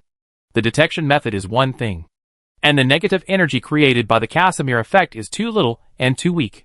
With the current human understanding of negative energy, there is no such precise detection technology at all. Therefore, after countless repeated experiments, they can only find other methods. This method was only thought of in the Earth era. But in this era, human technology can help scientists actually do it in experiments. In the Earth era, physicists proposed that negative energy could be produced by a fast-moving mirror. But unfortunately, this mirror must move at a speed close to the speed of light. However, it is a pity that even if this method succeeds, the negative energy created is the same as that created by the Casimir effect, which is very small. But it is still an experimental method. Anyway, if you have the ability, just do it. If it is possible, try it. Maybe it will work. It just so happens that humans have this level of technology now. So this experiment was really organized. In order to cooperate with this experiment, the Tianqin Star Destroyer cannon was used. After all, this cannon is the only one that humans have the ability to quickly accelerate a massive object to near the speed of light. The idea of the experimental scientists is this: first of all, the so-called mirror must not be an ordinary mirror. So it must be the most technologically advanced mirror currently used by humans. That is, a full mirror reflection mirror made of strong interaction force materials. They have persuaded the industry to produce such a mirror for the experiment, and have reached a consensus with the military that the mirror can be fired by the main gun of the Tianqin. At the same time, some detection equipment installation positions must be reserved in the process of manufacturing the mirror, so that they can observe during the experiment to see if there is really a negative energy reaction. Yes, humans now have a method to detect negative energy, which may be the only technological progress in recent years. Probably, a polaron and Bose-Einstein condensate are first produced, and then, by observing whether they can be reversely accelerated by thrust under certain conditions. That is, polarons and Bose-Einstein condensate are subjected to forward thrust but move backwards, so that it can be judged whether there is negative energy. The theory of this method has actually been proposed in the Earth era, but humans are now using advanced technology to turn it into a real creation. The process is not simple. It requires a civilization to have extremely precise operation levels in the field of microscopic technology, as well as advanced material technology. In fact, there is another way to detect negative energy, which is predicted in quantum field theory. At a very small scale, space always produces so-called virtual particles. These virtual particles are constantly generated and annihilated in the form of particles and antiparticles. In this process, they may temporarily have negative energy. This phenomenon is reflected in the Casimir effect. That is, when two metal plates are close enough, the virtual particle pressure between them will be less than the pressure outside the plate, thus generating attraction. This phenomenon is also considered to be indirect evidence of the existence of negative energy. However, compared with the first method, the detector made by this principle is not as accurate, and it is only possible indirect evidence. Even if it can be detected, it is only regarded as another Casimir effect experiment, which is definitely not as intuitive and certain as the first method. Scientists installed such a detector on a mirror made of strong materials, and then fired it with a star destroyer. If this method can really create negative energy, then the reaction sent back by the detector is that polaritons and Bose-Einstein condensate matter are reversely accelerated by the thrust, and vice versa. The experiment must not be done only once. So in the following time, the factory is busy producing strong material mirrors. Chapter 873. Even for people who have reached the pinnacle of the fourth level civilization, it is still very difficult to produce a large amount of strong materials. They can be produced, but the output is not high. It is precisely because of this that humans have only one ship, like the Lyra, equipped with a star destroyer. If it is not necessary, the time used to produce strong materials can be used to build more than 1 million ships of the same level. So humans have not yet built a second Lyra. It is also because of the difficulty of producing strong materials that the preparation time for this experiment is long. And it took humans 20 years. 20 years was all it took to manufacture the consumables needed for the first phase of the experiment. Yes, mirrors made of strong materials became consumables. After all, they could not be retrieved once they were launched. And during these 20 years, humans only manufactured about 1,000 mirrors equipped with various detection equipment. When the experiment was launched, although it did not attract the attention of all mankind like the astronomical particle collision experiment, it was still a sensation. Basically, except for some people who had nothing to do, everyone would pay attention to it. However, the experiment is just a beginning. After the launching ceremony, ordinary people return to their peaceful lives, because the result of the first experiment is undoubtedly a failure. Humans have not observed any signs of negative energy, and the subsequent experiments require a long and boring repetitive process. Of course, this process also requires experimental scientists to constantly adjust the experimental parameters. It is no different from previous experiments. They all use a large number of experiments to obtain big data, and then analyze the experimental data to finally draw conclusions. The details are naturally more complicated than this, but scientific experiments basically follow a set of procedures. Humans have developed to the 4th level of civilization, so they naturally understand this. However, subsequent experiments have told humans that things are not that simple, because all experimental consumables have been used up, and humans still have not found any signs of negative energy. Humans have not observed any traces of polaritons and Bose-Einstein condensed matter being accelerated in the opposite direction. Experiments have failed again and again. Although everyone has made sufficient mental preparations, they are still somewhat upset by this experiment that seems to never see the results. But even so, scientists or the new human government have not given up, and are still organizing the production of new experimental consumables, and then continue to do experiments. If it doesn't work once, try it twice. If it doesn't work twice, try it 3 times, 30 times, 300 times. If it doesn't work, try it 3,000 times. If it still doesn't work, try it 30,000 times, or 300,000 times.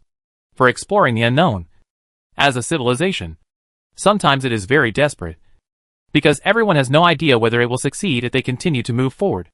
No one knows whether they can find the answer by doing 300,000 experiments, or maybe they still find nothing after doing 300,000 experiments.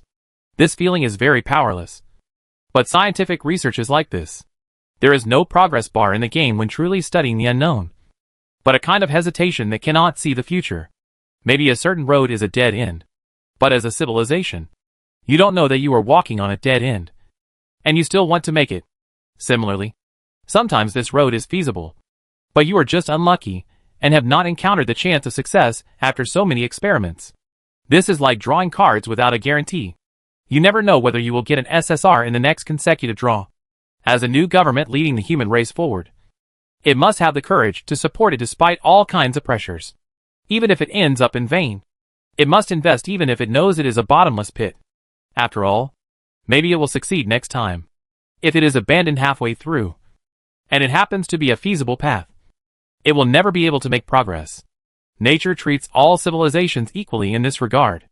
In this way, humans stop and go, and continue to conduct experiments, so that since the self-proclaimed experiment began, the Star Destroyer gun of the Tianqin has not been heard. Every once in a while, it will fire a strong material mirror into the dark starry sky, which is a bit like firing blanks. Repeated failures did not defeat humans, but they also did not allow humans to see success. This experiment gave humans the feeling of an eternal bottomless pit, and the more they did it, the more disappointed they became. Under such circumstances, many scientists finally couldn't help but question this method. They felt that this path was wrong, and that there would be no results if they continued in this way. The reasons they gave were quite real, probably because of the so-called speed of light. As we all know, humans have never actually measured the speed of light. If we want to apply the speed of light measurement value of 300,000 kilometers per second that we are familiar with to all physics and astronomy calculations, it must be based on a premise. That is, the speed of light is constant. So humans have recognized a fact, the principle of the constancy of the speed of light. As Einstein said, in order to define the validity of time, we must agree on the fact that the speed of light is the same in all directions. Therefore, from the perspective of optics, humans have not really measured the speed of light. And from the perspective of electronics, humans use the side of lasers to calculate the speed of light. And what is measured is not the light itself. So it seems that humans have not really measured the speed of light. Therefore, human beings have fallen into a strange circle in measuring the speed of light. If we use light itself to measure the speed of light, the one-way speed of light cannot be measured by real equipment. If we use laser to calculate it from the side, the subject of measurement is not light itself. If we use the method of dividing distance by time, we must assume that the speed of light is constant. However, the constant speed of light itself is the premise of relativity. But what does this have to do with the doubts raised by scientists now? Of course, this experiment says that if the mirror is accelerated to near the speed of light, negative energy will accumulate on the mirror surface. However, the so-called speed is not an absolute speed. There is no absolute speed in the universe, but a relative speed. A mirror is launched by humans, so it is naturally the speed of light relative to the current speed of humans. However, for the mirror itself, it is actually stationary. If the detector on it uses it as a reference, even if it uses other objects as references, its speed is not the speed of light, such as a planet that is orbiting. In this way, it is only the speed of light for humans. So even if there is negative energy, it is only negative energy for humans. And it has no energy reaction for other objects that are stationary relative to it. However, as a cosmic physical quantity, it cannot be effective only for humans, but should be universally applicable. Therefore, this so-called method of accelerating the mirror to the speed of light is not advisable. Chapter 874. After explaining the reasons, these scientists also kindly listed a bunch of formulas using the changes in time and space and the detector's own perspective, pouring cold water on the experimental scientists, who were still doing experiments in full swing. But the current technology of human beings is no longer comparable to that of the Earth era. What was impossible back then is not a problem now. The scientists who support the correct view of this experimental path also have their own reasons. They simply proposed to do a one-way light speed measurement. There was no superluminal communication before, but now there is. So this experiment can be carried out. Obviously, they want to turn the assumption of the invariance of the speed of light into an axiom, so as to prove from the side that negative energy can appear in their experiment. So they really did it. And the results they obtained were also very satisfactory. The speed of light was further accurately measured, which was consistent with the assumptions of relativity, and further confirmed the correctness of relativity. However, the results of their experiment could not affect the negative energy experiment after all. The negative energy experiment was a failure. However, this commotion did provide an idea for scientists who supported the strong material mirror experiment. So they began to improve the experiment.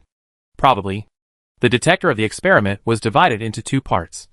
One part was placed on the strong material mirror, and the other part was placed in the acceleration part of the Tianqin Star Destroyer cannon. After this idea was proposed, those who participated in the experiment or often paid attention to the experiment knew what this guy was doing. Those who knew it naturally knew that doing this was their last fight. But it aroused strong dissatisfaction from the military, because doing so is no different from dismantling the main gun of the Tianqin, which is definitely not possible. Although it seems that humans are floating at a constant speed in the starry sky without any danger. What if they encounter some evil alien civilization? Then they still need the combat power of the Tianqin, which is the most powerful warship currently in human history. Without the Tianqin, there is really no sense of security. One is for the experiment of human beings climbing to higher peaks, and the other is for human safety. The two sides can't agree, and finally throw the problem to Yu Yuan. Yu Yuan was straightforward. The main gun of the Tianqin must not be used, and this seemingly bottomless scientific experiment must be done. It was simple. Just build another accelerator for this experiment. It was equivalent to building another Star Destroyer. Since we wanted both, there was no other way. Everyone was straightforward. Let's build it. But just this accelerator was a huge project. After all, it was actually a small caliber Star Destroyer. But it didn't need to be placed on the spacecraft. Its structure also needed a lot of strong materials as support. Otherwise it would fall apart after one shot. So, after the decision was made, the Star Alliance fleet led by humans entered warp speed again, looking at the nearest star system and rushing towards it. Of course, they went to mine and build experimental Star Destroyers, and also found reliable and suitable gun mounts. The Star Destroyer gun mounts could not be placed on warships such as the Lyra, which used strong materials as the warship frame. So this experimental Star Destroyer can only be placed on a planet. As for the guns, why not build another Lyra? It's not that humans don't want to, but it takes at least 1,000 years to build a spacecraft like Tianqin, which is too time-consuming. and humans don't dare to stay in a star system for that long. So it's most cost-effective to build an accelerator for experiments and place it on one of the planets for experiments. Human engineers estimate that it will take about a few decades to complete. If a 1,000-year project like an astronomical particle collider can be completed, then a few decades of engineering is naturally out of the question. After all, the current technology is more powerful. So, after humans came to this nameless star system, they conducted a routine exploration and then chose a planet with a diameter of about 15,000 kilometers to start. As time went by, a long, rectangular object with a relatively small caliber gradually appeared on the surface of the planet. Because of its smaller caliber, its acceleration field was not as strong as the main gun of the Lyra. So its length was much longer than the main gun of the Lyra, reaching 2,210 kilometers. It was equivalent to 1/10 the length of the Great Wall. The first 430 kilometers are the real Grand Unified Force Field acceleration part, and the second half is full of negative energy detection devices. When it is completed, looking down from the sky, it looks like a stick lying on the surface of a ball. And humans also used the time to build this experimental accelerator to build many of its mirror shells. So the experiment that had been interrupted for decades was restarted. This time it is the focus of everyone's attention. The scientists involved in the project also stared at each experimental result intently, looking forward to new discoveries. There are two differences between this thing, which is specially used as an experimental accelerator, and a real star destroyer. First, its diameter is much smaller, and its length is much longer. Second, in addition to the Grand Unified Force Field accelerator components, the majority of it is made of detectors based on polaritons and Bose-Einstein condensate matter.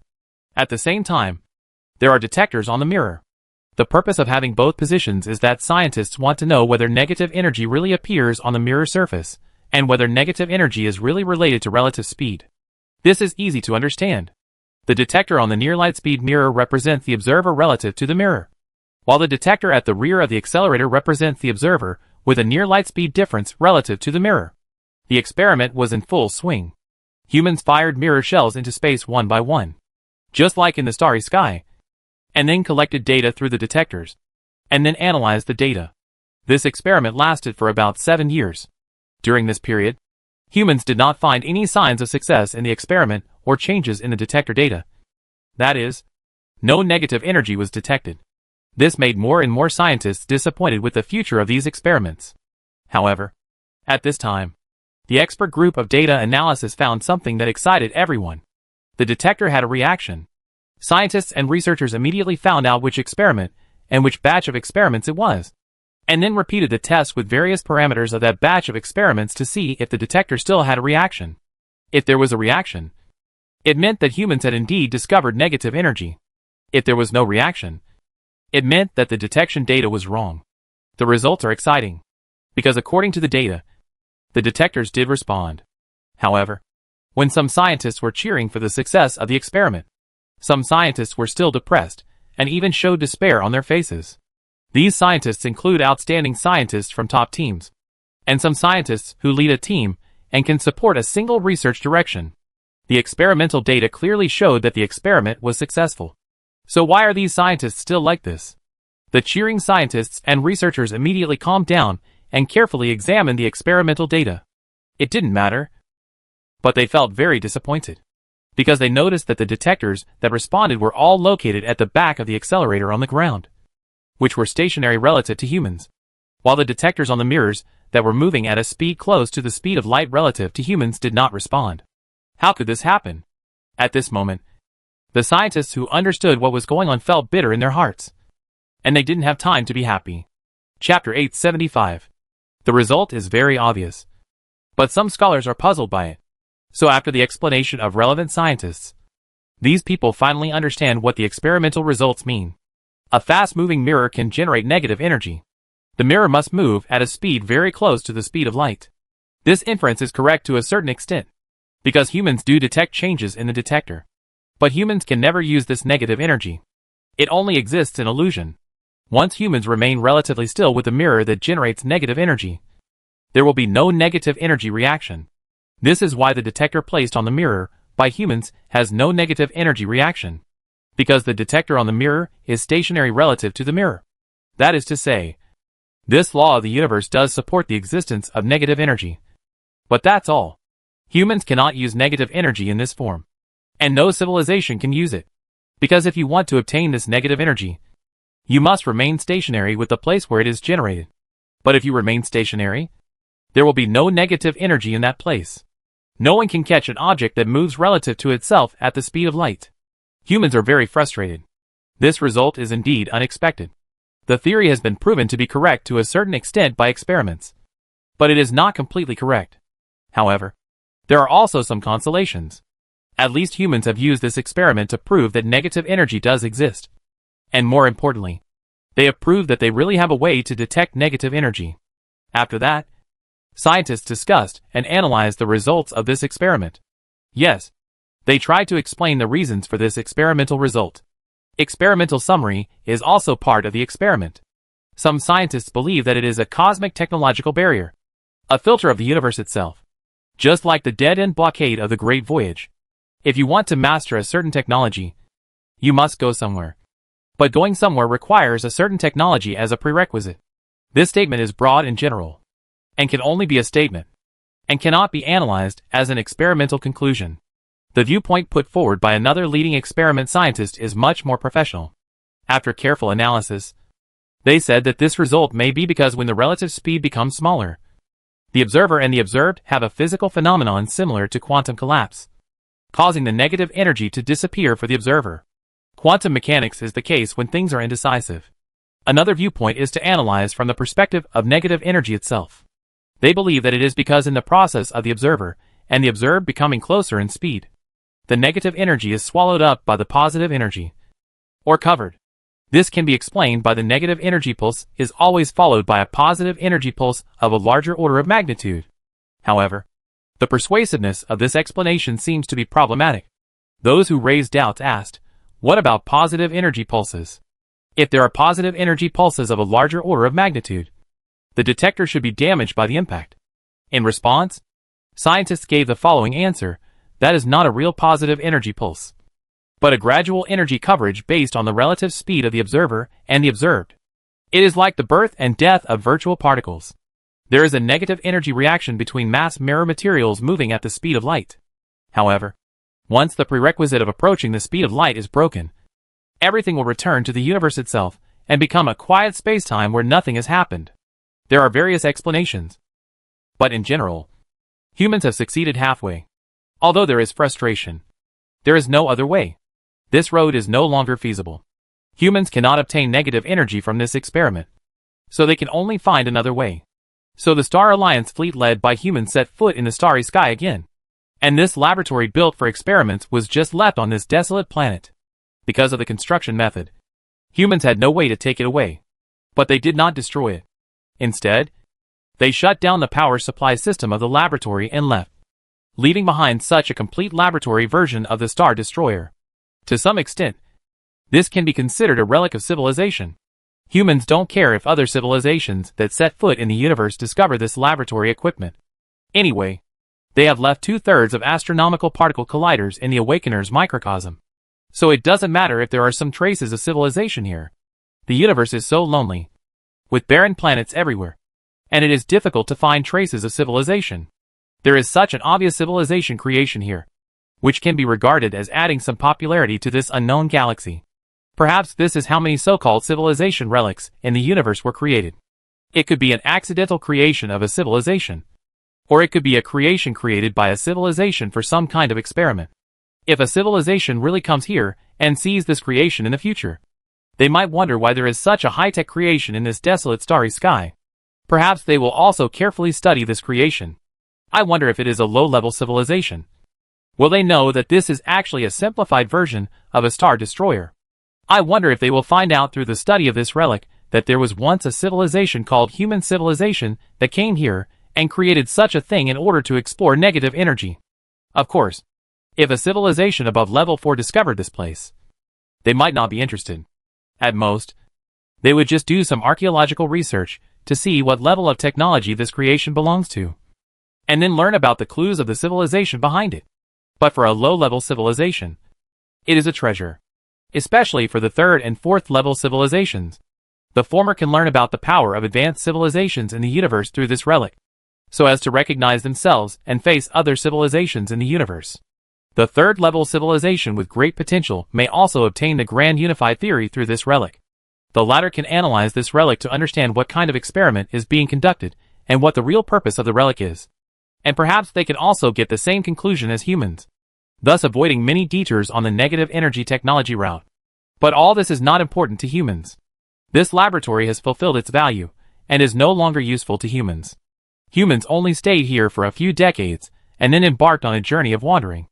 At the same time, human scientists finally gave up this dead end and actively tried to find another possible path.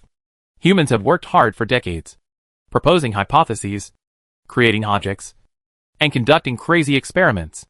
It can be said that all the resources have been invested.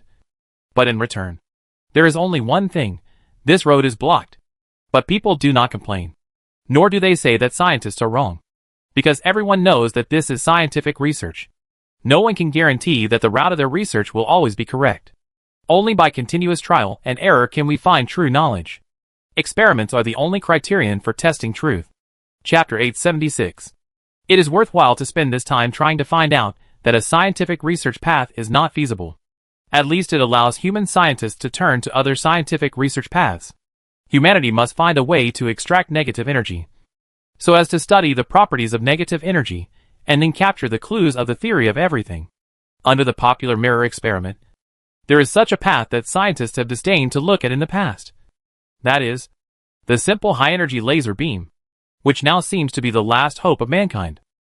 There is a theory that there is a compressed state in which positive and negative energy coexist in the energy state of lasers. Of course, not all lasers have this state. It must be a special high-energy laser. However, this state is difficult to operate. For humans today, it is more difficult than accelerating a massive object to near the speed of light. It is difficult to operate. According to the data from this theory, a typical negative energy pulse can only last for 10 to the negative 15th power seconds. That is, 10 to the negative 15th power seconds. And then a positive energy pulse will swallow it up. Theory points out that although it is extremely difficult to separate positive energy states from negative energy states, it is possible. However, there are two difficulties. One is what kind of laser compression state meets the conditions, and the other is how to separate the positive and negative energy in the laser compression state. The former requires a lot of resources and time to study, and the latter requires humans to have the corresponding technology, both of which are indispensable. Now human scientists are trying to find the answer. They are experimenting with various materials and various high-intensity lasers in the laboratory to try to find suitable optical materials. Because the theory holds that when a powerful laser pulse hits a special optical material, it will produce many photon pairs in its wake. These photons will in turn strengthen and suppress quantum fluctuations in the vacuum, thereby releasing positive and negative energy. But in order not to violate human physical theory, human scientists believe that the sum of these two energy pulses is always positive energy on average. Of course, the key is how to find them. The previous group of scientists who insisted on this direction are still working hard. And now, more scientists have joined this project. If this path works, then humans can extract negative energy from a device that remains stationary with themselves, and the negative energy problem will be perfectly solved. This is a very challenging scientific research project. Its research is based on 3 laws about negative energy. First, the total amount of negative energy in a pulse is inversely proportional to its spatial and temporal range. That is, the stronger the negative energy pulse, the shorter its duration. So if humans find that special optical material, and then use this laser method to create a beam of negative energy, and then use this burst of negative energy to open a micro-wormhole, it can only last for a very short time. The second one is what Ikai and Zheng Jiuyuan mentioned before on the Tianqin. A negative energy pulse is always followed by a positive energy pulse of a larger magnitude, so their sum remains positive, so as not to violate the laws of physics. The third one is that the longer the time interval between the positive energy and negative energy pulses, the larger the positive pulse will be. These 3 theories support all human research on negative energy, including the previous mirror method and Casimir effect method. Under these physical theories, human scientists believe that humans can use quantitative methods to determine the conditions required for lasers or Casimir plates to produce negative energy. First, The team of scientists dedicated to this research proposed that they could try to irradiate a light beam into a box. This light beam must meet all the conditions of the high-energy light beam mentioned above. And the box must also contain optical materials that meet the requirements.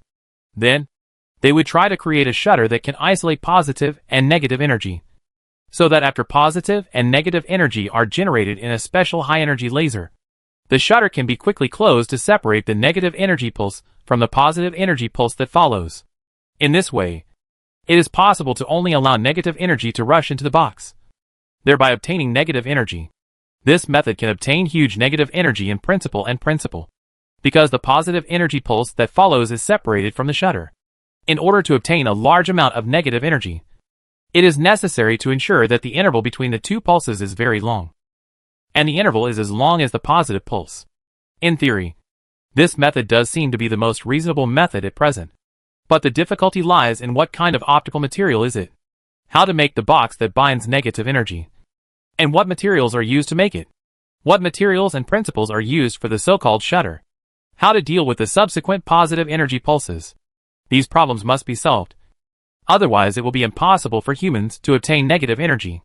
These all require human scientists to work hard to solve.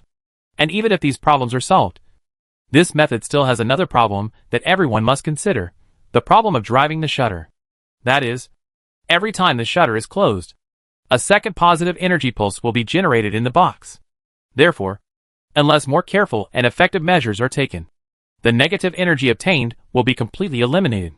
Humans must solve this problem, must think of a way and have the corresponding technology, and must be able to disconnect the strong negative energy pulse from the positive energy pulse that follows it, without generating a second energy pulse that completely cancels out the negative energy. And to complete this operation that currently only exists in the plans of scientists, it is necessary to have the pinnacle of microscopic technology, because the key to the problem has been pointed out in the reports of these scientists. First, the scientists' idea is that after all the material problems are solved, they require humans to have a frequency band of about 10 to the negative 22 power meters to confine negative energy. This is required to open or maintain the negative energy of a 1-meter wormhole. Such a small frequency band is equivalent to 1/1,000,000th of the size of a proton. This must be created by a civilization with extremely high achievements in the microscopic field, because this requires this civilization to operate on an incredibly small scale or at an incredibly small time interval. Such a technical difficulty is greater than building a Star Destroyer cannon. Humans have not yet reached that kind of microscopic technology. But humans have not given up. They have great confidence in their own technology. Now that the mirror route has been denied, it seems that humans only have this one way left. Under such heavy pressure, it is not impossible to do it. Even Yu Yuan is quite confident about this. Just like when the first fleet was trapped in the Pioneer universe, there was pressure and motivation, and he believed that humans had such potential. Before finding a natural wormhole, this is the most likely way for humans to come into contact with negative energy. And it is also the way for humans to produce negative energy themselves in the future. Chapter 877. The activities of civilizations always leave their own traces in the universe, just like humans have done along the way. The first time humans left traces of their civilization activities on an alien planet was on the Null planet. The second time was on the Awakener's microcosm. And now it's the third time. Perhaps there will be civilizations, like human civilization in the universe. Some of them are intentional, and some, like humans, inadvertently leave their own creations, becoming relics of civilization in the eyes of other civilizations. Obviously, this is something that benefits other civilizations, but it also depends on the luck of the unknown civilization. For example, the Nair civilization was very lucky. They found the astronomical particle collider left by humans. As long as their life forms are not stupid, it is a sure thing that they will step onto the 4th level civilization. However, the current human civilization is already trying to step onto the road of 5th level civilization. It is human civilization, not Star Alliance. This is the discovery of humans during the period of trying to explore the theory of everything. In the process of trying to master the theory of everything, humans found that other civilizations in the Star Alliance were not very helpful. For example, the Kuntai civilization and the Qian civilization also had top scientists participating in human scientific research. Or humans also gave them some scientific research projects on the theory of everything to study. But they behaved very badly, as if this was very difficult for them. Presumably, the Tianquan civilization and the Nair civilization were better for them. Especially the Nair civilization. After their top scientists had enough time to participate in the research, humans could see that they were constantly improving, and their performance in scientific research was the best. Occasionally, they can provide humans with some novel ideas, and for this reason, they have received attention from the human scientific community. In this way, the Star Alliance led by humans continued to wander in the starry sky, while actively searching for natural wormholes in the universe. A large number of detectors were sent out. Under such circumstances, the radius of the Star Alliance member civilizations on-duty detection mission even reached 10 light-years. Their detection spacecraft was also equipped with the most advanced negative energy detection equipment by humans.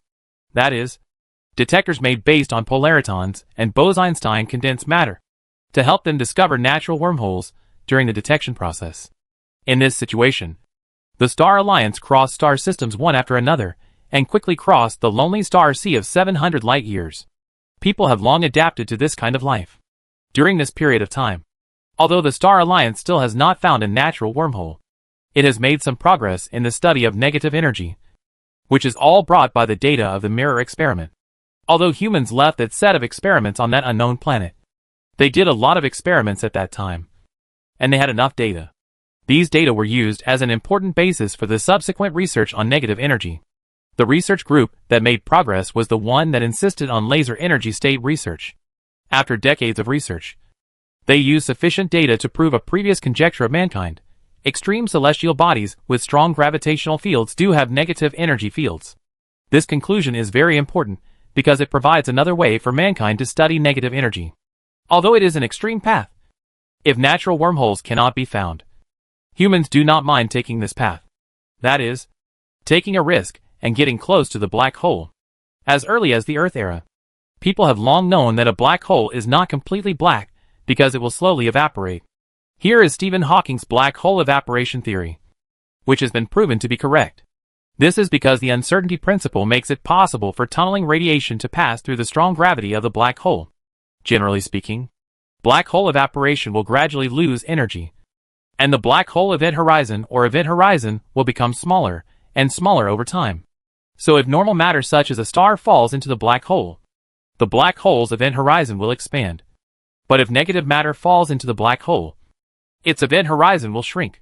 Then conversely, in the strong gravitational field inside the black hole event horizon, there is a positive and negative energy field, or it can be said to be a quantum field. Some people also believe that it is a displacement field of time and space. Humans do not know what is inside the black hole event horizon. After all, it can no longer be explained by human existing physical theories. But we know that this field will not show any physical phenomenon when the black hole event horizon does not change. When the black hole event horizon expands, a positive energy field will be generated on the surface of the event horizon, and vice versa. Before, this was just a theoretical guess, but now there is a rigorous mathematical proof process. And the negative energy parameters involved in this process are completely consistent with the data obtained by humans in the previous mirror experiment. Therefore, although humans have not yet ventured close to the black hole to detect and confirm it, it is basically a sure thing. This conclusion is completely consistent with the stable wormhole solution. Stable wormhole solutions have been calculated in the history of human physics development. It is said that in order to stabilize all wormhole solutions, negative energy is usually required. The reason is very simple. That is, positive energy is required to open a wormhole opening that can concentrate mass and energy. And when light enters the mouth of the wormhole, the light will converge. And when these light rays emerge from the other side of the wormhole, then somewhere in the center of the wormhole, the light will diverge. This place has been found by humans in mathematics, but it still needs to be confirmed when studying natural wormholes. And this situation can only happen when negative energy exists. At the same time, negative energy is a kind of repulsive energy, which is the energy that ensures that the wormhole does not collapse under the action of gravity. So why is such a conclusion a progress in the field of negative energy research for humans? The reason is that it gives humans a clear direction in the research of laser energy states for creating negative energy, and lets humans know which direction to work hard in this research. It's like seeing a lighthouse in the sea, giving you a direction. Now we can say that as long as human material technology and microscopic field technology meet the standards, it is very likely that we can actually do laser energy state experiments in the laboratory to produce negative energy. Of course, it's just production. As for preserving and using negative energy to do reverse work or other purposes, humans still have no way to do it. Because in human physics theory, the grand unified force field cannot be controlled, and preserving negative energy can only be a universal theory. But if humans really succeed in creating negative energy, even if it is a small amount of negative energy in the laboratory, it will certainly be a great scientific and technological progress, which marks a major breakthrough in human presence theory, material technology, and microtechnical fields. So from a certain perspective, it can be said that now humans are only short of breakthroughs in materials and microtechnical fields to create negative energy in the laboratory. Chapter 878. Of course, it is just manufactured. Scientists estimate that if it succeeds, humans will be able to detect waves of negative energy pulses in the laboratory. And then these negative energy pulses will be offset by the positive energy pulses that follow. The reason for this is that the shutter that isolates positive and negative matter needs the support of the universal theory to be truly effective. Yes, everything points to the universal theory. Scientists have already discovered this, which is enough to prove that this path is correct. On this day, after finishing his daily office work and handling some daily chores, Yu Yuan did not leave the office as usual, but directly used the holographic network access device in the office to enter the virtual network world of humans. This is not a game, because it is more real than traditional online games. If you insist, the human network system is very similar to the legendary holographic game. Yu Yuan did not enter the network to relax and play games. After all, it is not really a game here. Although the scene is similar to a game, the way to enter is similar to the holographic game that people imagine, all of which are connected by wearing a helmet and lying in a cabin similar to a hibernation cabin. This technology has been realized by humans in the third-level civilization. In the fourth-level civilization stage, due to the popularization of holographic technology, this kind of scene similar to holographic games has appeared. After connecting to the network, Yu Yuan controlled his character in the first person and walked towards a hall. According to the time, there should be a meeting going on there. It was a conference organized by the human scientific community itself. A special version of a scientific seminar, mainly discussing the current progress of human science and technology, as well as certain technologies, certain cutting-edge conclusions, how they will affect human society, and what these conclusions will tell humans about cosmic civilization. The content was very diverse, and there were also visions of the future and some possible insights into the future. Generally speaking, Yu Yuan rarely participated in such meetings. At most, he would wait for the meeting to end and get a general understanding of the discussion content. However, today he had a whim and happened to have nothing to do, so he came to listen. In the virtual world, the hall is designed as a square plus a large hall. You can get there by walking through the square and taking the bluestone stairs. I don't know who designed this hall. It follows the pattern of flying eaves and corners, and looks like an ancient dynasty building. However, the facilities inside are not ancient, but are similar to the layout of a normal hall, with a podium and layers of audience seats. After completing the identity recognition, Yu Yuan went directly to the upper level of the audience platform and found a seat at random. He roughly understood that there were about 13,000 people participating in this meeting, which was a very normal online meeting mode. At this moment, a scientist from an unknown department was speaking on the podium. The topic seemed to be a breakthrough in negative energy research. Yu Yuan did not try to identify who it was. After all, there were so many scientists in the world, and he could not know every one of them. So he just listened carefully. He only heard the scientist on the podium say, "Everyone. As I emphasized before, the scientific research we have obtained on negative energy is great. It may be just a technical advancement for those who are committed to negative energy research. But for people like us who are engaged in cosmic sociology, it means more than that. I am not familiar with the research on laser energy states, but there is one very important conclusion. That is, the negative energy field is a universal conclusion about the existence of strong force fields. The natural evaporation of a black hole will cause its event horizon to shrink, and this contraction will produce a negative energy field on its event horizon. Regarding this conclusion, I have heard such a statement before: advanced civilizations, or level 5 civilizations, Can they create such a negative energy extraction device based on the wormhole principle? That is, a controllable wormhole at an extreme distance. And they put the mouth of this wormhole extremely close to the event horizon. Or stick it on the event horizon, so as to obtain negative energy. I think it is possible. Although this behavior is dangerous for us now, it may not be for the fifth-level civilization that has mastered the theory of everything.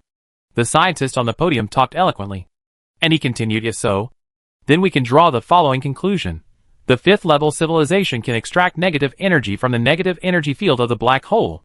At this point, the scientist paused, walked back and looked up at the people in the meeting room, as if to let them digest the information he said, or to let the people present think about what it meant. Although the participants were all virtual characters, they were basically the same as they were in the first scene, and were completely virtual images created according to the appearance of the human body. After waiting for more than 10 seconds, the cosmic sociologist on the podium continued, from the perspective of cosmic sociology. This means that the way for a level 5 civilization to obtain negative energy is not only to create it by itself, but also to extract it from the black hole event horizon.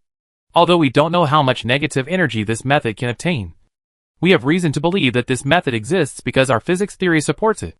So, my conclusion is that black holes are the gas stations of level 5 civilization. If it is true, then the main source of negative energy for level 5 in interstellar travel is definitely this method. Black holes are a source of energy in their eyes, just like stars are viewed by level 4 and below civilizations. So what does this conclusion mean? I think everyone here has already thought of it. Yes, that's right. It shows us the easiest way to find level 5 civilization black holes. We have not forgotten the hatred of the destruction of the solar system. And we already know that the civilization that can destroy stars is at least a level 5 civilization. If we want to find the murderer, the most accurate source of information must be those level 5 civilizations, especially here in the Perseus Arm. Before, we were worried about where to find other civilizations to look for clues after we reached the level 5 civilization. Now it is clear that it is black holes. If we look for black holes one by one, we will definitely encounter a level 5 civilization. Yu Yuan didn't listen to the rest of the words so seriously, because after hearing that black holes are the gas stations of level 5 civilization, he fell into deep thought. He used his knowledge to sort out the logic of this conclusion, and found that it was really the case. In other words, this conclusion is most likely correct. This is incredible. I didn't expect that black holes would become gas stations. It must be said that these cosmic sociologists are not just eating for free. They are very good at applying the conclusions of cutting-edge science to the entire cosmic social civilization. This kind of thinking and the conclusions obtained from thinking have undoubtedly brought great benefits to mankind. Just like now. Chapter 879. The conclusions drawn by the philosophical experts who study cosmic sociology are not imaginary, but are deduced based on the theoretical progress that humans have made. That is to say, the theoretical progress made by humans is correct, and their inferences are probably correct. Such conclusions are undoubtedly very important. Although they cannot directly promote the development of science and technology, they point out many feasible paths for the future of mankind. In addition, they let humans know where to go, where not to go, what information can be answered, and what not to do. It is a deeper understanding of the universe and cosmic society. Just like when humans first knew the cruelty of the universe. That is the knowledge that interstellar civilizations must master to survive in the universe.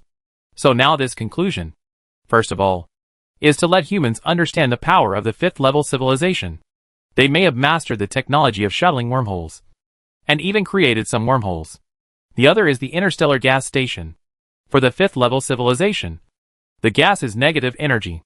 With this understanding, after humans reach the fifth-level civilization level, they can take fewer detours and directly put the research direction in this aspect. That is, the technology of extracting negative energy from the negative energy field of the black hole.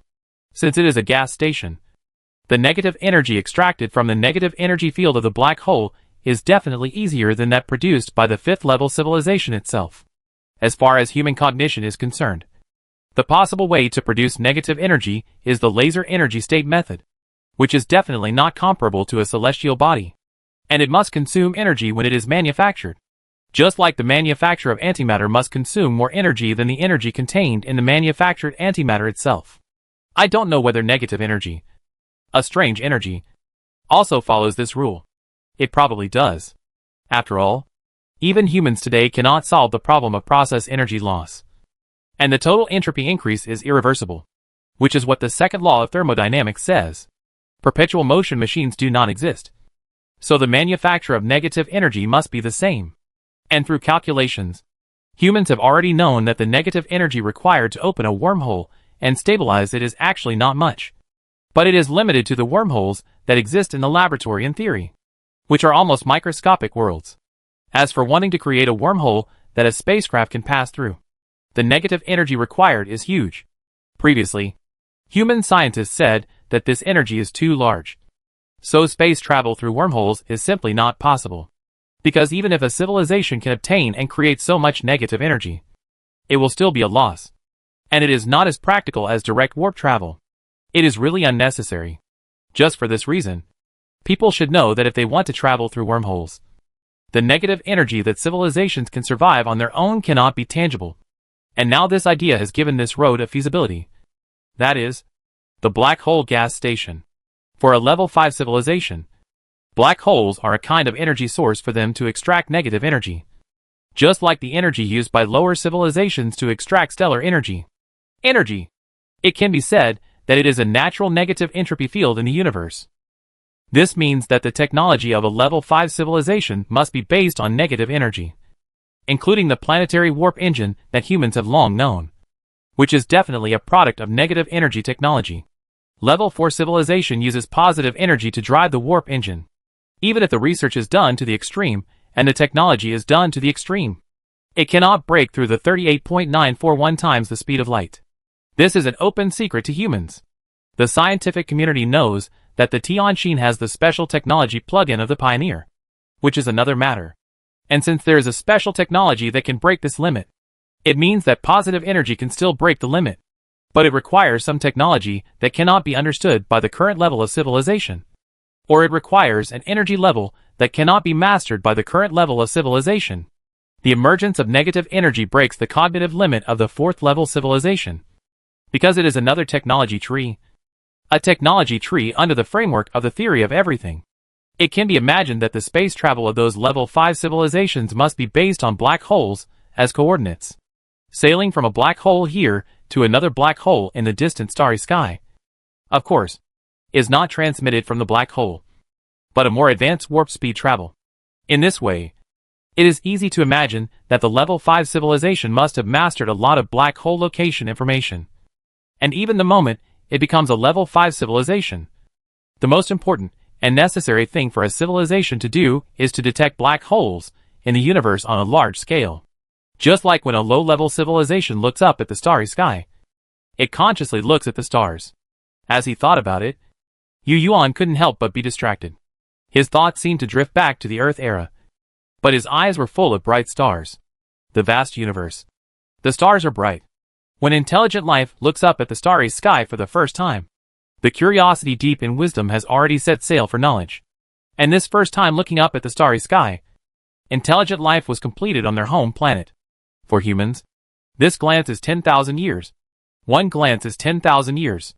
Now that we have reached the 5th level of civilization, we look up at the starry sky again. But we are not looking at stars, but those black holes that seem to be the background of the universe. The first eye's spirit of seeking knowledge is enough to support the development of civilization to the 4th level of civilization, while the second eye's spirit of seeking knowledge is necessary for civilization to step onto a higher level. Without the exploration and knowledge of countless black holes in the starry sky, it will always be trapped at the 4th level of civilization. And it is unknown how far this second eye black hole can support intelligent life. Maybe it can reach the 6th level of civilization. Or maybe it can't reach it. Because according to the knowledge currently mastered by humans, the symbol of the 6th level of civilization is that they can master the technology tree related to dark matter and dark energy. Although dark matter covers the entire large gravitational area, the densest place is undoubtedly the center of the Milky Way. Because gravity. Does that mean that by then, I will have to look up at the starry sky once more? That is, the 3rd time. The first time I looked up at the starry sky, I saw the bright stars. The second time I looked up at the starry sky, I saw the deep black holes. What about the 3rd time? Is it that I saw the vast nothingness? Oh, universe. How many secrets do you have? When Yu Yuan came back to his senses from his absent-minded state, the meeting was over. But he would definitely read the content of the meeting again later. After all, humans might really have to make changes after this. After searching for natural wormholes for so long, there is still nothing to be found. If this continues, there is no telling when it will end. Yu Yuan was mentally prepared for this. But he did not expect that it would be so far away. He did not expect that the obstacle to human progress was the endless search. He believed that humans were capable of mastering the theory of everything. But now humans are like a good cook who cannot cook without rice. They just cannot find natural wormholes as research objects.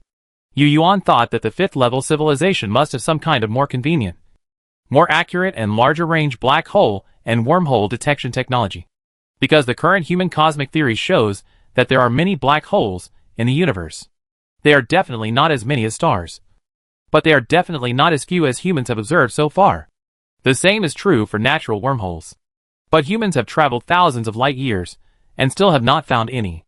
Chapter 880. Humanity has been running around in the starry sky for decades. Since mastering the third-generation warp technology, humans have reached the peak of the fourth-level civilization. Although there have been no spectacular wars, humans have also realized the power of the technology they have mastered. Until now, it seems that they have pushed the existing technology to the extreme. Well, it is the extreme that humans think they can do. People also know that some technologies that they think they can't improve may not be the limit of all fourth-level civilizations. After all, there are always some special life forms that can develop incredible technologies in a unique way. Of course, humans also tried to get the top scientists of the Star Alliance to participate in the research projects of various branches of science and technology, trying to find some directions that humans themselves cannot see in this way. But the results were minimal. Under such circumstances, humans finally made a decision after several meetings. That is, to look for black holes. Since natural wormholes are far away, let's take the risk of finding a black hole and study it to see if we can find the negative energy field in the theory, so as to complete the puzzle of the theory of everything. As an extreme celestial body, black holes are definitely much easier to find than natural wormholes. In the past many years, human telescope arrays have discovered many black holes. So as long as you decide to explore, you can directly choose one from the star map. Humans do this. The mass of the black hole selected by humans is about 10 times the mass of the Sun. And it is about 1,800 light-years away from where humans are currently. The predecessor of this type of black hole should be a supernova explosion of about 50 times the mass of the Sun. And its core collapsed. The mass is not particularly large. And it is relatively safe for humans.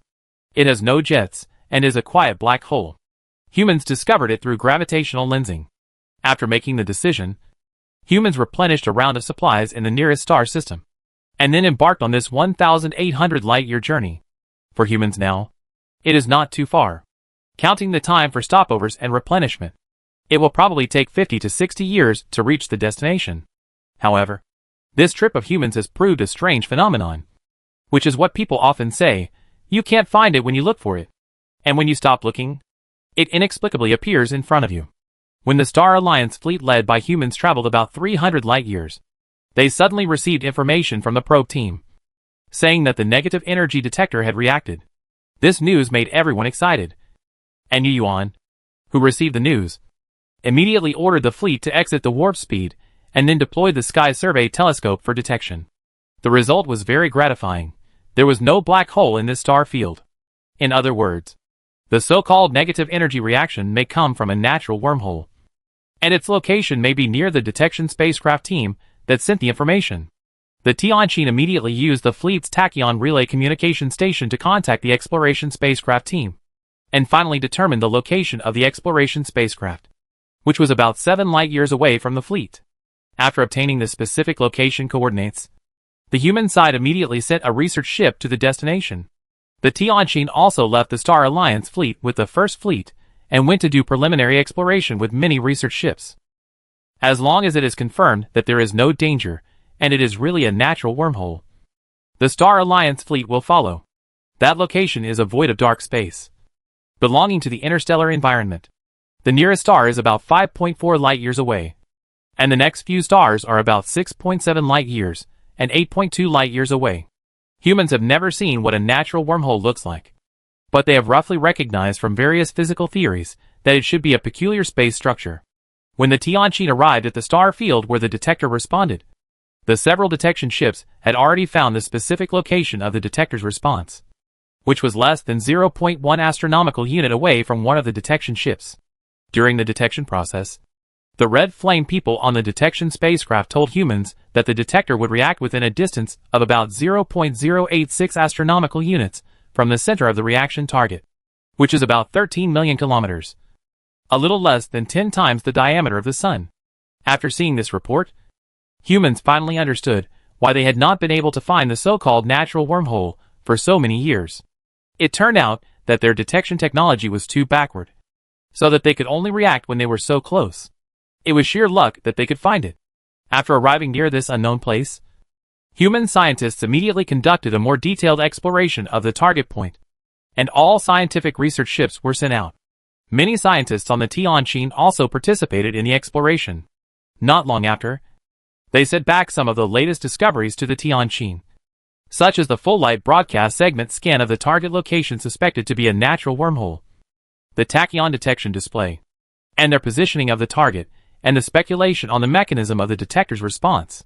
Scientists generally believe that this is indeed a natural wormhole, but it is not known where the other end of the wormhole leads to. According to various detection data, the diameter of the mouth of this natural wormhole is about 7 million kilometers, and the detector senses a reaction distance of 13 million kilometers, which is almost twice its diameter.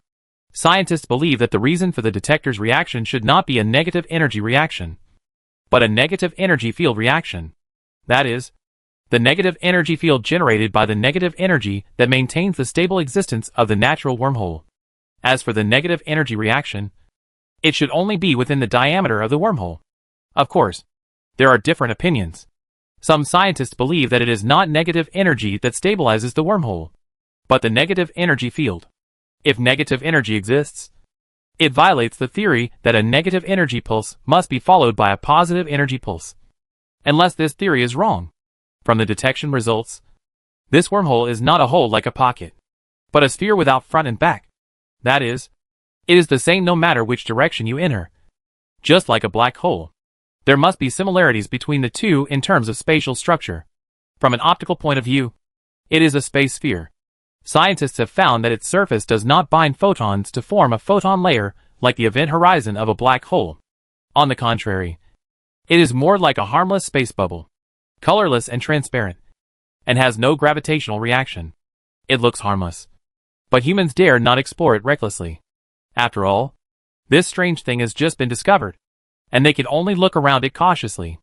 Scientists plan to conduct some scientific experiments at the place where the detector reacts, and then slowly approach it, touch it, or even let the detector enter it to see what the reaction is. They have to test its physical properties step by step.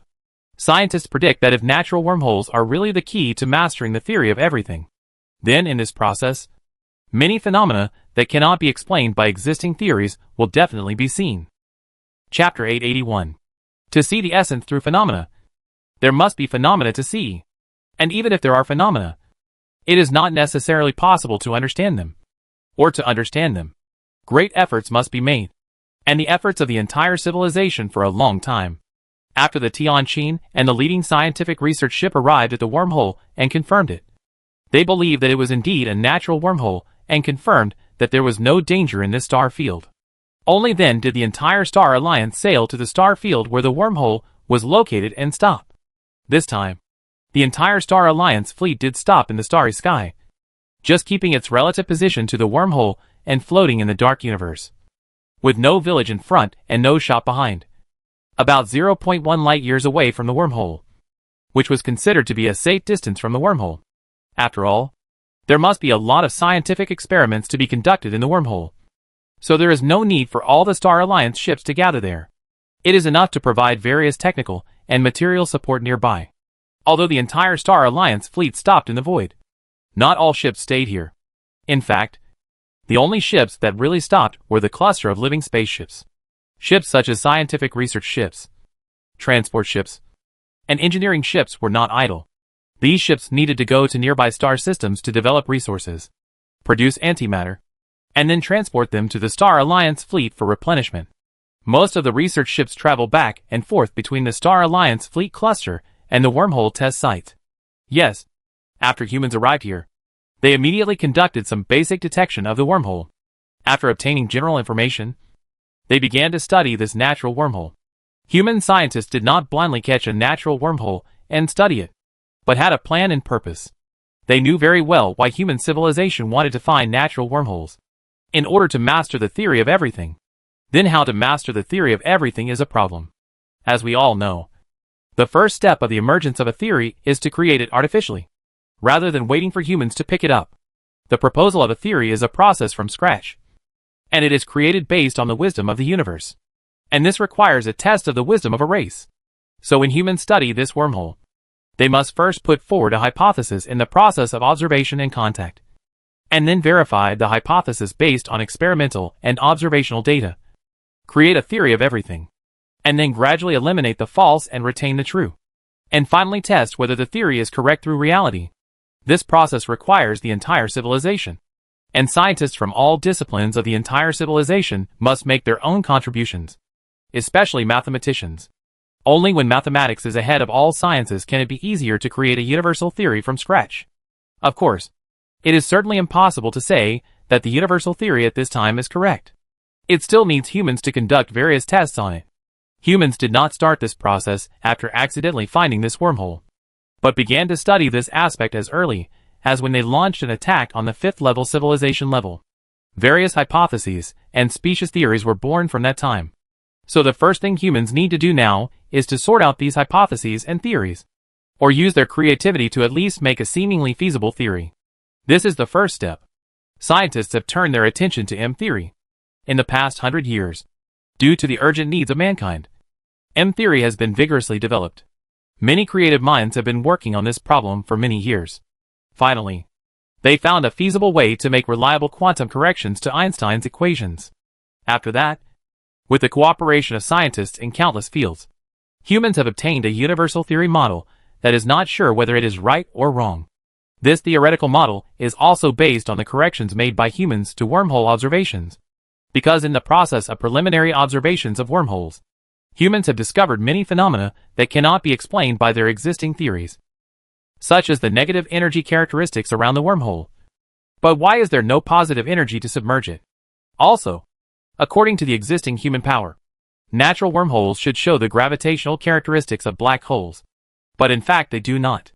There are many phenomena that cannot be explained by existing physics. So the first step for humans is to establish a set of theories that can at least explain them. The theory of everything model was born in this context.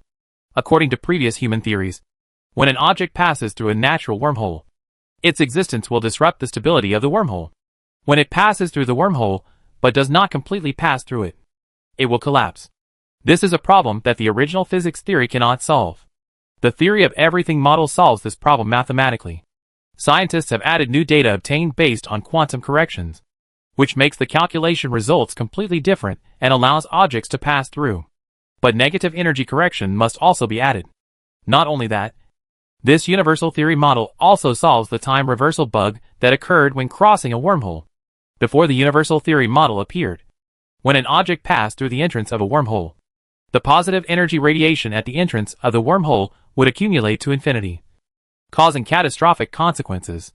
This is because according to previous theoretical calculations, negative energy fluctuations will inevitably lead to positive energy pulses, and the positive energy that appears can flow backwards along the time axis through the wormhole.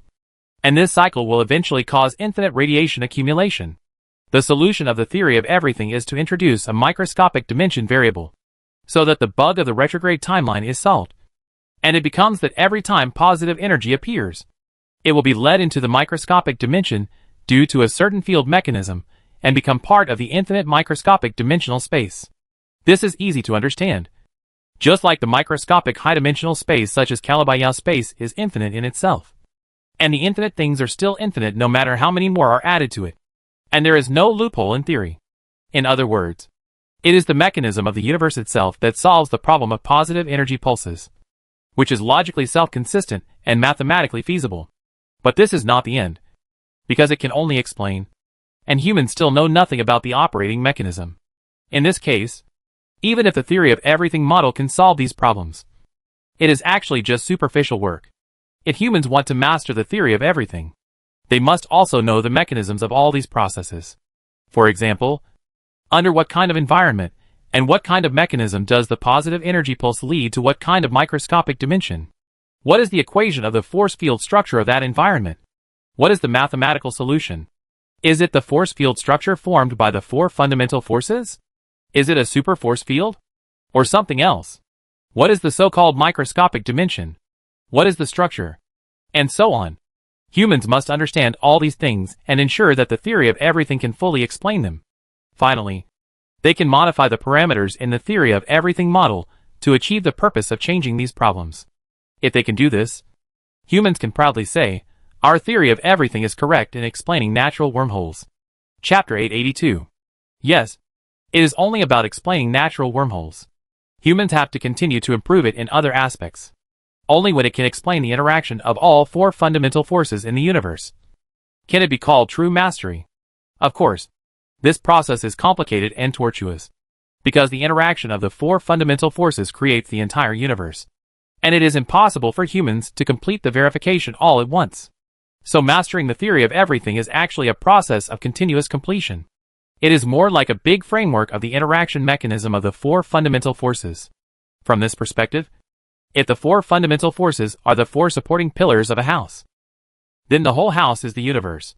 And the floor, drain, toilet, wall, ceiling, decoration, furniture and everything else in the house are a whole system supported and extended by the four pillars. These things are the various celestial bodies and physical phenomena in the universe of the house. For example, you can regard the toilet as an extreme celestial black hole, and all these things are based on the system forces supported by the four pillars.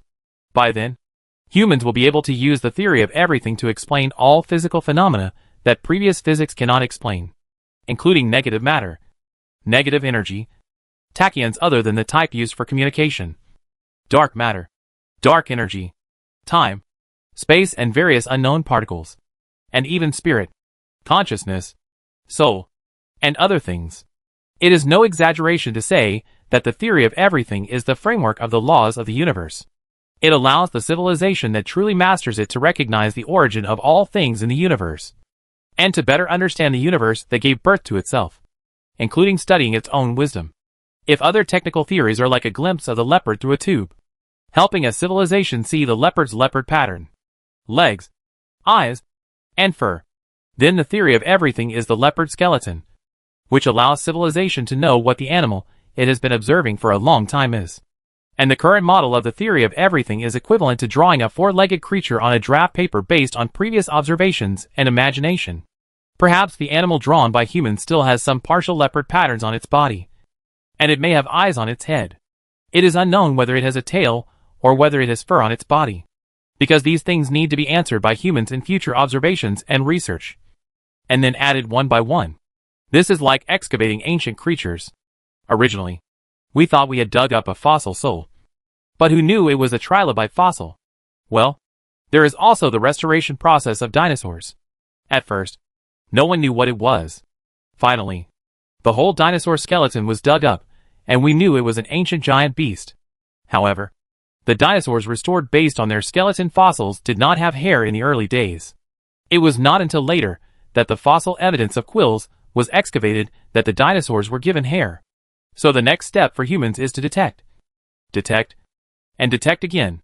Launching detectors to natural wormholes has been put on the agenda. There are all kinds of detectors, not only negative energy detectors, but also detectors equipped with various detection methods. As long as the detection methods that humans can master with existing technology are used, the more data the better. As time goes by, humans have also launched one detector after another to natural wormholes. Some with magnetic field shields, some with polarization shields, and some with force field shields. Each detector has its own mission, and they either pass by the wormhole or rush directly into the wormhole. In this process, humans gradually understood some characteristics of natural wormholes.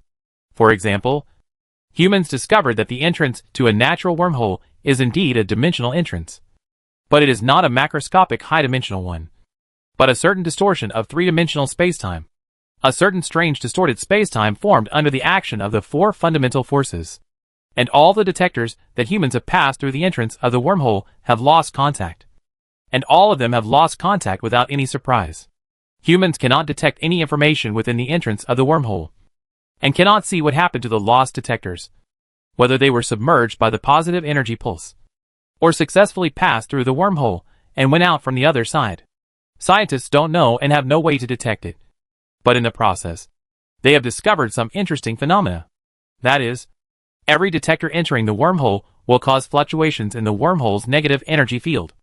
And this fluctuation can be easily detected by humans around the wormhole entrance.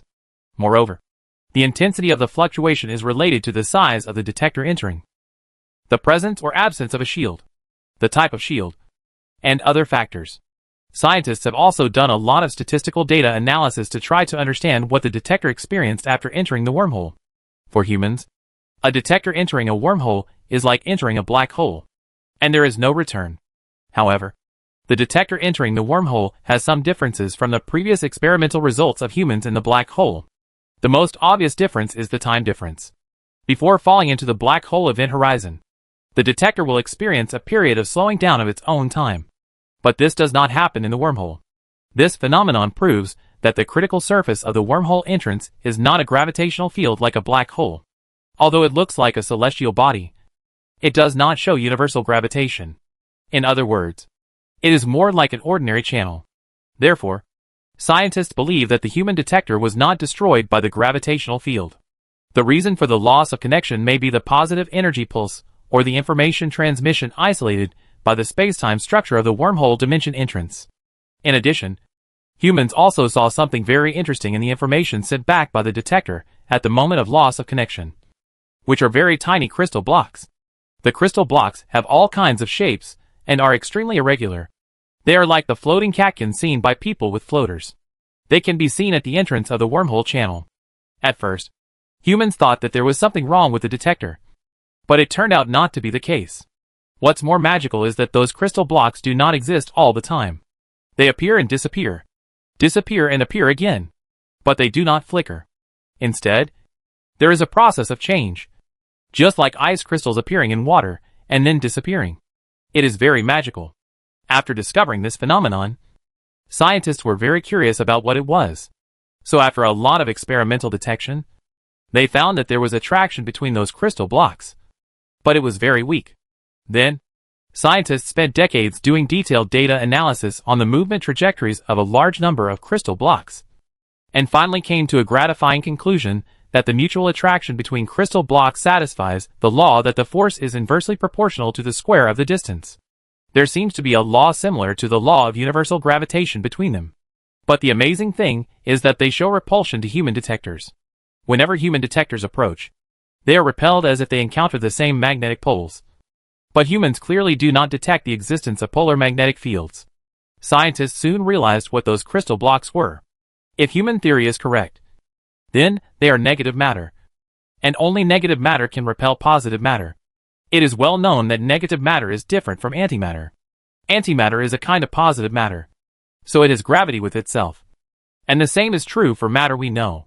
Negative matter has negative mass, and it has gravity with itself, and repulsion with matter. However, after reaching this conclusion, scientists are faced with another problem. If they are negative matter, why do they appear and disappear like ice and ice melting? Chapter 883. The topic of negative matter and negative energy obviously goes beyond the existing physical system of human beings.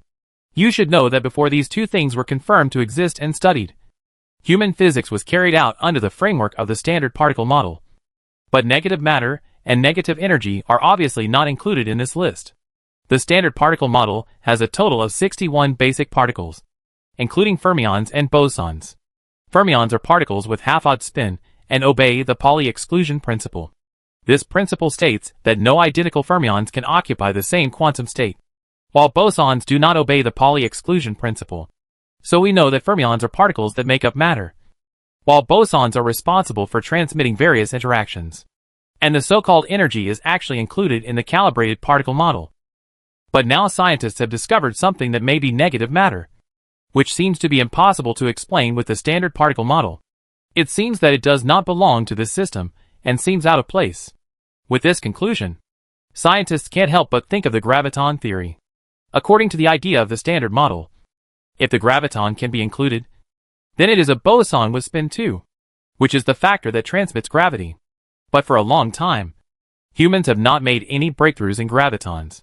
Instead, they have made some seemingly plausible discoveries, but they are not gravitons. So for a long time, humans have also had this understanding that gravity is so special.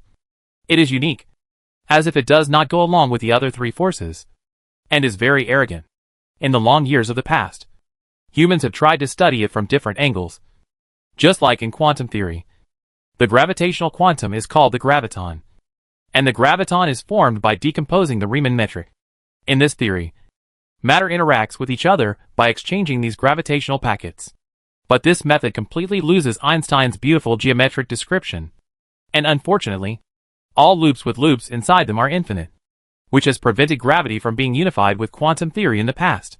Until now, the quantum gravity theory that unifies gravity and the other three forces is still the holy grail of physics. So what does this have to do with the negative matter and negative energy that scientists are studying? Of course there is. Negative matter is also not described in the Standard Model, and is also regarded as an important object in exploring the holy grail of the theory of everything. Humans believe that they can indirectly spy on gravity through studying it, and then integrate gravity into the grand unified theory to complete the puzzle of the theory of everything. The Star Alliance led by humans docked in the void and lived here like void residents, studying this natural wormhole day by day. After discovering something that seems to be negative matter, human scientists were very excited and established many related research projects with the support of the new human government. Time passed in this way, day after day, year after year, and 8 years passed in the blink of an eye. During this period of time, humans have made some progress in the study of negative matter. First, it was confirmed that the thing was negative matter. Secondly, it was proved that it was not negative energy around the natural wormhole that made human detectors react, but negative energy fields. The negative energy field has a characteristic. That is, human detectors will not react when they are stationary or transporting in it, and will only react when they are moving at a variable speed. This discovery is considered by scientists to be a breakthrough in research, because this property is so similar to the formation of gravitational waves and electromagnetic waves. Oh no! To some extent, it is exactly the same, because anyone with some scientific knowledge knows that any variable speed motion of a massive object will produce gravitational waves. It must be variable speed motion, not uniform speed. Of course, the object cannot be spherically symmetrical, and the frequency of acceleration changes in the motion state must be higher than the minimum value of the gravitational wave frequency. Similarly, according to Maxwell's electromagnetic theory, any variable speed motion of an electric charge will produce electromagnetic waves. Since negative matter is matter, and its mass is not zero, will it also generate gravity when it is not spherically symmetrical and moves at variable speeds? Scientists tried to study the discovered negative matter from the perspective of material analogy, but they encountered a big problem at the beginning. That is, how to make the detected negative matter move at variable speeds. Detection is not a problem. Humans have many ways to detect gravitational waves, and they are very accurate. In the Earth era, we can measure the change of 1,000th of the length of an atomic nucleus. That is, nanohertz level gravitational wave detection. Now, needless to say, as long as there is a change, humans can detect it. As for how to make negative matter move at a variable speed, humans certainly cannot extract the negative matter now, nor do they know how to preserve it. So the idea is to use a large mass detector to approach the surface of the natural wormhole with variable acceleration, and then let the negative matter be pushed and accelerated when it repulses the matter. Everyone thinks this method is feasible, but it is very difficult to actually do the experiment. There are many technical difficulties to overcome. It took 8 years of joint efforts of countless scientific teams to complete this experiment. However, the experimental results dealt a heavy blow to humans. The detectors did not detect the gravitational waves generated by negative matter, or repulsive waves. After all, human detectors are positive matter, which is repulsive force relative to the gravity generated by negative matter. Of course, negative matter has negative mass. For negative matter itself, for example, when two neutron stars composed of negative matter collide, What they produce is actually called gravitational waves. Of course, for negative matter, humans are certainly depressed because they did not detect repulsive waves. After all, this is a huge deviation from normal logic. Negative matter with negative mass has a gravitational reaction with each other, and the magnitude of the force is inversely proportional to the square of the distance. This is the conclusion that humans have reached before. In subsequent experiments, humans have also detected a repulsive reaction between them and positive matter, and the magnitude of the repulsive force is also inversely proportional to the square of the distance. These are in line with human normal logical thinking, and everyone thinks it is reasonable. However, now, humans have not detected the existence of repulsive waves, which is unexpected. At first, humans thought that their detectors were not accurate enough, or that the negative mass of the negative matter block was not large enough, so that the frequency of its motion state accelerating was lower than the minimum frequency of the repulsive wave. But after countless experimental corrections, humans found that this was not the case. This negative matter experiment did indeed appear to be against human logic. Nature must have its reasons for being like this, and it is not necessarily correct to conform to one's own logic. After so many years in the starry sky, humans have long understood this. So after a brief disappointment, the human scientific team devoted themselves to studying and analyzing the reasons for this phenomenon, instead of being stunned in disbelief. Chapter 884. Excellent intelligent life can always adjust in the face of setbacks, and quickly devote itself to future work. This is the quality that humans are showing at this moment. Do not be arrogant when you win, and do not be discouraged when you lose. The ancient thought of more than 10,000 years ago is still inspiring humans to move forward courageously, with such an enterprising spirit and unremitting efforts. Human scientists finally found the reason, and this reason later became the first key for humans to master the theory of everything. Human scientists discovered that negative matter, as a negative mass matter, does not produce gravitational waves relative to negative matter, but periodic changes in the negative energy field. After discovering this phenomenon, scientists continued to unravel the mystery along this path, and finally summarized the functional expression of the negative energy field and the mathematical change curve. With this as a foundation, humans finally proved the quantum solution of the negative energy field mathematically for the first time. And this solution helps humans to have a deeper understanding of the negative energy field. People realize and confirm that it is not negative energy that can stabilize the wormhole in nature, but the balanced field composed of negative energy, also called the negative energy field.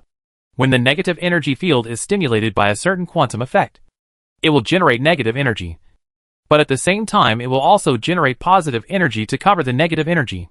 This phenomenon causes the negative energy field to transform into an undetectable field when there is no fluctuation. The reason why the human detector changed at the beginning was that the human detector did acceleration and deceleration in the negative energy field. This movement caused a slight fluctuation in quantum gravity, so that some kind of interaction occurred, acting on the negative energy field, causing the negative energy field to fluctuate. So what humans detect is not negative energy, but some kind of fluctuation of the negative energy field. This explains why natural wormholes can exist stably without violating the second rule of negative energy. At the same time, humans also realize that negative energy can be generated from the negative energy field. But if you want to extract the negative energy of the negative energy field, you must master the theory of everything. Because in addition to this, humans have also discovered the relationship between negative matter and negative energy. In the past, humans believed that they were similar to the relationship between matter and energy they knew, and they could also be transformed and obey the mass-energy equation. But now, the ironclad experimental facts tell human scientists that they can indeed transform into each other, but they do not obey the mass-energy equation, because negative matter is not actually a substance similar to matter. It is more like a condensed state of negative energy, which is a quantum field condensed state. Mathematical calculations show that if negative energy wants to become negative matter, it must exist in a quantum field with specific conditions, and such a quantum field can be artificially created. That is, negative matter can be obtained by scientific and technological means. But an important point is that the construction of that quantum field must involve quantum gravity. Otherwise, there will be infinite solutions. In other words, it must be constructed under the force field based on the joint action of the four fundamental forces.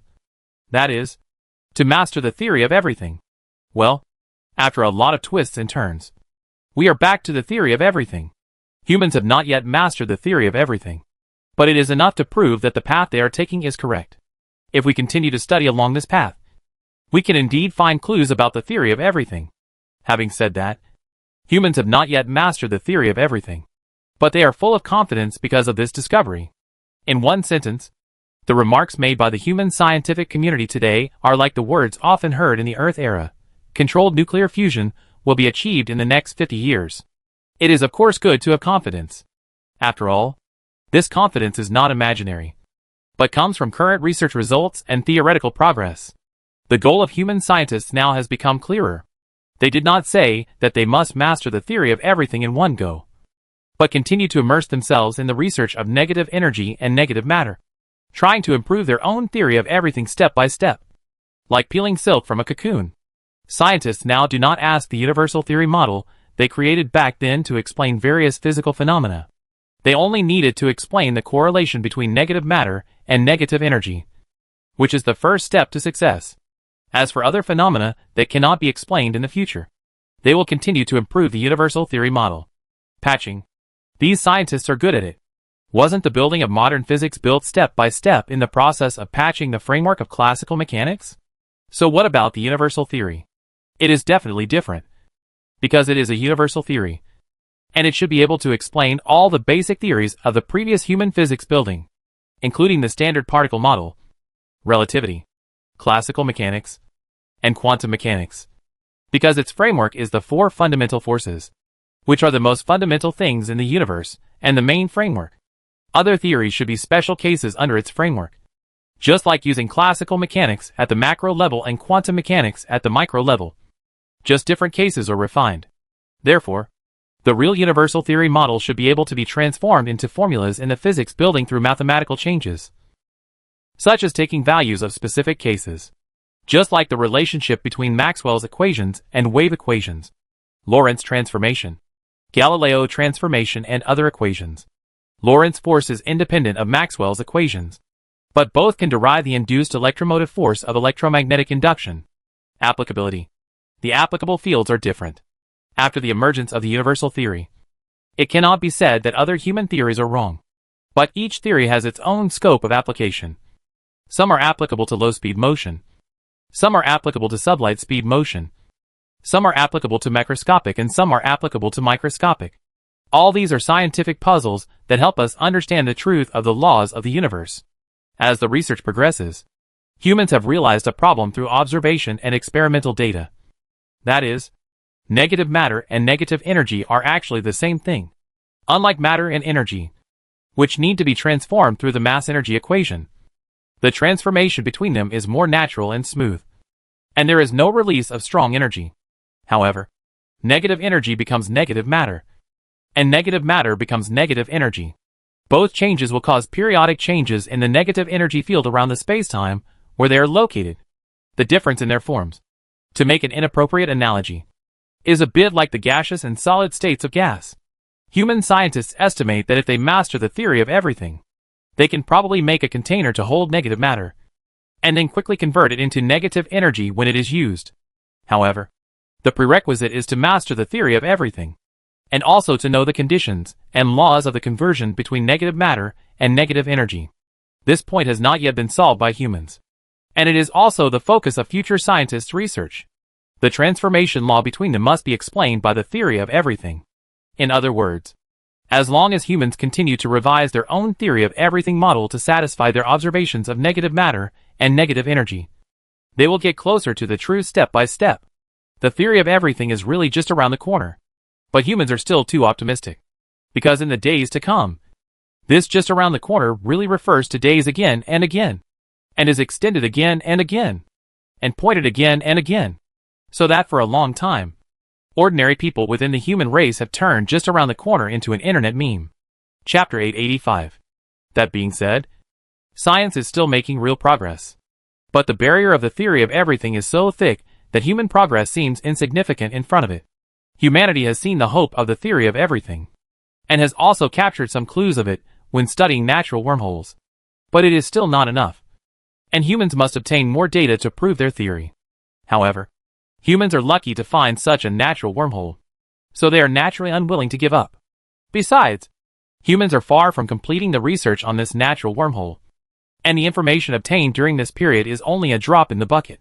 There are still many things that humans are still unclear about, such as the difference between natural wormholes and black holes, where wormholes lead to, how to travel freely in wormholes, what the space-time structure inside wormholes is, etc. Scientists believe that as long as these issues are understood, humans will naturally master the theory of everything, because by that time, humans must have explored the storage and utilization of related negative energy and negative matter. Once it is confirmed that the theory of everything is mastered, humans will truly reach the fifth level of civilization in terms of scientific theory.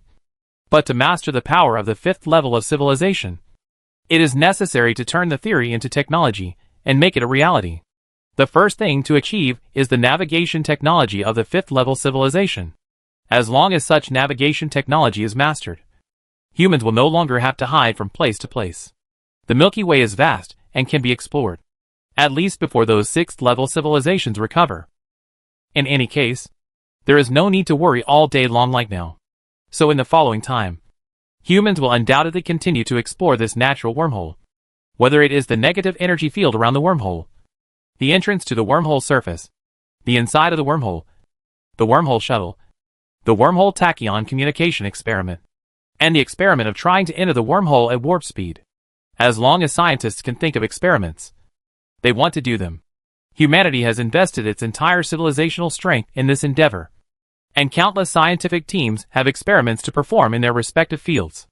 Even the entire Star Alliance will serve humanity in the exploration of wormholes in the coming period. Human civilization itself has focused on wormhole research, and the transportation and replenishment of materials for the Star Alliance fleet have all been handed over to several member civilizations. Of course, some of their top scientists have also participated in the exploration of the theory of everything, but very few. In general, humans are almost working alone. To be honest, the performance of several members of the Star Alliance has disappointed the human leadership. So much so that they even think that the Star Alliance should either not accept new members in the future, or conduct research on the potential of races before accepting them. Regarding this issue, some scientists who are dedicated to the research in the field of spiritual consciousness have different views. They are not opposed to it, but they believe that the scientific research capabilities of the civilizations of these members of the Star Alliance should not be so weak. They think that there must be some factors that have affected these civilizations, and it is the Star Alliance's own factors. Or maybe it's human culture.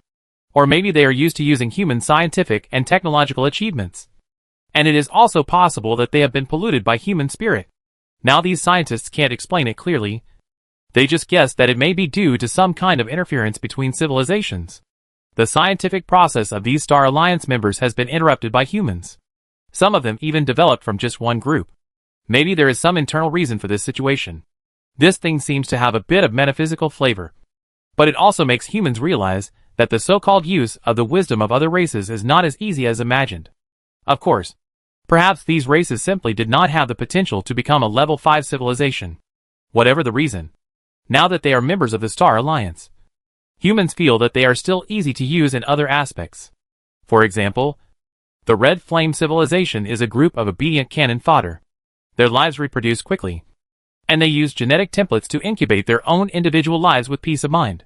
It is definitely cheaper to let them drive battleships than to produce strong artificial intelligence. In other words, humans have been exploring year after year under such circumstances. After decades of struggle, scientists are finally ready to use the prototype of the universal theory model that seems to be reasonable, and use it as a theoretical guide to try to create negative energy in the laboratory. The method is still the laser energy state method. Human scientists have found a way to operate the coexistence of positive and negative energy fields in the laser energy state. And with the advancement of science and technology, human industrial technology has also created a shutter with a shutter frequency of 10 to the negative 15th power of seconds. It is a technology based on the theory of quantum chromodynamics, and humans call it a quantum shutter. In human design, this quantum shutter is like the intake and exhaust valves of an engine cylinder, opening or closing every 10 to the negative 15th power seconds, with the purpose of isolating the negative energy pulse that only lasts for 10 to the negative 15th power seconds. In this process, the material used as the quantum shutter is a special microscopic Fermi condensed matter. which has some characteristics of quantum chromodynamics, and will produce a certain quantum collapse effect in the positive and negative energy fields of the energy state laser, and has the function of separating and isolating positive and negative energy. Fermi condensate matter is different from Bose-Einstein condensate matter. Human scientists have discovered through experiments that it has a certain spatial structure, and its structure is very strange. It is not as solid as ordinary matter, but it has a very important characteristic that it can be infinitely divided. Under the guidance of the prototype of the universal theory model, scientists have confirmed some previous speculations about it. That is, this Fermion condensate is a special form of quantum field theory in low dimensions. After many years of hard work, humans have successfully created a Fermion condensate composed of electrons and holes. Electrons are semispin electrons, and holes are the same, so they are called semispin holes. Holes are composed of 3 quarks, which are strange quarks, and their mass is an imaginary number. Fermion condensed matter of this structure has a characteristic that it is stable in the combined field of positive and negative energy in the laser energy state, and only exists in a certain space. However, if it receives a positive external force, it will condense instantly and produce a new substance with half the volume. If it receives a negative external force, it will be the opposite. Humans use this characteristic to make it into a quantum shutter. This is a technology that truly surpasses the normal level of level 4 civilization. Its appearance means that human theory of everything is partially correct. Otherwise, humans cannot create such a thing.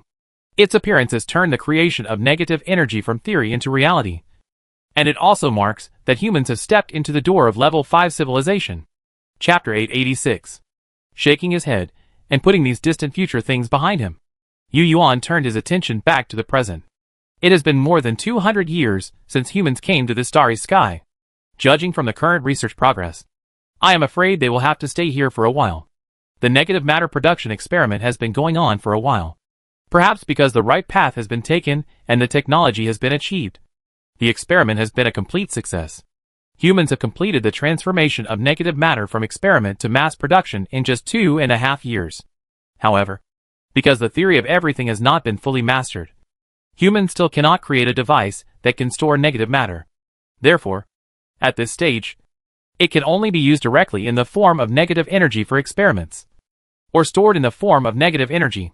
For this reason, humans have also built several spaceships specifically for storing negative energy, and use them as oil tanks. As we all know, the emergence of a technology will inevitably infer the technological progress in the field related to the technology. The emergence of negative energy is also the same. In order to build these oil tank spaceships, humans can be said to have racked their brains and tried every possible way, and finally achieved a breakthrough in material technology through continuous efforts. That is, the production and processing technology of Fermion condensed matter related to negative energy transmission and storage. Humans have officially developed this material from quantum shutter manufacturing in the microscopic quantum field to a feasible macroscopic conduit. As we all know, the basic particle type that makes up what we call matter is fermions, because they obey the Pauli exclusion principle, which requires that no 2 or more particles can be in exactly the same state in order to constitute matter. Therefore, this condensed matter composed of fermions can itself form the same matter as what we see. Unfortunately, the negative energy conduit that this Fermion condensed matter calls itself cannot exist stably in a normal temperature environment. It can only exist stably below -200 degrees Celsius and under a certain pressure. This is indeed a disadvantage for them to be used as pipelines. But it is not difficult to solve for the current human technology. In fact, the more difficult part is the process of making negative energy conduits with Fermi condensed matter. It requires that there will be no positive energy pulses in the conduit passage to drown out the negative energy. Therefore, this conduit is not really a pipe like a water pipe, but a grid-like interior design based on the detection results of the wormhole negative energy field. It can effectively form magical turbulence when negative energy passes through the grid. This turbulence can not only avoid the appearance of positive energy pulses, but also speed up the transmission efficiency of negative energy. The emergence of this kind of material has enabled humans to truly have the foundation for utilizing negative energy. Just like humans have created the first electric wire. With this kind of conduit material, many scientific research teams have set their sights on the 4th-generation warp engine technology. At this time, humans are certainly continuing to explore the theory of everything. But there are more than 1 or 2 scientific research teams There are those who explore the theory of everything. And there are naturally those who engage in scientific research in other directions. The improvement of science and technology is a comprehensive improvement. And naturally different disciplines must keep pace. Therefore, humans have been working on the research of warp engines. And now the maturity of negative matter production technology and the emergence of negative energy application technology have put the research of the fourth-generation warp engine on the right track. Planetary warp engines. No one does not yearn for them. However, as time goes by, scientists in the field of dynamics realize that the existing warp engine framework seems incompatible with negative energy. And it seems impossible to upgrade the original warp engine structure. After realizing this problem, scientists conducted several feasibility analyses and finally concluded that the original framework could not support the negative energy system. If they wanted to create the fourth-generation warp engine, they had to start from scratch and build a warp engine suitable for the negative energy framework. It was like starting from scratch. For a while, the dynamics experts were also confused and didn't know where to start. However, with collective wisdom, there are always some smart people who come up with a solution. The solution is also simple, which is to start from the properties of negative matter and negative energy and the structure of the Fermi condensate conduit. At the beginning, engineering experts believed that the fourth-generation warp engine was very different from the previous one. It should be an engine driven by negative energy based on the framework of the universal theory. However, as the research deepened, although humans understood more and more about negative matter, negative energy and wormholes, they realized that they were wrong. Negative energy can indeed be used as a driving energy, but negative energy alone cannot meet the requirements of driving a planet. When they saw the calculation results of mathematicians, they thought the reason was just like the fourth-level civilization, with the first warp speed just entering the fourth-level civilization, then the second and third warp speeds. But the continuous correction of experimental data and precise mathematical solutions told them that this was not the case. Negative energy alone cannot drive a planet. If humans did not know that the fifth-level civilization had the ability to travel at the planetary warp speed, they might have continued along this path until the end. But humans have known this for countless times. Now, the mathematical solution based on the prototype of the theory of everything also clearly tells human scientists that it is indeed not feasible. Doing so will definitely not drive something as massive as a planet. Battleships are fine, but the warp speed level will definitely not reach 100 times the speed of light. The answer appeared after human beings' cognition of negative energy and the optimization of the universal theory model. The theory tells humans that if they want to master planetary warp technology, negative energy alone is not enough. And they must also add the traditional warp engine technology that uses positive energy. Of course, this traditional technology must now be established under the universal theory framework. The principle can be summarized in 4 words: pull in front and push in the back. It is well known that the operating principle of the warp engine is the curvature of spacetime. Under the action of the force field, a distorted spacetime bubble is formed outside the spacecraft, also called a warp bubble. Then, through the different warp force fields at the front and back ends, the spacetime in front is extremely distorted and stretched in the back, realizing warp navigation. In the past, only the force field formed by positive energy distorted the spacetime in front of the warp bubble. But now the negative energy field must be added. The negative energy field is responsible for the stretching of the spacetime behind, because the negative energy field itself has this property, which is why they can maintain the stability of the wormhole. The adjustment of the front and rear force fields needs to be established under the framework of the universal theory, because only the super force field under the universal theory can perfectly manipulate the force field formed by the positive and negative energy fields to avoid the positive energy swallowing the negative energy, thereby achieving planetary warp speed. Now humans finally deeply understand why the universal theory is the symbol of the fifth-level civilization. Chapter 887. The barrier of the theory of everything is getting looser in front of humans. Every technological advancement of humans is like breaking a hole in that thick wall. As the number of holes increases, humans can see more and more physical facts behind the wall.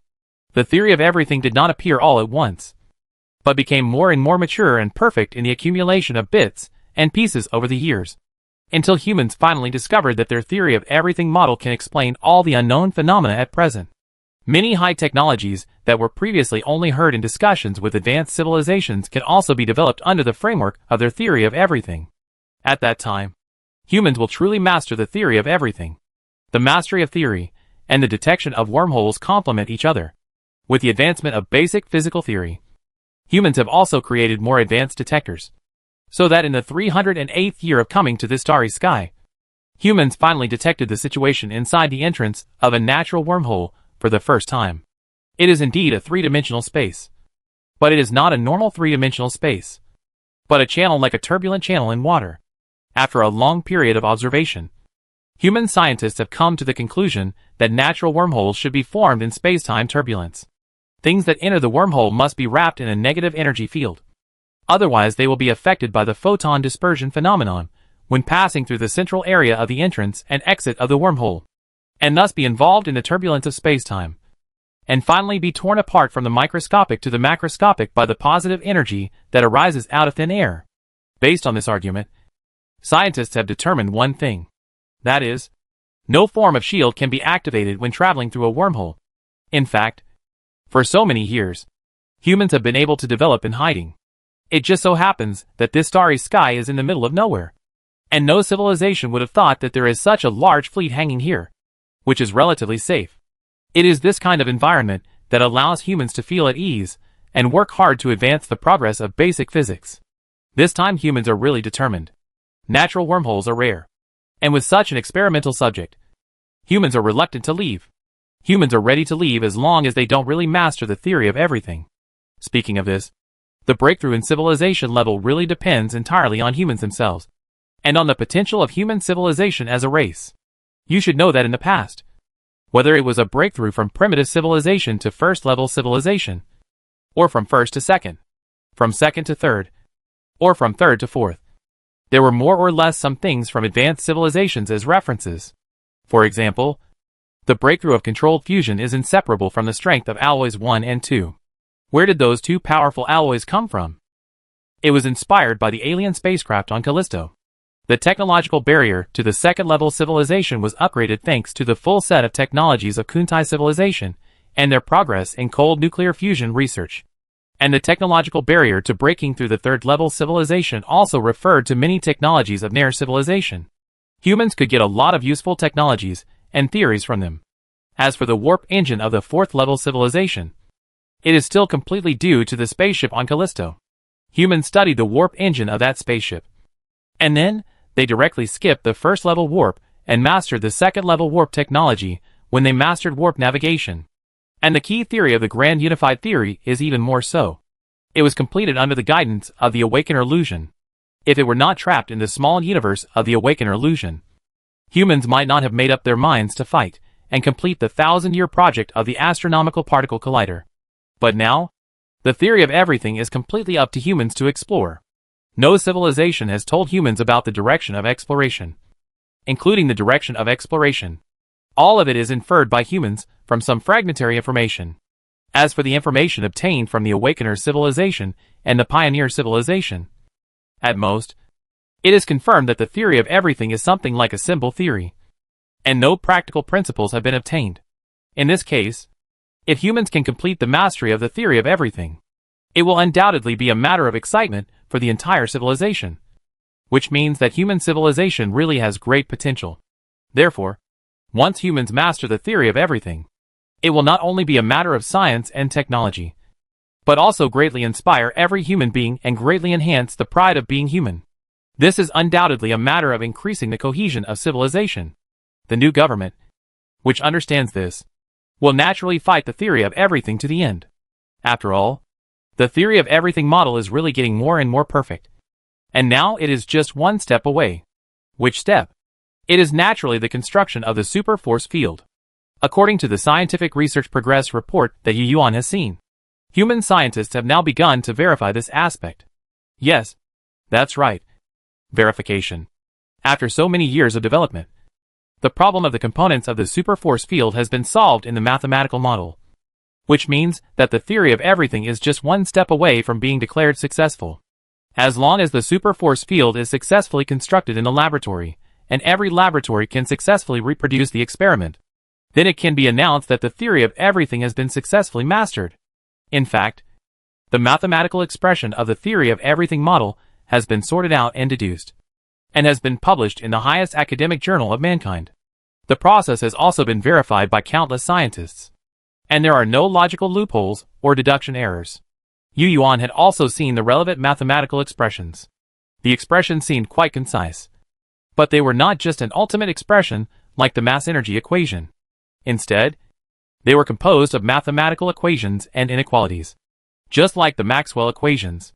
For those who don't understand, it's just like a bunch of mathematical symbols. If you write it on A4 paper with a normal-sized pen, it would probably fill up an A4 paper if you write it a little smaller. It's not much. But the expression on this small A4 paper has made the entire human civilization, and even the Star Alliance, struggle for hundreds of years. Of course, these are concise ways of writing. If we expand them or derive the relevant change formulas, it will be very long. The proof process is even more daunting. If the experiment is successful, then this set of equations is the mathematical expression of mankind's universal theory. As for the name of this set of equations, scientists have already thought of it, which is called the universal equations. Of course, it has several nicknames, namely, the equations of the theory of everything, the set of equations of the universal theory, and the super unified equations. Yes, this is how humans name new scientific theories. Humans certainly respect scientists who have made outstanding contributions to the theory of everything, but they will not name things after them, because that would add an extra layer of middleman in memory, which is too abstract. It is better to directly use the semantic advantage of Chinese and take the meaning directly. Just like de Broglie wave.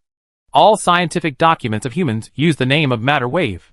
Of course, humans still respect history, and usually indicate that it has another alias on the description page. Chapter 888. The emergence of the universal equations makes it possible for humans to accurately build the force fields of the four fundamental forces. Based on the equations, humans can accurately know how to build the force field, how many kilometers it takes to maintain the force field, and what results will appear when inputting certain parameters. Repeatability is one of the important characteristics of science, and one of the important principles of modern scientific research. It emphasizes that scientific research results should be repeatable and verifiable. Reproducibility is not only crucial to scientific research itself, but also has important significance for the conversion of scientific research results into applications and industries.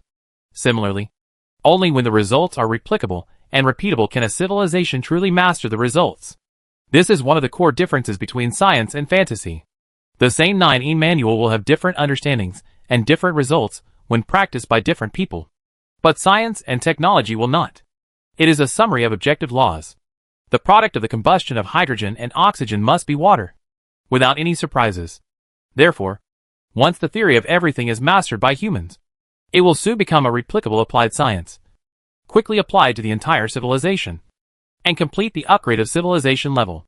The theory of everything has finally entered the verification stage. And this stage is not simple, because verification is not something that can be solved in one sentence. It requires the cooperation of all departments of the entire civilized society. The most intuitive thing is that humans must have the materials required for verification experiments, which means that the material technology must meet the standards. Otherwise, there is no ability to manufacture experimental tools. This alone requires that humans must have unprecedented creations, which means that the creation technology must be pushed to at least the top level of the fourth level civilization, or even beyond. Just like the Fermion condensed matter used to make quantum shutters. Without the breakthrough of this material technology, humans cannot further operate and study negative energy, and subsequent progress is out of the question. It must be said that humans definitely have talent and potential, and they are also very lucky in encountering natural wormholes, which makes the exploration of the theory of everything so easy. Yes, in fact, humans think that it has taken them hundreds of years to reach this point. But what humans don't know is that some level 4 civilizations have spent tens of thousands of years trying to find natural wormholes. And even if some level 4 civilizations have found natural wormholes, their exploration is not smooth, so that they have not mastered the theory of everything for tens of thousands of years. Humans have been able to reach this point in just a few hundred years, which has surpassed many civilizations.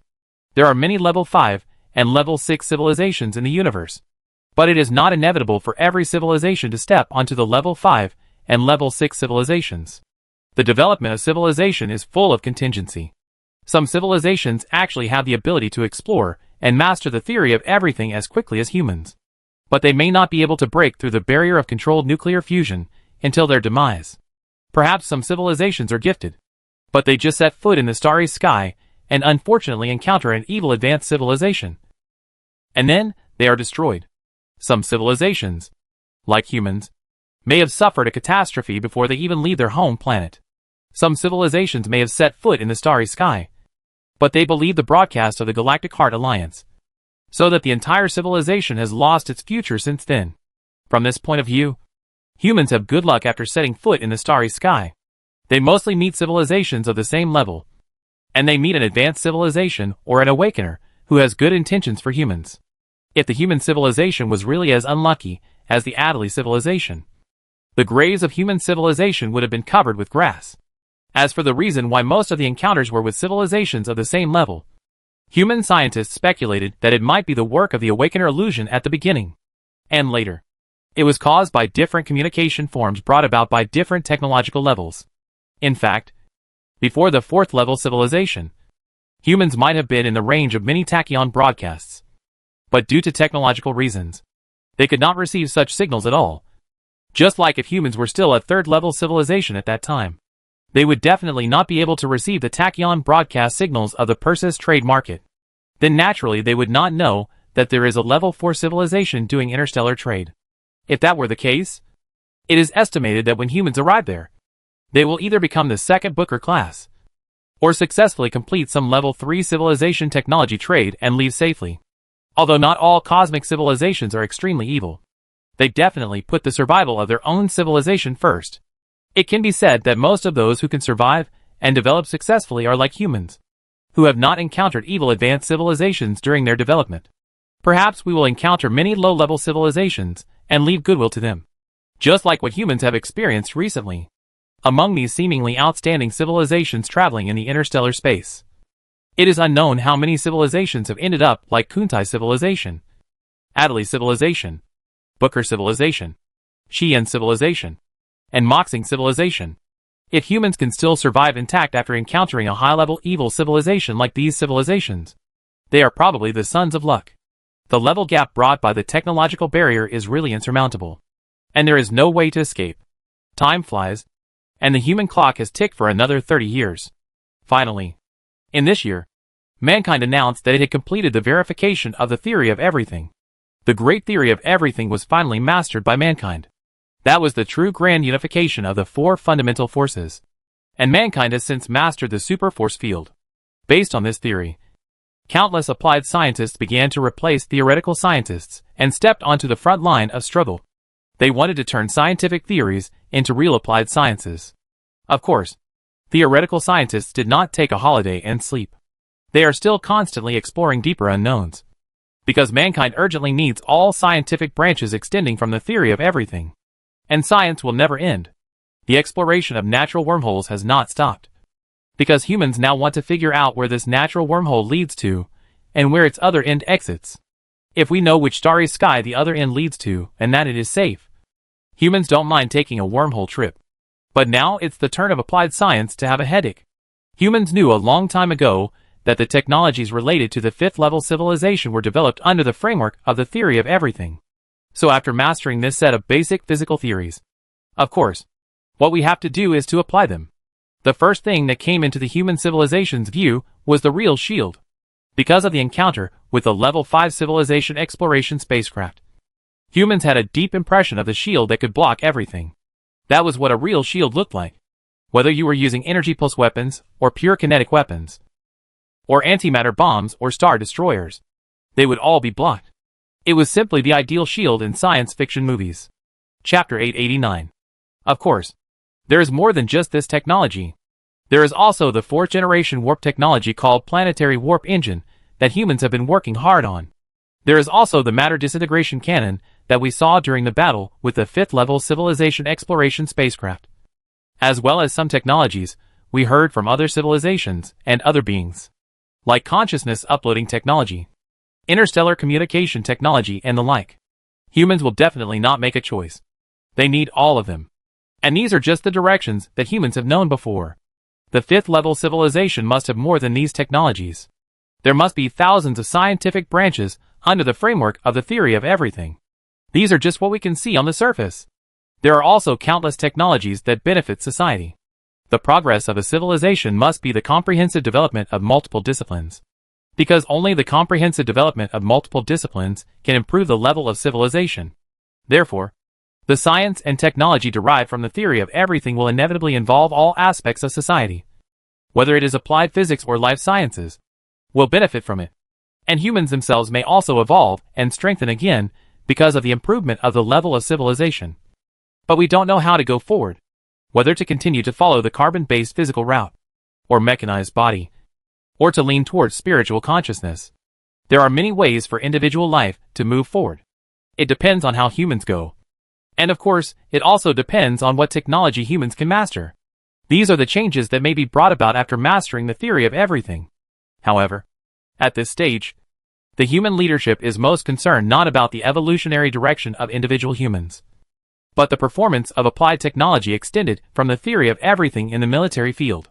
As long as Yuan is still there, any technological progress made by humans will definitely give priority to the military and to arming humans themselves. In the interstellar era, the foundation for human survival is undoubtedly a powerful fleet. Only a strong military force can ensure the survival of human civilization in this dangerous universe. This concept makes humans always put the development of military armaments first. And this time's technological progress is no exception. Just like before, the theory of everything has just been announced to be verified. And the military has also been busy. Yuan is the same.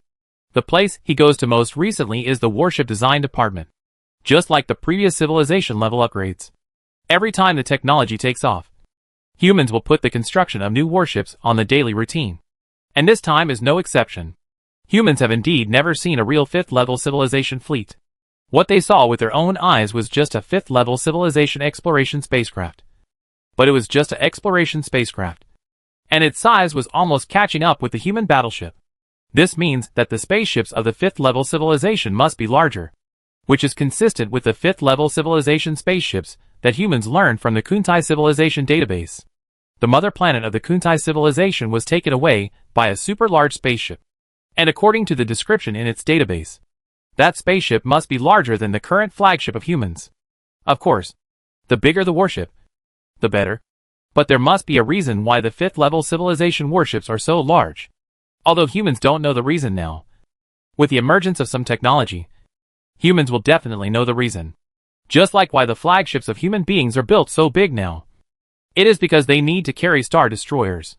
If they are not built so big, they cannot carry star destroyers. Analyzing from this perspective, the warship design department of human beings believes that perhaps the reason why the 5th level civilization warships need to be built larger is to carry some kind of weapons. As soon as these words came out, Yuan instantly thought of the destruction scene of the solar system that had been sealed for a long time. And at the same time, a voice sounded in his heart, Super Star Destroyer. That is a real star destroyer. A cannon that can destroy the stars in the sky. The Sun and the Centauri triple star system were destroyed by that weapon. Humans have long known that the ability to destroy stars requires at least a level 5 civilization. The current star destroyer can only destroy rocky planets such as Mercury, Gold, Earth and Mars. It is not impossible to destroy larger planets by firing more shots. But it can only sigh in despair in front of stars. Even the smallest red dwarf in the starry sky cannot be shaken by human star destroyers. And at most it can only produce a few sparks. Human scientists already know that a level 5 civilization has the ability to destroy stars. But the specific principle and technology used to achieve it are still unknown. Of course, there are several theories, especially after mastering the theory of everything. Scientists have made several more guesses based on existing theories. According to the historical records of human civilization, the Sun was destroyed almost 4 years after the destruction of the Centauri triple star system. And the 5th level civilization has a speed of 100 times the speed of light. It stands to reason that if the unknown civilization that destroyed the Centauri triple star system really wants to destroy the Sun quickly, it only needs to travel at warp speed in the direction of the Sun. But the fact is that it took more than 4 years. So the unknown civilization should have destroyed the Centauri triple star system when passing by it. And then for some unknown reason also fired a shot at the Sun. That is, the superstar destroyer cannon fired was at the speed of light. Although it is unknown why it is not super light speed. This point has pointed out one of the characteristics of the superstar destroyer cannon to humans. That is, the speed of light. Combining this information, humans can easily come to a conclusion that the superstar destroyer cannon is a superkinetic weapon. And the reason is very simple. Because of the relativistic kinetic mass formula.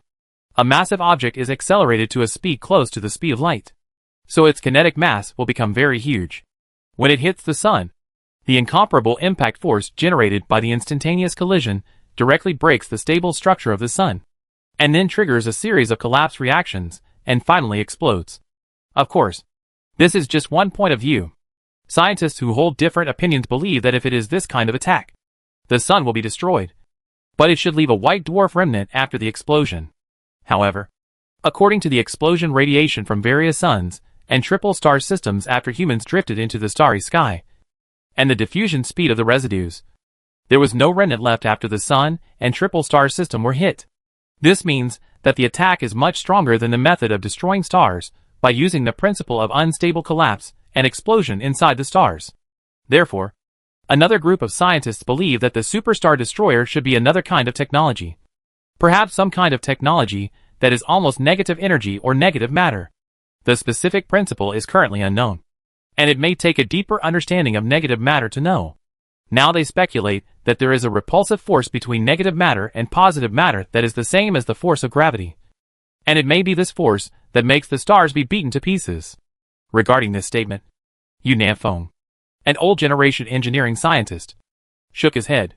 He always believed that it was a powerful kinetic weapon. He felt that as long as it was closer to the speed of light, kinetic weapons could also blow up stars into pieces. These two concepts have become two research directions for human civilization to develop superstar destroyers. One is equivalent to the school of superforce, which advocates using the powerful force of the superforce field to accelerate mass objects to the speed of light, thereby destroying stars.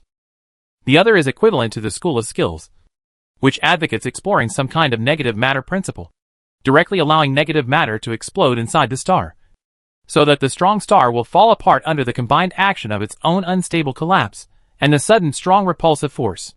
Chapter 890. Everyone can understand the school of thought that great strength can make miracles happen.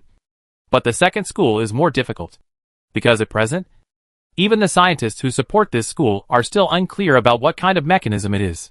However, in general, after humans mastered the theory of everything, everyone's attention was basically focused on the research of new weapons. Therefore, the superstar destroyer cannon plans of these two schools have become the focus of discussion in society. People always have their own opinions after dinner and express their desire for humans to master the superstar destroyer cannon technology as soon as possible. Of course, not everyone wants humans to have a breakthrough in new weapons. There are actually some weirdos among the general public who believe that humans should not develop new weapons as soon as they have mastered the theory of everything. Because in their minds, this is militarism. They believe that humans do not need to research any new weapons because they are essentially no different from those evil civilizations. They should first research technologies that improve human living standards and lifespans. Humans should influence other cosmic civilizations with love and communication, rather than using technological strength to intimidate them. Yes, even in the interstellar age, there are still such people among humans. Fortunately, there are not many of them. So they only discuss this with their friends in private. And many of these people are only immersed in their own entertainment world and don't care much about the background knowledge of the universe. The number of people is small, which is a minor problem. But after hearing this news, Yu Yuan took it very seriously. He felt that this idea was too incredible. In the interstellar age, everyone knew the cruelty of the background of the universe. So how could there be such thoughts? After thinking for a long time, he thought it was an education problem, and human history education needed to be strengthened. So in the future, Yu Yuan focused more on improving the education system. Education should not only pay attention to natural sciences, but also humanities and social sciences. However, the mainstream of society is still concerned about the development of new superstar destroyer cannons. What people didn't expect was that the first new weapon to appear was not the superstar destroyer cannon, but the material fission cannon that had little news and few people paid attention to in society. Just when the two research directions of the superstar destroyer cannon were still in full swing with various experiments, a project jointly conducted by 3 research teams suddenly announced that they had discovered a magical ray that could disintegrate matter, and called it a matter disintegration ray. In the experiment, Scientists found that this strange ray could directly act on the inside of the atomic nucleus, causing it to disintegrate. Theoretically, this strange ray can be strongest and can break matter into a quark state. When the results were announced, scientists had already detected traces of quark state matter production in the laboratory. Although quark state matter existed for a short time, it was still detected by scientists at the moment it appeared. It is for this reason that scientists dare to say that matter disintegration rays can break matter into quark states. Yes, it is a quark state, but not a single quark, because people who know some common sense in physics know that a single quark does not exist. Quarks must exist in the form of quark pairs. If you want to get a single quark, unless you change the laws of physics, human civilization certainly does not have that ability. So how does this ray cause matter to disintegrate into a quark state? As for the disintegration of matter, naturally this requires a certain understanding of matter. There is no need to explain what matter is. It is everything people see and touch every day when they open their eyes. Oh, excluding light. Matter is composed of particles, specifically fermion particles. Macroscopic objects are composed of clusters of molecular structures piled together. Molecules are composed of atoms and ions. Atoms have nuclei and extranuclear electrons. The nuclei have protons and neutrons. And protons and neutrons have quarks. Quarks are elementary particles that cannot be divided. The elementary particles that make up macroscopic matter have one thing in common. They are all fermions. And fermions obey the Pauli exclusion principle, so they can form matter. The Pauli exclusion principle tells us that if we use a magnifying glass to continuously magnify a person's finger, we will see a cloud of electrons.